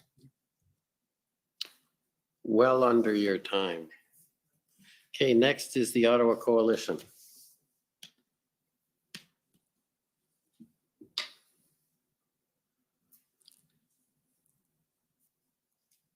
Thank you, Commissioner. I'll try to be as efficient as my friend, Ms. Tompkins. Minister, my name is Paul Champ. I'm one of the lawyers for the Ottawa Coalition of Residents and Businesses. As the Toronto Police Chief for 10 years, Minister, I gather you to become very familiar with the Police Services Act. Yes, sir. In Ontario. And you know that under the Police Services Act, the mayor of a city is by default a member of the Police Services Board unless he or she delegates it. I'm aware that it is a position that they get ex officio, but they can delegate it to others. And I'm also aware of many municipalities where the mayor chooses not to sit on the board. And in your last, I think the last mayor you had when you were chief was Mayor Tory. He sat on the board? Not while I was the chief, sir. I don't, well, perhaps maybe for a few months, but only a few months. Yeah, you were near the end. I was kind of on my way out the door. 1 foot out the door. And prior to that, it was actually Mayor Miller had served on the board for a period of time, not his entire term. Right. Mayor Ford didn't choose to. We won't go into that. No, sir. Now, you convened tripartite meetings on February 7th, 8th, and 10th with intended to be the municipal, provincial, and federal levels of government. Is that right? That had been my hope, yes. And you had from Ottawa, City Manager Steve Kanalakos and Mayor Jim Watson. Is that right? Yes. And when you dealt with Mayor Watson, you would have assumed he was chair of the Police Services Board. Is that right? I don't think I was making that assumption. I'm not aware of that. Did you know if he was the chief or if he was on the board or not? No, and I apologize, but I'm not that familiar with Ottawa Council or its board. Right, but given your familiarity with the Police Services Act, would you not have wanted to deal with someone from the Police Services Board who actually has some operational guidance and responsibility over the again, Ottawa Police? If I may, I don't think that's an appropriate discussion for a minister of the federal government to engage with the chair of a municipal police services board. My intention in establishing the tripartite table was to bring the three orders of government. Right. And I use that word advisedly, by the way, because I don't believe in levels. There are orders of government. The federal, provincial, and the municipal governments all had a responsibility to work together, to collaborate, and it was my intention to convene that discussion. But I gather then, though, if you were sharing information with the mayor and the city manager that was relevant for the Police Services Board, you would have assumed the mayor and the city manager would have shared that information with the Police Services Board? Again, I make no assumptions about those discussions. My intention was to bring the federal, provincial, and municipal governments to the table. But to do what, sir? It's about managing the police services. No, sir. It's about managing the protest that was taking place in Ottawa. It was hugely impactful. There is obviously a police responsibility there, but respectfully, I don't believe it is my place. And I've always been meticulously careful not to in any way interfere with police operations. I believe, the city clearly has a role with that, with their Police Services Board, but not directly from me. Now, we know from your testimony or for your witness statement as well that it appears that there was indeed a delay in resources, RCMP resources being provided to the City of Ottawa, in part because there wasn't a firm plan in place for the deployment of those resources, correct? There are a number of reasons, as I've come to learn, as to some of the challenges of deploying those resources. Some of them were also deployed in a number of functions that, as I understood it, that were dispersed from the downtown core. But you and on your witness statement anyway, sir, which I understand you've adopted, you said one of the main reasons was that there was not a firm operational plan in place. And that's true, Mr. Champ. There was a concern that we were hearing from not just the RCMP, but other police services, that they wanted confidence that an operational action plan was in place before they were able to deploy the resources. And you would have agreed with me, sir, that it would have been important for that information to be shared by someone in some way with the Ottawa Police Services Board? I'm going to object. This is, again, Alyssa Tompkins. Chair Deans, in her witness statement, stated that she knew that there was a concern that there wasn't a plan. And my friend keeps putting that to witnesses to try to get to them to agree, when her witness summary, which she adopted on cross and confirmed, states expressly that she was aware that that was. Well, I'm ready for my friend this time, if I may, Commissioner. The testimony of Ms. Deans was that was her speculation, but she was never told that by anyone. No one shared that information. She was concerned that she wasn't getting detail in the plan. She was wondering why there was a delay, but no one shared that information. That's what's in her statement. That's what her testimony was when she testified. In fact, her statement suggests that she's the one that suggested Okay, to well, the commission that was the case. let's try and keep this. Can you just? I just want to be careful because it's an important point, and my friend keeps putting it to witnesses. I'll be sending a letter to my friend after this. But I just want to close with this, Ms. Minister. You would agree with me that it would be inappropriate for a federal government official to be trying to influence the Police Services Board on the selection of a chief of police, or to delay a decision of appointing a chief of police for municipal service? I can speak for myself, sir. I would not engage in that behavior. If my advice was asked on a matter, I might provide the advice, but as you characterize it, I'm trying to influence or interfere with that decision. I don't believe that would be appropriate. Okay, thank you very much, Mr. Of course. Okay, next is the Windsor Police Service. Hi, good evening. Heather Patterson here for the Windsor Police Service. Good evening, Minister Blair. Can you hear me okay? Yes, ma'am. Thank you. In your testimony today, you praised the Ottawa enforcement operation because, and I'm going to paraphrase what you said, because it moved slowly, it took care, and it allowed for the least amount of force possible. I think you described it as a textbook operation. Yes. Then would you agree that it's a hallmark of good police enforcement, that type of slow, careful, least amount of force possible type operation? Yes, I would certainly characterize that police operation as proportional, measured, charter compliant, and appropriate. Great. And you praised the Ottawa enforcement action, even though you had to explain to colleagues the need for police to move slowly and carefully in an enforcement operation. That's probably inappropriate to characterize it. I needed to explain to colleagues, but I have some familiarity with those operations. And what I was witnessing here in Ottawa was, in my opinion, textbook and entirely appropriate. And I certainly shared that with colleagues. Okay, so then let me put it to you this way. Would you agree it's important to move slowly with an enforcement operation, even when others feel there's a sense of urgency? And again, I think the response is it depends on the urgent nature. If someone was being injured for example, I think under those circumstances one might want to go a little quicker, and it'd be necessary. But I think a methodical, measured, and proportional response. Every public order response is in part determined by the actions of the other side, the protesters, and if their behavior is less aggressive, then that type of approach is entirely appropriate. Okay, and would you agree that equally applies to the situation in Windsor and the Ambassador Bridge? Oh, yes. And would you agree that citizen and officer safety is the forefront in any public order operation? I believe certainly in public safety, and that includes officer safety as a priority in every operation. And you would agree with that despite the fact that you felt there was a need for urgency of action in Windsor? I was very concerned about the blockade of that roadway and that there was a need for urgency.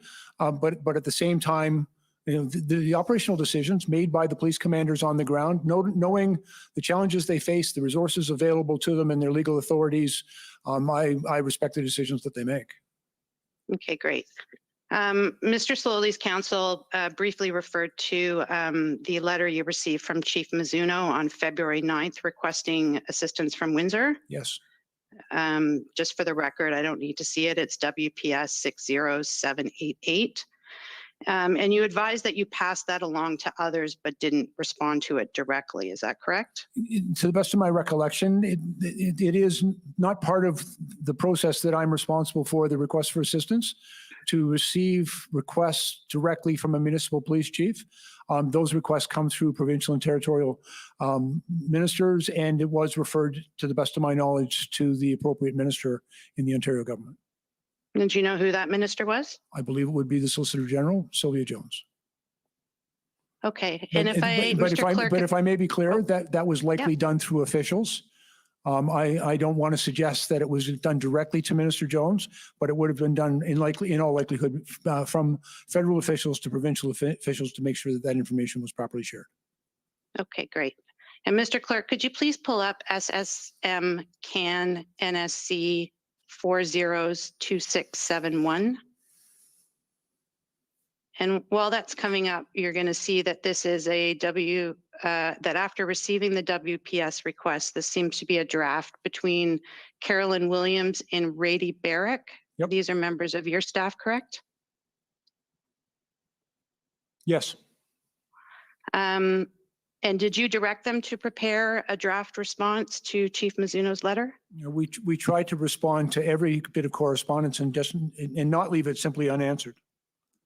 Okay, and if we go down towards the end of page 1,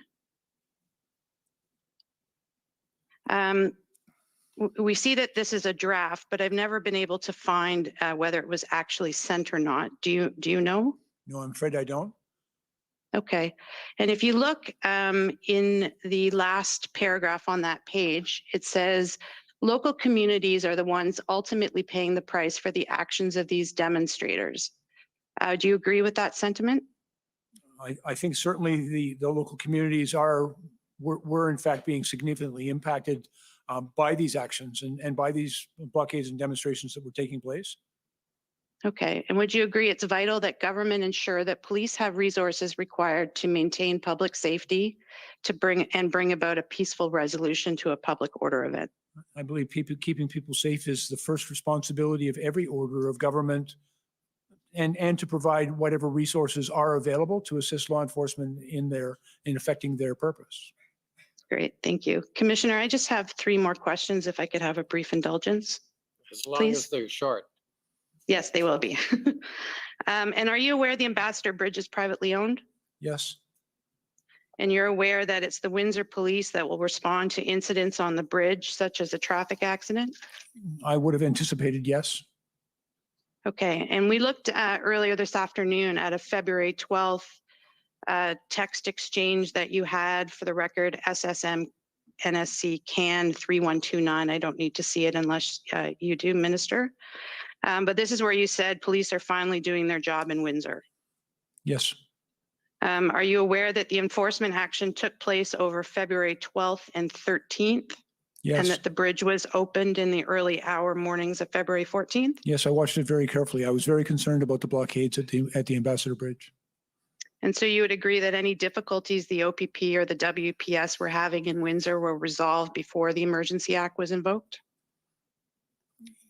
I was aware that they had been able to move that protest. I was also aware of concerns that they were expressing to us that those blockades could either go to some other place or could return to Windsor. And what we had heard very clearly from the police is, although they had been effective in clearing it, there was real concern as to whether they could hold it open. Okay, thank you. And lastly, would you agree with me that the Windsor enforcement operation was a success? Yes. And that there was no loss of life or serious injury to either the public, protesters, or police? Yes, ma'am. Thank you very much. Those are my questions. Okay, thank you. Next call on the City of Windsor.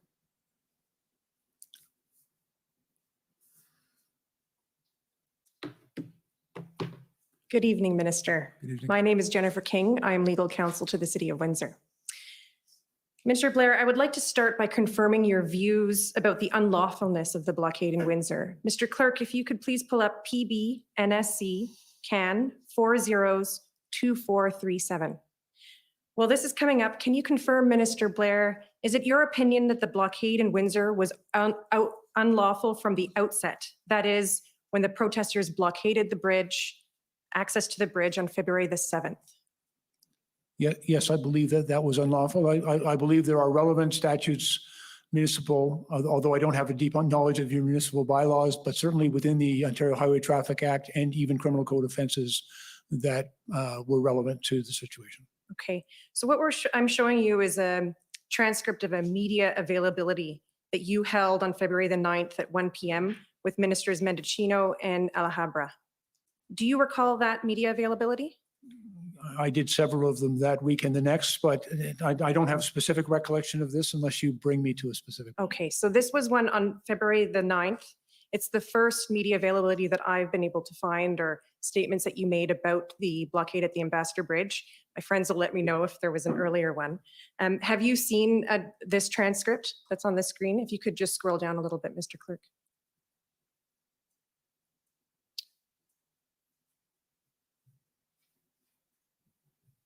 I've actually not seen this transcript, but if you could scroll down, and by the way, I think I likely used the word thuggery, not thuggery. Okay, well, Mr. Clerk, if you could please scroll to the bottom of page 3. And you'll see here, I think at page 3 of the PDF, I apologize, I might not have the right spot. If you could scroll up, please.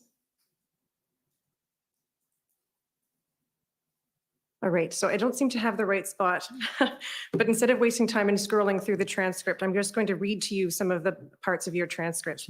So in the transcript, you state these blockades are unlawful. And I would urge all of those who are engaging in this unlawful activity, think about the people you are truly hurting and stop. Let me be very clear. The Ambassador Bridge is a vital artery to our country, and it's a vital artery to our supply chain. It's central to the functioning of our economy and to serving all Canadians. Do you recall making those comments? Yes. And later in your remarks, you referred to the protesters' unlawful actions blocking ports of entry as essentially putting their foot on the throat of all Canadians. Do you recall that? Yes. And in your remarks, you also state that the rule of law has to be upheld, and Canada will ensure police have the resources they need to uphold the law and keep the peace, right? Yes. Your opinions reflected in these remarks have not changed since February, have they? No, sir. No, ma'am.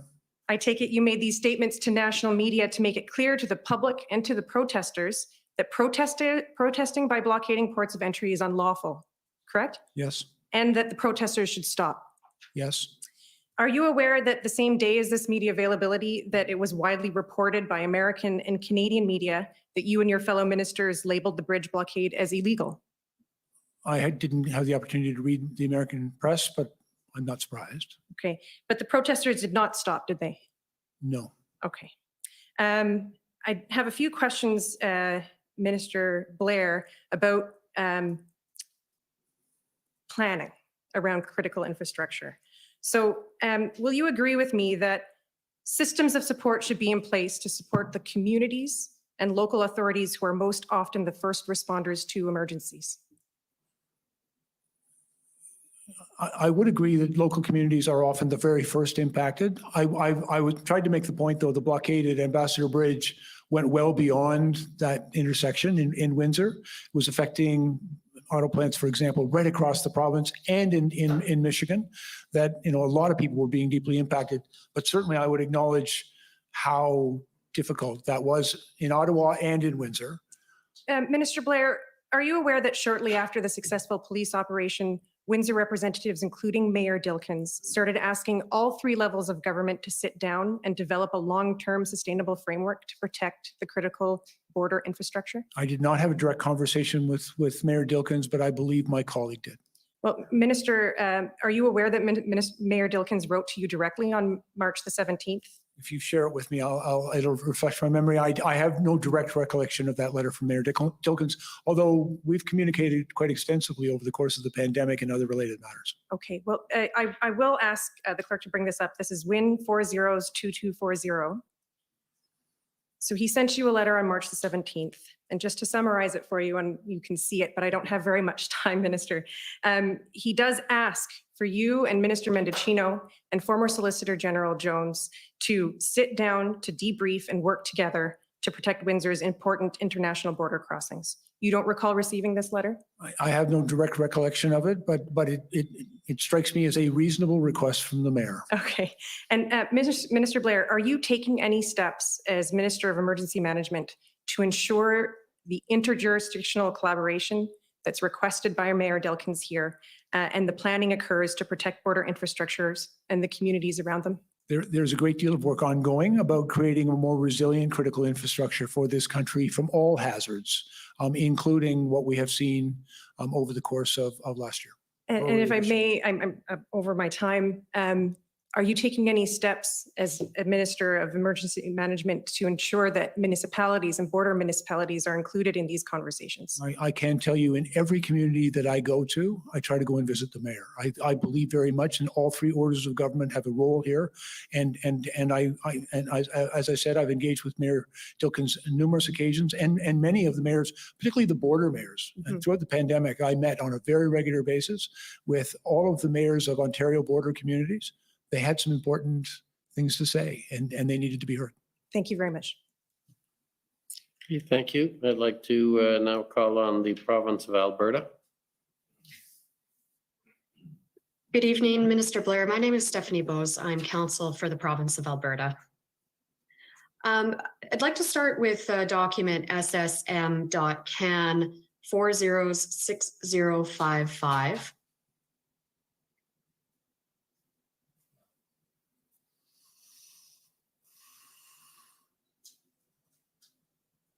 And if, Mr. Clerk, if you could scroll down to the last email on this page, or sorry, in this document, it'll be on the next page. And this is an email dated February 9th from Mr. Stravas to you, subject line ABRFA. And if you scroll down to the text, please, Mr. Clerk. You'll see the text on the letter itself. John Broadhead and I spoke, and I think we revised the response about exhausting provincial resources and enforcing contracts and laws. And we look forward to learning more on that front. So it's not a no, just more context. Now, I understand Mr. Broadhead is the Director of Policy in the PMO. Is that correct? Yes. Do you know what the reference to "it's not a no" is about? I believe I do. I was very concerned when I heard back from the Deputy Minister and the Canadian Armed Forces that they did not have the equipment that Minister MacGyver had requested in his request for assistance. And so I asked my staff and public safety to explore other areas of government to see if there was any way that we could provide assistance to Alberta. And we looked, for example, in other federal departments. We looked outside the country in Montana. We were looking for any way that if the CAF equipment was not appropriate or available, we were looking to see if there was any alternative that we could help Alberta with. All right, thank you. At ssm.can.nsc 402689. This was a record that Commission Counsel put to you earlier today. And I'll ask the clerk to please pull that up. The version that you saw today was unredacted, and I understand that that was only recently supplied. And when we review this, this is an email from, again, your Chief of Staff on February 11th. If we scroll down, we see an email from Rady Barrick to you on February 11th. Within the next page, we see a response. Further, I understand that Alberta has the required legal authorities necessary to enforce compliance as a highway is considered essential infrastructure. And it goes on. There are a number of contraventions or other applicable legislation that may also be enforced by Alberta and its police forces. So at that point in time, the reason for rejecting Alberta's RFA was in fact that the position of Government of Canada was that Alberta had the required legal authorities. Is that correct? Yeah, if you could read down through the entire letter, because I want to see how this is dealt with.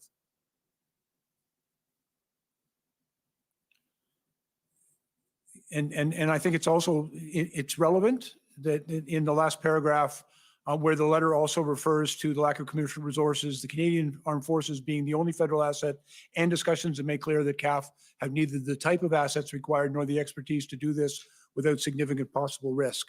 So it was an answer to Minister MacGyver's specific request for tow trucks belonging to CAF. And it was, I think it was an important context for this letter as well. But certainly also the position of Canada was that Alberta still had authorities that it could exercise to deal with the blockade at Coots, correct? There is some reference to that in this letter, yes. Okay, thank you. And if we scroll down to the last paragraph in the letter, there's reference there to the use of federal resources may be reconsidered at a future date once all other provincial options and capabilities have been exhausted. What was meant by that? Well, again, we were also examining across all of government. We were also talking about the possibility of providing funding to assist them in acquiring through private and commercial means the vehicles that they required. But of course, contingent on all other provincial options and capabilities having been exhausted, correct? Well, and again, not just exhausted or unlikely to succeed. I think that's a reasonable consideration as well. I think we were trying to communicate. My concern, quite frankly, is I felt a necessity to reply to Minister MacGyver, who had made a request to give him the information. He very specifically asked for something, and we were saying no. And I think, as you saw in the email above this, I was concerned that we weren't able to say yes, but I was also concerned that we needed to reply to his letter. And that reference, of course, is to at the very top when you approve this response is the response to go to Alberta. Yep. And then I'll ask you, Mr. Clerk, to please go up to the top. There's a reference to has the PMO approved? And I take the PMO to be the Prime Minister's office. Is that correct? That's the usual, that acronym represents the Prime Minister's office. For sure. And was it a requirement that the Prime Minister's office approve a response to an RFA?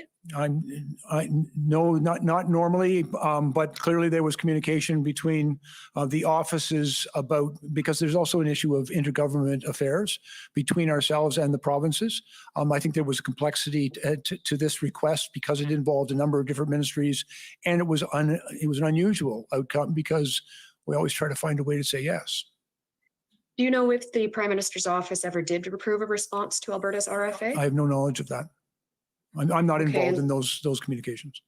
All right. There is reference in the records to your Chief of Staff arranging a February 9th meeting with the Prime Minister to discuss the RFA. Were you aware of those discussions? No.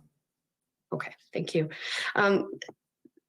I am over my time. I would ask the indulgence of the Commissioner for a couple more minutes just to touch on two more things, please.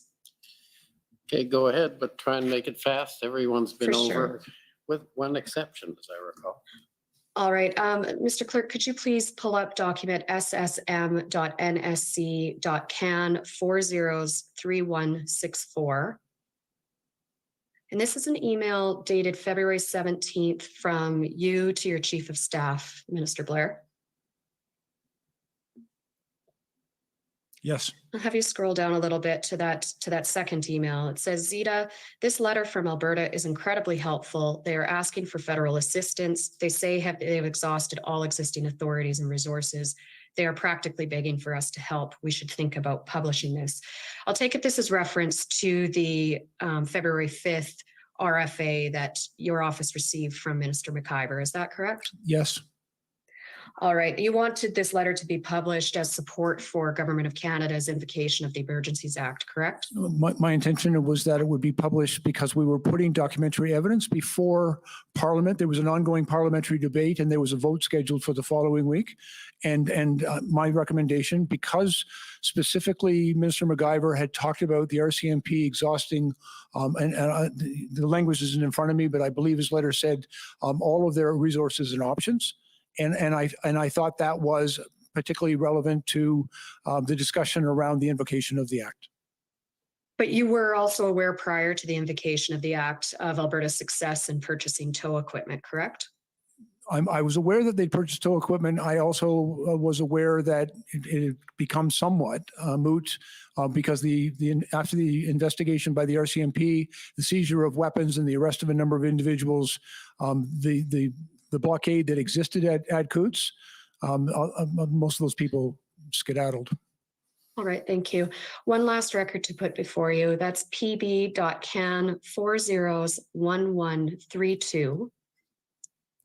And this is an appearance that a transcript of an appearance you had on Global News on February 13th at 11 a.m. Eastern Time.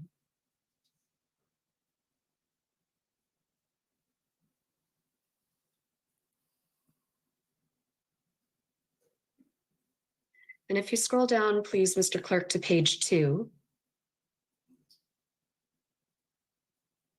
There's a question from Mercedes Stevenson.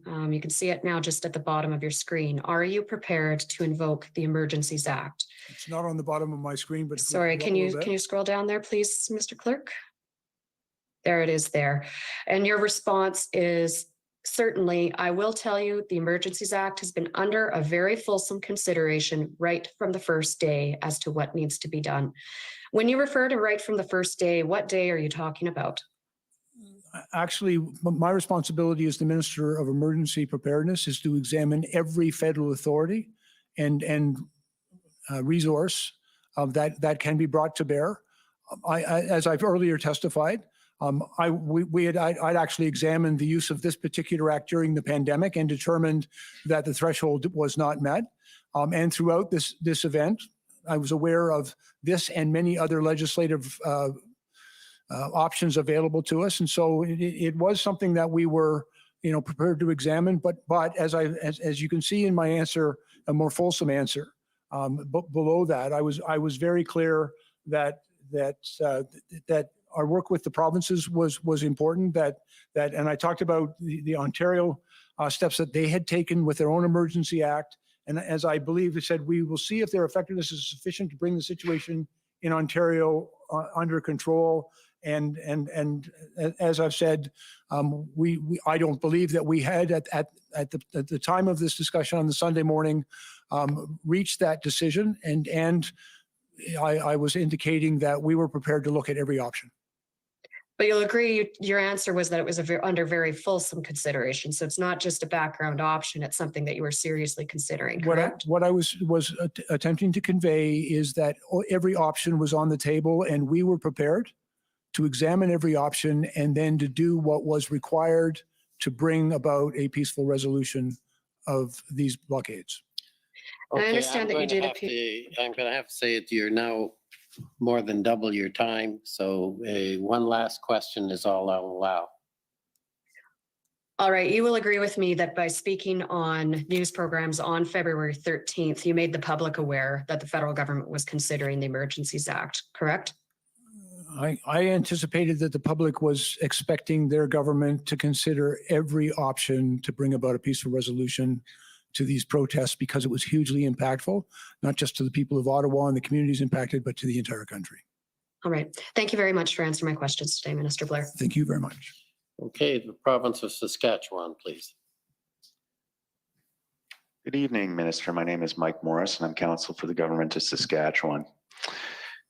Sir, will you agree with me that after the cabinet meeting on February 13th, the Prime Minister was left with full discretion as to whether the Emergencies Act would be invoked the next day, following his consultation with First Ministers?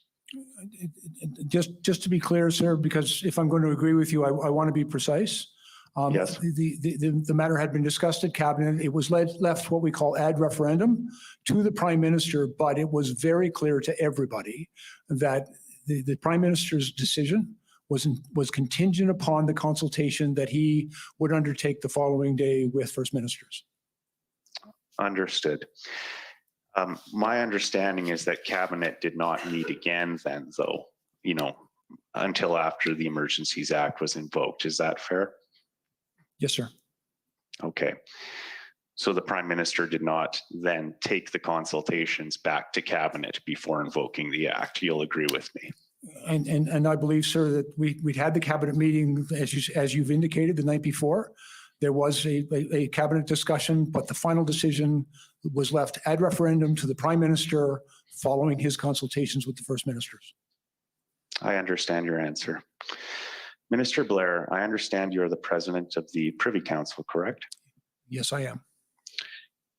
On Friday, we heard evidence from the deputy clerk of the Privy Council, and I'd like to pull up the transcript for some of the evidence given by the deputy clerk, Ms. Drouin. So, Registrar, if we could pull up the transcript, it's TRN 6026. And spoiler alert, we're going to be looking at page 300 of the transcript where Ms. Drouin is giving evidence.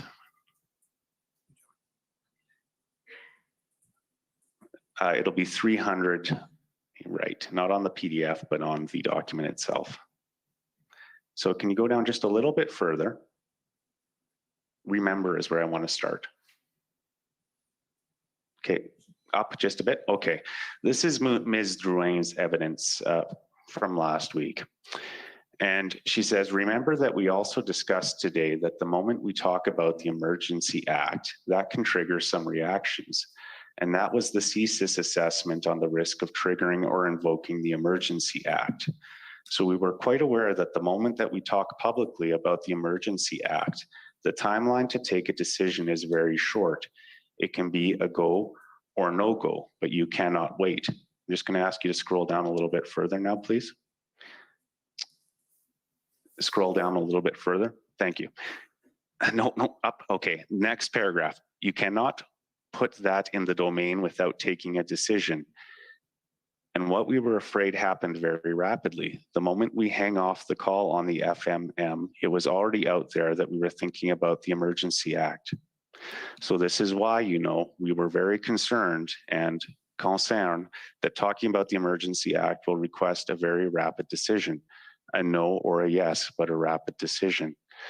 Now, you can probably anticipate my next question, Minister, but did you share Ms. Drouin's concern about publicly talking about the Emergencies Act? I think if I read this correctly, the deputy clerk's concern is that after a very important step in any process of invocation involves consultation with the first ministers, and Deputy Drouin's concern appears to be that after that call, some of that information was being made public, which I think, and I do understand the concern, because it does, although it's not the final decision, it does, many might take an inference that this was likely to happen. That, in my opinion, is different than suggesting we were considering all options, which was a conversation that I'd had a number of times prior to that. But if the deputy's concern, quite frankly, I have great respect for the deputy, and if this was a concern she had, it aligns somewhat with CSIS advice that the invocation of the act could result in a violent reaction from some. Okay. My friend for Council for the Government of Alberta referred to your interview with Mercedes Stevenson. I understand you also gave an interview with Rosemary Barton on Sunday morning, February 13th. Is that correct, Minister? Yes, sir. And that was on Rosemary Barton Live.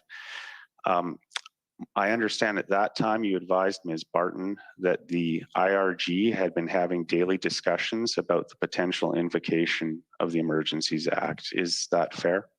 I'd actually have to see that to understand the precise language. I was trying to be, and it was always my intent to be very precise, that we were considering all of our options, including the Emergencies Act, but that no decision had yet been made.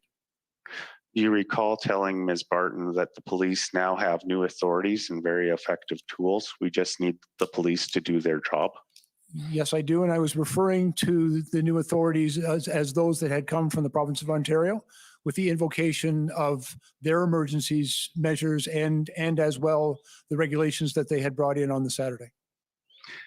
And do you also recall stating that it was somewhat inexplicable why enforcement was not happening? I was asked if I could explain the law enforcement's response.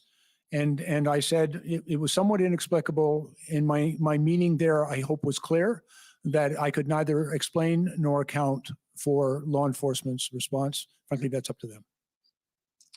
Okay. Did you think that your statements might suggest that a decision needed to be made fairly promptly about invoking the Emergencies Act or not? I don't believe that would have influenced either the Prime Minister or the First Ministers in their deliberations. Okay. I understand that you were not present at the First Minister's meeting held on February 14th. Is that correct? Yes, sir, that's correct. Now, in your view, would it have been appropriate to advise what that meeting was going to be about before the start of the meeting? You're asking me to speculate on something, frankly, I have no knowledge of, and I was not part of that meeting. If you were a premier, would you have preferred being advised in advance about what a First Minister's meeting is going to be about? That's quite a hypothetical, sir, and I've never thought about being a premier. You're well over time, so with that answer, you're going to have to wrap up, please. Last question. Thank you, Commissioner. Minister, from your perspective, would there have been any risk to advising the premiers about what the First Minister's meeting was going to be about? Respectfully, sir, I don't believe I'm in a position to assess that risk. Okay, that's my last question, so thank you for answering them. Thank you. Next is the Canadian Constitution Foundation.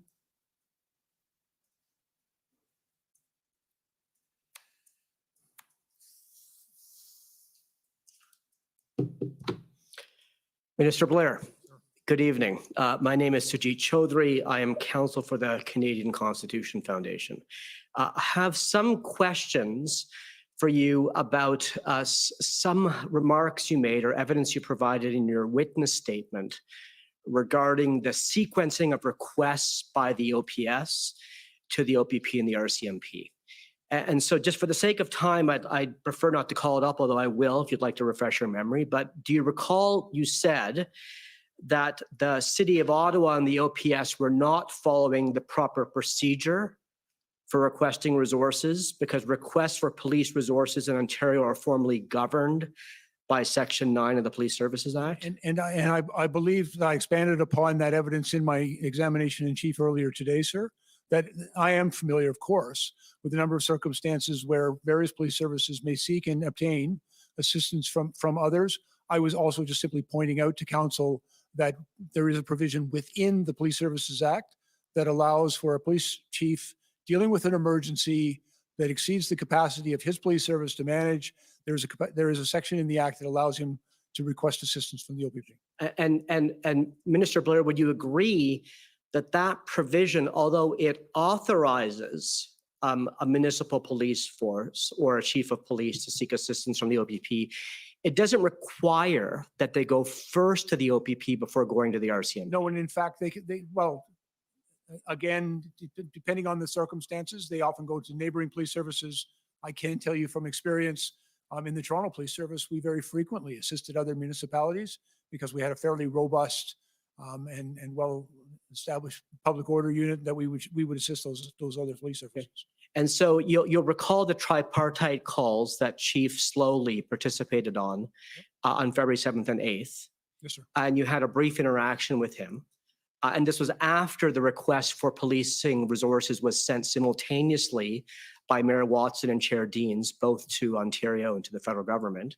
And this type of concern about sequencing, it wasn't ever relayed to him, was it? I did not discuss the Ontario Police Services Act with the mayor. Right. My primary interaction was with the mayor, and on the first tripartite meeting, Chief Slowly joined that call right at the end, and we did not discuss. And you'd agree there's nothing in the RCMP Act that says that the RCMP can't respond to a request from a municipal police service? No, and in fact they do, but there is actually, the Ontario Police Services Act is silent to the RCMP. And the RCMP has some capacity to respond, but under normal circumstances, it's somewhat limited. Sure. And this wasn't a normal circumstance, though, was it? No, I think that, as I said, it was uniquely challenging for the city of Ottawa and then in the multiple other jurisdictions that were being impacted by the blockades. And so if I could conclude here, so you'd agree that even though in the normal course, it might be appropriate and it might be standard practice for a municipal police service in this province to first go to the OPP or to other municipal police forces before going to the RCMP, perhaps in the case of the convoy and in the national capital region, it might have been entirely appropriate to set aside that normal practice and go directly to the RCMP in parallel. I can tell you from a long experience that the RCMP are actually a very important and valued partner in providing public safety services here in the national capital region. And because they have a presence here, probably stronger than anywhere else in Ontario. Thank you, sir. Of course, sir. Thank you. Next is the DDF, JCCF, Democracy Fund, and Mr. Blair, I'm Rob Kittredge, counsel for the Justice Center for Constitutional Freedoms, and we share standing at these hearings with the Democracy Fund and Citizens for Freedom. You understand that in order to declare a public order emergency pursuant to the Emergencies Act, there must be a threat to the security of Canada, as that term is defined in Section 2 of the CSIS Act, right? Yes. And I guess let's put that definition up on the screen, please, just for reference. COM 935, Section 2. Are you familiar with the Section 2 CSIS Act definition of a threat to the security of Canada? Yes. CSIS themselves advised Cabinet that the protests didn't pose a Section 2 CSIS Act threat. You were aware of their assessment, weren't you? But I think context is really important, sir. Sure. The advice that I understood from CSIS is that it did not meet the CSIS threshold for them to enable them to initiate an investigation.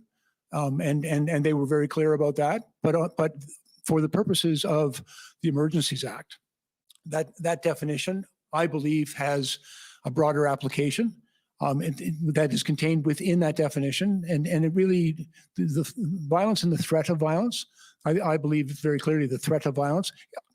I also believe that, the threat of violence existed. And I also believe that the threshold for, in that definition is different for the Emergencies Act than it was in the very narrow application of that definition to enable the CSIS to undertake an investigation. All right. I was previously the minister responsible for CSIS. I'm not unfamiliar with the extensive jurisprudence and very high standards that exists for CSIS to take that action. In the interest of just trying to, I'm hoping to understand your thinking a little bit better. And in the interest of trying to do that in 5 minutes, if you can help us get through this in shorter answers wherever possible, that would be really appreciated. Looking at this definition here, you haven't raised any concerns about espionage, sabotage, foreign interference, or a credible threat to overthrow the government of Canada associated with the protests, have you? And again, there was some concern of not the activities of a foreign state actor, but that there was some concern about foreign influenced activities detrimental to the interest of Canada. And as well, just to be very clear, I believe there was more than ample evidence in support that the threat or the use of acts of serious violence, and that or is rather important. I think very many people felt threatened. Okay, fair enough. You had outlined several concerns to Commission Council earlier: disruptions to supply chains, impacts on the flow of goods and services, disruptions to transportation, disruptions at the border, etc. These things may be undesirable and they may have an impact on Canadians, but they aren't in and of themselves serious violence, are they? No, but I think there is an underlying threat of serious violence. Just if I may very quickly give you an example. In our conversations with the police, both the RCMP in Alberta and the Ottawa Police Service here in Ottawa, they were very concerned. And CSIS actually reaffirmed this concern that any enforcement on their part could result in a violent and provoke a very violent response. I think as well, in all the people that we dealt with in Windsor and in Ottawa, certainly the disruption of critical infrastructure was a very serious issue of national It's a very concern. serious issue, but it's not serious violence in and of itself. I mean, No, you but- spent no, a lot but- of no, time but- earlier on today speaking to Commission Council about your concerns about the protests, and you outlined concerns like the impact of the disruption to supply chains on Canadians, and you if I may spent quite a finish- bit of time on that. If I You may didn't finish, spend much sir. time identifying any And I'm real pleased to have the concerns opportunity to of do so serious now, sir. violence, did you? I believe that many Canadians experience threats of violence, intimidation, and fear as a result of the activities taking place. at these Intimidation and fear aren't in and of themselves. Let him finish the answer, Well, then you can. I mean, in the interest of getting me through this in 5 minutes and Yeah, giving but me a if you chance don't to let ask. him answer, then there's no point asking Well, it's the true. question. So, True. Intimidation and fear in and of themselves, though, aren't serious violence. I mean, the experience of intimidation and fear, serious violence means something, doesn't it? Well, in threats of violence, and I think very many people felt very threatened by what was taking place. Quite frankly, intimidation and a very real apprehension of risk and danger as a result of these activities.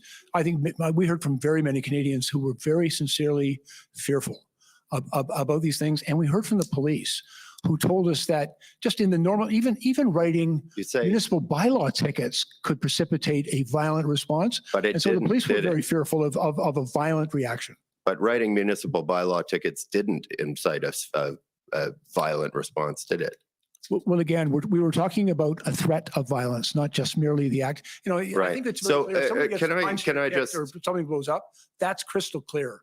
But acts of threats, intimidation, obstruction, all of those things can also be quite violent. So if they're experienced by Canadians. There's been a lot said here in the last couple of minutes, and I'm very close to, if not over my time here. But I guess I'd like to ask you. You're making a lot of noise about intimidation and threats of violence, but can you point me to any particular specific threat of violence or event that was violent? Well, sir, you've characterized my response as noise, but I was trying to answer your question. Well, I appreciate that, but I'm just trying to cut through this and get an answer out of you. I can tell you we heard from very many Canadians who were very fearful about the activities of these blockades and protests. You know, they were afraid to walk down their street. They were intimidated and fearful of those reactions. Some of the symbols and other things that were on display were very threatening to very many Canadians. And frankly, the threat of violence is every bit as impactful on a community and on individuals. Okay. And therefore it was a very serious matter from my perspective. All right. The definition in Section 2 of the CSIS Act of a threat to the security of Canada doesn't capture everything that you in your capacity as a Minister of Emergency Preparedness would consider to be a threat to the security of Canada, does it? I'm not sure what you mean. I think this definition is fairly comprehensive and includes the type of behaviors that I've referred to. But you would say that in your occupation as Minister of Emergency Preparedness, this sets the limit of what you would consider to be a threat to the security of Canada, Section 2 of the CSIS Act. I think this defines what, in my opinion, would be a public order threat to the security of Canada. There can be other types of threats that were not necessarily evident here. A cyber attack, for example, that's targeted at critical infrastructure that shuts off a pipeline or a power grid or a water treatment plant. Those can also manifest themselves as threats. There is a significant threat there that doesn't necessarily involve physical violence in the first instance. Okay. And just a final question. It's your belief that this definition here in Section 2 of the CSIS Act applies differently to CSIS than it does in the context of the Emergencies Act, right? I'm aware in the way in which this definition applies to CSIS's authority as determined by the courts to initiate an investigation. But I also believe that in its reference in the Emergencies Act, that this it needs to be looked at in a broader context than simply whether or not CSIS could go get a wiretap, for example. And there is, I think, very useful guidance here. So for us to the determine if a threat Emergencies exists. Act uses a different definition of a threat to the security of Canada. No, I than think the CSIS Act does. this definition as provided within the Act, in my opinion, is appropriate and does in fact identify the events and the circumstances that we have described as a concern within the Act as in fact a threat to the security of Canada. All right. Well, thank you very much. Those are my questions. Thank you. Okay, next is the CCLA, please.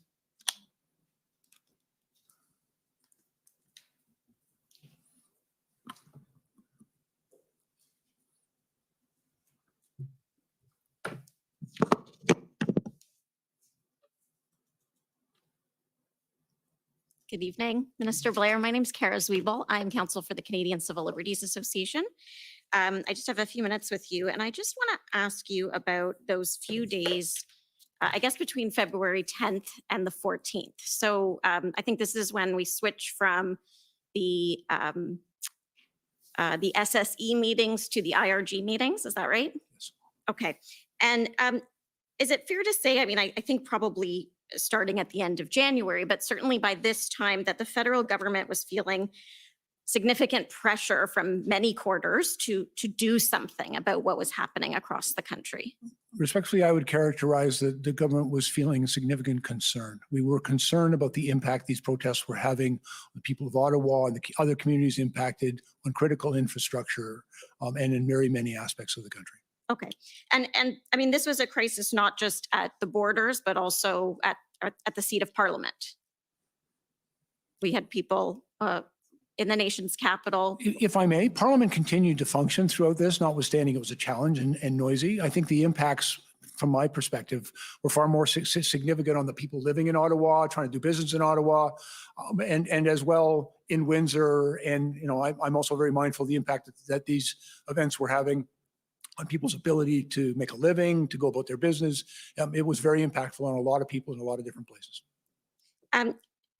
And around this time, the 10th, I believe it's the 11th, when Ontario uses invokes its emergency under the Emergency Management and Civil Protection Act. Now, so that's the 11th, and I think we learned that the 12th is when the orders under that act were actually published. So the actual sort of operative provisions that gave police the authorities under that act came into existence on the 12th. That's my recollection, yes. Okay. Now, then we have the 13th, where there's an IRG meeting. Was there any consideration, I guess by you, I'm not asking you to disclose the deliberations of cabinet, but any consideration around giving the Ontario orders some time to work? I can tell you, I had asked my staff for a full list of the Ontario measures that were enacted the day before. I also looked at their utility and whether they would address the concerns that had been raised to us about, and I'll just give you some quick examples if I may. One of the things that we had heard from a number of jurisdictions is the difficulty in compelling tow trucks to come to provide assistance. I looked at the Ontario regulations, and although it allowed for those tow trucks, it didn't compel. And we were a little bit concerned about its limitations. There was also nothing in there, as I recall, that dealt with some of the real challenges we had in tracing the financial elements of this in the crowdfunding, who was donating that money, where it was going. And so we believe that there was a need to address that. How we eventually got there, there was still considerable deliberations going on, but again, the limitations of the federal statute, and they also did not have the ability to designate certain spaces, which was a concern as well, because we were concerned they were concentrating, for example, on Wellington. I was very concerned about their ability to go back to a municipal intersection just off the Ambassador Bridge, and so we looked at whether or not the Ontario regulations provided us with adequate assurance that those matters could be dealt with. And although they were very welcome, I want to be very clear that I was very appreciative of the work that Ontario had done and the measures that they brought forward. In my opinion, after an examination of them, they didn't address all of the deficiencies and the lack of tools that we had identified. Okay. Now, would you say that at this point, you and perhaps some of your colleagues in the federal government are feeling embarrassed about what's happening in Canada, feeling that there's international attention and it looks like Canada's struggling to deal with this situation? Respectfully, I've never indulged myself in feelings of embarrassment. I've got a job to do. We have a responsibility to protect Canadians, to protect critical infrastructure in this country, and to respond appropriately to unlawful activity. I personally, and I believe all of my colleagues, were deeply motivated by our responsibility to Canadians to do what was required to restore the rule of law and peace. Okay, can we turn up ssm.nsc.can 402999? And this is another text message between you and your chief of staff. Now, I don't think we have dates on most of these. Yes, I recall this. Okay, and I think this is you on this side of the screen. I'm wondering if anyone else is embarrassed that the protest on Wellington is expanding. Dozens of new porta potties and a new stage. I'm embarrassed for my former profession and worried for my government, which is being made to look very weak and ineffective. I can't believe that I'm hoping that Doug Ford will save us. And again, and my remarks obviously are intemperate, and I regret that, but let me be very clear. I was very concerned by a number of things. First of all, there was an expansion in some of the protest activity that was taking place in Ottawa. I was hearing very clearly how concerned the people of Ottawa were about that not just the activity that was taking place, but that it appeared to become even more entrenched. There was also a lot of public discourse, and particularly in Ottawa, but in other places as well, about people losing confidence in the police, and trust and confidence in the police is absolutely essential for them to do their job.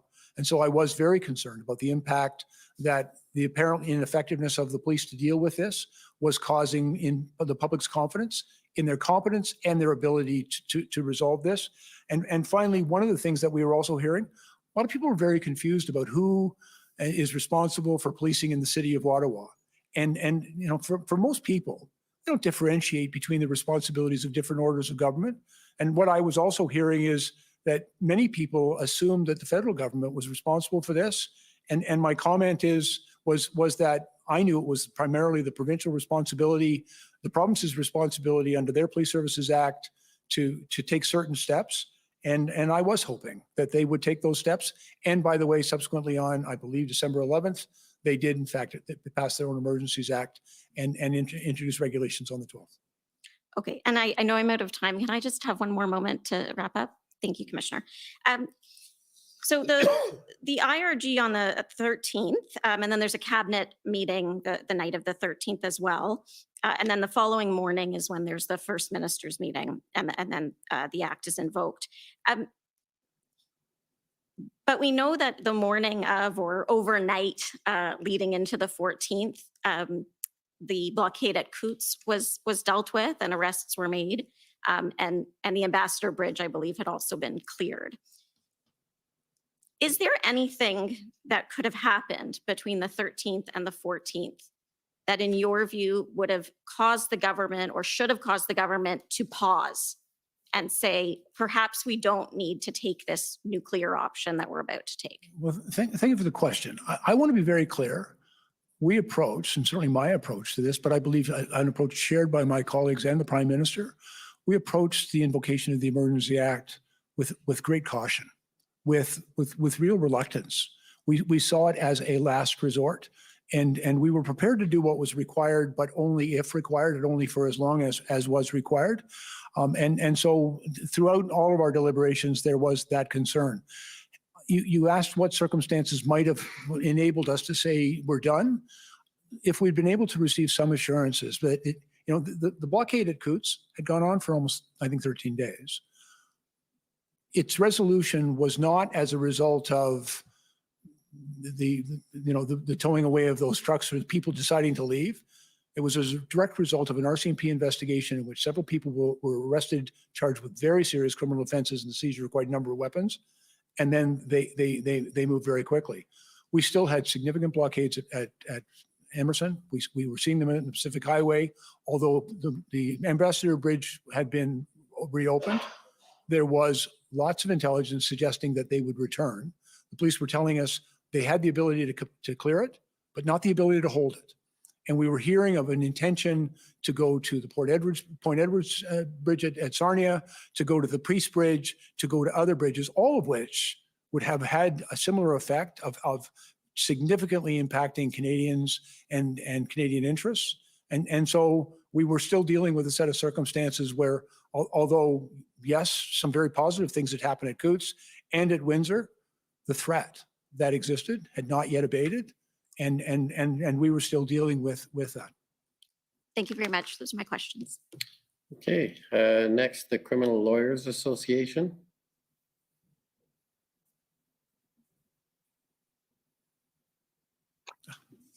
Minister, my name is Greg Del Beccio. I'm one of the lawyers representing the Criminal Lawyers Association and the Canadian Council of Criminal Defense Lawyers. You have testified that, in your view, reliance upon the Emergencies Act was a matter of last resort, and I'm going to pick up on that theme, okay? When Commission Counsel asked you questions, what now probably feels like some time ago, he asked you questions about why there was about mistrust between, as I understood it, police agencies. He used the phrase ships passing in the night. He, in a question, suggests there was confusion and disagreement about who goes where and does what. Your answer to that was in reference to governance. But my question is, as you look back today, to what extent do you believe that better communications, more effective communications between police agencies and within police agencies might have avoided the need for resort upon the Emergencies Act? And first of all, let me agree vigorously that good communications within police services and between police services is very important in them doing the important job that we task them with in our society to keep the public safe. What we were also dealing with, however, in government was the reality that that communication perhaps had not been as effective. And as a result of, and again, it's not my job here to assess responsibility, but the reality was this had persisted for a very long time. In many respects, it had gotten more difficult and dangerous, and we were concerned that it had to be resolved. And so, I'm in complete agreement that good communications within police services and between police services, and I would also add, between those governance bodies responsible for policing and the public. Like those communications really critically important and on all aspects of this. But in the event that had not been as effective as perhaps we would have preferred or wanted it to be, we were dealing with a situation that was uniquely challenging and required, unfortunately, in my opinion, an extraordinary response. You looked at the Emergencies Act because circumstances pushed it onto your plate and you had to deal with it. Well, my responsibility is to look at all federal authorities in existing legislation. And because of, frankly, my background, I also look at municipal bylaws in their application and highway, like Ontario statutes, such as the Highway Traffic Act, which can also be applicable and useful in these circumstances. And so one of my responsibilities is to look at every legal authority. I've already mentioned, for example, at Windsor, we looked at the International Bridges and Tunnels Act to see if there was any application that would assist us with. And what we found in the unique and challenging circumstances that police and communities were confronted with as a result of these blockades, there were, I think, a need for additional tools and authorities to enable them to affect the important lawful purpose of restoring the peace. And finally, Minister, when you testify that about your belief that the Emergencies Act is a matter of last resort, that's not just a personal preference you're expressing, that's your belief with respect to what the law requires, right? yes, I believe that is a requirement that, and as well, the law also requires that it be charter compliant, that it be time limited, and it also provides a number of parliamentary processes and an inquiry. All of those are very high standards that the law puts in place, and in my opinion, appropriately high standards. Thank you. Those are my questions. Thank you. Call on the Government of Canada, please. Commissioner? Yes. Before he begins, my colleagues at the Government of Canada have moments ago provided some unredacted records finally based on our motions. One of those records is relevant and material to this witness extraordinarily. And if my friend, I'd be asking to deviate on that basis because they were just provided moments ago. To be able to ask this witness for 5 more minutes so I may question them about this new document. I can advise it's February 12th minutes readout from a ministerial meeting about this very issue, and it's very enlightening. Does it involve this witness? It does. Okay. What's your position on that? I'm trying to sort that out right now as I'm not aware of what my friend is speaking of in terms of the specific document. I see that there's been a response sent from the Government of Canada with respect to one of my friend's motions with an attachment to it. And frankly, Commissioner, I don't think I'm informed enough, nor are those at the council table at the moment to respond to what my friend has. If we took 2 minutes, we may be able to get there. Yeah, maybe we'll take 5 minutes, a 5-minute break, and probably the witness can appreciate it. It's been a long afternoon or evening, so we'll take 5 minutes and then maybe you can sort it out and we can come back, because obviously it's better to have the questioning before your final questioning. And you can also deal with Commission Counsel. I don't know if they can help, but I'm sure they're willing to help if possible. Okay, thank you. We'll take 5 minutes and you can, Commission Counsel, come and get me if it's. The commission is in recess for 5 minutes. La commission est levée pour 5 minutes. Just got good, didn't it? Mysterious document shows up last minute. Brendan just got it, some unredacted parts. Maybe because he did that section 39 redaction port and it wasn't a cabinet member that he was emailing to, which means section 39 doesn't apply. So if you remember during Brendan's questioning, he said, what's this big redacted part? And it doesn't apply, does it? They probably just got the unredacted version, and that entire block might have just destroyed Bill Blair's entire testimony. That's what I think is about to happen here. And the Government of Canada saying, here's the unredacted part live while it's happening, right before the Government of Canada goes up to do his question to get him out of there. That is shady. That's beyond shady. That is 4D chest attempted by Government of Canada. That's just wow. So yeah, let's just get ready to sit back for this one because it should be good. What's going to happen here? I really think that one email where that section 39 was redacted is no longer redacted on Brendan's computer. That's what I think that is. And I think what ended up happening was he emailed right away and said, we just got testimony from Bill that was not a cabinet person on the email. Therefore, it's not protected. Therefore, you need to go to us. And somebody on the Government of Canada side gave it to him, like real time while this is happening. And it's big. It's big. It's unusual that once you're done your examination or cross, that you can go back with new stuff. However, this is, again, not a court.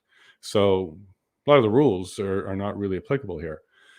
There's no doubt that the commission, in my mind, that the commissioner is going to give him those 5 minutes unless the Government of Canada somehow can magically explain how he received a document, now it's unredacted, and he can't present it.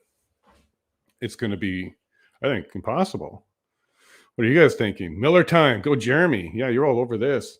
Sorry, I just got home, but Bright, you came at the right time. Okay, you came at the right time, Bright. Don't leave this screen in like 3 minutes because something big is about to happen. Brendan just got some more evidence that this witness has to see. And I bet you it's going to blow him out of the water. You've already caught him lying so many times. I do not get embarrassed. It's not a function of me. I'm here for the Canadian people. Here's your text. Anybody else embarrassed? You even used the word. This is what happens when you're just a fabricator. When really your function in your mind, in your life, is to fabricate. You'll just say whatever. I've definitely seen people like this in the court. Today, I've seen this in the court. The same thing that's happening here happened to me today. They had to go take 10 minutes and go and try and regroup because their story fell apart. Dramatically fell apart. I just got an email from the paralegal. I'm not going to read it. I don't have to. I'll just see them in court on Wednesday to deal with this. But I know that his email's trying to bother me and try and get me off my game. And most likely, he canceled one of his witnesses because he brought a witness that was going to help me a lot. And then suddenly that witness is all stressed out. He couldn't even keep his composure, said he has to get home for his pregnant wife, and the judge let him. All of a sudden, just his witness is gone. So this kind of stuff happens all the time. I call them the fabricators. Litigators have fabrication all the time, but this particular officer, he's heard so many stories in his life, and he's a fabricator. That's the only way you can actually say with a straight face and come off genuine, which he did, and say, I don't ever feel embarrassed. I'm here for the people. And then there's a message that shows him as saying that. And he's like, yeah, I regret that one. This guy's a liar. He's a liar. And like I said in the chat, how do you know when he's lying? It's only when he switches to English. When he's in English, he's lying. Any other language, I think he might be good. But all we've heard now is a tremendous amount of lying. So let's go into the mindset of this individual. You're on the stand. You've been caught several times lying. You're about to be caught again, it sounds like. And he doesn't care. He does not care.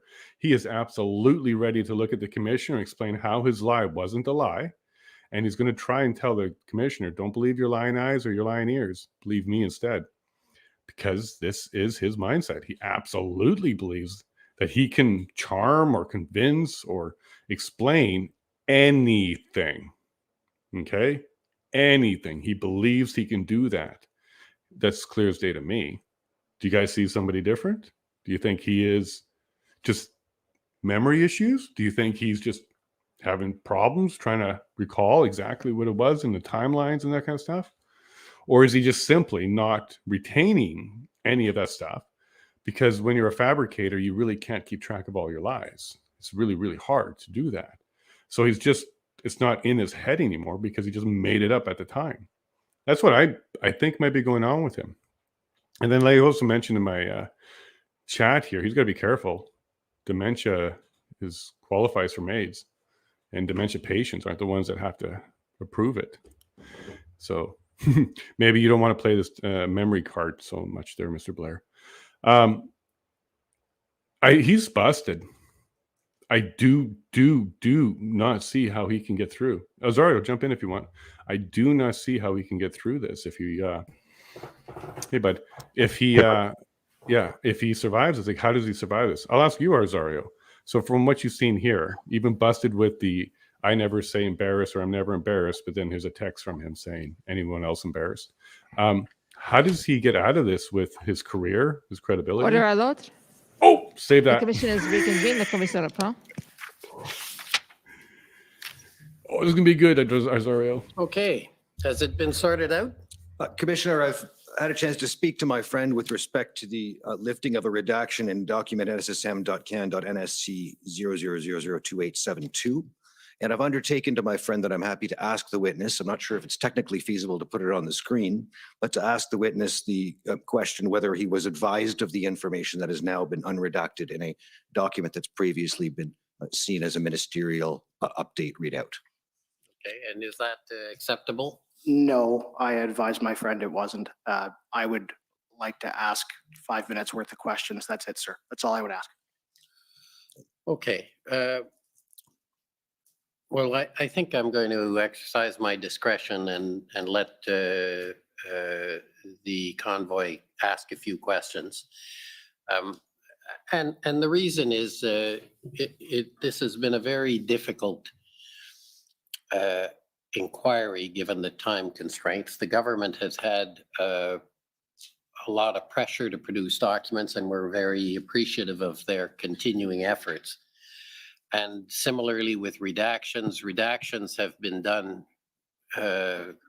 quickly, and in some cases, we appreciate the government reviews those redactions and can then provide more clarity when after they review them. And all of this is, I think, to the government's credit. Having said that, it does in some cases result in the parties having missed opportunities. And I would feel much better allowing the convoy to do the 5 minutes if they hadn't well exceeded their time. But in the circumstances, I'm still prepared to give them some time. And it's no negative reflection on the government, and nor on your ability to question. I'm not questioning that you would do it fairly. It's simply in recognition of the circumstances we're operating under, and I think an accommodation is appropriate. So Except that you're okay. So we'll give them, but it is, please be respectful of what the ruling is.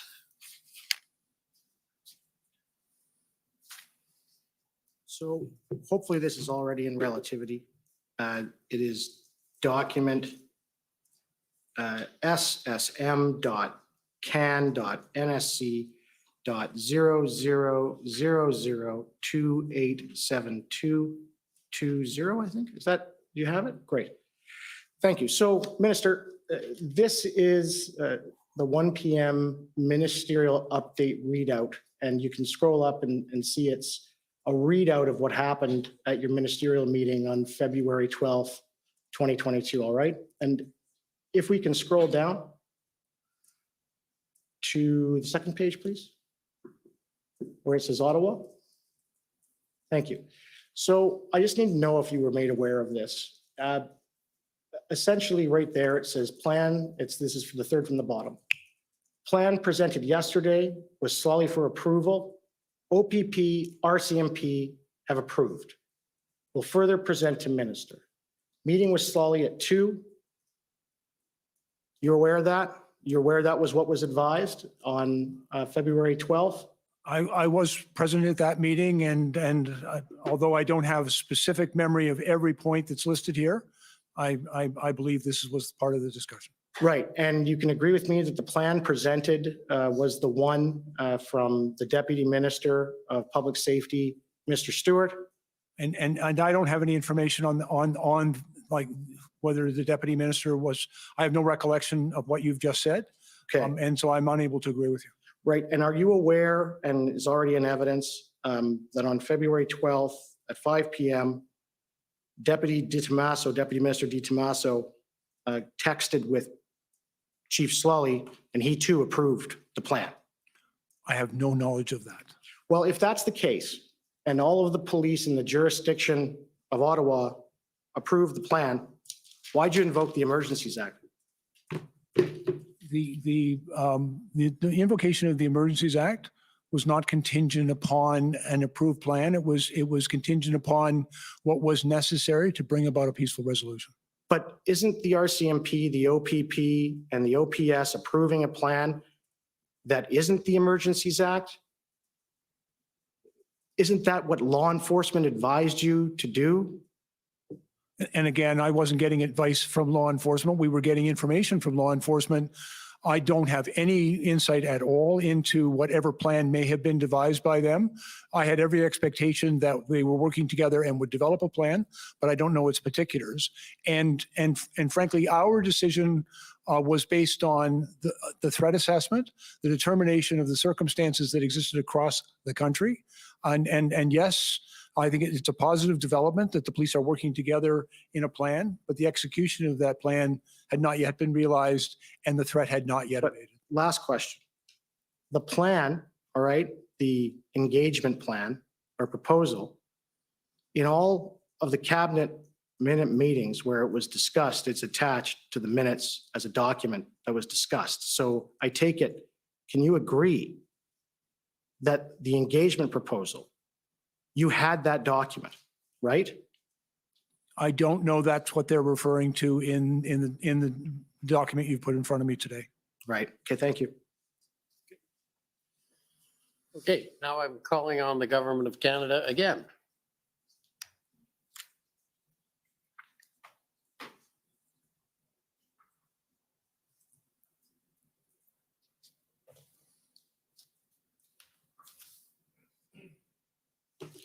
Thank you.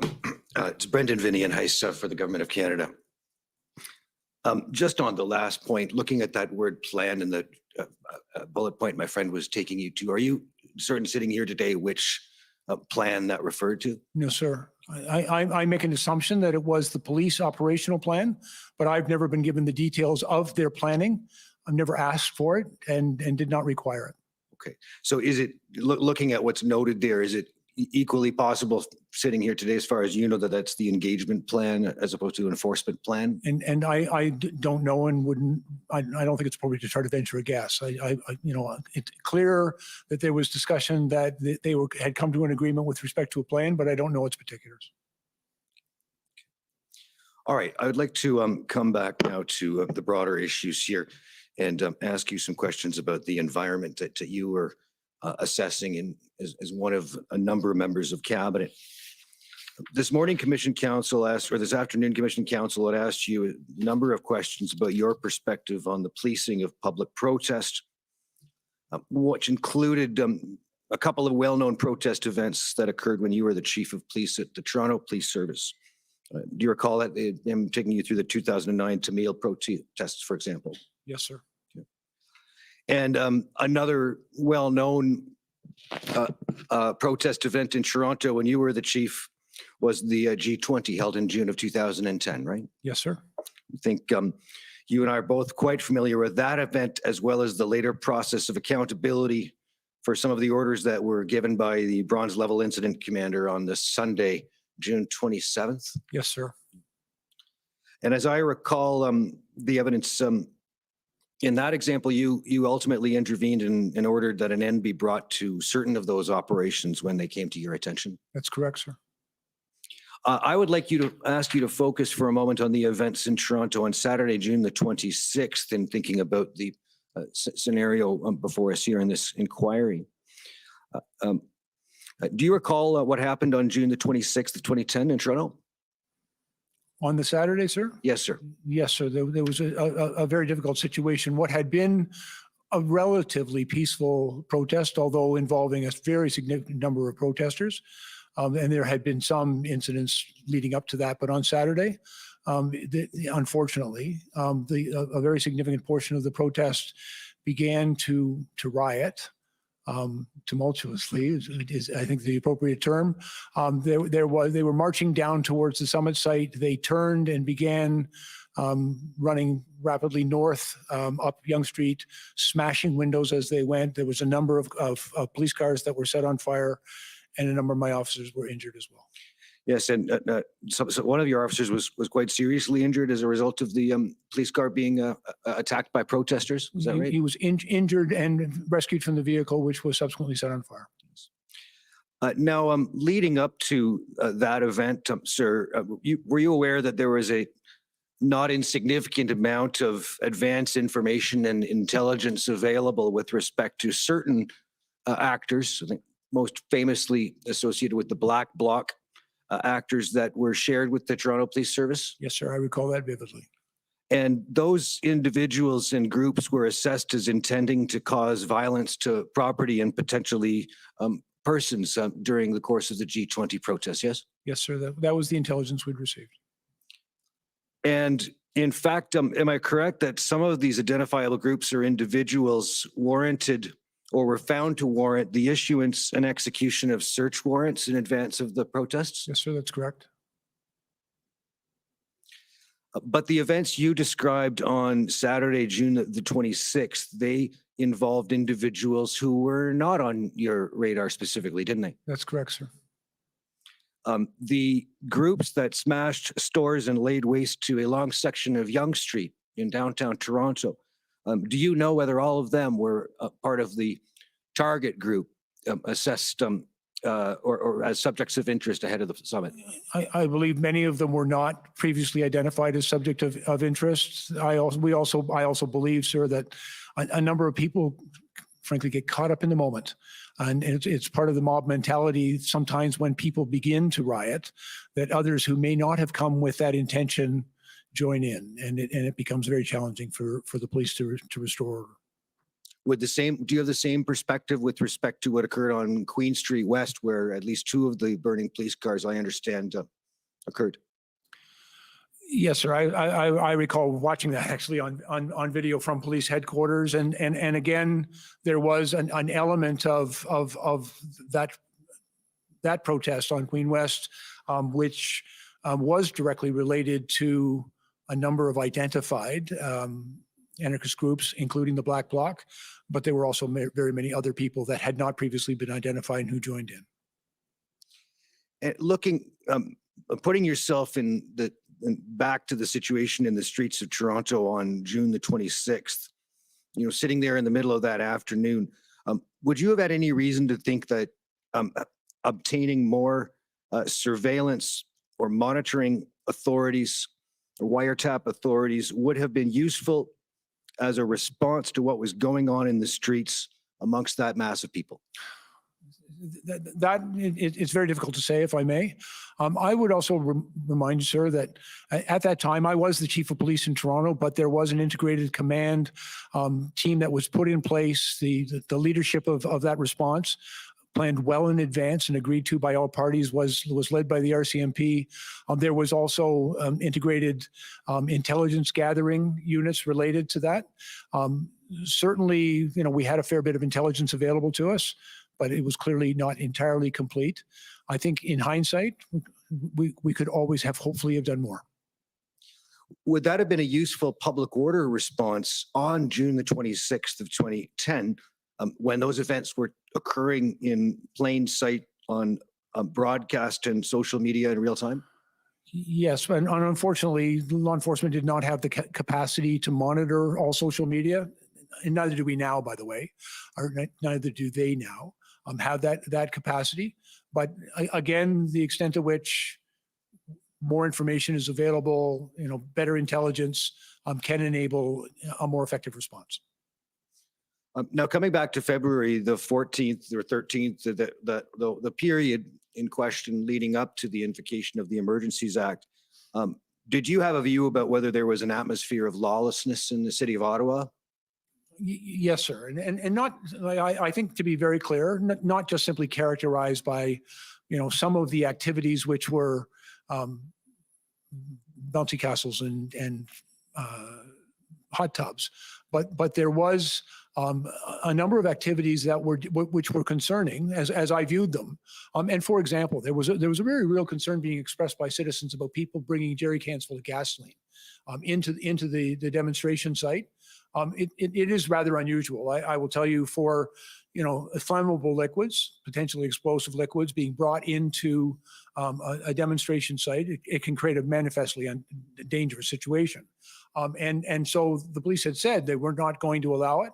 But what we then witnessed is all sorts of people were coming into the site carrying jerry cans, some of which had water, some of which may have had fluid, but it had the effect of thwarting the ability of the police to affect the purpose that they had stated that was their intention, to keep those gas cans out of the area. And we saw, there was a clear anticipation of police tactics. There was, I think, a very thoughtful effort to thwart those tactics and render them ineffective, which to me is also characterized, a commitment to continue and persist with the unlawful activity.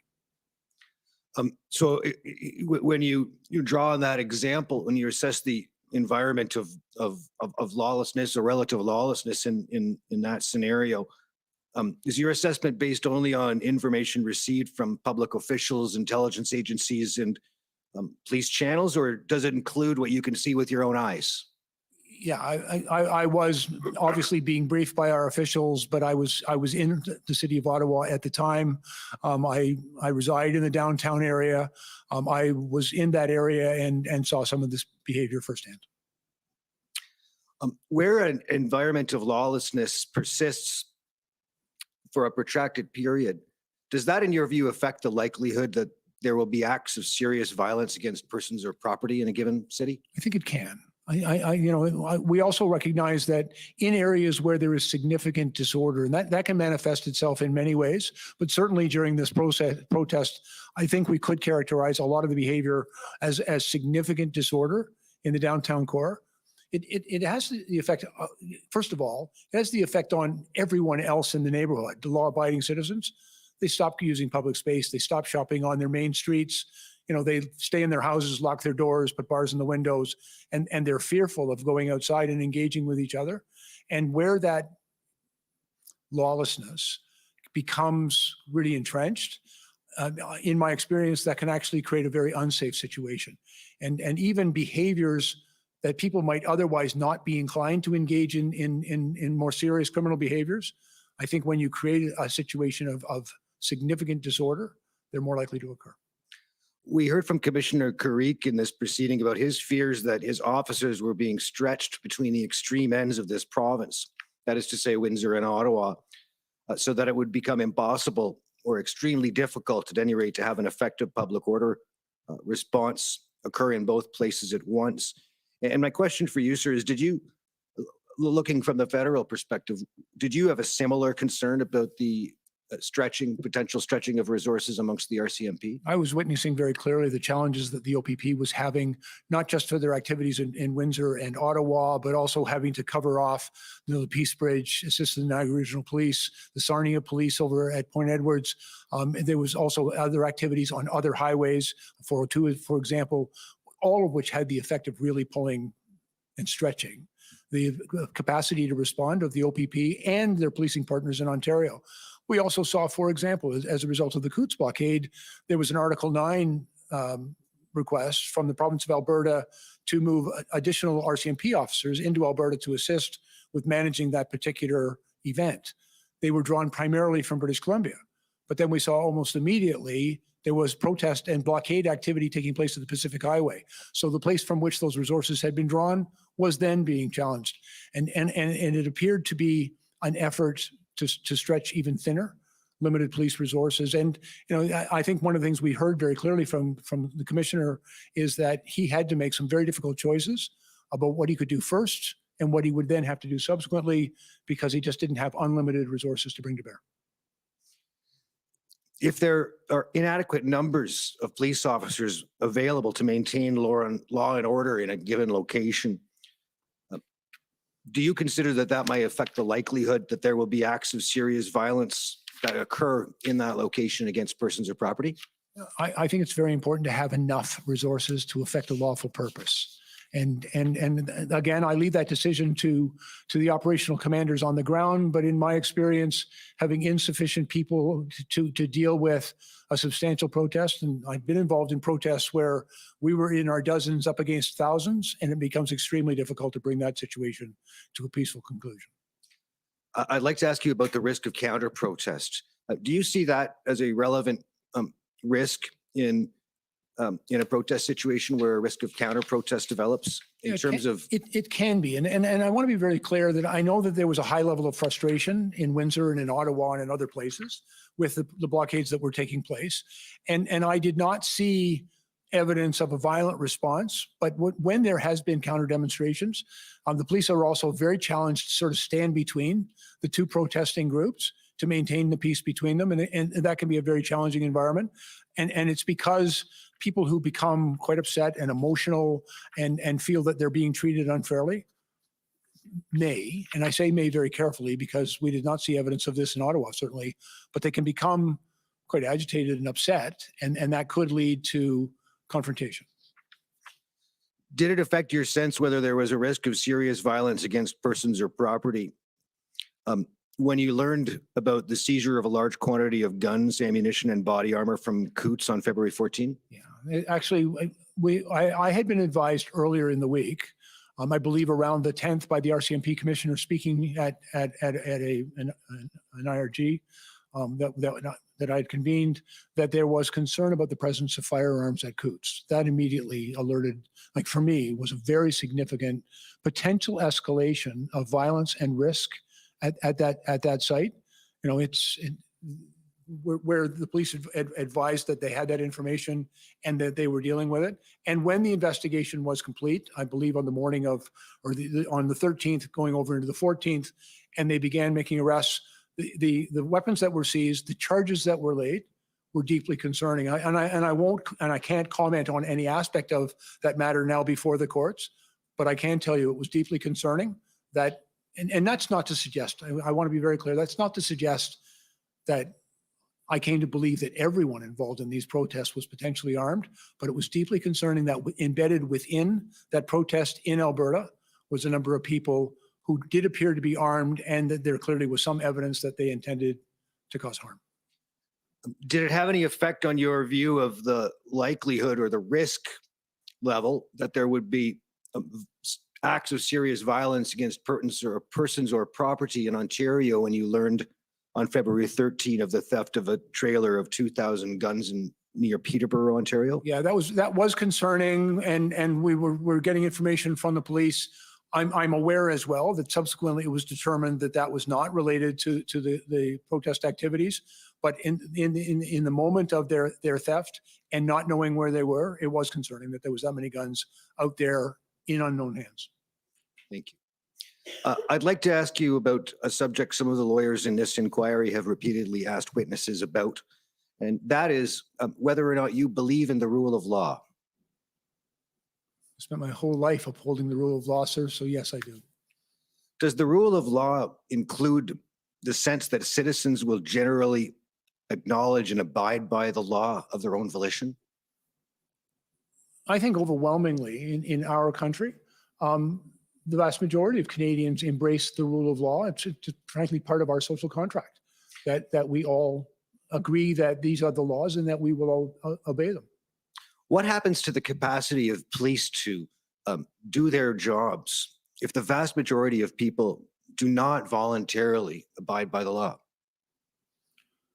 I can advise it can be very difficult. If a large number of people choose not to obey the law, the capacity of the police, and frankly, I don't think it's necessary or appropriate for the police to charge everybody. It would overwhelm our criminal justice system. You couldn't bring all those people before the court. I think the law works best when it's done with the consent of the people, and we all agree to abide by those rules in how we treat each other and how we live together. Do you see that if large numbers of Canadians repeatedly and for extended periods refuse or fail to abide by laws, by court orders, and so forth, do you think this has any effect on the willingness of other Canadians to follow the law themselves? I remain optimistic, and I would hope that the vast majority of Canadians would understand the importance of the rule of law. And it's foundational to our society. And you know, we live in a we talk about peace, order, good government, and Canada is one of the safest large countries in the world. And so I think that one of the reasons that it is such a livable country is because we all agree that the rule of law is important and should prevail. But let's say that they didn't. Let's say that large numbers of Canadians for a long period of time declined to obey the law, to abide by court orders, and so forth. Do you think that there'd be a greater likelihood that others would take the law into their own hands, so to speak? I think when people lose confidence in the rule of law, when they lose confidence in their police services to uphold and maintain the rule of law, when they lose confidence in the criminal justice system to provide justice for everyone, like when that confidence is lost, then I think it's far more likely that people will ignore the law and would engage in criminal behavior. And in that situation, do you see that it has any effect on the likelihood that there will be serious acts of violence committed by someone or other against persons or property? I think as we saw the persistence of clearly unlawful and disorderly behaviors around these convoys, I think the situation in my opinion, was escalating towards a greater likelihood of a violent outcome. All right. I want to ask about one more area, which is with respect to, and Mr. Cameron had asked about some this to some extent earlier, and I think you'd referenced it as well in your in later testimony. But it's with respect to the implementation or execution of the ultimate public order operation that occurred in Ottawa, specifically after the invocation of the Emergencies Act. I wonder if we could call up pb.ken.401805 _rel 01, and it will be at 1 minute 35 seconds. And while this is coming up, Minister, in this inquiry, there have been some evidence or suggestion that the enforcement operation in the city of Ottawa on February 18th and following was conducted in an excessively brutal fashion. One witness, I believe, suggested that they couldn't believe that something like this was happening in Canada. Did you observe the public order operation at any time? Yes, sir, I did. And if we could, when we get to the 1:35 mark, I'm going to show you what appears to be drone footage taken by the RCMP to record the execution of the public order operation on the 19th. And I'll just let you observe that for a moment, and I'd ask your comment on the execution and whether it is up to snuff.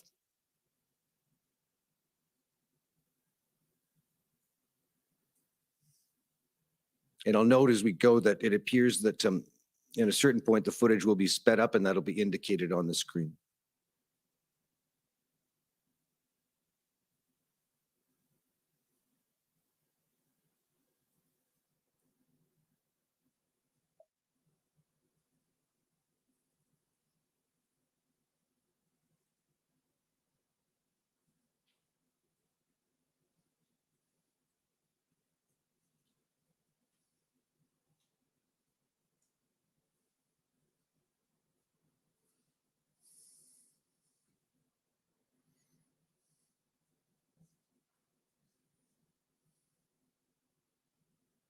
Is this what that appears to be, sir, is a film of the that public order operation? Yes, sir.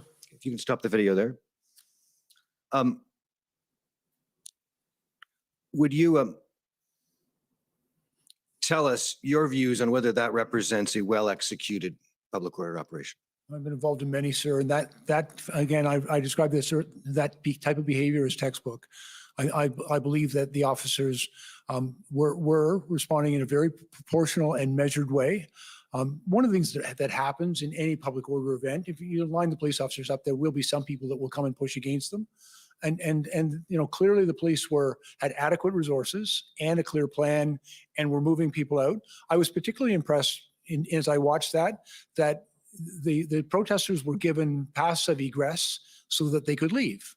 And that's really important when you're trying to clear a street, that you give people a reasonable point of exit from that street. The other thing that I would observe is the presence of those vehicles. I think even as I watched this, the police were dealing with a unique challenge because those vehicles were in many cases still present in that event. But I thought the way in which they managed the movement of those people was entirely proportionate. And I looked very carefully. I personally did not see any thing that I would characterize as excessive force. There is a minimal amount of force that is necessary to effect that purpose, and that's what I believe I witnessed. Are you aware of whether the public order operation that occurred in Ottawa resulted in any deaths or serious bodily injuries to members of the public or to members of the police? I'm not aware of that. I've seen absolutely no evidence or indication of that. Thank you, sir. Those are my questions. Okay. Any re-examination? Thank you, Commissioner. With your leave, I have just one area that I'd like to explore the witness. Go ahead. Shouldn't take more than a few minutes. Minister Blair, at a point earlier in the evening when you were being asked some questions by counsel for Alberta, you discussed the possibility, you discussed the fact that you were facing a vote in the House and you thought a letter from Alberta might be useful in garnering some support in that cause. And I'd like to ask you about, in general, the efforts that you made to gain support for either that vote or just generally public opinion in terms of the invocation of the Act. And so if I could ask the clerk to call up this document, OPP 404583.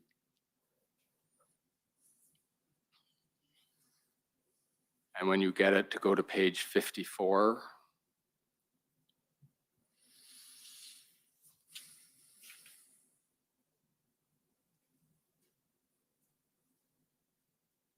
That's it, PDF 54 should have.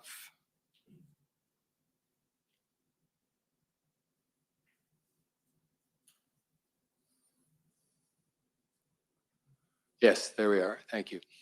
This isn't an exchange that you're involved in, Minister Blair, but you're mentioned in it.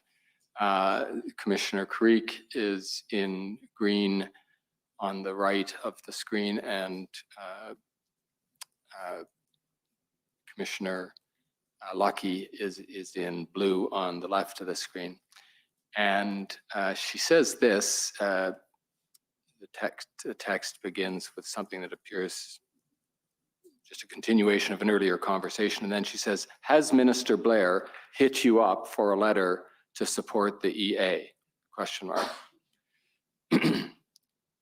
And I guess the first question is, did you hit up Commissioner Carrick for a letter to support the EA? And we're using that colloquially, and we wouldn't be suggesting there was necessarily anything wrong in you having contacted. Can I say, sir, I personally believe it would have been wrong. I know Tom Carrick, we're friends. I would not have called Commissioner Carrick or any other police chief to seek their support for essentially a political move. I did have conversations. There are a number of organizations, police chief organizations, who are advocacy organizations. The Canadian Association of Chiefs of Police Justice and the Ontario Association of Chiefs of Police. I'm quite familiar with those organizations. I was previously the president of both. Those organizations are advocates for policing and public safety. And yes, we did receive support from the OACP and the CACP, but I did not. I have no idea what Commissioner Lucky was referring to there, but I would have considered it entirely inappropriate to call Commissioner Creek. I didn't call the chief of my old service. I did reach out to the associations through the executive directors, not chiefs of police, to allow those associations to comment whatever, and they said whatever they said. I also had all communication with the president of the Canadian Police Association, which represents all the unions in police unions in Canada, and all three organizations, the CPA, the OACP, and the CACP, all sent very strong letters of support for the Emergencies Act and the measures that were provided. Well, you've, as in some other instances, you've followed right to the end of my line of questions. And so thank you, Commissioner. That completes the questions on that topic. Okay, thank you. If I can just ask a few short questions, and some of them it's for a little clarification. And I know it's been a long afternoon, evening. I just want to confirm the point you made about the Police Services Act and requesting the OPP assist. The difference there is, as I understood it, and I just want to be sure I have the right note, is the OPP is required to assist, as opposed to other police services, including the RCMP, would likely support or help, but the difference is requirement. Am I right about that? My understanding of the Act, sir, is that the OPP is, if a chief believes an emergency exceeds their capacity and they ask the OPP for help, that the OPP commissioner is required. They can also ask another municipal police service or a First Nations police service who do have in the legislation, as I understand it, and this legislation has been amended a few times, so I stand to be corrected, but I believe this is still correct. Those municipal police services could decline. Interestingly enough, the Ontario Police Services Act is completely silent to the RCMP. And that, I mean, is that because policing is a provincial responsibility? Yes, sir, I believe that's true. And certainly the police of jurisdiction in 7 of our provinces, for example, are the RCMP serving under contract to the provincial authority. But in Ontario, the RCMP have a very important policing role in Ontario and in Quebec. They provide federal policing services. They do tier 1 investigations. They do money laundering. They head up the integrated national security and enforcement teams. Like, those are very important RCMP responsibilities, but they also quite routinely will come and help other police services with the deployment of their uniform officers. Another question, and this is about the relationship between the Solicitor General and the OPP, or you, not you, but in your former role over the RCMP, or even police services boards. And I guess, to use a concrete example, is it appropriate in your view, or could it be that the board or the Solicitor General indicate its priority? And to use a specific, would it be improper for the Solicitor General of Ontario to have said, there are big problems in Ottawa and in Windsor. Our view is Windsor is more important. It's of course up to you, but as far as the province is concerned, our priority is Windsor, but it's your decision. And sir, I believe that is an operational decision. The decision you just described, and then the deployment of their people, I believe that's the responsibility of the commissioner in this case, and would be inappropriate to receive direction. Direction, if I may, I'll just give you a quick example. When I was the public safety minister, I only issued one direction to the commissioner of the RCMP, and it was a ministerial directive in writing, which I made public, and it was to require that they respond to ATIP requests in a timely way, and that was it. And I was very careful not to sort of wade into this issue of operations. So just to pursue that, so in this case, even though it was just what the province would like, but it's up to him, that you think would still constitute interference? I think ultimately, in my opinion, the decision as to where he can safely deploy his people and do his job is an operational decision that I personally would have deferred to the commissioner.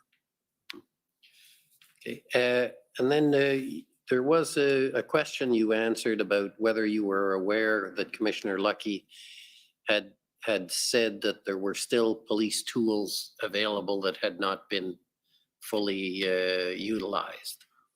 I was not made aware, and I've subsequently heard through this inquiry that information was available, but I was not aware of it at that cabinet meeting. Now, leaving aside Commissioner Lucky's comments, were you aware that the police had tools available to it that they had not utilized? I believe that I always believe, quite frankly, that the police have to utilize all of the tools that are available to them, and where they have an existing authority, then that authority is the one that should stand. But I had also come to believe, sir, that there were a number of circumstances and challenges that the police were facing where they did not have the appropriate tools to deal with it.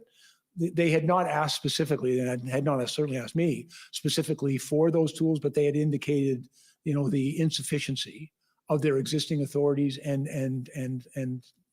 tools, and had indicated that I believe was necessary for us to remedy and address. Okay,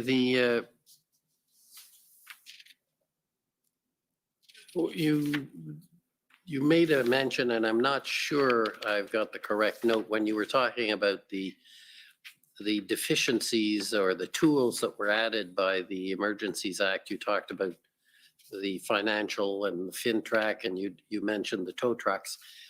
I'm just you did mention designated spaces, and I'm just trying to understand, because we've had a fair amount of evidence here, let's just say not quite clear for sake of argument, on whether the common law powers to create exclusion zones was adequate to deal with the Ottawa situation, or whether it required the act.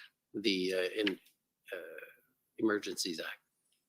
Yes, sir. And I've actually given some consideration to that. I was a little bit concerned with the agreement that the city had attempted to enter into.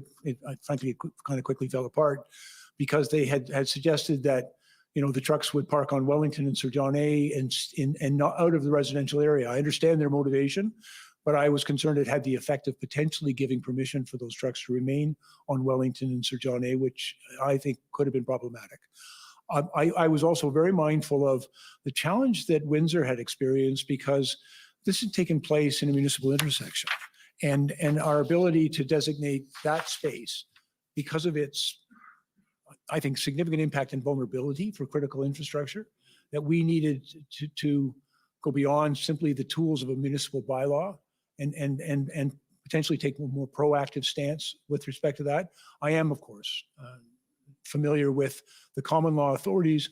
One of the challenges of common law authorities is they're not always clearly understood or articulated, and they're always subject to challenge. And I think some particularity with respect to defining those spaces could prove useful to the police to effect their purpose. And when you did the G20, were there problems with the creation of exclusion zones? There was indeed, sir. And it needs to be very carefully defined and very carefully communicated. Okay, well, I thank you very much for, if nothing else, for your endurance. And thank you for coming. And that ends the examination and your testimony. So thank you and have a good evening. We're going to adjourn until tomorrow morning at 9:30. And we'll have, I think, 2 new witnesses tomorrow. The commission is adjourned. La commission est adjournée. Folks. Liar, liar, pants on fire. Bill Blair is a liar. He's a master liar. My goodness, we'll have to update the dictionary with a new picture because this is all this guy did. Commissioner questions were kind of interesting. He was trying to find out if the OPP was required to assist OPS if asked upon. I'm not sure why that was a confusing part of the testimony. It's in the Police Services Act. So, well, I'm glad that he asked for clarification, and I'm glad that Bill Blair repeated it properly.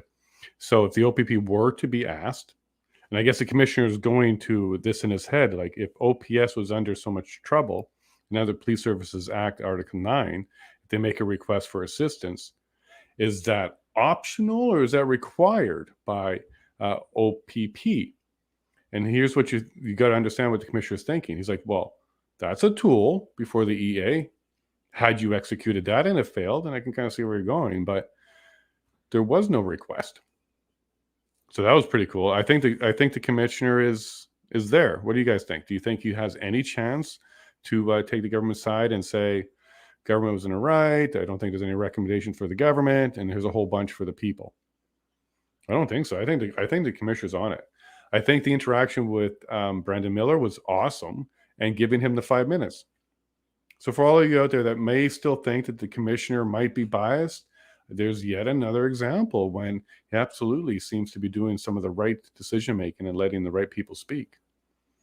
What I really liked about that encounter, though, was he found a way to make the government of Canada still look like the good guy, even though they were hiding documents and not redacting them and then providing them quickly. Amazing, huh? Like when you see a commissioner or a judge or something like that doing that, he is actually kind of fair, because he could have easily just said to government of Canada, go sit down, let's take a look at this. He could have done that. But what he did was he coddled them all the way to the seat, told them that I understand this is hard. There's lots of documents. There's lots of back and forth. There's lots of people involved. We understand. And don't worry, you did your best. You tried your hardest. Now sit down and let's go look at this document you hid. It was very good. I think that was very good. But it also tells you that he's trying his best to go down the middle. Okay. So when he sits there and he kind of, he let Brendan get back up a second time. I don't think there was any other lawyer this entire process for the entire 5.5 weeks now that went up a second time. So good on Brandon for pushing for it, fighting for it, and then also telling the commissioner what happened during the break, because the government of Canada basically came out and says, well, what I propose is we don't let him see it. We just kind of talk about it generally and then move on with this witness. And then the commissioner said to Brendan, well, is that acceptable to you? He's like, no, nor was it acceptable to me when he proposed it during the break. And I said, no. That's just shady lawyering. That's just shady stuff when counsel is supposed to speak to each other, come up with an agreement or not, but anyways, report back to the commissioner, the judge, whoever's doing the hearing, and then report back to them just what you want, not what was the actual agreement. And right now, the agreement would have been no agreement. The government of Canada should just simply said, we don't have an agreement on how we're going to proceed, instead of telling the commissioner their version of what they wanted out of the agreement, completely disregarding the knowledge that they have that it wasn't accepted from the other side. I don't like the government of Canada lawyers for that reason alone. They're certainly playing games. They're certainly not in this for goodwill. Now, I was really confused by the government of Canada's questioning for about 10 minutes there, talking about G20. Why are they, why are they establishing the G20 was a violent, extreme situation, had problems everywhere, talking about this group I've never heard of, the Black something? I'm sorry, I didn't catch the rest of the name of that. But what he's doing in my eyes is he's showing examples of situations that were very violent, like actual really violent, that did not require the EA, did not require an Article 9, didn't even require provincial emergencies. So why is Ottawa, where there was no violence, nobody's breaking windows and burning stores, and he even talked about how a police officer was surrounded in the car, they attacked the car, the police officer escaped, and then they burnt the car. That happened at G20. And you didn't see anybody even talk about a squirm or anything about Emergency Act. But yet a little bug goes around the air and people get coffee, and he's already talking about Emergency Act in 2020 for COVID. And he lied, by the way. What he said about his decision was to not use it. He said, my decision was it didn't rise to the standards, so I decided not to use it. Okay.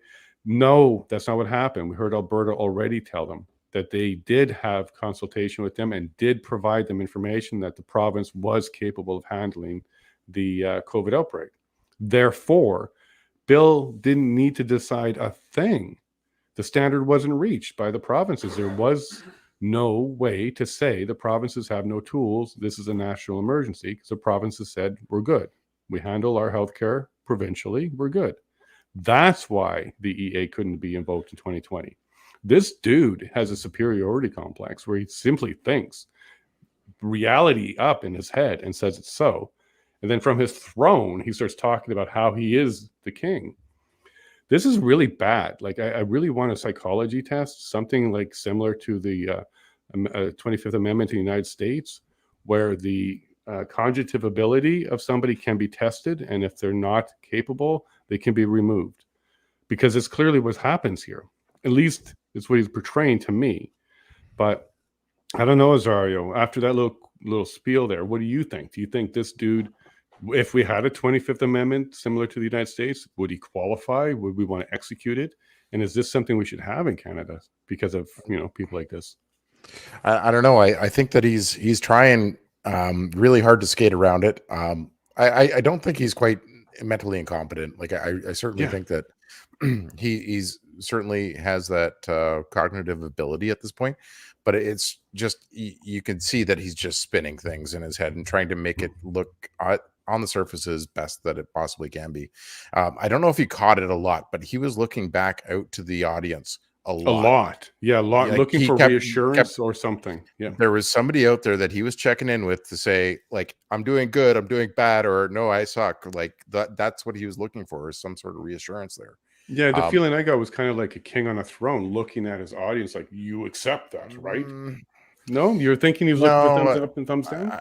I think there was a handler out there or somebody that was advising him. So it just kind of like whenever it seemed to be a really tough line of questioning, that's when he would look. He'd just be like, was that okay? Did I say the right thing? So he looked to his left, right? Off to his left? Yeah. Yeah, that's where that Government Canada table is. The lawyers are there. Yeah. So I don't know if he was looking for reassurance from them or there was somebody else there that was actually providing that, but Yeah, maybe. that's what it did for me. But no, going back to the G20 piece, Hmm. they were trying to paint the picture that even though, like, and I put it in the chat before, that I think that they're trying to paint the picture that even though they had decent intelligence that it was going to be a kind of low-key event, it exploded into this really violent protest. Oh, the And G20. the G20 did. Okay, so And fast I think acceleration. they were looking at that as parallel. So they said, okay, if this happened at the G20, this could happen in Ottawa, and this gives us justification to say this is why we need the EA to shut this down right now. But the disconnect was the convoy had like 3 weeks of peaceful activities under its belt. There was no, catalytic feature that was going to come in and cause this protest to light up, unless it was the police that actually came in and did it. Right. And I think you're right. And what they may have been trying and hoping for was another G20 repeat, where it actually did get violent quickly. And when that didn't happen, they started to run out of options. And when it was just days away from becoming the city plan was done, like the city plan was almost done. At that point, it would have been very, very difficult to come in there with boots at that point. Yeah. So I think you're right. The G20, and yeah, you actually a good way to put it. So the G20 was in the past, this is what can happen if it goes too far. And then they were saying we were worried about that going too far. Yeah. But it wasn't the same thing. Like there wasn't a distinct group doing things. There wasn't a flashpoint. There wasn't a quick gathering of these people. It was not the same at all. And you're 100% right. After 3 weeks, it should have been clear. This is not a G20 issue at all. I think they're just tossing that out there to say, this is something that made it plausible for us. Right. To be I able think to you're right. Explain. I don't really think it's there for any other purpose because there was no comparison between the two. Like I remember when that G20 went down in Toronto, and that was like I remember them getting the protesters basically surrounding all the protesters in kind of like a makeshift jail in the middle right. of. Where they I think it was young. They put up the fences and stuff. Yeah, and they held these people for hours without doing anything. And that was, I thought at the time, I was like, that's just a little bananas. Even though these guys are protesting, there's got to be a better way to handle it than just do this, like surround people with fences. Right. And they called that surge and contain back at the G20 thing. And there was a court case, I want to say it was a human rights tribunal or something along those lines, which deemed that you can't do that. You can't do surge and contain in Canada unless it's a real issue. On day one for Ottawa, all their documents said surge and contain. Yeah. All their documents put that down as a strategy. Surge and contain, they used those words. So they didn't learn anything from G20. And as we just established today, the head honcho of G20 is Bill Blair. So if anybody's going to learn that you're not allowed to surge and contain anymore after G20, he would have got that memo. You would think, but it's all over their documents. Yeah. Surge and contain, instead of dispel or disperse or something. Instead of trying to get everybody to go home, you wanted to contain them. Yeah. And I'm glad they kind of showed that video from the drone, because what they also didn't show, which the police and the government side should show, is the extreme violence that they said that they were under. The swarming of the reporters, the swarming of bylaw officers, the swarming of anybody. Well, now we just saw you guys have drones. You can speed it up. We can see the events. Show us a swarm. Yeah. Show us one. Do you remember the live streams? Like, there's a lot of webcams for that sure. were around there. Yeah. That all got shut down. No. There was the ones that were actually stationary on buildings that got shut down. After the protest started, it was probably a week into it after, and they just turned off all these streams that were there. Oh, you mean like the traffic cams and building cams? Yeah, like the traffic cams and everything else. So that footage is around somewhere, and I'm sure that there's quite a bit of evidence out there if it ever sees the light of day. Now, do you feel the same way as some of the chat here? And where am I go with this? They definitely didn't give an opportunity for the convoy to move the trucks. And as soon as they were able to, like they were all barriered in, they dropped the EA the same day, the 14th. Now, I mean, that plan was underway, that they were trying to move the trucks and consolidate everybody onto Wellington. And then there was, you've heard a couple of people testified that truckers couldn't move out because they were barricaded. And I think it was, was it Tom? Tom Marazzo might have even said it, where they were trying to get people to move, but the police wouldn't move the barriers. I think it was Tom. And Tom is, me yeah. if And that was on the 7th of February. He was calling Yeah. for an inspector level. And on the 7th is when they were supposed to move out according to their deal, but they were blocked in. And also on the 7th is when they convinced that particular group of truckers to move. And then when they couldn't, they turned. They didn't believe Tom anymore. Like, you don't have any power to call the police to move a barrier. That was basically their attitude. And then on the 8th is when they actually got a hold of the OPS, which then did tell Tom that it wasn't approved. They couldn't approve. They didn't approve the moving of the barriers. And that contravened their actual deal. We're trying to get them out of there. So, I mean, that came out. If I just want to address James here. Yeah, you're right, James. It's kettling. It's kettling. What they did at the G20. So you're right, buddy. Similar to surge and contain, but I think you're right, James. Kettling is the one that was determined to be against the human rights or something along those lines.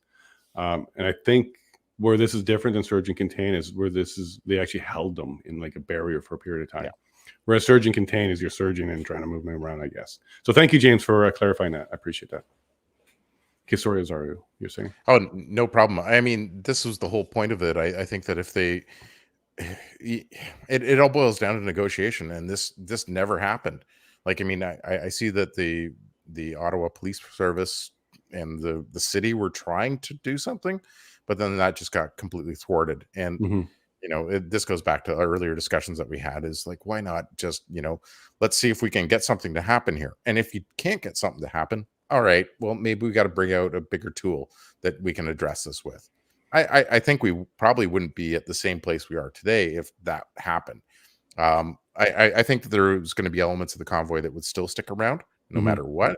That they were in there for the long haul until the mandates and everything dropped. But Alex is still there. Alex in our chat, he's one of the convoy protesters. He's still there. He's still protesting. Yeah.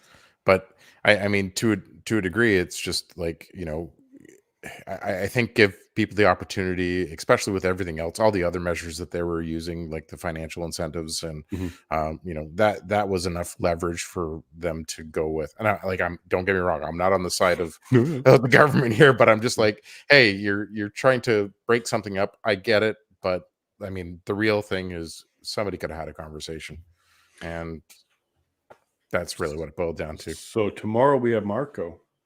Looks like first thing in the morning. Are we seeing the other scapegoat? Because I really do believe Blair is going to be a scapegoat at some point. He's going to be the befuddled one, the one that looked like an old man, not sure what he was doing anymore, and then they'll get rid of him. Now, Marco.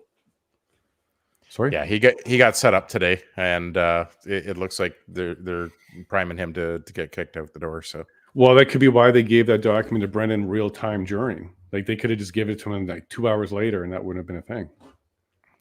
Well, weird. So are they scuttling Trudeau and Blair and some others, and they're going to say, "Hey, we're the Liberal Party. We cleaned up house. Believe in us now." Is that what? I don't know. That's the only thing it may have. I don't know. Left. I don't know if it's going to go as high as Trudeau on this. I don't know either. They love Trudeau. Like, I mean, the public people, like the people that like him, right? So it's tough for that one. It's the nice. And they don't like Freeland.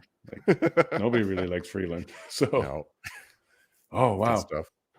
Okay, well, I'm going to say to the chat, we're going to cut this early because I am at a later time, and I'm heading to Arzario's house. There's a poker table over there. So we'll be heading over there, and he's ordering some pizza, so I got to get over there while it's still hot. Thank you for hosting, Azario. I really appreciate that. Now, to my chat and to everybody else watching, it was another wonderful day, and look at how the universe works out. I had court all day, but we got most of the chat in, we got most of the commentary in, and I got most of it into my ear. I did miss quite a bit of CSIS this morning, so I'm going to be revisiting that probably over the weekend because I'm very keen, again, to try and figure out where all these lies are. And as we talked about in the chat, I guess some of you aren't aware of private prosecutions. So private prosecutions are citizen-based charging. You can charge someone in criminal code under private prosecutions. Check it out. It is a section we had in law school. So what it does allow you to do is that any citizen, if you believe that somebody's guilty or well, you have to believe that they're guilty.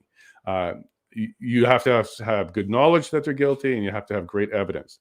If you want to do the police work, which is investigation and putting the package together for the Crown, this is exactly what this process is. You don't have to get the police to go in and follow somebody that broke into your house. If you have information and you have details and you want to bring it forward to the Crown, that's exactly how it's done. I looked on the federal level, we've got it. I looked on Ontario level, we got it. I looked in Alberta, I'm not too sure. It looks like they may have a different term for it. But all that really matters is we got it on the federal level and Ontario level. This is where the events were, Ontario, and also federal. So we really can, as a team, and I'm not joking, we can sit down and put together the brief, the criminal brief for the Crown. And there's no law that says you have to be correct. The law does say, though, is you can't be frivolous and you can't be vindictive. So you can't be like trying to target and hurt somebody's who didn't do anything. Like, it can't be false. But it does mean we can go back a couple of times and get things right to the point where the Crown may take a look at it. Now, are we very optimistic that the Crown would look at stuff? I don't know. But maybe if we find actual criminal code crimes, and it would have to be, I think, a little bit more than perjury. If we actually find it and we can show it through documents that were available as evidence in this trial or otherwise, or in this inquiry or otherwise, we really can put this package together. Could you imagine that maybe a citizen group puts a package together? It is so compelling that the Crown does finishes an investigation and moves on. I don't know. I don't even know if we've ever successfully done that. I know that private individuals have done it for small, minor things, sure, but nothing at this kind of level. So it would be our favorite word, unprecedented. So because everything we've seen for the last 2 years is unprecedented, let's use them all. So let me know what you think in the chat. Hit me on the Discord. Is that something that we want to kind of get together? Do we want to start becoming criminal prosecutors, citizen-based criminal prosecutors? Put the evidence together, work with ex-pleas, work with ex-Crown to actually do a good job at this. I know I can put my time up. I do lots of writing. I can put stuff like this together. I say, why not? I say, why not? And at least get the response from them. Okay. Kind of like freedom of information. You may not get anything out of it other than the response, which could tell you more than you started with. So let me know in the chat. Let me know on Discord. Put it in the YouTube messages.